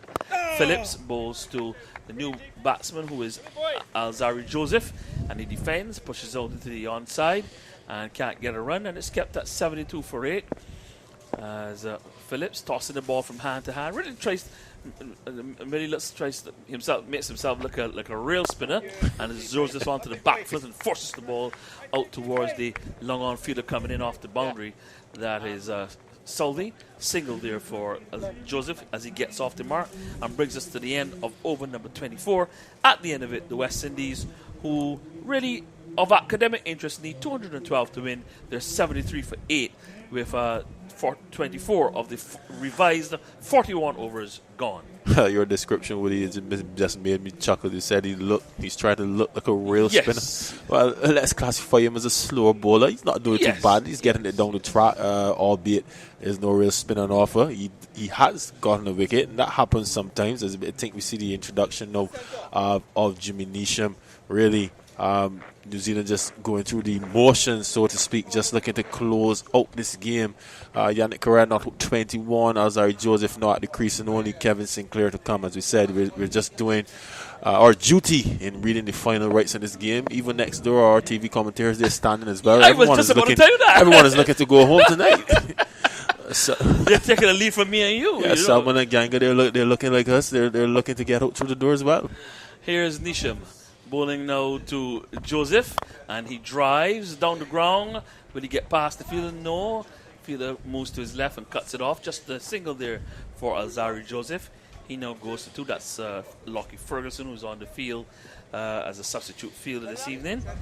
To Joseph. And you talk about Lockie Ferguson. He's not playing today, but he's out there as a substitute fielder. And as you mentioned earlier, New Zealand reading the pitch well, reading the conditions, and making the adjustment for this game.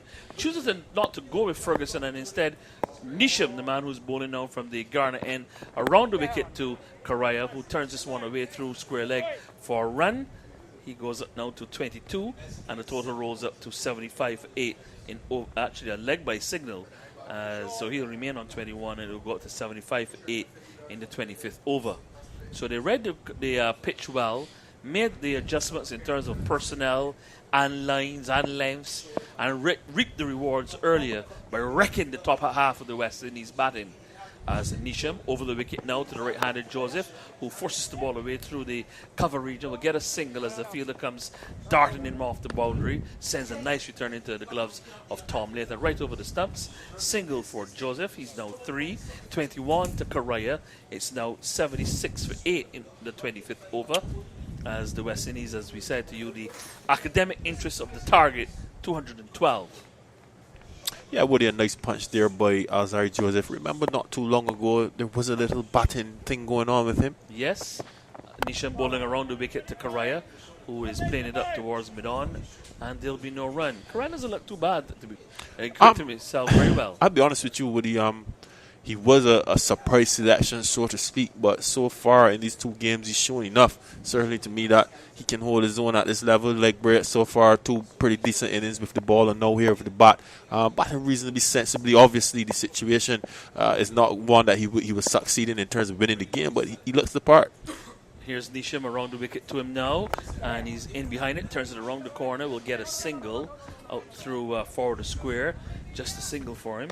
He's now 22, and the total up to 77 for 8. Yeah, so in the world of theory, let's start theorizing now. We haven't have much to deal with out here.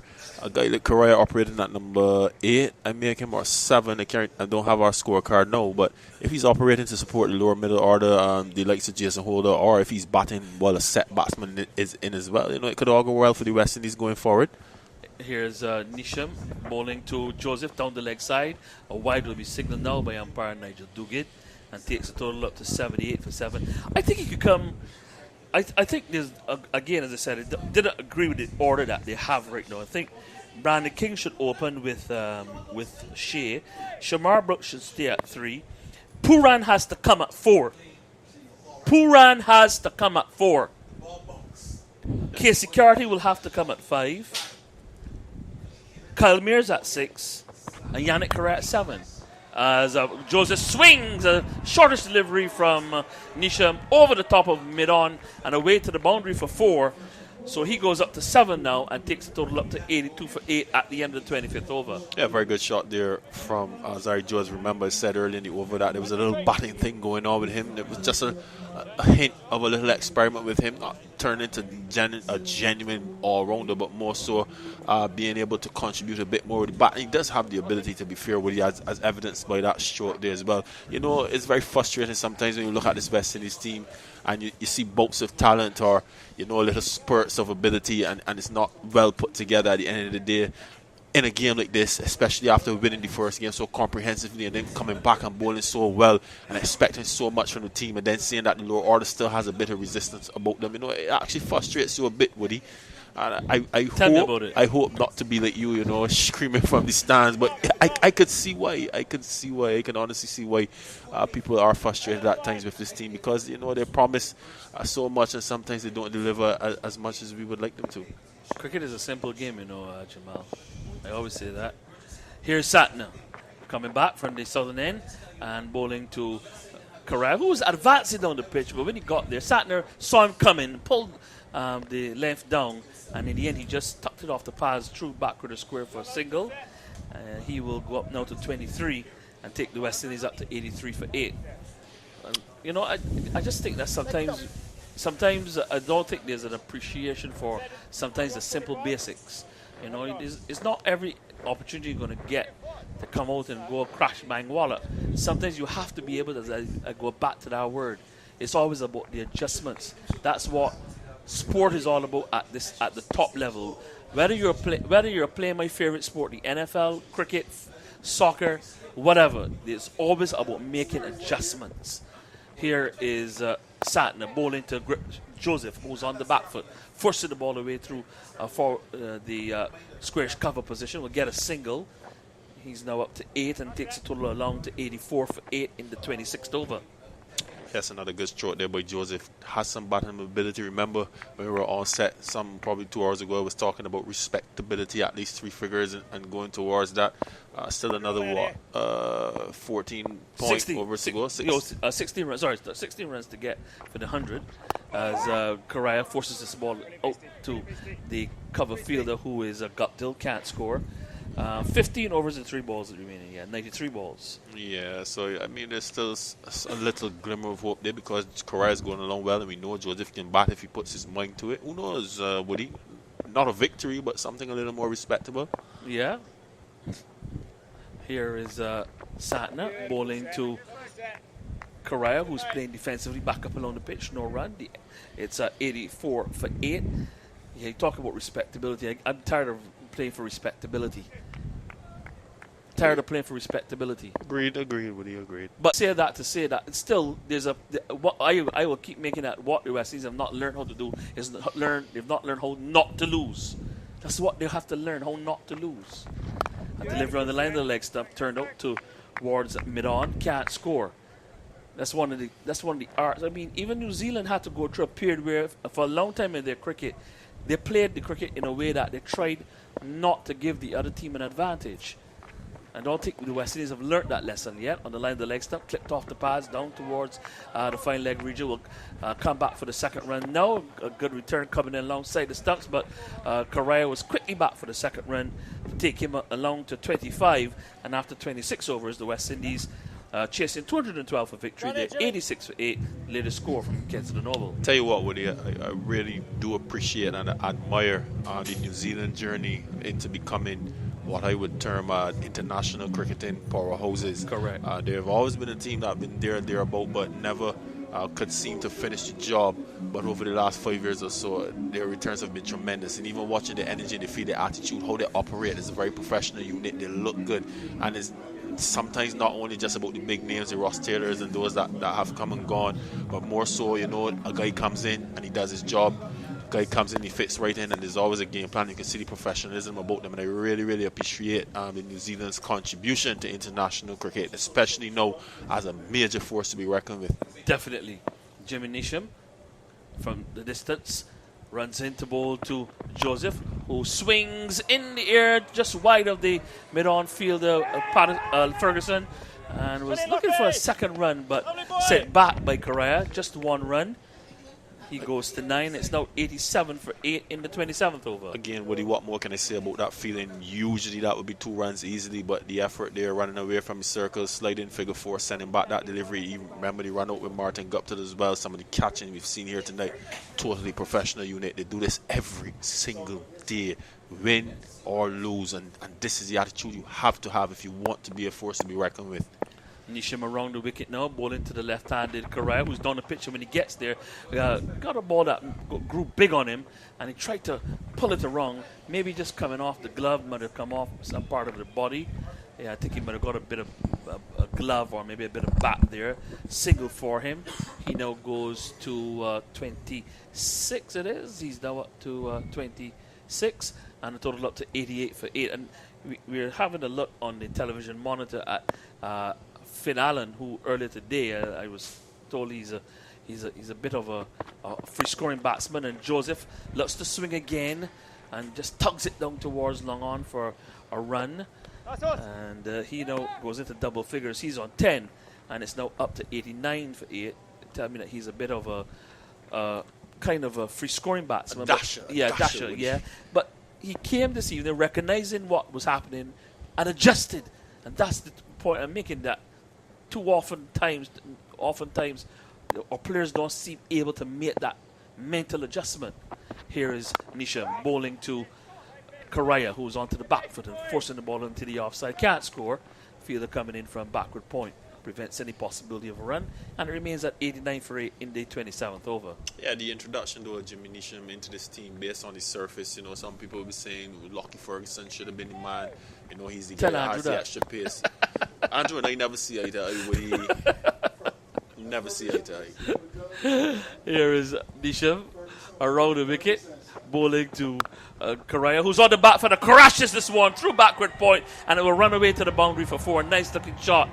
A bit of confidence there for the young man as he goes up now to 30 and takes the West Indies total up to 93 for 8 in the 15th over. So looking pretty good at the crease. Yeah, cracking shot there from Yannick Correa. Woody, I like this guy. I really do. I'm hoping he's a good find for West Indies as we go forward, but he's shown me enough, Woody, to suggest that he can make a fist of it up here, and obviously we wish him well. We hope he continues, and he's looking here to finish with a flourish. As Neesham continues around the wicket, bowling to him now. He's in behind it, turns it around behind the corner through backward to square. Will get a single. He's now 27, and as we come to the end of over number 27, so he goes to 31, and the end of the over number 27 is 94 for 8. Reminding you that we had a rain delay in the middle of the West Indies innings, and that means that we are playing. They have only 41 overs available to them to get a target of 212, and at the moment they are 94 for 8. I think the target really is of academic interest at the moment, and well, as I said, we're set to finish here about 11 minutes past 11. That's the set time, but I'm sure that by that time we'll all be halfway home. At least I hope so. Woody, naughty things to say. Naughty things to say, Woody. Well, Satner will take over from Phillips at the southern or Malcolm Marshall end, media centre end, and brings Correa onto the front foot, and he plays defensively back up along the yawn side of the pitch, and there's no run. He's on 31, Correa, 94 for 8. We're in over number 28 or 41.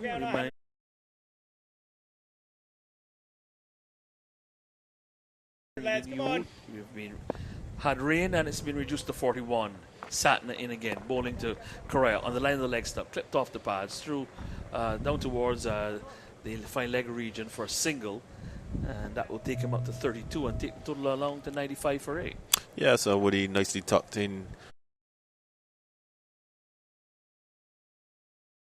A lot, Woody seems much more adept at playing the spin and finding those spaces in the field. Satner now bowling around the wicket to the right-handed Alzari Joseph. He was forward then back, gives just a bit of room and forces the ball out towards the long-off fielder Devon Conway. He's now 12, Joseph, and the West Indies up to 96 for 8 in over number 28. Yes, another good stroke there from Alzari Joseph, showing some batting prowess. Woody showing some batting prowess. Something is going on here now. They're looking at the ball. They're going to inspect the ball, and they're going to put it through the rings to see if it still holds its shape. Woody, could you explain those rings to me? I never understood those rings. If it goes through the ring, is it good? Or I think they're looking also at the seam. It seems maybe it would get wet, a little bit and wet. As you know, it would get a little swollen. It would be pretty hard to grip. And it has been that kind of night. There's obviously also a lot a bit of surface slimy, moisture. Kind of slimy. But once that seam starts to swell, Woody, that ball then basically no good, particularly for the spinners to grip. So possibly Satner just saying he's had enough of that ball, as we see this the procession here of the West Indies team on the monitor. Some very soft dismissals, Woody. I can't stop saying that enough. I just feel that one or two of those dismissals there could have gone a different way. Possibly we would be in a different position here. Instead, we're still looking to read the final rights. Just reminding you that New Zealand scored 212 in 48 overs and 2 balls. 96 from Finn Allen. He got the top score, 117 balls, 7 fours and 3 sixes. 41 for Daryl Mitchell, 63 balls, 2 fours and 2 sixes. They put on 84 for the 4th wicket. And outside of that, the other important partnership for the New Zealanders would have been that last wicket partnership with 31 between Satner and Bolt. Satin again 26, not out, 16 for both. 4 for 41 for the Guyanese off spinners. Kevin Sinclair, from 8 overs and 2 balls. 3 for 24 for Jason Holder. 251 from 10 for Akil Hussain. Then the West Indies, well, before the power play was over, they were 26 for 6. And that's basically all she wrote. We're just really going through the motions here now at Kensington Oval.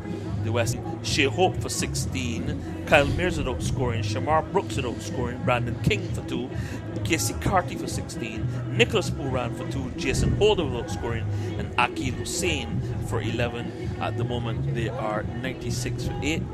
3 wickets apiece for Trent Bolt and Tim Southey.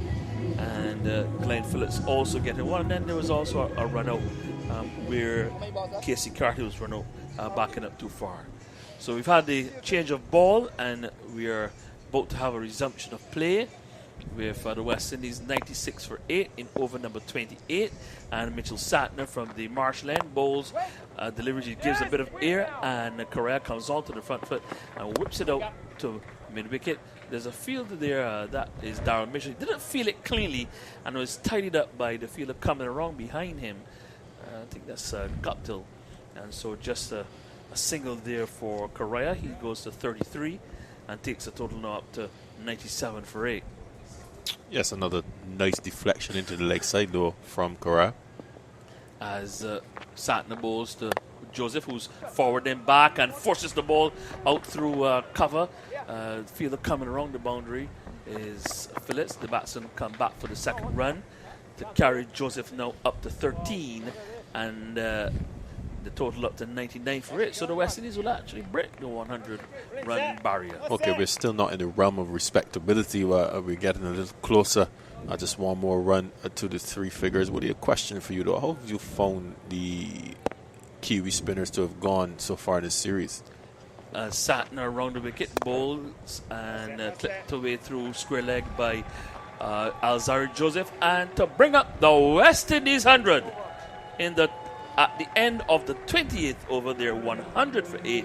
Joseph has got 14, Correa has got 33, and a chair goes up, an ironic chair goes up around the stadium. That's for those who are left. I think we probably had about 2,000 here tonight. I think we're probably down to maybe less than 200.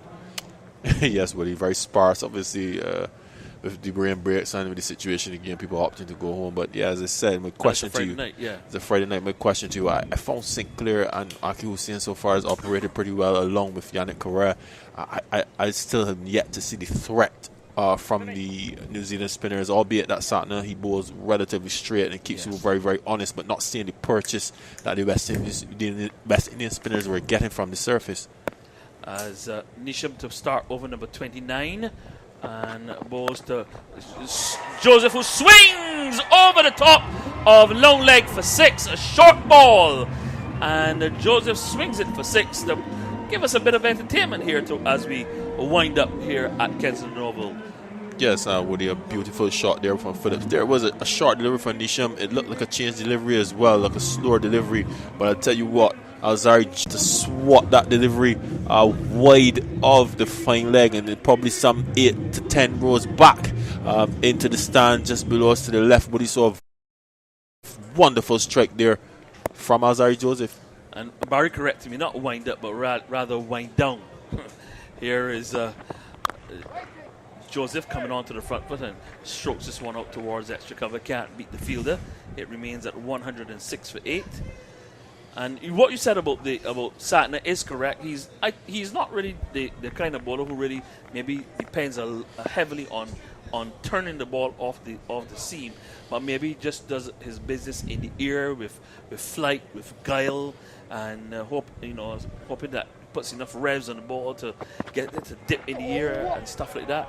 Short ball, and Joseph looking to swing it away over the top of probably mid-wicket. Probably looking to hit that one in the into the deep water harbour, but not making any contact, and it remains at 106 for 8. Well, that was the normal short ball there from Nisham. That one had a bit of pace on it. The one that Alzari Joseph was managed to latch onto was actually a change delivery, a short, slower ball, but that one had a bit of gas on it, really. Woody.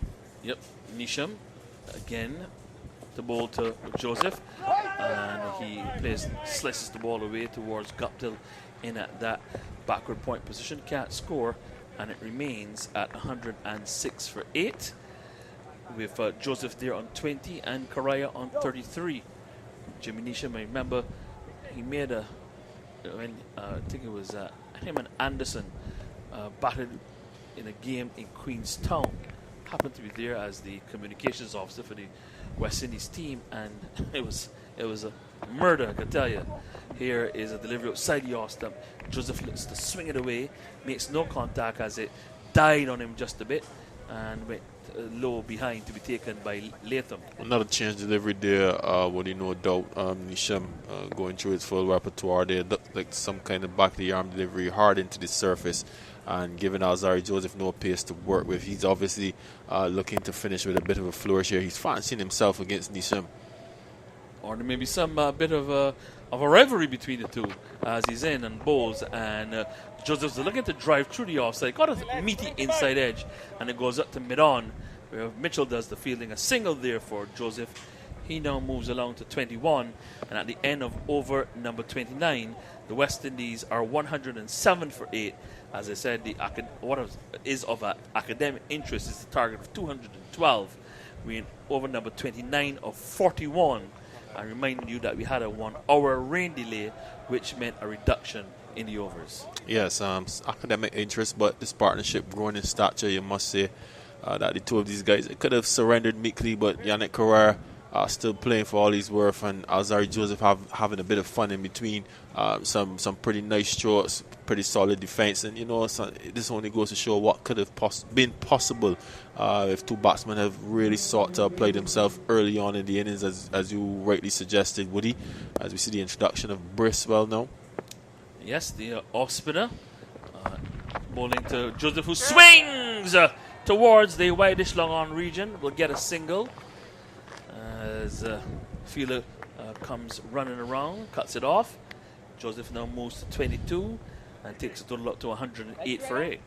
Yes, and Joseph now fancying himself. There's no doubt with he will not die wondering. It's clear that he's looking to wield his sword a bit more, and credit to him. He's a guy he can play a bit, and if he holds on to a few more lusty blows, at the very least we will get some entertainment in the back end of tonight. And make it, and that will keep some of us awake, I'm sure.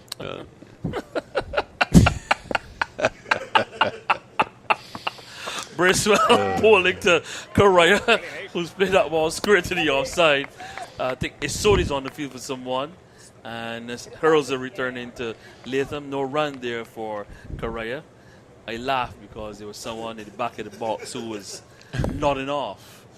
As Bracewell bowls to Correa, who drives the ball, peels off the outer portion of the bat and races away over the backward point boundary rope, and that's 4 runs for Yannick Correa, who now goes to 37 and takes the West Indies total up to 112 for 8 in over number 30. Yes, Woody, Yannick Correa continues to grow in stature. Possibly didn't place that delivery exactly where he wanted it, but he gave himself some room, positive intent, and was able to get that delivery over the point region. Well struck in the end, a couple bounces into the boundary for 4 as Yannick Correa. He now advances to 37, and we're now entering possibly the realm of respectability, Woody.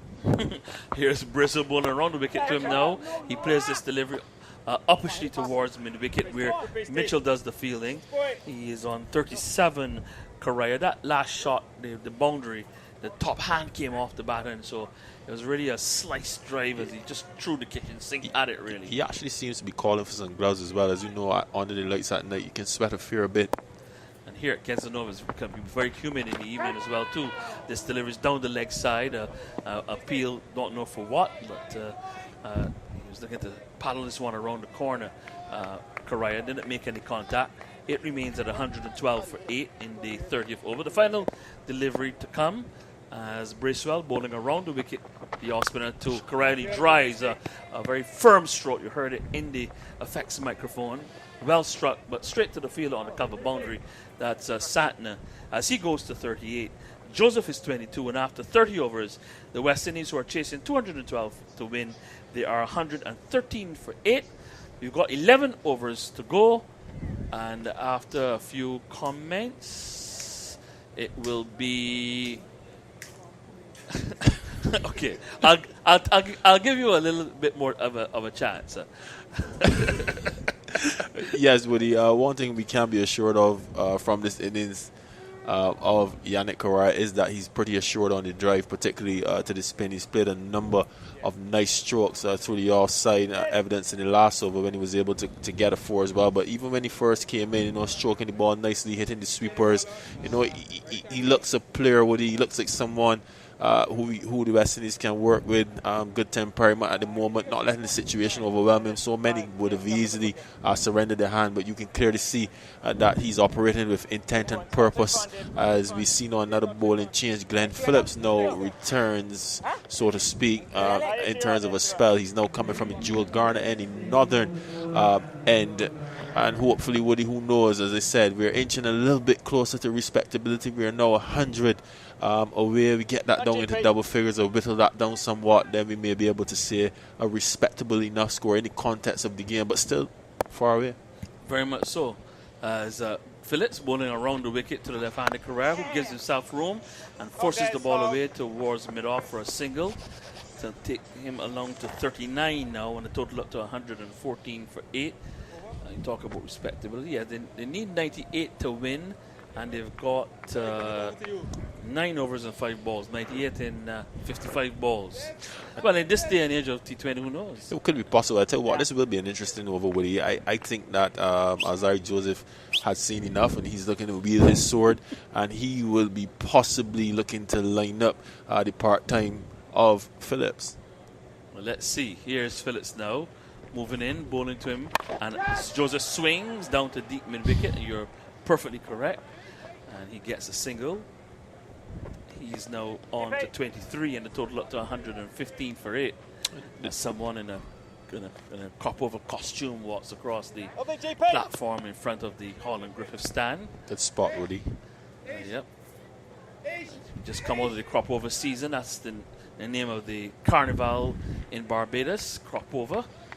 And there was a lot of discussion about the new masquerade route. All seemed to have gone well.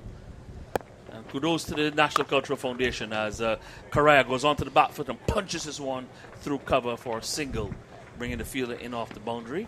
He's now up to 40, and a total up to 116 for 8. Yeah, partnership 44 runs from 42 balls now, so they've been operating nicely, especially in the context of the game. And again, where we can't say this enough, imagine what was possible if there was some more application at the top. Jamal, no, I'm not going to accept that. That's what we always hear. We always sit down and do this to ourselves. We always sit under this to ourselves. And here's Alzari Joseph swinging high out towards Whitish long on, and that'll be 4 runs. There's a fielder circling, coming around from deep mid-wicket, but wasn't able to get under it. And as Joseph gets away with a bit of murder as he goes to 27 and takes the West Indies up to 120 for 8 in over number 31. I told you, Woody, this would be an interesting over. You could see Alzari Joseph has had enough, and he's certainly lining up Glenn Phillips. To his credit, he was able to keep that strike away from the converging long on and deep mid-wicket fielders, and he split them expertly to pick up a boundary. No doubt he will be looking to have a further go. Well, he'll be looking to make mass, you'll say, as we watch Phillips. Started, but then wasn't sure about his rhythm. Here he is now, over the wicket to bowl to Joseph, who is back and slices this one away, stares it away past the keeper, down towards third man. Ishsodi gives chase. He's on as a substitute fielder as the batsmen come back for the second run. Joseph goes now to 29, and the West Indies roll up to 122 for 8. Yeah, and I'm not going to even talk about that respectability yet. Expertly played, though, from and the 50 partnership is 50 from 44 balls. Respectable partnership, then, Woody. Yeah, I'll give you that. Okay. I'll give you that. Correa has scored 40 off 70, and Joseph 29 off 21. That's the details of the partnership. I'll give you the respectable partnership. As Phillips bowls to Joseph, who drives powerfully back straight over the bowler's head, and that'll be 4 runs. He clobbered that one and Phillips leapt and probably got his fingertips to it, but they certainly were a bit singed after the ball brushed them. We've come to the end of over number 31, and at the end of it, the West Indies, again, I said, well, academic age is chasing 212. They are 126 for 8. Yeah, drilled down the ground there by Alzari Joseph. As I told you, Woody, this over would have been interesting. Alzari Joseph fancying himself and being able to pick up 2 boundaries in that over from Glenn Phillips. You have to say that it was against the run of play, possibly the most productive over. 13 runs coming from that over, possibly the most productive over of this innings. You have to say, though, Woody, these two are bringing some respectability to the total, and certainly the partnership in itself is a good one and nice to see from a West Indian perspective. The question is, how long can they go on? Let's see. Again, it would be good if they could battle the remaining 10 overs. Bracewell bowling to Correa, who's looking to swing, gets a thickish inside edge, flies away towards the fine leg region. I think that's Lockie Ferguson, yes, down there. Another substitute fielder. And another single there for, another 2 runs, I should say, for Correa. He's on to 42, and a total up to 128 for 8. And Correa, he now looks to be willing to play a little bit more expansively. He's been giving himself some room. He's been dancing down the pitch. He's been doing a little bit of this and a little bit of that, trying to make it quite entertaining and quite interesting as we approach the end of the game. Here's Correa looking to drive, but again getting a thickish inside edge. This time Ferguson is in the way, in at that short fine leg position, and the score remains at 128 for 8 in over number 32. There's some intent here, though, but I think these two are making a fist of it. They're making a dash of it. It's not academic interest for them, Woody. The intent is up. As Bracewell around the wicket, bowls to Correa, who drives inside out. Brilliant shot by Correa. Wow. Onto the scoreboard on the eastern side, and that's 6. He goes up now to 48 and takes the West Indies up to 134 for 8. Some good entertainment towards the end here from Yannick Correa. Beautiful inside out there from Yannick Correa. And all I could say, Woody, is shot, boy. An excellent shot there from Correa that actually crashed into the electronic scoreboard. I can tell you that's one of the most difficult shots in cricket to play into a out. Magnificent execution on the part of Yannick Correa. He's making a fist of it, Woody. And as Sir Vivian Richards would say, that is big people shot. Here's Bracewell around the wicket, bowling to Correa. He plays it out towards mid-wicket. Will get the run, take him along to 49 now, and a total up to 135 for 8. Joseph there on 33, and they'll be hoping that they can each get their landmarks of at least half centuries. I would still like to wonder what is their plan? What between the two of them have they decided to try for personal glory, or Woody trying to bat the 41 overs? They're trying to win the game, Woody. Correa has come to play. You see the intent on that man's face? 77 needed from 56 balls. On the line of the leg stump, clipped up through mid wicket for a single. And that will take Joseph up to 34 and a total up to 136 for 8. Barry Wilkinson has remonstrated that the West Indies can still win the game. It's still possible, Woody, but I'm telling you, Correa has intent on his face. He's looking to do something special tonight. Not saying he will do it, but he certainly has the intent. He just calmed down Alzari Joseph. He's looking to take this game deep. Here is Bracewell bowling to Correa. He drives through cover to the field on the cover boundary for a single, and that'll be his 50. Nice little knock here from Yannick Correa. He gets 50 and it's only his second ODI. 50 from 75 balls. And that's a good start for the young man. And that will do his confidence a world of good. And also justify a little bit of why the selectors chose him for this game. And as Desmond Haynes said from the start of from his reign as the lead selector of the West Indies, he's looking to broaden the talent pool for the West Indies. Yeah, it was certainly a good inning so far for Correa. And I'm telling you, Woody, this guy is not done yet. I can see that intent on his face. He's locked in. Whether or not he wins the game, as far from my perspective, doesn't matter. I can see the intent on his face. He's playing for pride. He's playing for everything he's worth here. And 50 to his credit. Let's see how far he can go, but he's looking to do something special tonight, Woody. Now, I think if you look at it, I've not seen Tim Southey's out on the field. He's in at mid-wicket. Here is Phillips bowling to Correa. He's forward, pushes it back up along the offside of the pitch, and there's no run, and it's kept at 137 for 8. Just checking to see if Bolt is off the field. Yeah, Bolt for sure is off. Here is Phillips tossing the ball from hand to hand and starts to move in from the far end and bowls to Correa, who's forward, pushes into the offside, coming onto the front foot, and will get a single out towards extra cover. He now moves to 51, and a total up to 138 for 8 in over number 33. 74 more runs to win from 52 deliveries. Who would have thought 45 minutes ago we would be even mentioning a figure like this? Still a ways off for the West Indies, Woody, but respectability is coming. I know you're reluctant. I can see you not wanting to face me, but respectability is coming. I want you to look me in my eyes. I want you to look me in my eyes. I'm looking in your eyes. Respectability You're a tall man. It's coming. It's coming. You're a 6'4"? It's in the making. I'm 6'8". 6'8", and I'm 5'9". Respectability so I in the making. You in the face. Respectability in the making, Woody. Here is Phillips on the line of the leg step, and Joseph just whipping it down or flicking it behind square down towards the fine leg fielder. Can't score. It remains at 138 for 8. Can't say respectability after they were 26 for 6.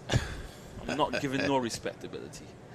Here is Phillips bowling to Joseph, who swings down the ground and will get a boundary as the fielder coming around, skimming the long on boundary, put in a dive. I think is that Jimmy Nisham down there. Put it in the dive, but cut it off. And Joseph gets another boundary to go to 38 and take the West Indies up to 142 for 8 in over number 33. Respectability in the making, Woody. Another good stroke there from Alzari Joseph. A nice powerful strike down the ground. Powerful stroke to be able to beat that long on, that diving long on. Another good cricket shot to Alzari Joseph. Target now 70 from 50 balls. Okay, getting tight now. Here is Phillips bowling to Joseph, who's onto the back foot, forcing the ball into the offside. Can't score. Phillips quickly across to his left, prevents any possibility of a run, and it remains at 142 for 8. So it's now 70 needed from 49 balls. Is this still? Can they do the impossible? The improbable. I believe that Mr. Bishop next door feels the same way I do. He looks intent as well on the mic. Woody, you need to be a believer. I am a believer. We'll convert you tonight. I am a believer. Here is Joseph down the leg side, a wide signal by umpire Nigel Duguid. And it's now 143 for 8. Barry Wilkinson is holding out that the West Indies will win.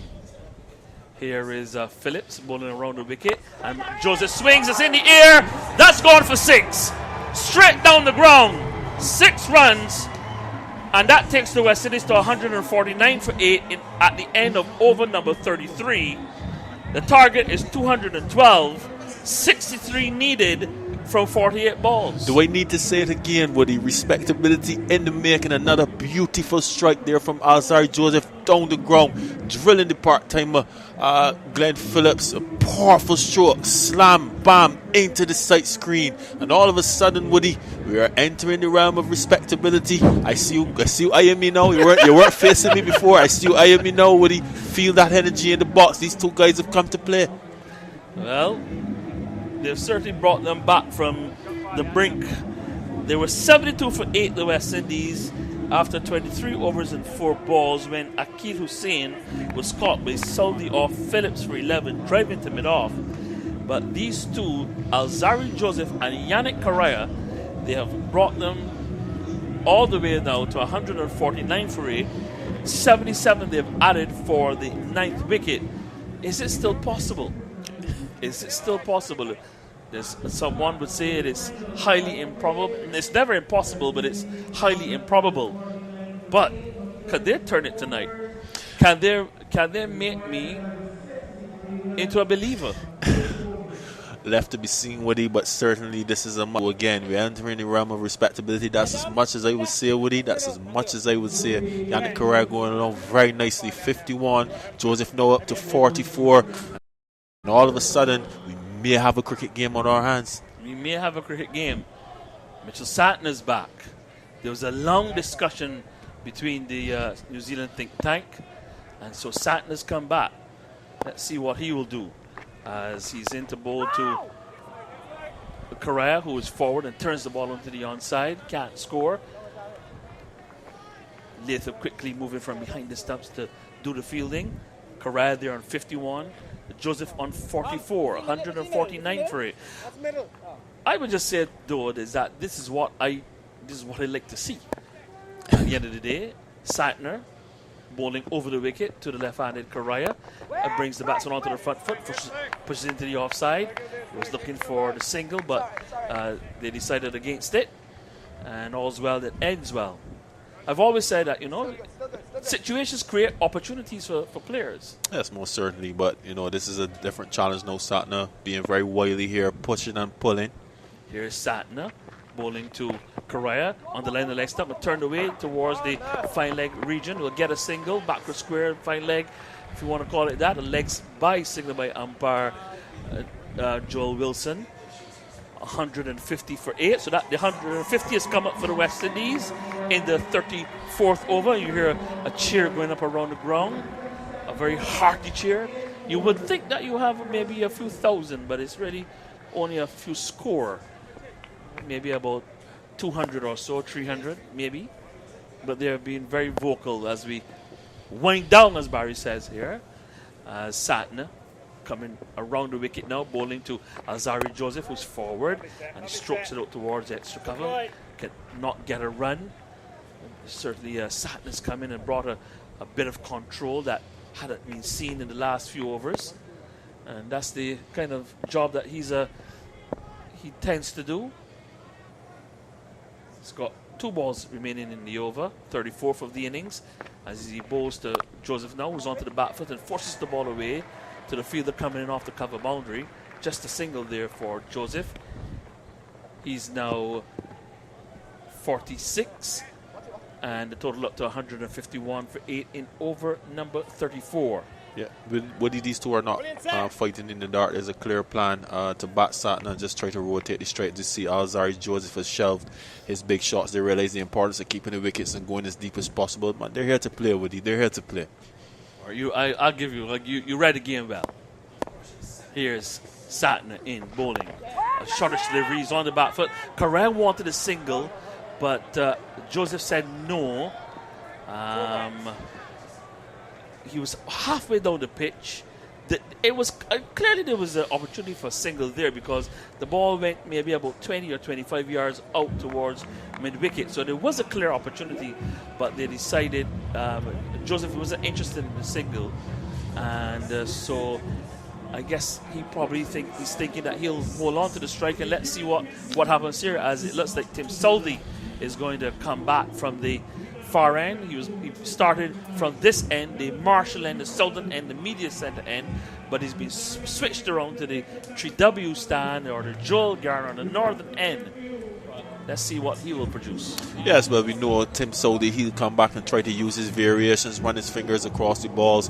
Woody, this is a different prospect for this pair. They've done well thus far against the part-time spinner Glenn Phillips, Bracewell, who hasn't been that effective, and Satner, who's just kept them pretty honest. But now Southey, who obviously has had a good return so far, 6 overs, 3 for 13, will be looking to close out this game. This is the moment, Woody. This is the moment. This possibly is the over in terms of where this game will go. Alzari Joseph looking around the field, looking like a man full of intent. Yannick Correa still there, doing his effort best. Who would have thought we would have been at this stage, Woody, 45 minutes ago? This is the game of glorious uncertainty. Still have some way to go. Here is Southey running away from the far end now. Bowling to Joseph, who strikes this one beautifully straight down the ground. And it will pitch just in front of the boundary rope. And will go in to the boundary for 4, I think. Yes, it will be a 4. A lofted straight drive. It pitched just in front of the boundary rope.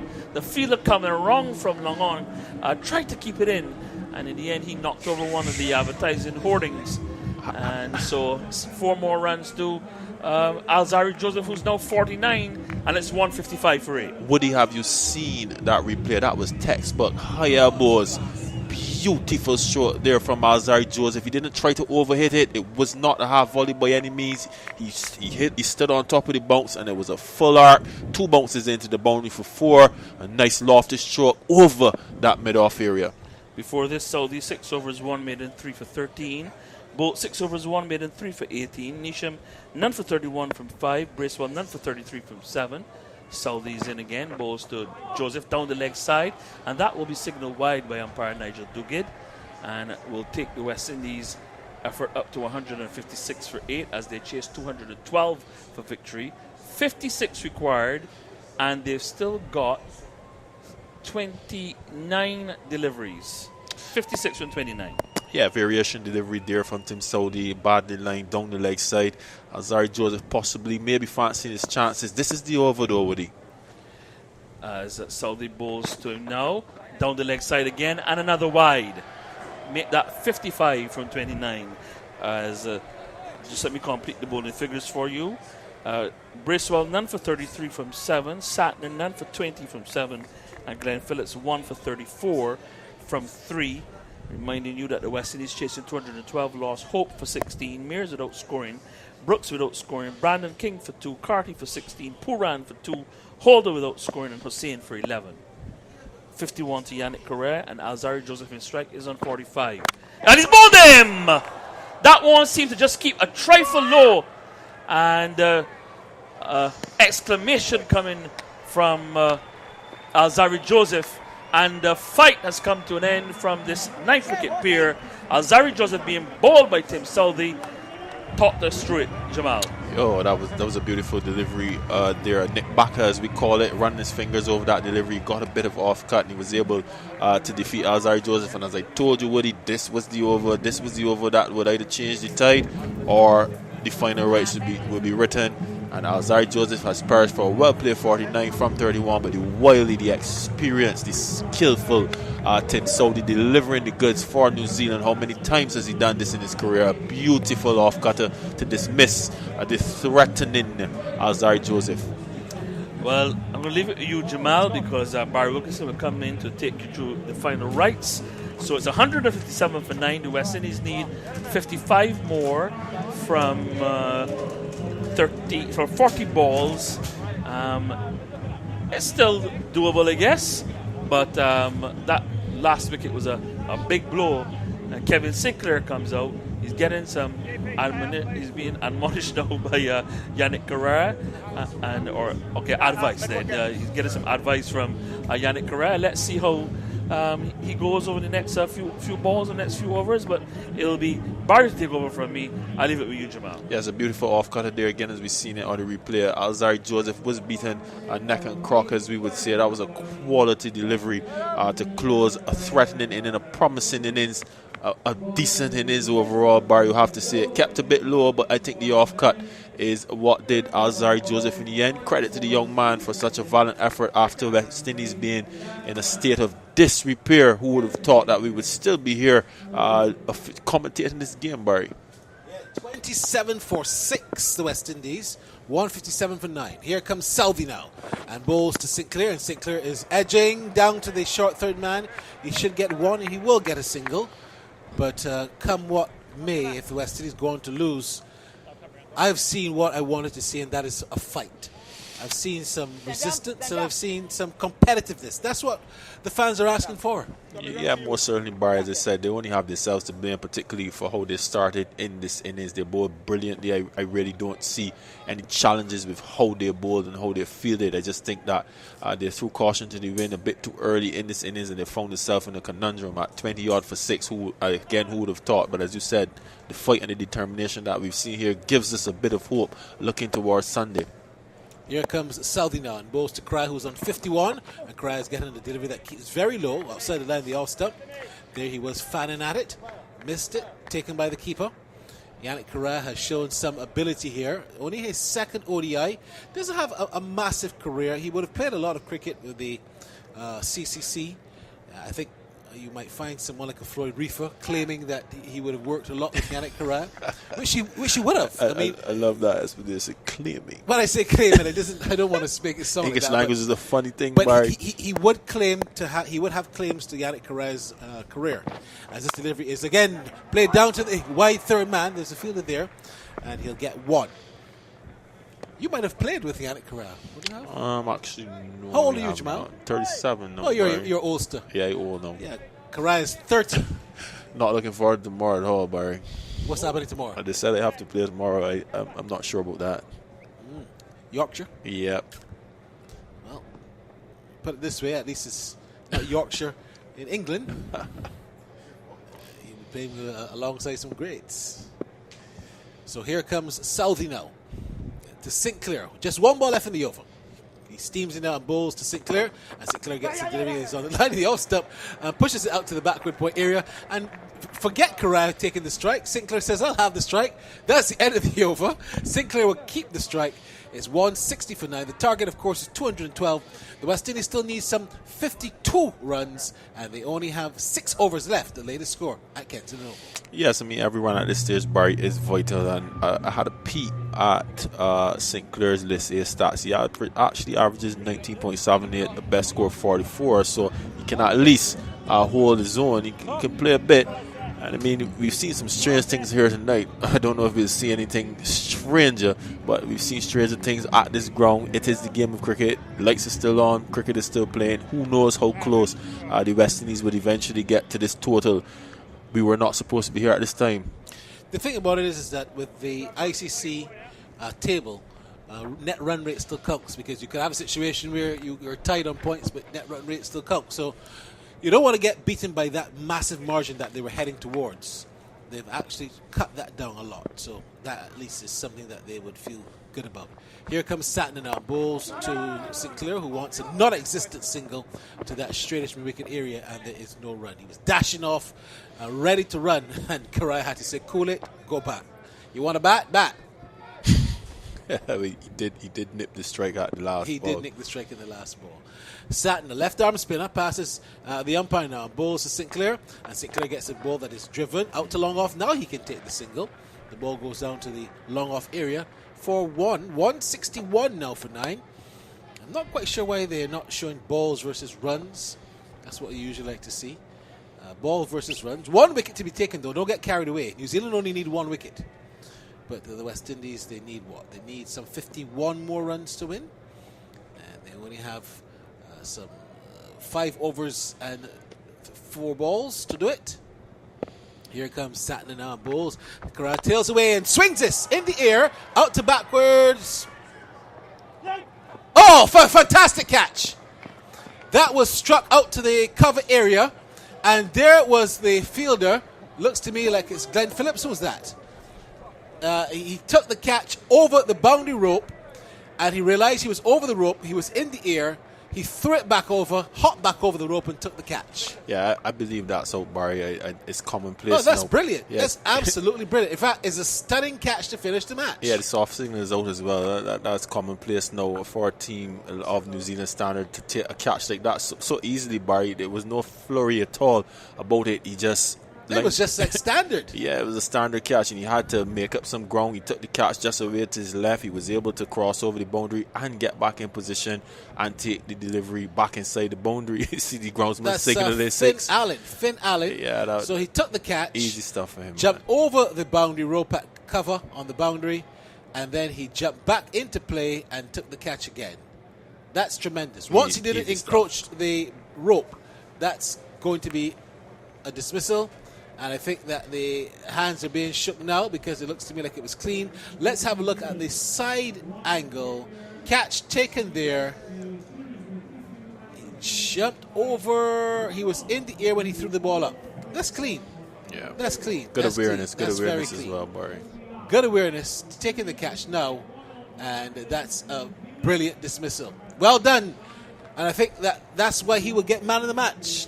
He made 96. Taking a spectacular catch like that, I think he's my man of the match. What says you? Yeah, his 96 on the surface like this with variable bounce and none of the batters really dominating. You have to say that he assessed the conditions well and he put New Zealand in a position to post a target like this, especially after seeing the West Indian come back. I mean, Tim Saudi, he had a good outing as well. He has some 4 wickets, so possibly it could go either way. But for me, certainly, Finn Allen would be the standout player in terms of the Man of the Match award. So New Zealand winning by some 50 runs. Congratulations to them on Duckworth Lewis Stern. But it was much, much closer than the final total suggests, because the West Indies were down, out, buried at 27 for 6, only to be the fighting ones in the end. They fought like foxes, thanks to Yannick Carrère and also Casey Carty. Can't forget Casey Carty's knock. And Azari Joseph, who in the end got 49, he really deserved the half century. Hard luck to him, because I thought that it would have been so great to see him get that 50. Yeah, most certainly, Barry. You know, there are a few areas of concern. As we said, Shea Hope doesn't look himself in the series. He came out with a flourish in the first game, and today he was a bit loose, not customary of him. The other thing I was looking at, Barry, is the energy of Nicholas Pooran. When he came to the wicket tonight, he never suggested any permanence. He looked like he was shell-shocked. I'm starting to wonder if the pressures and captaincy, knowing that he's trying to get his region to the World Cup, is starting just to tax him a bit, you know, and make him curve his natural way of playing. Also, Jason Holder, Barry, again, surrendering meekly. And to be honest with you, I would have to go to the record books, but I would really like to see his 50 over stats in terms of with the bat over the last 10 games or so. His productivity is been a bit. Over the last 10 innings, he's had 1.5 century, 57. But a litany of low scores. He had a 57 and a 44. That would have been sometime last year, I believe, or if not early this year. Mm-hmm. But generally, Jason Holder has struggled with the bat in T20s, in 50 over, and in Test matches to a lesser extent. He got a half century against England in I think it was Antigua. Mm-hmm. But if you're going to be labelled as at one stage the number one all-rounder in the world, you can't give those little half-century knocks here and there, because an all-rounder is really truly a cricketer who can make a team as a batsman or a bowler. That's what is an all-rounder. And I'm not sure Jason Holder right now can make this team as a batsman. Yeah, he's bowling really well, but as you said, Barry... Yeah, he'll make the team as a bowler. Because, you know, there's an area of concern, especially the more the dismissal today, you know, it was disappointing to say the least. And as I said, there's a few soft dismissals in there. Brandon King as well. Your horse, as it was said, Barry. Brandon King. Kalmir is a very loose up top as well. Should be opening. Let Brandon King open with Shea Hope. Shamar Brooks at 3. Casey Carty 4. Or Pooran 5. And then you can have Kalmir 6. That's where Kalmir should be batting. Let's give it the scorecard before we get to the interviews. So the Windies set 212 from 41, Duckworth Lewis Stern. Shea Hope caught Allen ball, both 16. Carl Mears caught the keeper Latham ball, both for a duck. Shamar Brooks was bowled all over the shot by Southey for a duck. Brandon King was caught Bracewell ball Southey for 2. Casey Carty run out for 16. Nicholas Pooran bowled both for 2. Jason Holder caught Gupta bowled Southey for a duck, 1 ball. Yannick Carrère bowled Satner for 52. Sorry, Yannick Carrère caught Allen bowled Satner for 52. Akil Hussain caught Southey bowled Phillips for 11. Alzari Joseph bowled Southey for 49 from 31 balls, 5 fours and 2 glorious sixes. Kevin Sinclair came 3 not out. 10 extras, 8 wides and 2 leg byes, 161. Now hear this. The wickets going down at 3, 11, 21, 23, 26, 27, 55, 72, 157. That was the big partnership. And then the final one at 161. Bolt was exceptional, but he went off. Thoughts that he might have a bit of a niggle. 6 overs, 1 maiden, 3 for 18. Southey was their best bowler. 7 overs, 1 maiden, 4 for 22. Jimmy Neesham, 5 overs, no maiden, none for 31. Bracewell, 7 overs, no maidens, none for 33. Satner, 7 overs and 3 balls, no maiden, 1 for 21. And Glenn Phillips, 3 overs, no maiden, 1 for 34. My man of the match will be Finn. We'll wait to see and hear the official result on that. But I thought for his innings of 96 and 2 catches, one was superlative, the other was just perhaps a little ordinary, but it was still a very good performance from him. Of course, Finn doesn't bowl, but I thought that he was good enough to clinch the man of the match. We'll wait to see the official result. They're getting ready for the presentation ceremony. Let's join Samuel Badri. West Indies versus New Zealand 2022. Let me first of all congratulate New Zealand on a comprehensive win and leveling the series to set up a series decider in a couple days' time right here at the Kensington Oval, winning this one by 50 runs on the DLS system. Cricket West Indies would like to thank the official sponsors of the series who have made this possible. CG United title sponsor, Betway, Fan Craze, MasterCard, Blue Waters, and the Barbados Tourism Marketing Inc. It's my pleasure now to introduce the player of the match, and there are some honorable mentions to Bolt and Saudi picking up 3 and 4 wickets respectively, but the player of the match, that award goes to Finn Allen for his 96, and this award will be presented by Mark Somerville, Chief Commercial Officer of CG United. If you can make your way forward here, Finn, to collect your award. Wonderful performance from Finn Allen, 96, beg your pardon, from 117 deliveries, 7 fours and 3 sixes. Congratulations. If you could come here for a quick chat, Finn. Must have been a little bit bittersweet for you falling just short of what would have been your maiden one-day international turn. But man of the match performance nonetheless. How pleasing was that? Yeah, obviously it was nice to sort of get the team off to what we thought was a competitive total. I was a little bit gutted to leave that 10 overs short. Thought there was still some runs out there we could have put on to, seal the deal a bit more, but obviously it was enough on the end of the day. Yes, some early wickets fell for you guys. A partnership was desperately needed. You found a partner in Darryl Mitchell, putting on 84 with him. What was the conversation like out in the middle?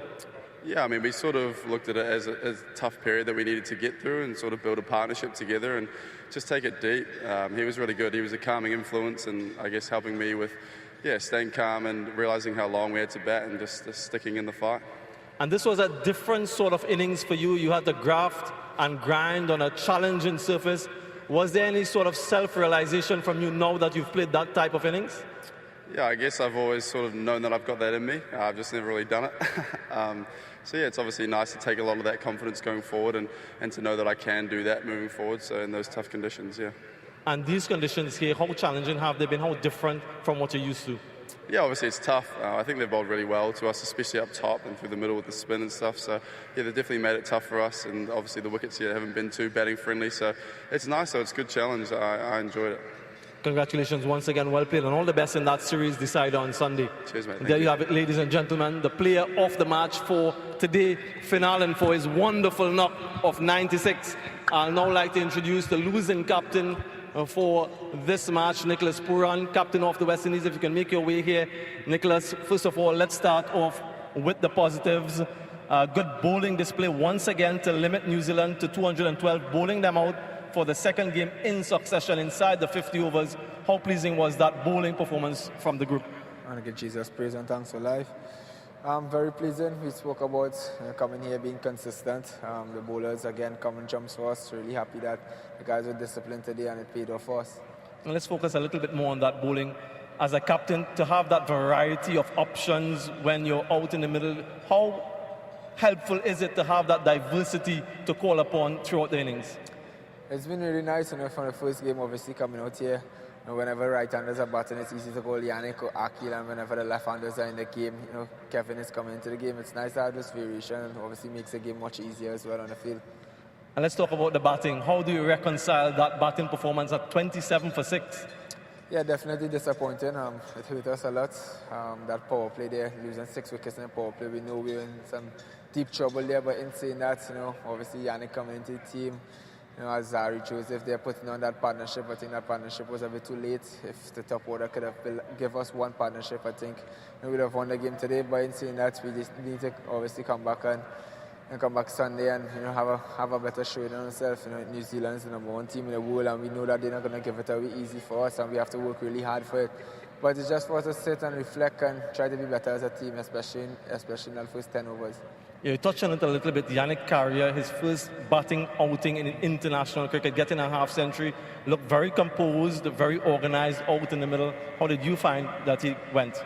Yeah, not only with the bats, obviously, in the field, bowling, it's all round game, grabbing his opportunity. I know he's been working hard for the last, how much years in first class cricket, obviously, you see it in his numbers, and for him to get that opportunity and, today grab it with both hands is wonderful, not only from him, but from a team perspective. You saw the way he went about his innings today, very mature, and that's something we have been looking for, a long time now, and I'm happy that he could have played that innings today, and, just really happy for him. Yeah, commiserations on the result. Nicholas, go well in that series decider on Sunday. All the best. Thank you. And there you have it, ladies and gentlemen, the captain from the West Indies, Nicholas Pooran. And I would like to call the captain of New Zealand, the standing captain for tonight, Tom Latham. Tom, first of all, many congratulations on this victory. That's 18 victories for you as captain in 20 games. You've only lost one. Something about your captaincy, keep winning games for New Zealand. What was the most pleasing thing for you in this victory tonight? It was obviously a fantastic performance. I think if you look at the bat, we probably didn't get quite as many as we would have liked. Obviously, Finn played a fantastic innings, but we weren't able to build a huge amount of partnerships around him. But I guess when you have 212 on the board, obviously the belief's in the side, and I think we've got two world-class swing bowlers. But I think the way they came and hit a hard length, got a little bit of movement off the wicket, and to have them 6 down in the power play was outstanding. And I guess that sort of opened the game right up for us. Just about to ask you how helpful it is to have those quality bowlers in your lineup, but you just answered that. So next question, a little bit of a scare towards the back end? Yeah, obviously with Trent going down, obviously it wasn't ideal, but obviously we had a few overs in the bank. So I think the way the guys fought, we always knew that West Indies would keep coming. When we came back out after the rain, and full credit to them, we certainly know what sort of power they possess, all the way down. So I thought our guys stuck in it nicely, and obviously nice to get the rewards at the end. And for the little bit that we've seen Finn Allen, we've come to expect a more aggressive approach than what we've seen today. But he played with a lot of maturity and responsibility in getting to that 96 win on him. Yeah, obviously he played fantastically well. I think, as you said, we've seen him play around the world, and he's obviously, a very powerful player and very devastating on his day. But I think the maturity he showed, to really knuckle down on a wicket that certainly wasn't easy, when we went into bat. So, full credit to him. Hopefully he'll take a lot of confidence from that, he can play those sort of innings as well. So, full credit to the way he played. Yeah, and for the second game in succession, you guys have been bowled out inside your 50 overs. Not since the 2019 World Cup did that happen. Is that an area of concern for you? Yeah, I think probably from the position we're in, I think Finn and Daryl Mitchell obviously built a great partnership, and then after the rain we obviously lost, plenty of wickets. So I guess the thing for us is about trying to build partnerships all the way down the order, and obviously throughout the 50 overs, and we haven't been able to do that in the last 2 games. So obviously we'll work on that over the coming days. Obviously there's not much time to train or anything like that, but we'll get together as a group and talk about the things that we can improve. But obviously nice to get across the line without playing the perfect game. Well, Tom, congratulations once again and all the best on Sunday. Cheers. Thank you very much. Thank you. Thanks, mate. Cheers. Thank you.